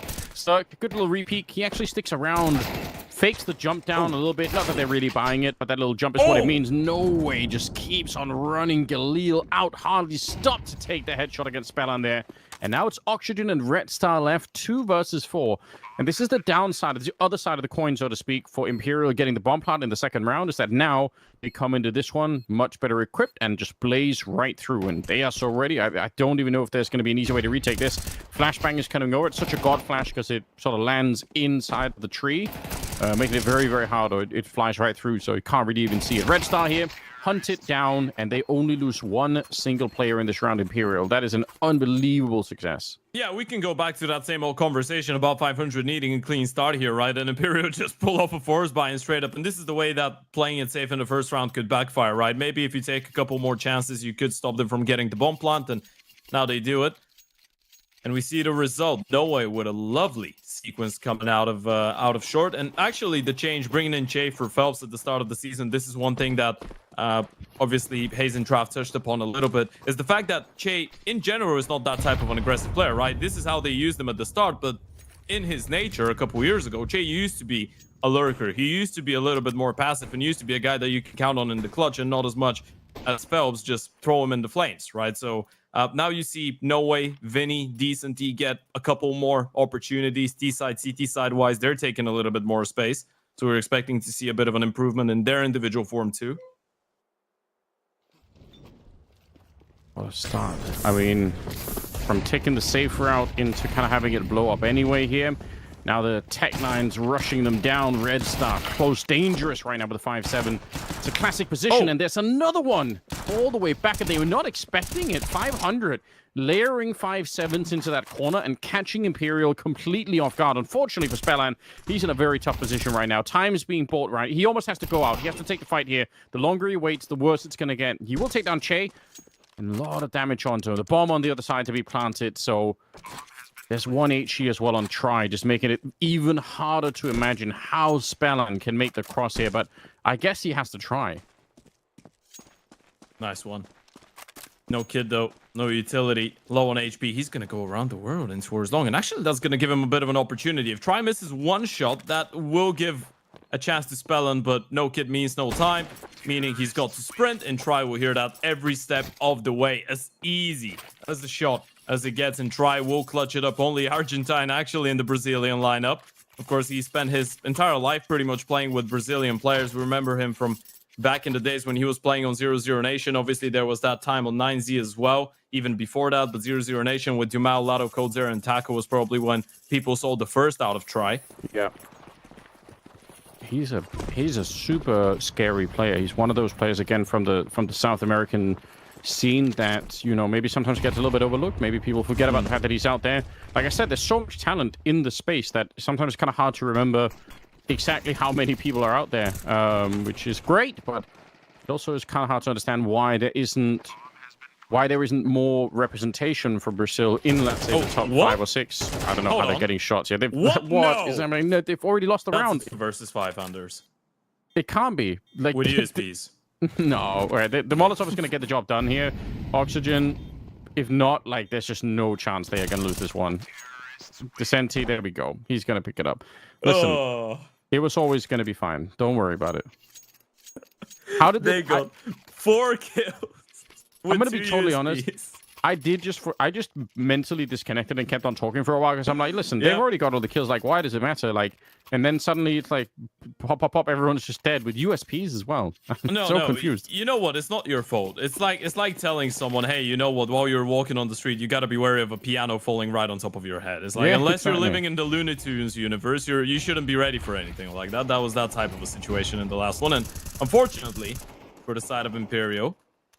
They did lose 4 people, but fortunately enough, that was all, folks, and they didn't lose the final one. So a 3-1 lead here for the Brazilians. At least that's going to boost up the mental a little bit on the side of 500, ruin the T-side economy as well going into the first proper buy round. Problem is, Cirque doesn't really have a big green to contest with Trizo.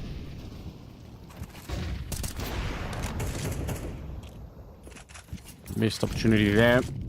Going to relocate behind that smoke, and does look like they're going to go pretty quick here. They're not going to risk it for too much longer. Powering through, it's Decenti to take down Spellman, and Cirque is going to go down as well. The grenade is so close to catching No Way there. At least they could have had a kill in return and made it a 4 versus 3, but I don't know how he dodges the last bit of damage, but he did. Stays alive. They're rotating their way up onto the catwalk. All 3 members of 500. It's actually not that bad of a position to be in here in a 3v5. I mean, you've got everyone kind of where you want to be, but it's going to come down to this next fight. Just one player back there. I was going to say it's Red Star. And Vinny takes him down instantly. So I think with that fight going the way of Imperial, I can't really see a road back here for 500 to win it now. Rainwaker and Oxygen left. They've got the health for it, but Imperial is being so careful right now. Once that bomb is planted, they're going to be safe. Yeah, AG is going to come in. They're trying their absolute damnness to bait for Rainwaker right now. Set him up for a free kill, and he will collect it. Still a difficult one to think that they're going to be able to pull off, especially with Chase Lure coming in towards short. It's a nice setup for the first one. A dink as well. Look at the damage. Onto No Way, onto Try. But unfortunately, it's too much. Che comes in for the one side, Try on the other. And they're going to clean up the round here. So back to a very sensible start now for Imperial. And as is often the case, you lose those early rounds on the CT side, no matter what the map is. You won't really have the money to do much of anything. But then again, the USP seem to be really sick for 500, so maybe it just doesn't matter. Yeah, maybe it doesn't matter, but you know what? It's really upsetting for 500 because it doesn't feel like Cirque does the wrong thing there, right? You lose your first player. You know there's one guy from the T side isolated in front of you two. You're trying to break through the mold, go and isolate the 1v1. And in the meantime, on the minimap, we could see 500 getting proactive in towards the tunnels as well. So they were doing the right thing. That's why they had all those players in towards short. But again, you see Imperial get away with a couple kills. And then you see maybe... I feel like the tactical improvement has been quite obvious on the side of Imperial. And I'm not even going to say tactical improvement. I feel like sheer discipline has been shown a lot more on this Brazilian team. And that has been an overall point to be made about the entire South American team. The way that they realize, okay, we've been found out. We still have that one player in towards middle and Che who's going to be lurking. As we said, this is where he feels comfortable. He feels a lot more comfortable being the last man in than being the first guy to run in. We're going to use the time, slow it down. We have the advantage, and we'll make sure we get another clean conversion. Yeah. Having that kind of discipline, I mean, especially against a team like 500, I would say notoriously can shoot extremely hard when they're in the right flow of things. And so slowing the game down and not allowing them to do that can really, really go a long way here. Looks like there could be a bit of a surprise for Vinny. If they peeked him when he was setting up that grenade, maybe he would have been traded up pretty quickly. He had a little bit of backup with him here, but now might be in a decent position. Still going to be Rainwaker with the 1 kill there. No Way trying to fight his way back, and it's a Pretty good triple kill to line them up. Oxygen now, just a deagle. Again, to try and do a little bit more damage, but the real threat of the round has kind of already surpassed here. Imperial is moving forward pretty nicely into this game. The Mac 10 even going to get the kill there. So, wow, they are actually they're doing a lot of work right now. Yeah, things are falling into place really nicely. A big triple kill coming out of Norway there. 500 did give themselves a bit of a chance with that long fight, but Norway able to get a triple. Nice clean bursts to the bodies of the CTs on the other side of things. Imperial get a good opportunity, as we said.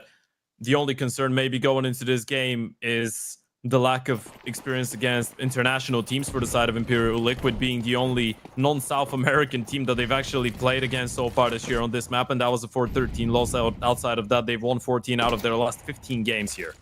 Oh, speaking of Liquid, I think they're boot camping in the Liquid offices, Imperials. That's pretty cool to see. Oxygen, wild spray down through, so much damage. The timing of those counter grenades was epic, and unfortunately, there's probably not a lot Imperial can do to kind of follow up on that, but seems to me, Ted, like that was an attempt to really change the pace of the round here. Just if they wanted to be quick in B, I mean, that could have worked out if 500 were expecting another slower round and suddenly, boom, they're at the B bomb side. I kind of like that. Yeah, Vinny was ready to start cutting off rotations in towards middle as well, right? If Oxygen goes down, Vinny would have been activated, but now you reroute, and 500 have given themselves the best opportunity they've had so far to pick up a round. Spellin will need to hold on for at least one kill, especially considering he's got the opposite to support. No! Oh my goodness. Doesn't flash us in. That's so crazy. You're absolutely right. Like, you painted the picture for us. Cirque on the crossfire. It's all good, and then he just gets destroyed. I don't even know if he understands what happened right there. Flashing their way through, though. They're trying to see if they can recover the round. They need to. This is too much of a devastating loss. If they end up losing this one, I don't know what's happening. Try hitting another headshot. Make it a 1 versus 2 with Oxygen left alive here to try and recover the round. Now, he should get this one, and he will. But unfortunately, it's the AWP down on long, and he doesn't have a kit or a smoke or any of the normal utility that you want here to put the pressure on that AWP. Thing is, he doesn't seem to realize Decenty's picked up the AVP. He doesn't seem to realize Decenty's low on HP either, right? Because all of the damage that he did to him previously was through the smoke in towards the B apartment, or towards the B tunnel. So as far as he knows, Decenty could be anywhere, and now he finds him out. Instant headshot coming out of the big green. Imperial keep on winning rounds, and it's devastation once again for 500. Whew, that is rough to deal with. Look at this peak here for Norway. That's, you know, back in the dawn of time, the first person that I heard sort of put, I think, this into good words, into the kind of thing that it made you understand, it was nothing. Jordan Gilbert saying, sure, big difference peaking with intent. Like that word, intent, it sort of describes what you're seeing with that peak for Norway, right? He's not just peeking to say, oh, I'm just going to see if this corner, if someone's here. He's like, he's ready to kill right as he does it. Now, speaking of that, we're back into the madness again. The Bulgarians doing real damage. SMGs and pistols, and again, very nearly winning the round based off of that, and they still might. Red Star gets another headshot, just leaves it in the hands of Try here to look for a headshot. He knows there's someone down there, but he's going to get smoked off. I mean, just buy these weapons. They're playing better somehow with the really scrappy weapons. Give it another go. Make sure the hope is out of the map. He's got a rifle in towards the long doors to actually pick up. Mid door smoke coming in. AK picked up any moment now. Spellin playing up close and personal. Red Star already going around the world and towards T-spawn. What type of a crazy round is this? And what type of a crazy game are we in for? Spellin was thinking about turning the corner there for a second. Realized it's probably not the best idea ever. You know what's the worst part about this? He could find a way back. Yeah, I was about to say, that's the thing. Like, all it takes is one fight to be won here. If he takes down the first player at the corner, there absolutely is a way. Now, it's Oxygen on the other side, but there's quite a bit of health here. Oh, no. What a nice little peek here. Try baiting him out, forcing him into it is real awkward now on both sides, but he swings wide and does take him down. Oxygen, I think he's feeling the pressure in that moment. He knows, I have to hold on. I really have to stay alive, and then the backup is going to be there. Now, the downside here is that Try doesn't really know where the rest of them are coming from. He's looking for it. All right, now they're showing themselves. 14 seconds left. He's going to get the first one.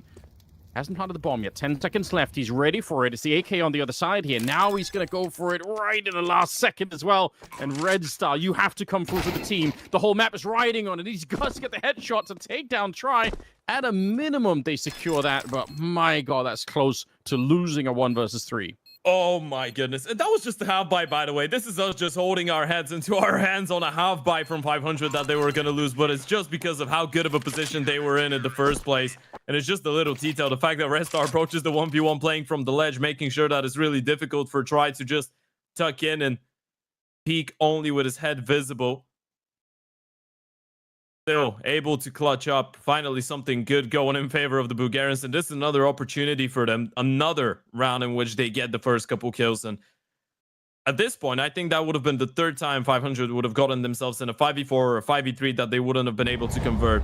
It was a really important one. It all started on the back of a little bit of top mid aggression. And you can see that Imperial is not perfect in their ifs, buts, and maybes and their fundamentals to actually deal with those plays. There is some opportunities for the Bulgarians to try and exploit. And you're right. It is Liquid's facility, yeah. Yeah, that's really nice. That's really good to see. Hope they get a chance to, to do more scrims, do more practice games. I mean, if that's even a thing in modern day Counter-Strike, I don't know if anyone actually has time to do that. Everyone's just practicing in officials these days, Yeah, and they go to a tournament and they say, well, yeah, we've been practicing for a couple days. Practicing for 5 days is a luxury nowadays. Yeah, it's unheard of, really. Here we go. Smoke out long, smoke down the middle, Molotov onto the catwalk so that they can go for this peek down here just to try and make sure that no one is going to be, sniping away at them. So careful work at the beginning of the round here for Imperial. They do still have a little bit of money in the bank, so they're going to be able to fight back. And obviously, 500, the job here is just to really make this work. How much should we be reading into the fact that the bomb is outside of that upper dark position? Does that mean they're definitely going to end up at B? What do you think? I feel like it's a clear signal. Yeah, it should be. I mean, it's really early into the round, so there always is a world they just pick it up and go back. But as of right now, it just feels like a safe default, right? Because you have only one player in towards long, so having the bomb there is not really optimal. If you somehow lose, no way, then you've given the bomb away. So you want to have it towards the left-hand side where people could react a lot easier if you do lose anyone. But still, it is a possibility that they just pick it up and they go away. Now, as of right now, it will be a B play. The fact that they didn't already pick it up in sprint. No way is left long. Just making sure there's not going to be any aggression, any proactive plays from 500. And as of right now, they've been quite happy with just playing from the back. Just letting the T's have all the map to themselves. And no one in towards middle, really, to cover bar Red Star. They won't have any quick rotations. This B bomb side either holds on or doesn't. The Senti already threw a bit of a lurk smoke to force out the smoke that Oxygen had. So now that he doesn't have it anymore, they can just kind of go for it. So it's really nice. They timed it perfectly. Oxygen, still pretty good job. He almost had the double kill. Would have made a really big difference, but he will burn at the back of the bomb site here. Red Star showing up 10 seconds. Bomb needs to cross. They're running out of time here. Somebody make a run for it. That's 4 it. seconds now. And they just... He's got it, right? I don't think so. Oh my goodness. Oh, no, it's going to be 500 to pick it up. They just didn't. I mean, I get that one of them was low on health there, but that is not necessary. That's a hard mistake to make in round number 9 here, because otherwise, the whole setup for the round is super sick. Like, they actually baited out all the utility, or most of the utility in the B bomb side, and they won the fight. Yeah, I mean, under those circumstances, you just know 500 haven't gone for any aggressive plays. We've baited out utility. They're probably just going to be playing a default setup. And you know what? If we just walk into a 3-man stack on the B bomb side, fair enough. But they didn't. They just lose to the timer to even get the kills that they needed. Go. Rainwaker blown up out long again. Brazilians right now are shooting really hard at the moment, but it's going to be a trade-in. Spellan stepping it up now.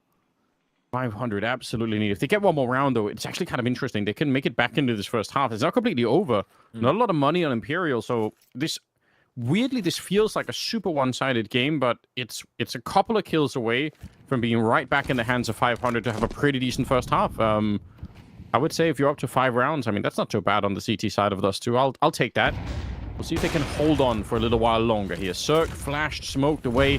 Got to try and find a position to get at least the 1 kill. He's got a little bit of backup here. It's Spellan, but just an ocean of fire down in front, and it's made to force him out into that lineup. Try getting the kill. Bomb being planted now as well. They're going to find Red Star. This is such a great execute for Imperial. It's just been so good, the continuation, the sequences coming out of the T-side utility to set themselves up like the Molotov and the previous one onto Oxygen. And if you're 500 right now, you're even thinking whether you should be going for this one. Yeah, you've got to be wondering. Oxygen trying to optimize it. Some absolutely sick headshots, but again, time is of the essence here. They need to move really quick, and a sickening shot from Try catches the top of Spelland's head right over the box, and Oxygen, I mean, I can't believe that he managed to get them back into it, but yeah, there is no time anymore. Unfortunately, even with the kit, even if he finds the kill here, it's fantastic work for Oxygen, but Try just hitting that shot made all the difference in the world. So close round, but it's Imperial to pick it up. I mean, at a certain point, you got to start wondering if 500 really are making wrong decisions to go for those retakes. I wouldn't say they are. I mean, they're giving themselves chances. They're just losing so many close rounds. They're making the rounds competitive, and as you said, it might feel like a one-sided game, but one round like this one could have changed all of it. And Oxygen, the moment that he finds the double kill, it feels like they should have been able to convert, but Try is able to connect onto a really difficult shot there. Onto the side player with the open hand, gets the insta headshot, and Imperial might be switching up the pace again in towards B.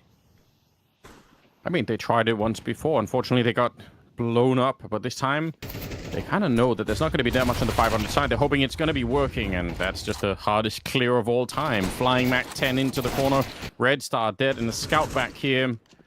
No chance to make that work. So yeah, all the decisions being made right now for Imperial are really good. Like, you can definitely see how they are, you know, adjusting to everything, and once they get a little bit of map control, whether it's long or catwalk, their executes are really fine. Like, this are really a good Counter-Strike. It's fun Counter-Strike to watch when you see a team like Imperial kind of put it all together. Yeah, they are switching things up, right, aren't they? And No Way's been excellent on the entries. That's the conversation we had towards the start of the map. At the start, when Che came into the lineup instead of Phelps, it kind of felt like they were trying to force him into being the star of the team. And you know what? He could be one of the stars of the team, but I don't feel like a team like Imperial needs to have only one star, right? When you have guys like No Way, like Decenty, like Try, like Che on the same team, Vinny's essentially the only one that doesn't need to be a star, and he's been putting out some really good numbers lately. So I guess combining things, giving a little bit more freedom to guys like No Way, Vinny as well taking a little bit more initiative T-side wise, it enables both Che and Decenty to get into their comfortable grounds of being the more lurking players, playing on a bit of a refrag, both with insane multi-kill potential. Yeah. Speaking of which, though, so far we've just been looking at No Way and Try's multi-kill potential, combining for 27 kills, 11 rounds in. That's that is another factor of it. Oh, Cirque actually will find that kill on Che down the middle. That's super sick. Important stuff here. But yeah, having two players like this that are just, you know, fired up at the start of the game. Not to say that that's the only thing that's working for Imperial, but it does make the game a bit easier to navigate when you've got a couple of players like that are just, you know, really shooting. I mean, you've got the first guy that's running into a bomb site and the last guy that's supposed to be clutching things up with Yop, right? What could go wrong? Yeah, it's true, isn't it? That's a good position to be in. Round number 12, and they did lose Che at the start of the round here. Seems like they are going back to check out the catwalk position, and maybe also putting a bit of pressure out on long here. Not the best Molotov, but yeah, they have catwalk, which is obviously the essential part of what they're trying to do here. We'll see if they decide to try and walk it out middle. I mean, they've been very successful in a bunch of different things here, so I feel like a lot of opportunities open to them at the moment. That's another B split if I've ever seen one. Flash goes out mid. Red Star any moment now is going to get the information. Oxygen again has been able to hold on to a little bit of util, but it's middle that he should be worried about. Yeah, nice that he had the smoke. You're right. He is worried about it, but it just doesn't matter. No amount of worry is going to save you from that AK bullet, cutting him clean through the window. Vinny ready for the boost as well. Try and take it down Spelland, who was trying to reinforce that from the catwalk position, and Cirque all alone. He hasn't really had a chance to really flex that AWP. I mean, they haven't been able to afford it nearly as much as you'd want, but we know that in this version of 500, Cirque is actually a very dangerous player. His career arrival has been really impressive, but right now Imperial are just shutting him down. They're not allowing for anything. Try will take him down, and Imperial have a fantastic first half. You know what? This final round by design was just a compliment to this entire T-side that Imperial played. Because of the amount of times that they went out late and towards long with flashes around, let's say, 40-45 seconds, they know 500 is going to be on high alert later on in the round, the moment that they see a little bit of util, right? That's why you see No Way. The few amount of times that No Way has actually fought long has been early in the round after that one time where they went out as a collective. So everything, the moment he mollies long, is screaming. We're just trying to keep you occupied. We want to have those extra bodies in towards long so we can group up and exploit that mid to B split where you haven't been really putting too many people in the first place. Imperial are just playing a really logical game of Counter-Strike right now, and honestly, it is refreshing to see that those guys are able to bring in a clean game plan and react so nicely to what is going on. They themselves know what is the logical way that the other team should be reacting to what they're throwing at them. This is just really good Counter-Strike. It's unfortunate that 500 didn't get more of a chance to get back into it, but I'm not. Again, it's hard to be sad about because you can just sit back and enjoy how well Imperial have put everything together. Now, I will say this: 500, they're on the side where they get to take the initiative, so it'll be fun to see how this plays out. They are boxed in on long, though. That doesn't have to be the end of the world. You can dispel and is actually already aware, so we know that 500 don't probably care about it. Question is, what can they do? They've got one smoke to basically make this whole run and get a couple of kills and plant the bomb. It's a lot to put on one grenade, but here we go. It's out. You can see Che trying to see if he can balance that a little bit. Flash comes in for it. Nice flashbang. It catches everybody, but somehow they get none of the kills. You want to pause, though. You realize there could be a backstab coming in decent. He's going to be too close to actually fall back. He needs to find more than one kill. Oh, the dualies. It's the perfect weapon for it. Unfortunately, it will just be the one, and you're right. That opens it up, and they're going to actually make the choice to run back. This could be pretty dangerous. Running back across the map. You just don't know who's going to rotate. Look at the position here with the USP. I mean, it's not bad for Vinny. He's going to call it out and say, yeah, they're coming. Even if he can't land that shot, it's just more people rotating in. I think Try's coming in from the middle up behind him here. A little bit of a traffic jam almost. The Are they circle going down. They can, but the bomb is in T-spawn, right? Again, you're like 500. Now it's all-out chaos. Up on Catwalk as well. There's a player waiting for them. It's no way with the dualies. 20 seconds. Bomb coming out long at the same time. Flash doesn't really do that much. He's looking for one more headshot here, but they're about to get shot in the back. Oh, he heard the footsteps. Turns around. It's sickening. Red Star with a double kill, but the bomb is down there. He 10 can't seconds. do it. I don't think he has time. It doesn't matter. He knows he has to run to try and get the kill because he can't plant the bomb.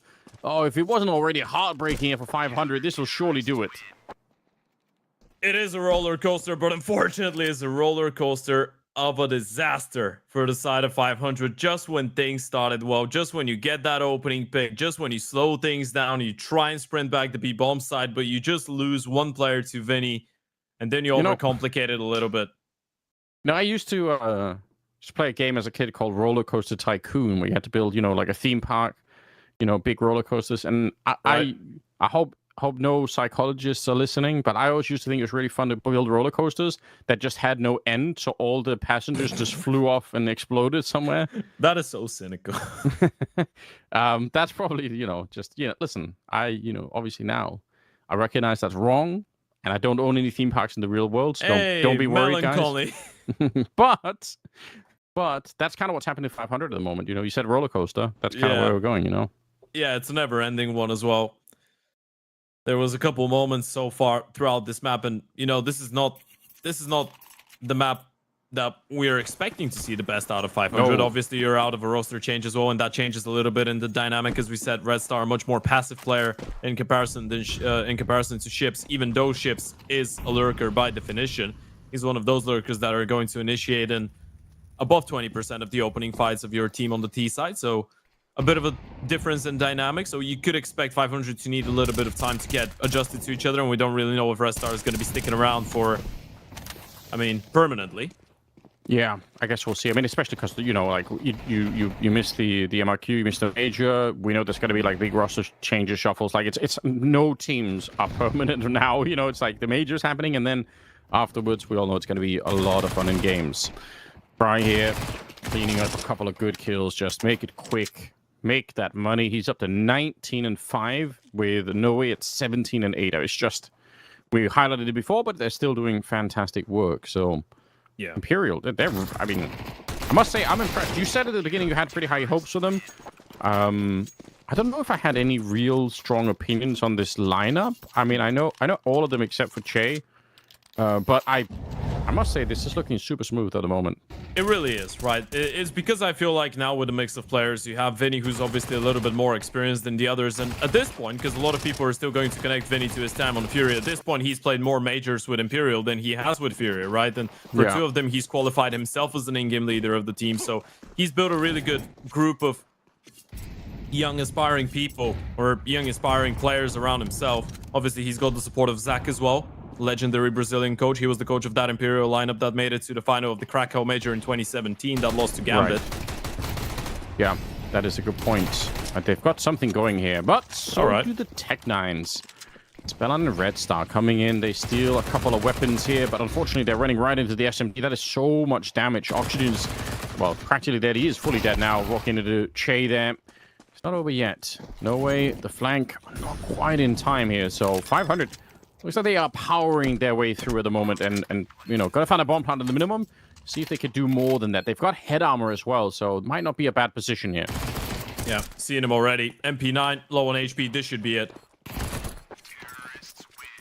Yeah. Instant burst down. Nicely done. Cirque.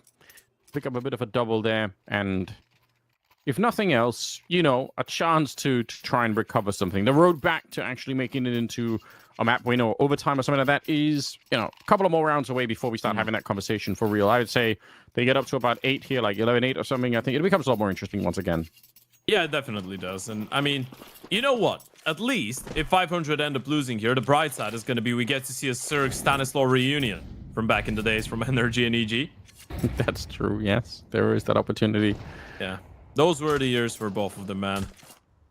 I saw there's a headline. Somebody said like it was like career low performance from Stan in that other game. And while that may be true, I still really want to highlight the fact that this wildcard team is like it's actually really good to watch. Like obviously that second map, never mind. You know, we can forget about that. But on the first one, like they played fantastic Counter-Strike. So you know, stats don't necessarily tell you everything. Even if Stan was having I mean, they all were having a hard time, to be honest.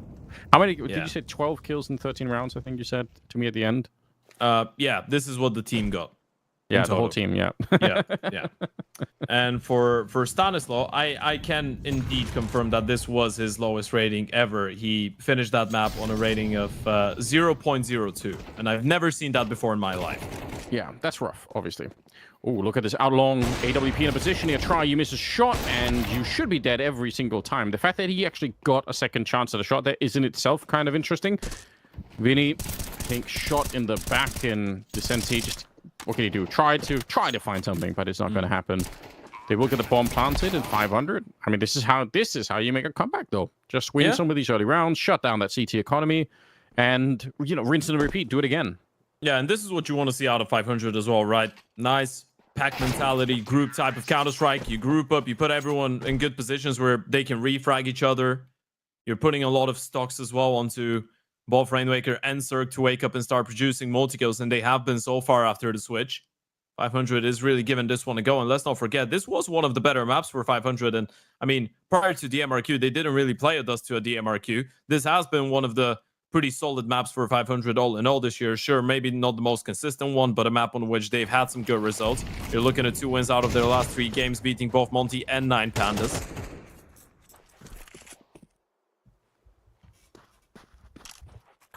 Well, we saw what the USPs can do on the 500 side when they were on the CT side. Don't know if Imperial can replicate that kind of output. I can't believe you've got the guts to actually try and paint that picture. Yeah, you've got to, you know.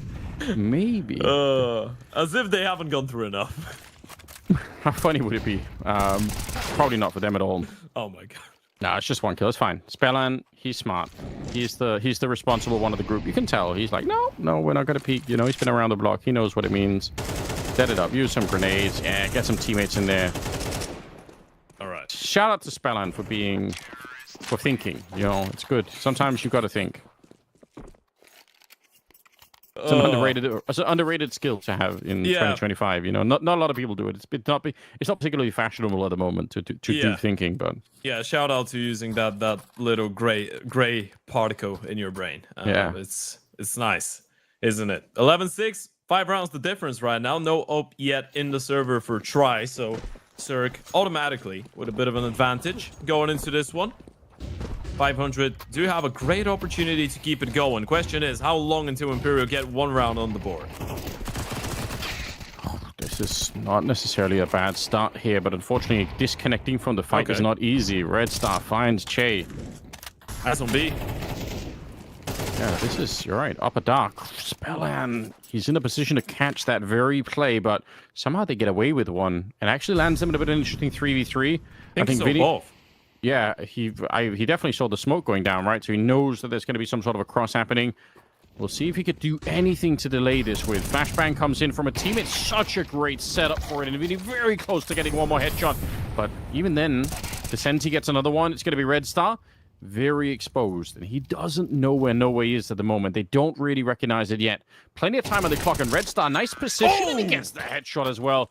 That's actually an ace. He's picked up every single kill in the round sneakily. He was stretched out across the whole thing, but he got the job done, and now they're up to 7 rounds. And honestly, 500, they're kind of back in this game all of a sudden. Yeah, that's a good welcome to the team gift coming out of Red Star. All 5 kills going into this round, and this is arguably the round that keeps them in this.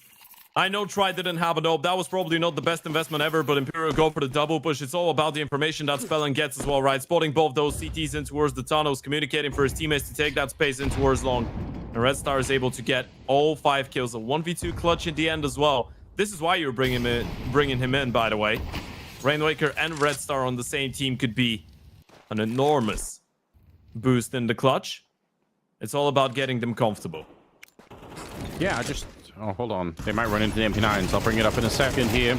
Oxygen very nearly not ready. Try and Vinny coming in and they get slaughtered. No, 500. Oh, wait a minute. Red Star from an ace into a 1 versus 3 clutch. Is it doable? He's so quick to get those kills. And on the upside, he's got a lot of time as well, Ted. 1 minute and 10 seconds here.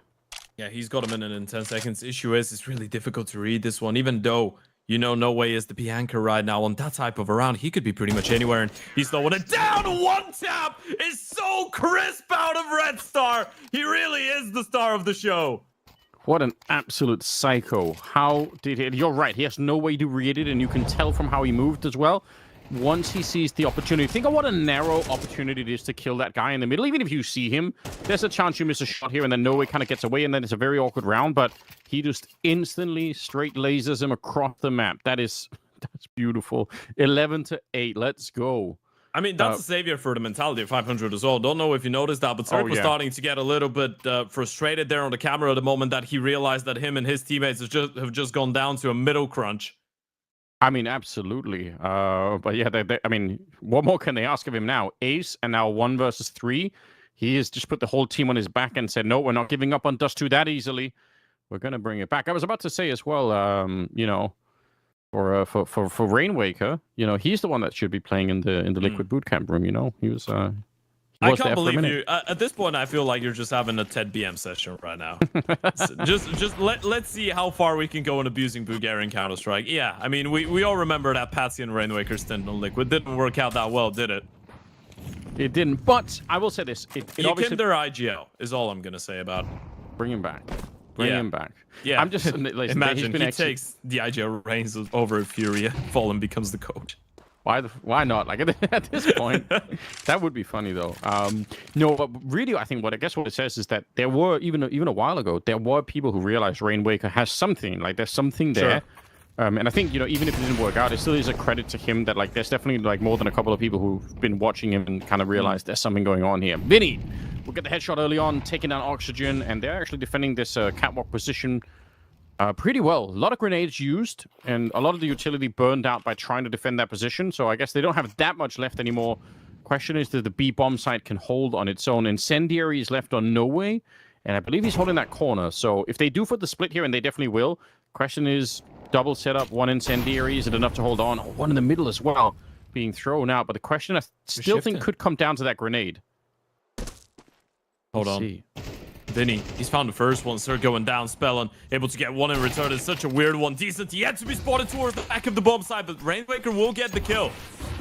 Oh, I hate everything about that setup for the defense. I'm so confused. Now, it might work out anyway, because they had a bit of a man advantage. Bomb being planted. Rainwaker. Flash goes right over it. He's incredibly blind. Yeah, they got the bomb plant, but Vinny there to clean it up. A nice quad kill. And Imperial going to get up to 12, but...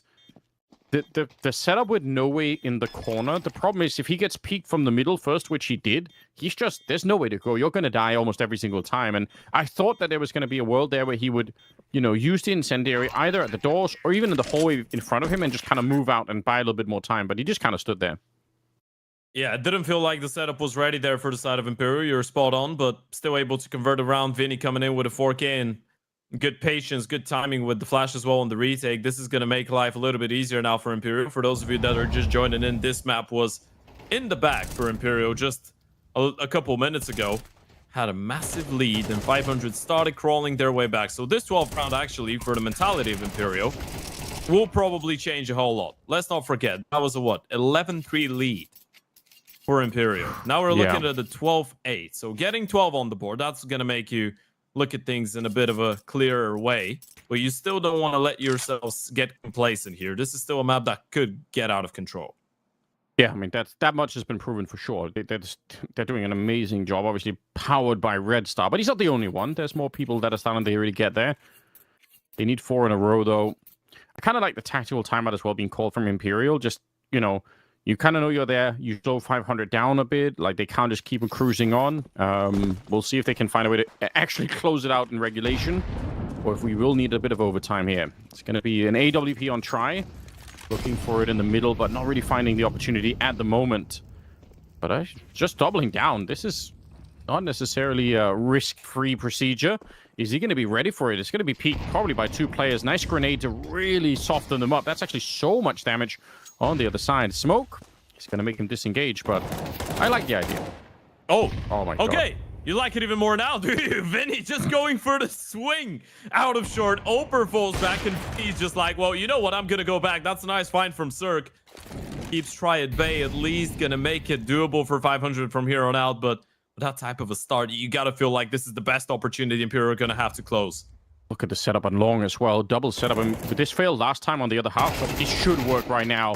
Coming through this narrow choke point. Vinny gets another one. It's a triple now as Imperial are 1 kill away. It's going to be Cirque to try and save the day. They've had some crazy clutches here, 500, but this one might be one of the crazier yet.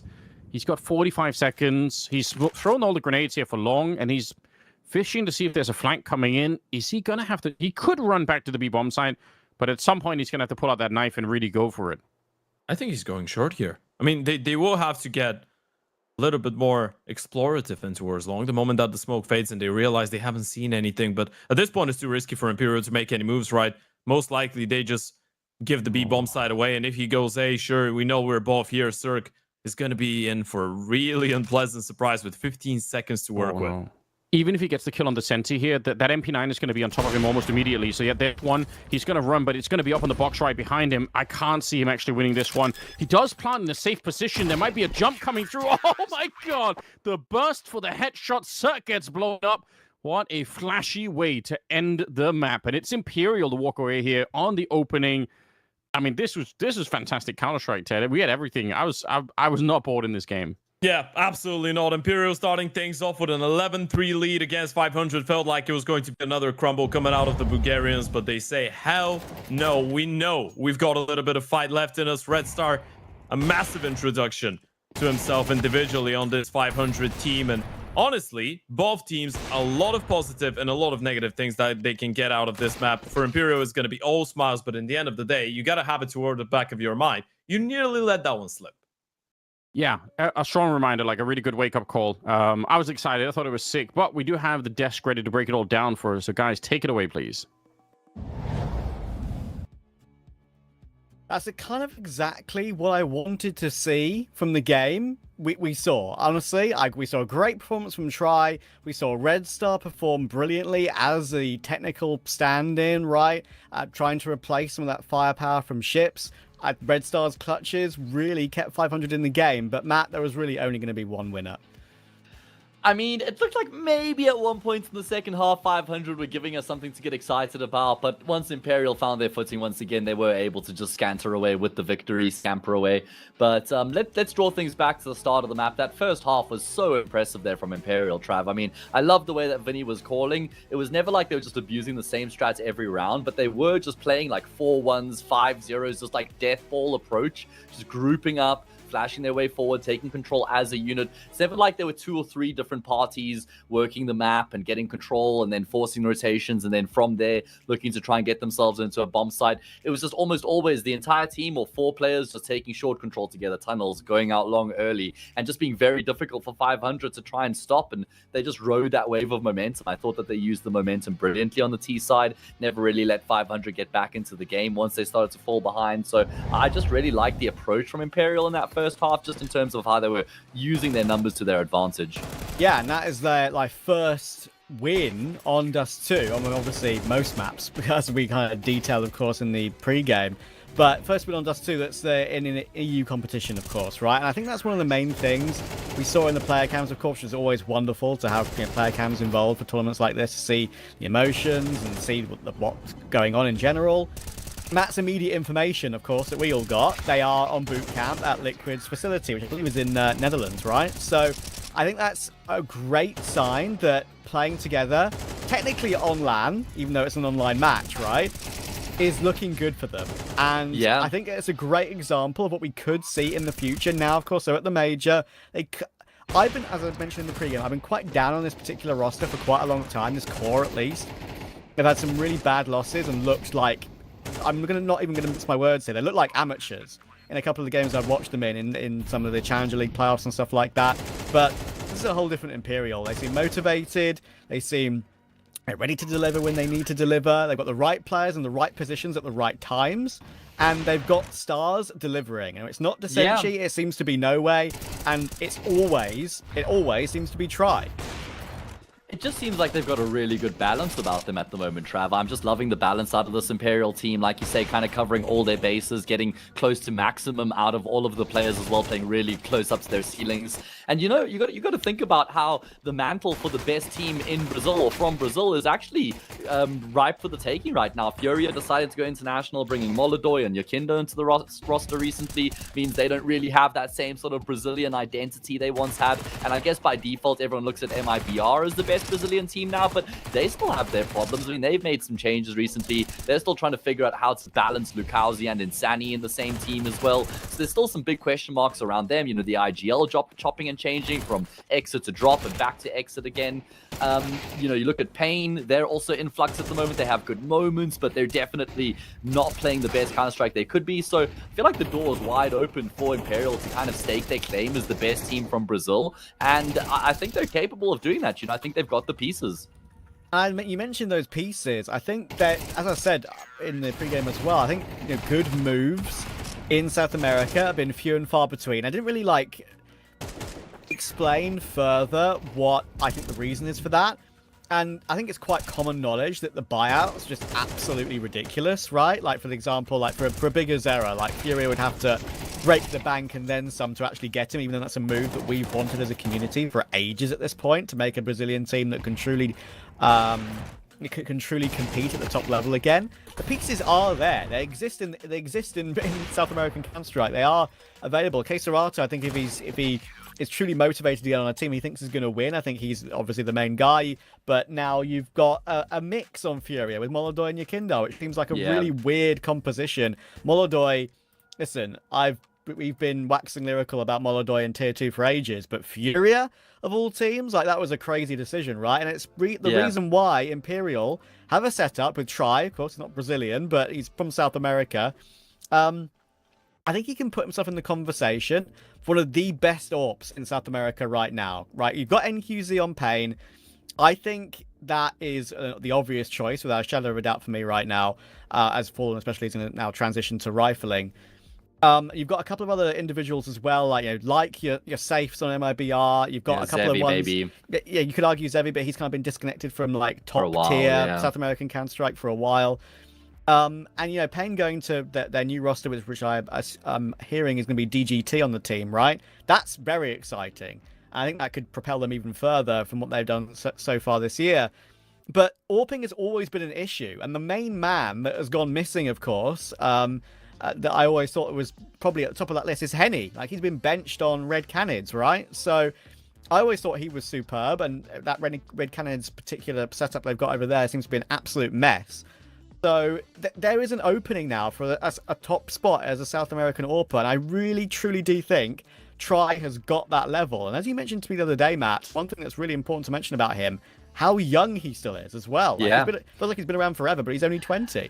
Yeah, it is crazy how he is still super young and has his best years ahead of him. And we saw him deliver the goods here on Dust 2, right? I mean, with the rifle and the AWP, he had some really impactful rounds. I mean, there was that one round where he missed a couple of shots long, but that's bound to happen. I think he ended the the map, top of the scoreboard, and he just was like finding that impact. He was constantly hitting really good shots, just looking convincing. So it does seem like he's really stepping into his power now. You combine his individual brilliance and his mechanical ability with the experience that he's now gained over the years, and still being super young. You've got an exciting product there, right? And I'm really looking forward to seeing like what he can actually accomplish. And with this team, I mean, there's no reason that Imperial actually can't make like a good run at the major and maybe reach like the second stage kind of thing, find an upset victory, and really put up a display to be proud of. I think they have that in them right now. This is a bit of a weird comparison, but just like in thought processes of how the teams are and how they look in general, I think like Imperial are like the OG of their region, because when they look really good and everything clicks, they can look really good and they can actually contend in like the upper portion of like tier 1.5, tier 2 or whatever. I think OG maybe are still slightly better than them right now, but Imperial can reach that level. They can reach that top of tier 1.5 level, but also both these two teams, when there's one piece looking a bit meh, they can look really bad. And I mean really bad, right? Like they've had some terrible results and look like totally disconnected in some different scenarios. So we'll see how that goes as time goes on. And that's the thing with Imperial right now, is that they do have all 5 players playing at this very high level right now, looking very good. You know, like I said, right up close to their ceilings. We're extracting almost maximum capacity out of all of the individuals. I mean, even Vinny had some great rounds on Dust 2. You know, he's always got that very good read, finding himself in little nooks and crannies, catching his opponents off guard. That's been a big hallmark of Vinny's career. Is he might not have like the most insane mechanical ability, but he's got a very good brain for the game. So he's often just good at finding those sneaky kills or catching his opponent off guard kind of thing. Just a moment to talk about 500 Trav and what we saw from them on Dust 2.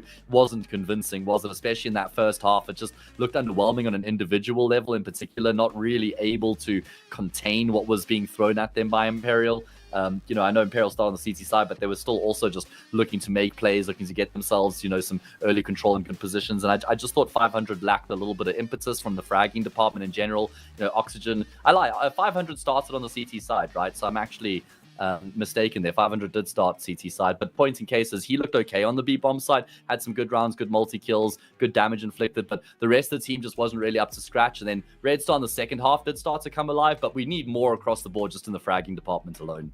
And on a map like Inferno, they need that desperately, right? They've got a very good T side on Inferno, do 500. It's got some great wins on it, you know, sort of early on in the year. And that Res Showdown tournament, of course, when they played big and BC Game, and they beat both of them quite comfortably. But I think it's important to mention that Imperial, regionally, they haven't played as much. They've only played 10 times compared to, you know, 500's 14. There's one stat that I think is very impressive from the 10 games that they've played on Inferno for Imperial, is that they played, obviously, 20 pistol rounds. They've won 14 of them. That's quite a lot of pistols, percentage-wise, right? So that's quite an impressive one. And yeah, I think I'm still favouring Imperial for the game overall. I think 500 can definitely contend on map 2, but I'm taking Imperial for a 2-0 head, which is obviously hilarious considering I predicted 500 before the tournament. That's okay. You've seen some more information now, so it's fair enough. You can make like an informed decision compared to the lack of information you had before. I'm there with you as well. I saw enough from that first map despite or regardless of what map we're going to end up. Imperial did just impress me a lot more as a team and on an individual level as well. And I think they'll be able to translate that to Inferno too. Indeed. We're going to throw it to a break and see if Imperial can get it done 2-0 or 500 have a conversation.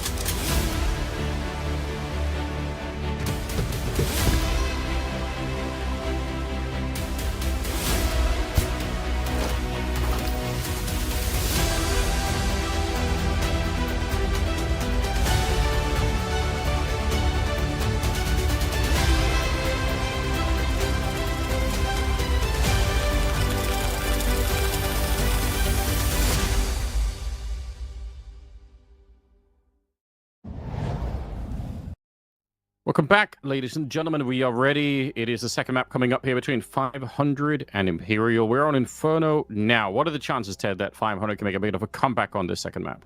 You know what? It's not me speaking, it's the numbers speaking. So 500 so far in 2025 have a 100% win rate against the Imperial organization on Inferno. And by that I mean yesterday, they beat Imperial Valkyries 13-4 on the map. So technically, they haven't lost to the organization on this map. They played with Red Star on the team and they looked really good. But yeah, I mean, who knows, man? I would have sworn maybe, I don't know, 15 rounds into map number 1, that would have been another clean 2-0 that Imperial win and 500 respectively lose. But then towards the second half of those two, we did see a bit of a resurgence coming out of the Bulgarian side. So you never know. Going into Inferno, I do feel like objectively 500 should be able to put up a bit more of a fight. But then again, the one Inferno that I've seen in Tier 1 internationally out of Imperial and that they have played so far this year was a 13-11 loss to G2. And that was a really close damn game. So if you're able to get 11 rounds against G2, whether it be with winning both pistols or not, you still should have something to show on the map. Yeah, that's actually that's an interesting result to think about for sure.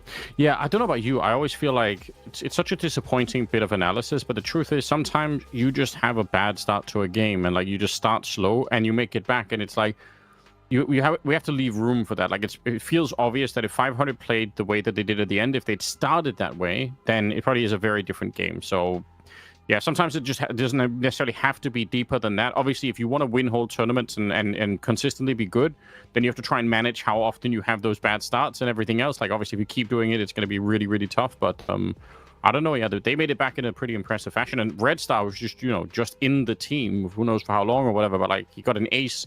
He had a sick 1-versus-3 clutch. I mean, he really, really got close to actually bringing them all the way back. It was pretty intense.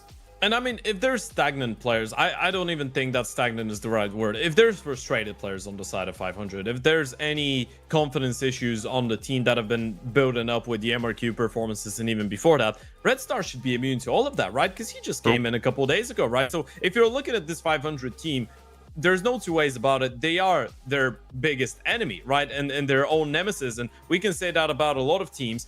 In that sense, I feel like with 500, it's about believing in yourself, right? It's about believing in the quality that you can bring to the server because those guys are really skilled. It's all about, as you pointed out, believing that you could come back if you have a slow start and believing that you can actually avoid a slow start, right? Things like winning the pistol round, winning a conversion. It was a bit of a kick in the teeth on Dust 2 as well because they did win the pistol and they suddenly just lose the force buy. So those types of scrappy things and situations at the start of each map for 500, those are stacking up. And those are things that are going into some depots in your brain and they're stacking up and stacking up and stacking up, and every single time they're going to be hunting you down. And after a little bit of time, you just start thinking that every single situation is losable, right? This is the type of mentality that 500 does not need right now. The type of mentality that they do need is we've got a new player.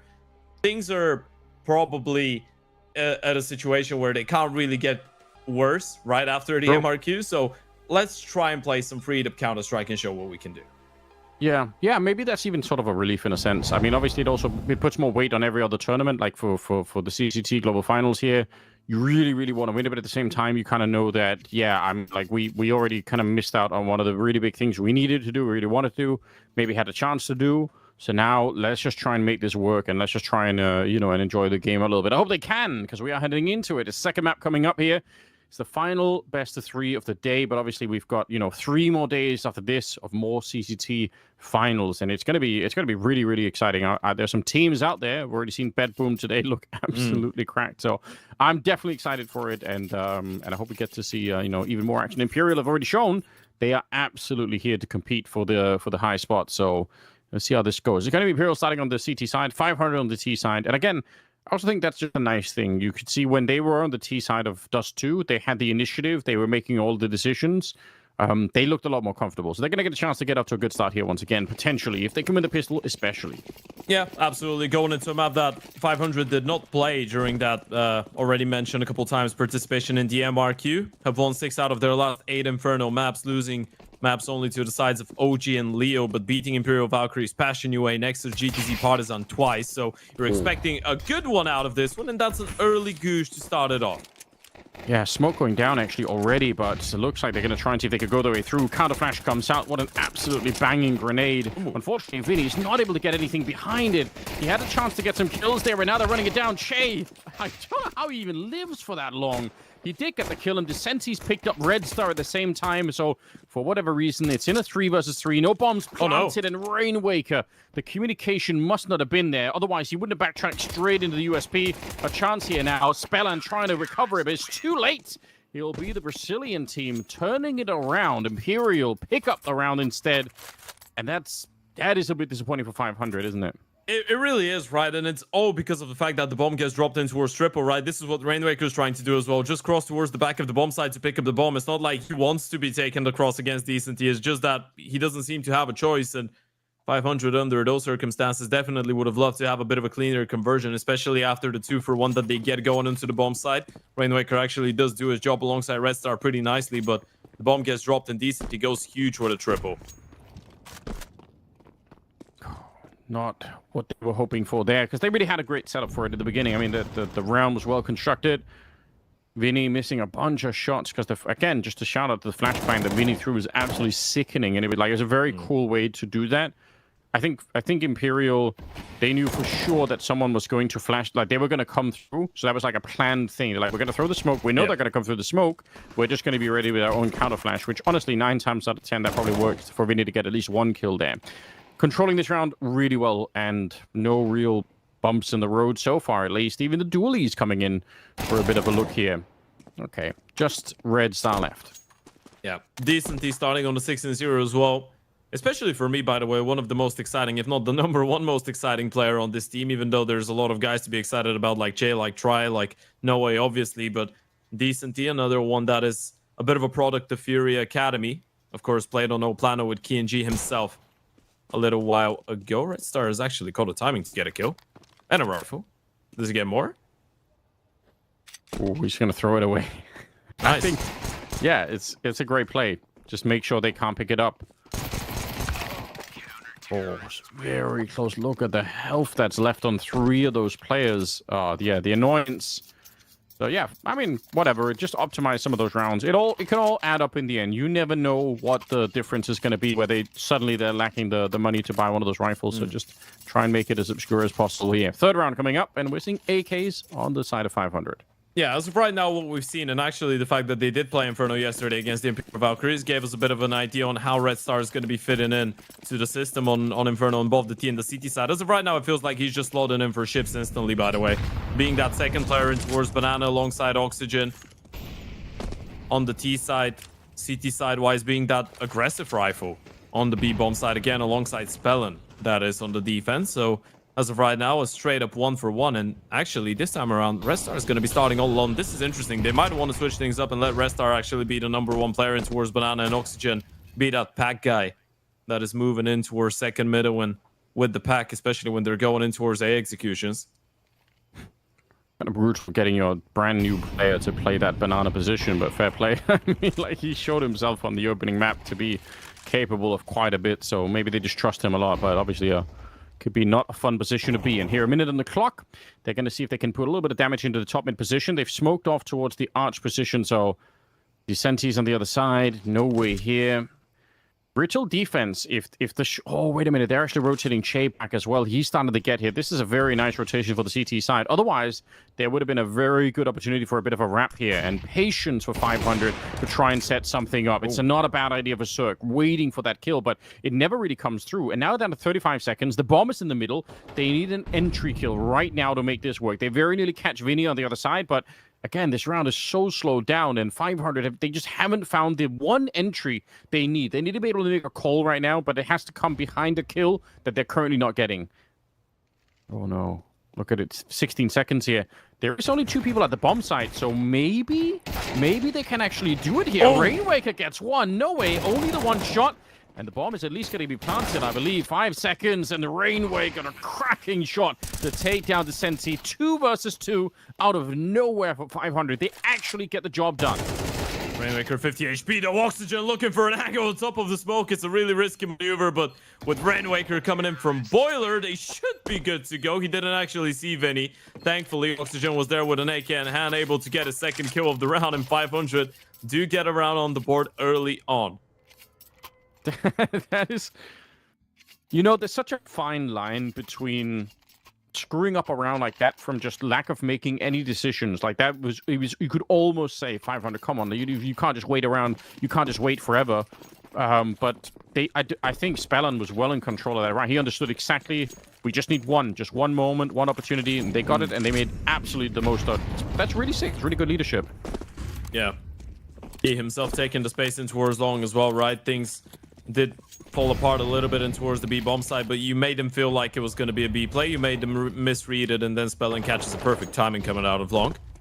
So now you've put Imperial in a pretty precarious position financially. Open hand, Famous, MP9, and a couple pistols. There's no way they're running away with a round like that. Vinny with a double out of nowhere. Why not? Steal it back if you can. 500. They would love to celebrate that earlier victory if they were able to keep this going. Long gap again.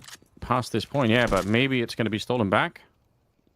DT spawn here. Rainwaker. He's managed to infiltrate the lineup, although they seem to be sort of halfway aware. And they've also pretty much boxed him in at this point. I think it's No Way who's controlling the actual middle of the map from the apartment, so it's probably down to Rainwaker, and he's been spotted now. Now they know what's coming here. Imperial, and spinning around is Vinny. What a great shot to take down Rainwaker. That was the opportunity. If they wanted back in the round, it had to be Rainwaker opening up and getting at least one kill to, pave the way for the rest of them. So Imperial, they just win the round back. I mean, what do you say about this, Ted? I mean, look at that from Decenty. This is what I'm going to say. He's just like, well, I'm in their heads. I know exactly what's going on. They think they've got a bit of a timing. They think they have been able to punish us and catch a gap in towards long. Truth is, they knew Rainwaker could be in CT spawn. They didn't give a damn, though. They knew that the bomb hadn't crossed, right? So that's why even if you missed the timing on the first player, you don't really care. As long as the bomb is trapped in towards that banana area, you can hold on to that real estate in towards the apartment. It's an 8-1 start for Decenty, a 3-1 start for Imperial. It's really difficult to get excited about anything if you're 500, by the way. It feels like every single time something goes your way, then something that is twice, 3 times worse than that just goes in favor of Imperial the next round.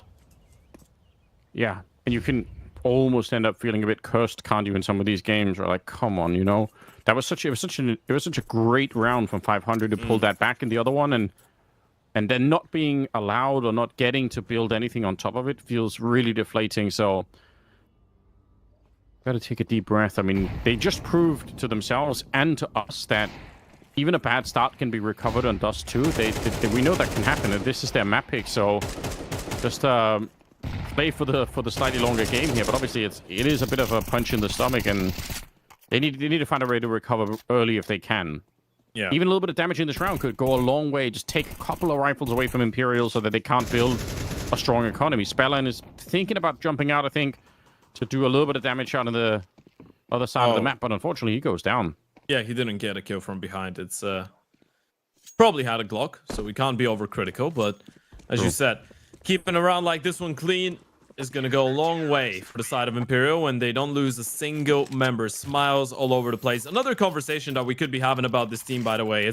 I feel like such a good atmosphere for Vinny to be in, considering that he's got a couple young players that are aim stars that do have great mechanical ability. But guys like Decenty, like Che, like No Way, they have no issues playing some support positions. They have no issues playing some anchor positions on the CT side. So Vinny actually does get to be a little bit more involved in the action without having to force anyone out of their preferred spots, because they do prefer to be a little bit more isolated.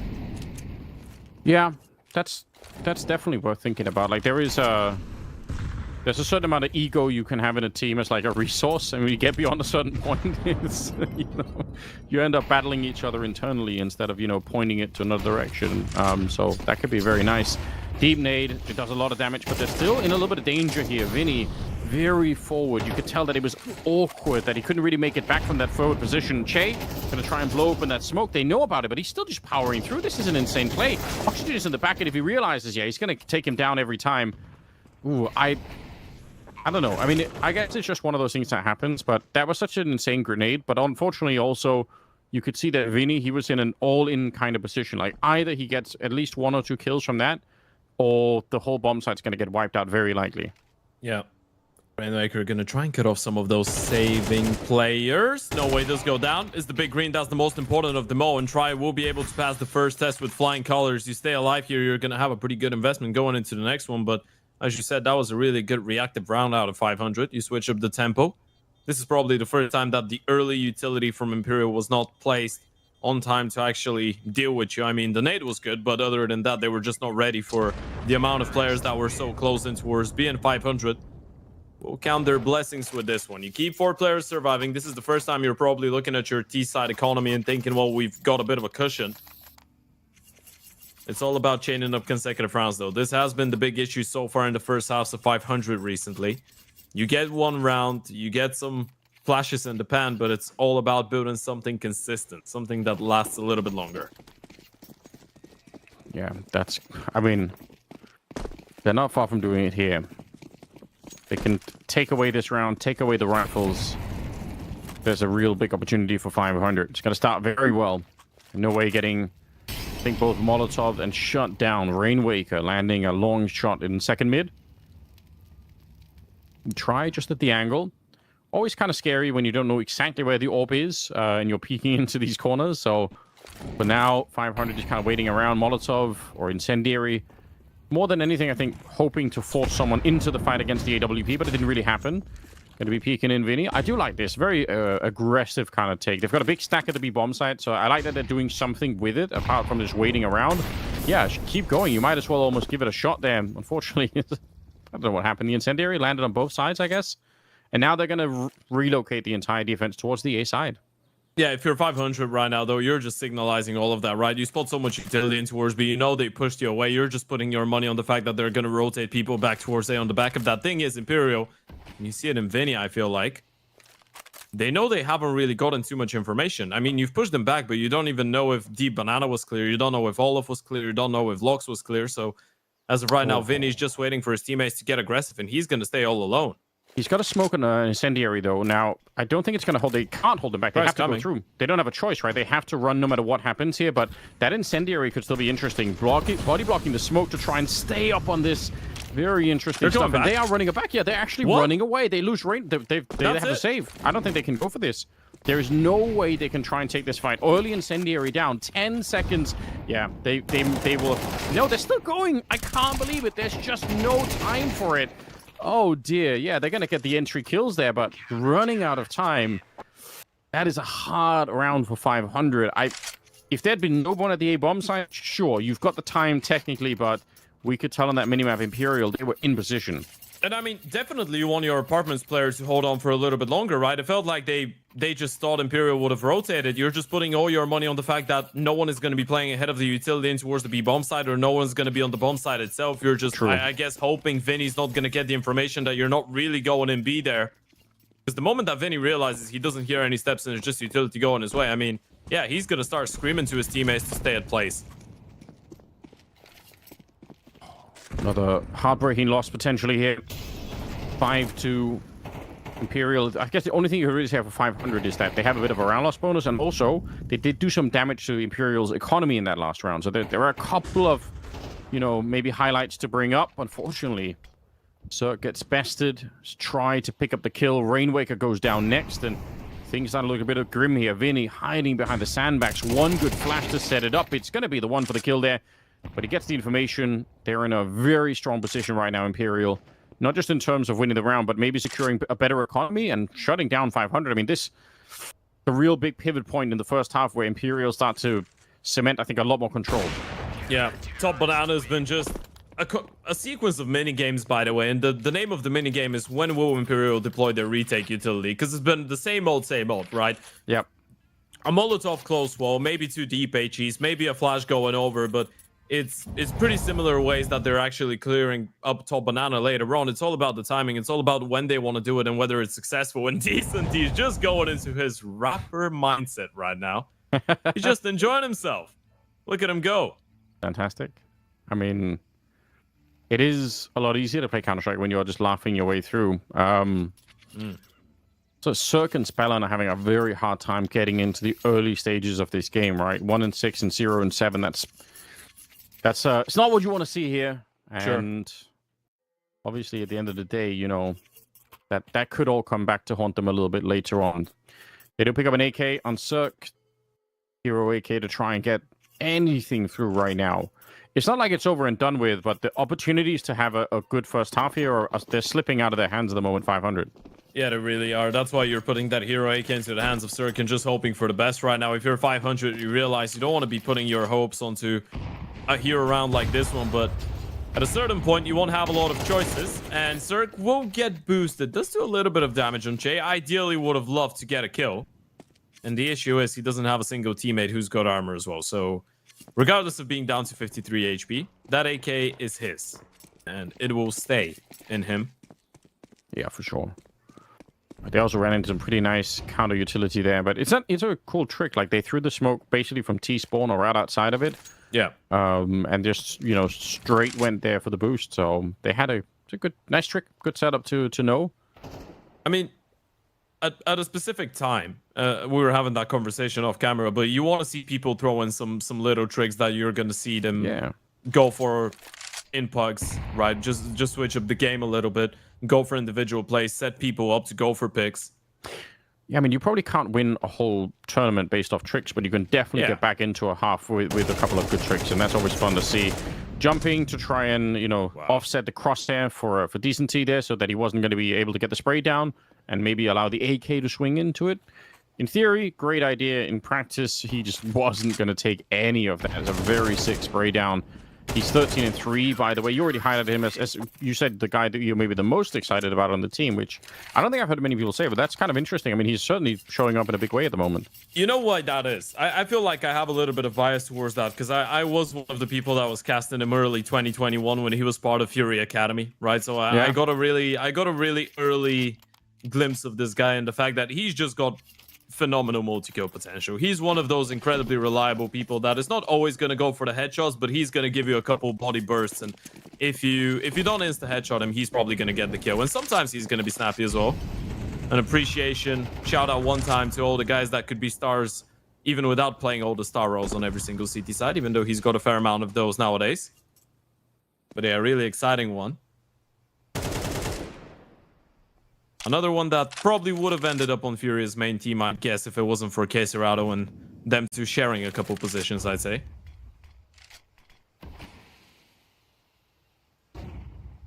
If they want to make this turn around, I mean, this is where it has to start, right? This is where something... If they can get this into a 7-5 first half, then fair enough. There's still a lot to battle their way back for, but it's starting to get really awkward. Oxygen goes down a little bit too early. Cirque to follow next. Again, you can hear the burst in the background. There's Decency gets another headshot. 3 of them in a row. God. He's completely cracked right now. Even when you're not seeing the kills, you can just hear it off in the distance somewhere. Like a couple of AK bullets. Nothing crazy. No crazy sprays. Just like a quick burst and you're dead. And then he goes on to the next and just won't stop. 16-3. Imperial landing on 8 rounds as 500. I mean... To say they're in trouble is probably underestimating it. I mean, at this point, Decency's not even dancing around. Sure, he's smiling, but it feels like his protocol stuff for him to get a triple kill in towards that B bomb side, or in towards that A bomb side, sorry. By the way, an interesting fact I've got for you. You know, he actually played with Drop on Fury Academy. Oh, okay. Okay. I said they have so much talent in the region. Like, it's crazy how many good players there are, but... I mean, Kawes was in there as well, later on. Obviously, not the iteration with Drop, but yeah, played with Kawes from Pain as well. Yeah. Well, he's not on Pain anymore, is he? Didn't that change? I can't remember. Maybe I'm wrong. I mean, they are waiting for more changes to be announced. Okay. But as of right now, he's on the bench. Look at this. Vinny inside of the smoke, along with the rest of 500 for some reason, trying to see if he can spy his way through the round. They've all run right past him. He's called in. Chase in the back here saying, please, can you get out of the smoke and come and help me? I actually need something to go my way. Vinny sneaking around the back here. Hello. A little bit of trigger discipline. He gets the first one. Oh, not planted in front, but he does go down, and so does Decency. It's up to no way. 1 versus 4. What an absolutely wacky round. I guess if you're Che, you're hoping that it's all going to be worth it with Vinny, but it ended up looking like Vinny was just kind of trolling him a little bit. I think you give this one a go, by the way. You just throw the op over just to make sure that they don't pick him up, or they don't pick it up, but you could try and do a little bit of damage. Never mind. This is how you know a Brazilian team is growing up, by the way. This is True. yeah, he's calling a save on A2.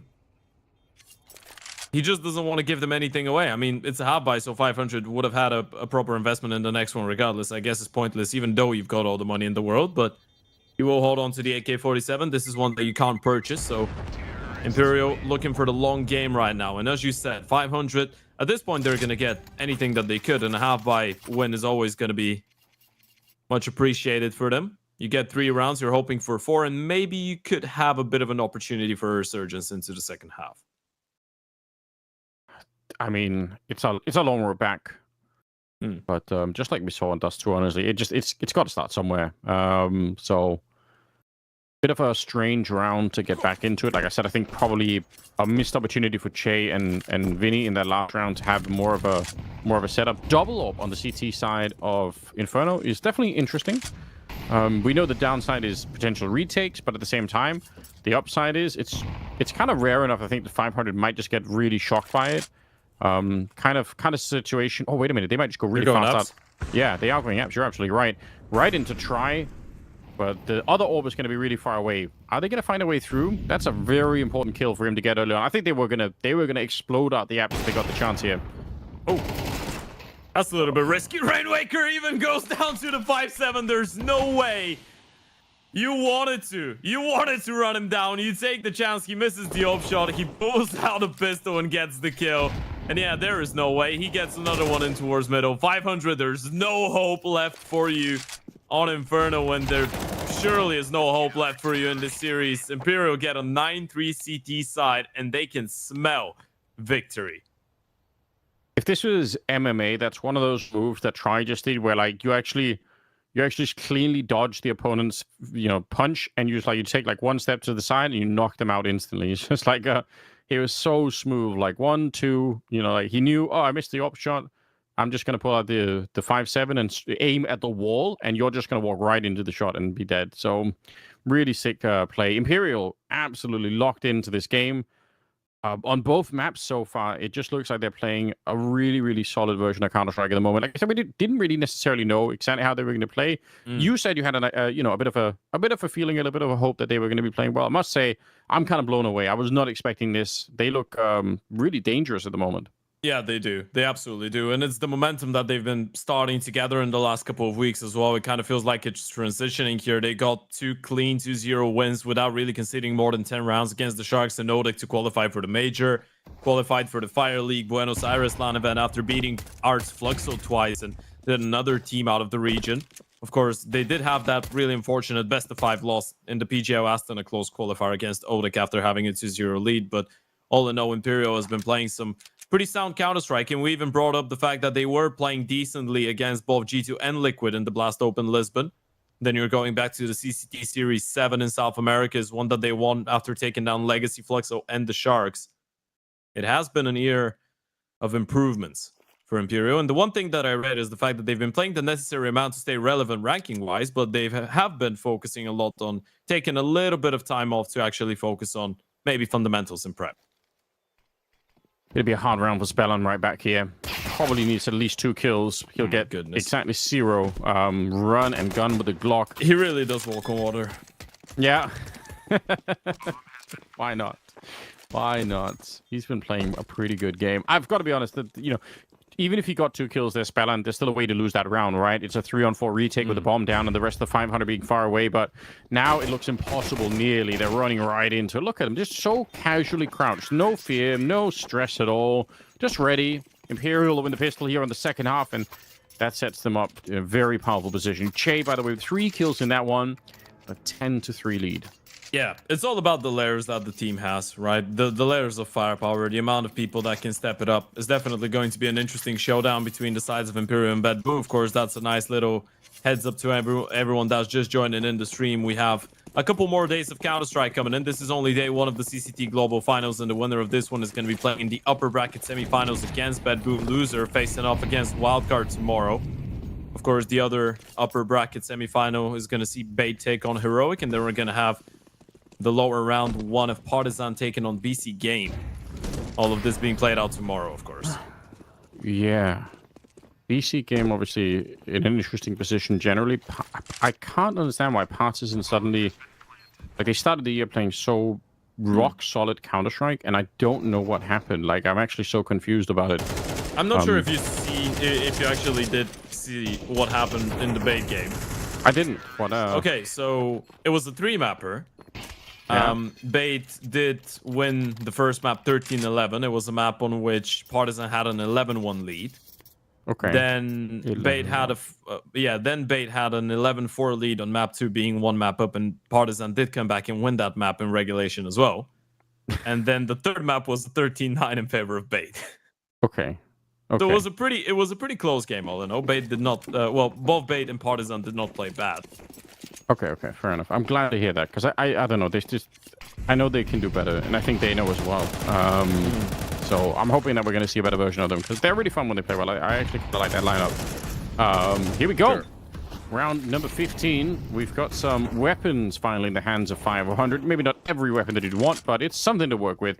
Decency, he's going to get one here. Cirque, ooh, it's a bit awkward, isn't it? He pulls out the grenade, and Cirque is absolutely ready to punish him, but there still might be an opportunity to do something in this round. They're a man down, but they've got plenty of time, and they've got a little bit more health as well on some of their players, so they're going to rotate their way back, see if they can test Spellan once again. He's got a smoke and an MP9. Gotta go Risky. back B. Rainmaker peeked middle. He didn't see anything. You gotta rotate a second player, and just now Red Star is realizing it's an absolute must. Still going to be a difficult one. This is a really well-placed smoke. They're going to go through, though. Yeah. Why not? Like, just flash our way through, see if you can find something. Flash doesn't really touch anyone on the other side. Jumping through. Spellan goes down, and Red Star, if he would have been dead, this round would have officially probably been over.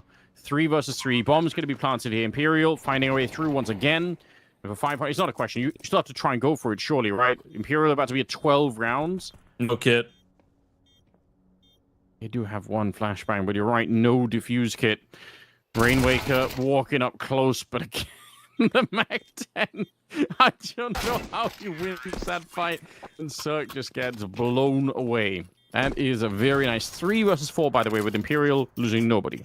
Yeah, this is just magical stuff coming out of Imperial. If you could have wished, could have hoped for a better debut, I don't know what that would look like internationally for this team in such a long time. I mean, it's the first time since the end of March, since 1 month, we've seen them play against non-South American teams, and the last time was Blast Open Lisbon, as we said, did put up a good fight against both Liquid and G2, but what we're seeing right now against the Bulgarians is complete destruction coming out of Imperial. And let's not forget, those two could have looked the exact same way. They just let it loose a little bit towards the end. Red Star had a couple big rounds, but Imperial could have easily won that entire series in a 13-3, 13-3 fashion.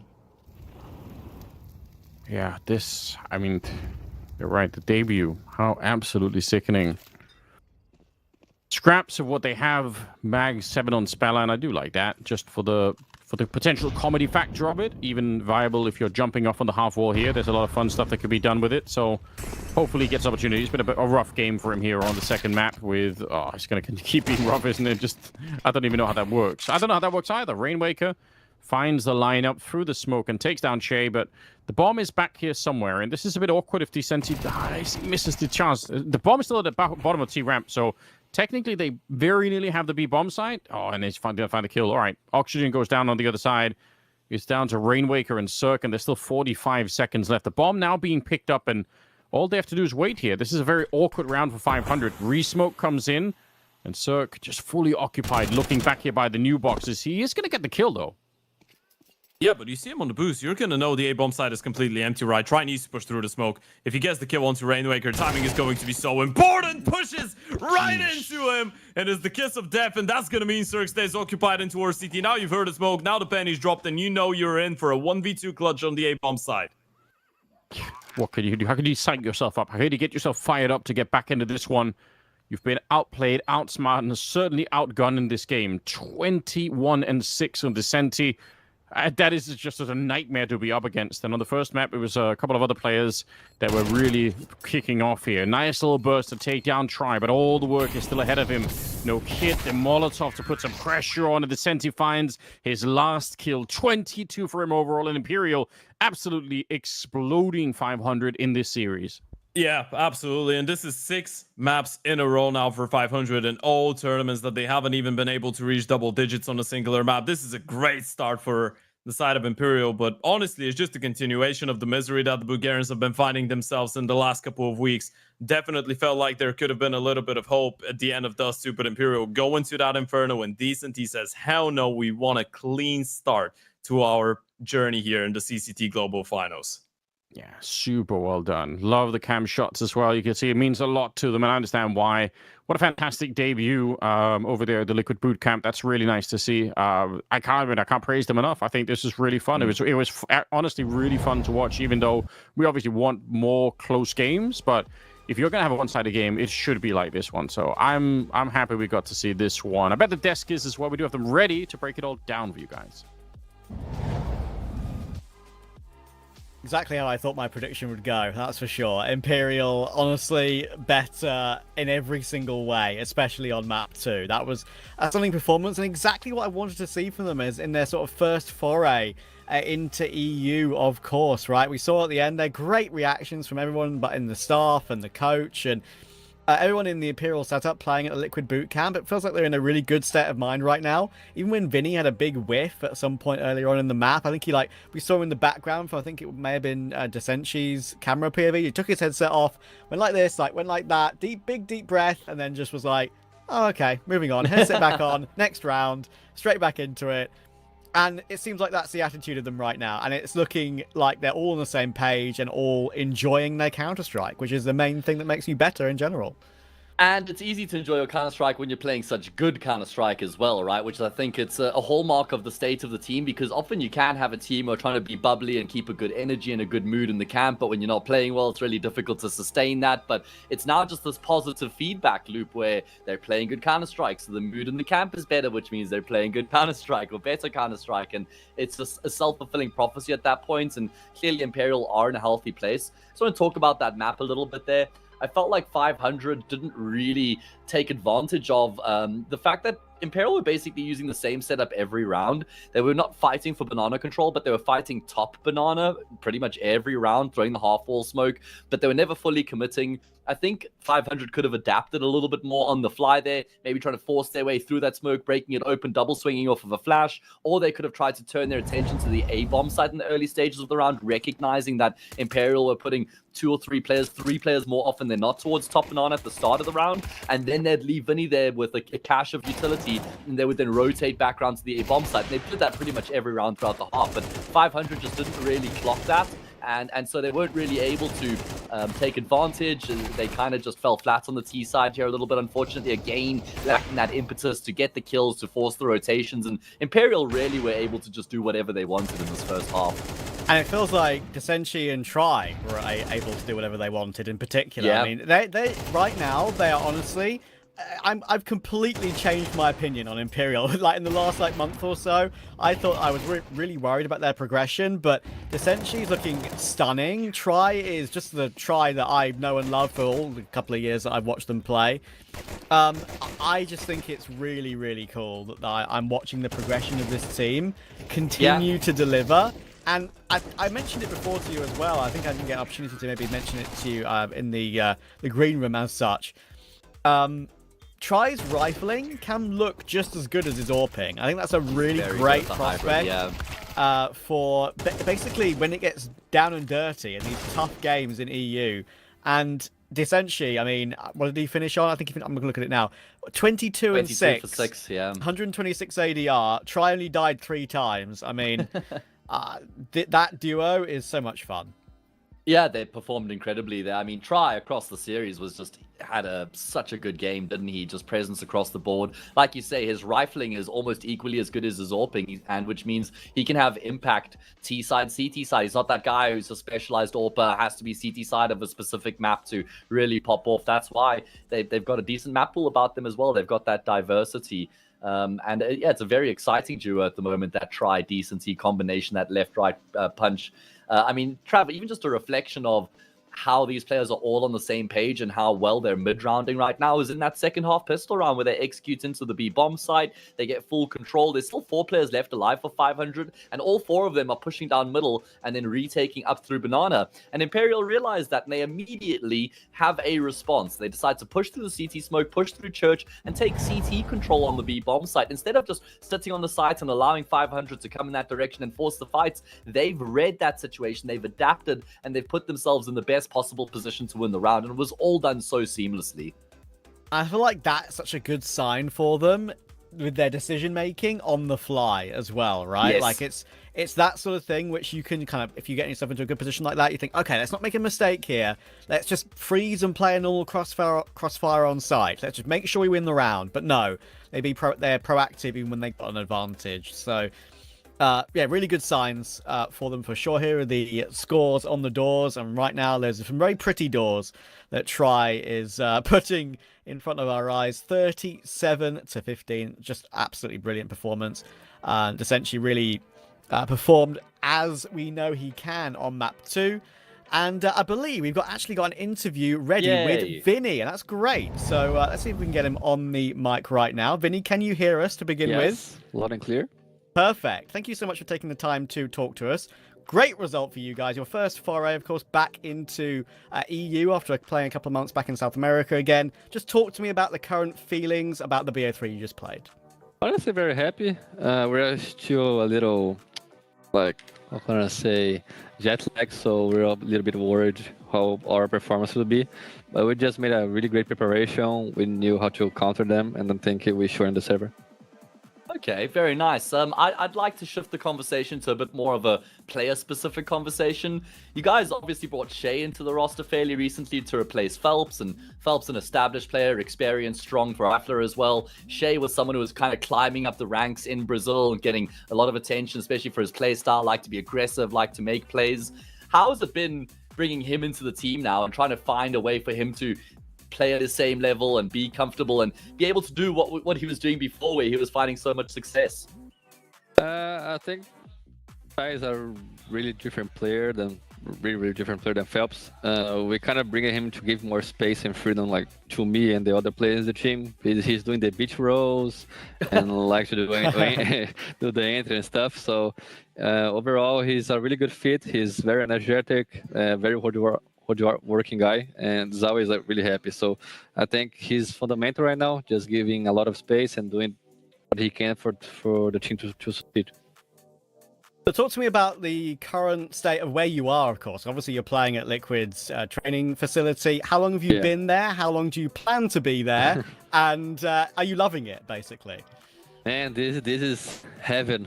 This is heaven for gamers, you know. Everything is perfect. We are here for 2 days, if I'm mistaken. Yeah, we arrived 22, and we'll be staying for more 4 days. We wish we could have more time, but I mean, we're here for the tournament, so. But at least we're gonna try to with the holidays. They will have the King's holidays on the weekend, so let's see how it goes.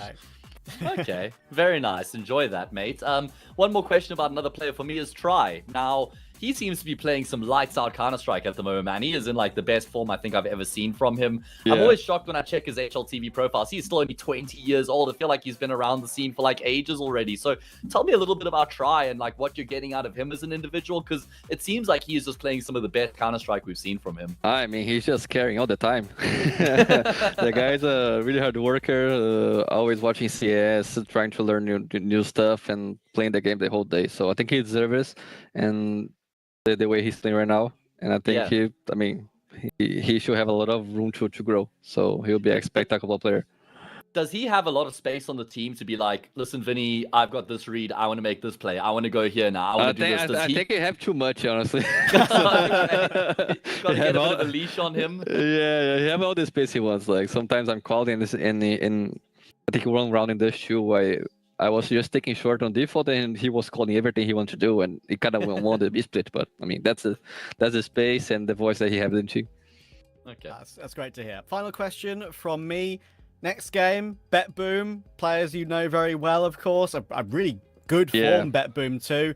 Great test for you. Your thoughts? Honestly, gonna be a hard match. I would say I have troubled those guys since Gambit days.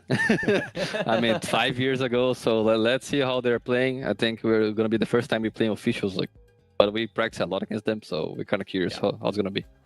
Yeah, I'm going to just jump in with the left of field question here, Vinny. Obviously has nothing to do with this tournament or your team Okay. either, but I'd like to actually get your opinion just while we're here very briefly on what's happening with Furia right now. Obviously the team you played for a long time, Yeah. deciding to go international, because obviously you haven't been asked this question publicly yet. So what are you thinking, Vinny, bringing in Molodoy and Yakindar going international? Like, what's your general sentiments around that? I know. I think they're going crazy, but I think we're a lot of rush decisions that they took. But I mean, the talks about going international are old because I mean, I play with juniors, so in those days that we already thinking about that. But I don't know. I mean, they are trying the calendar, I would say.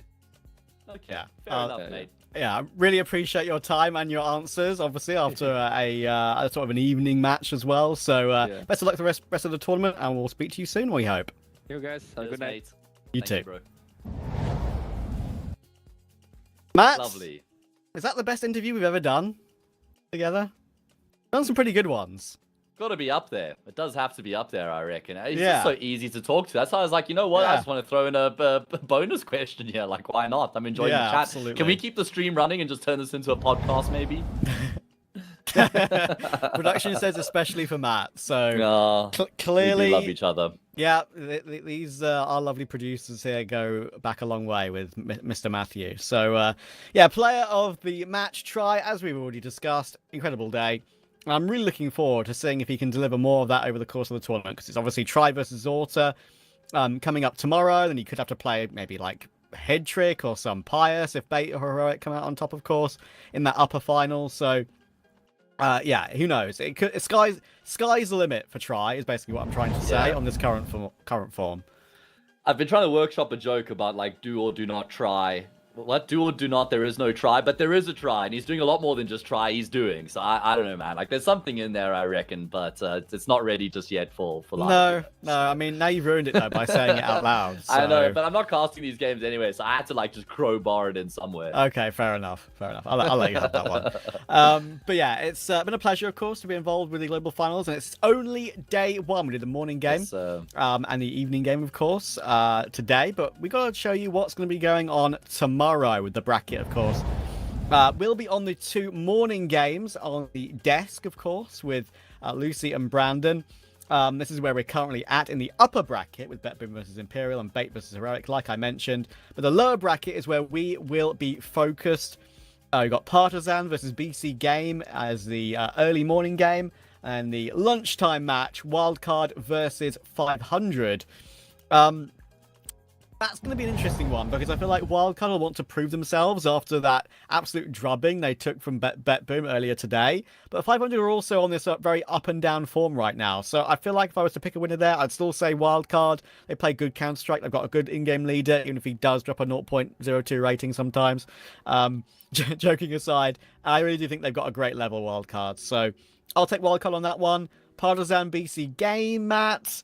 Partisan. Gotta be Partisan. Has to be. I mean, we saw some very good Counter-Strike. We saw a lot from them to get excited about earlier. Arguably should have beaten Bait, up 11-1, losing the first map 13-11, then winning that second map. But so I saw enough from Partisan to convince me. Obviously, BC Game in a rough place at the moment. So I'd go with Partisan as well. I'd also pick Wildcard, Trav. I think you kind of...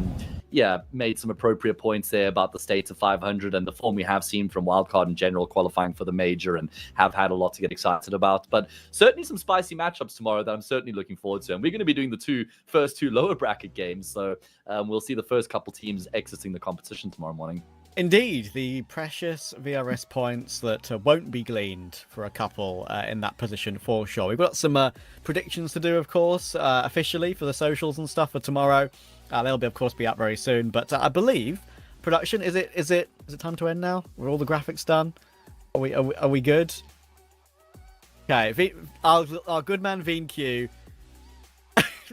Our good man VNQ is trolling us right now. So we're going to send it off to the break. And the end of the stream for today. We'll be back tomorrow for more global finals action. Much love and good night.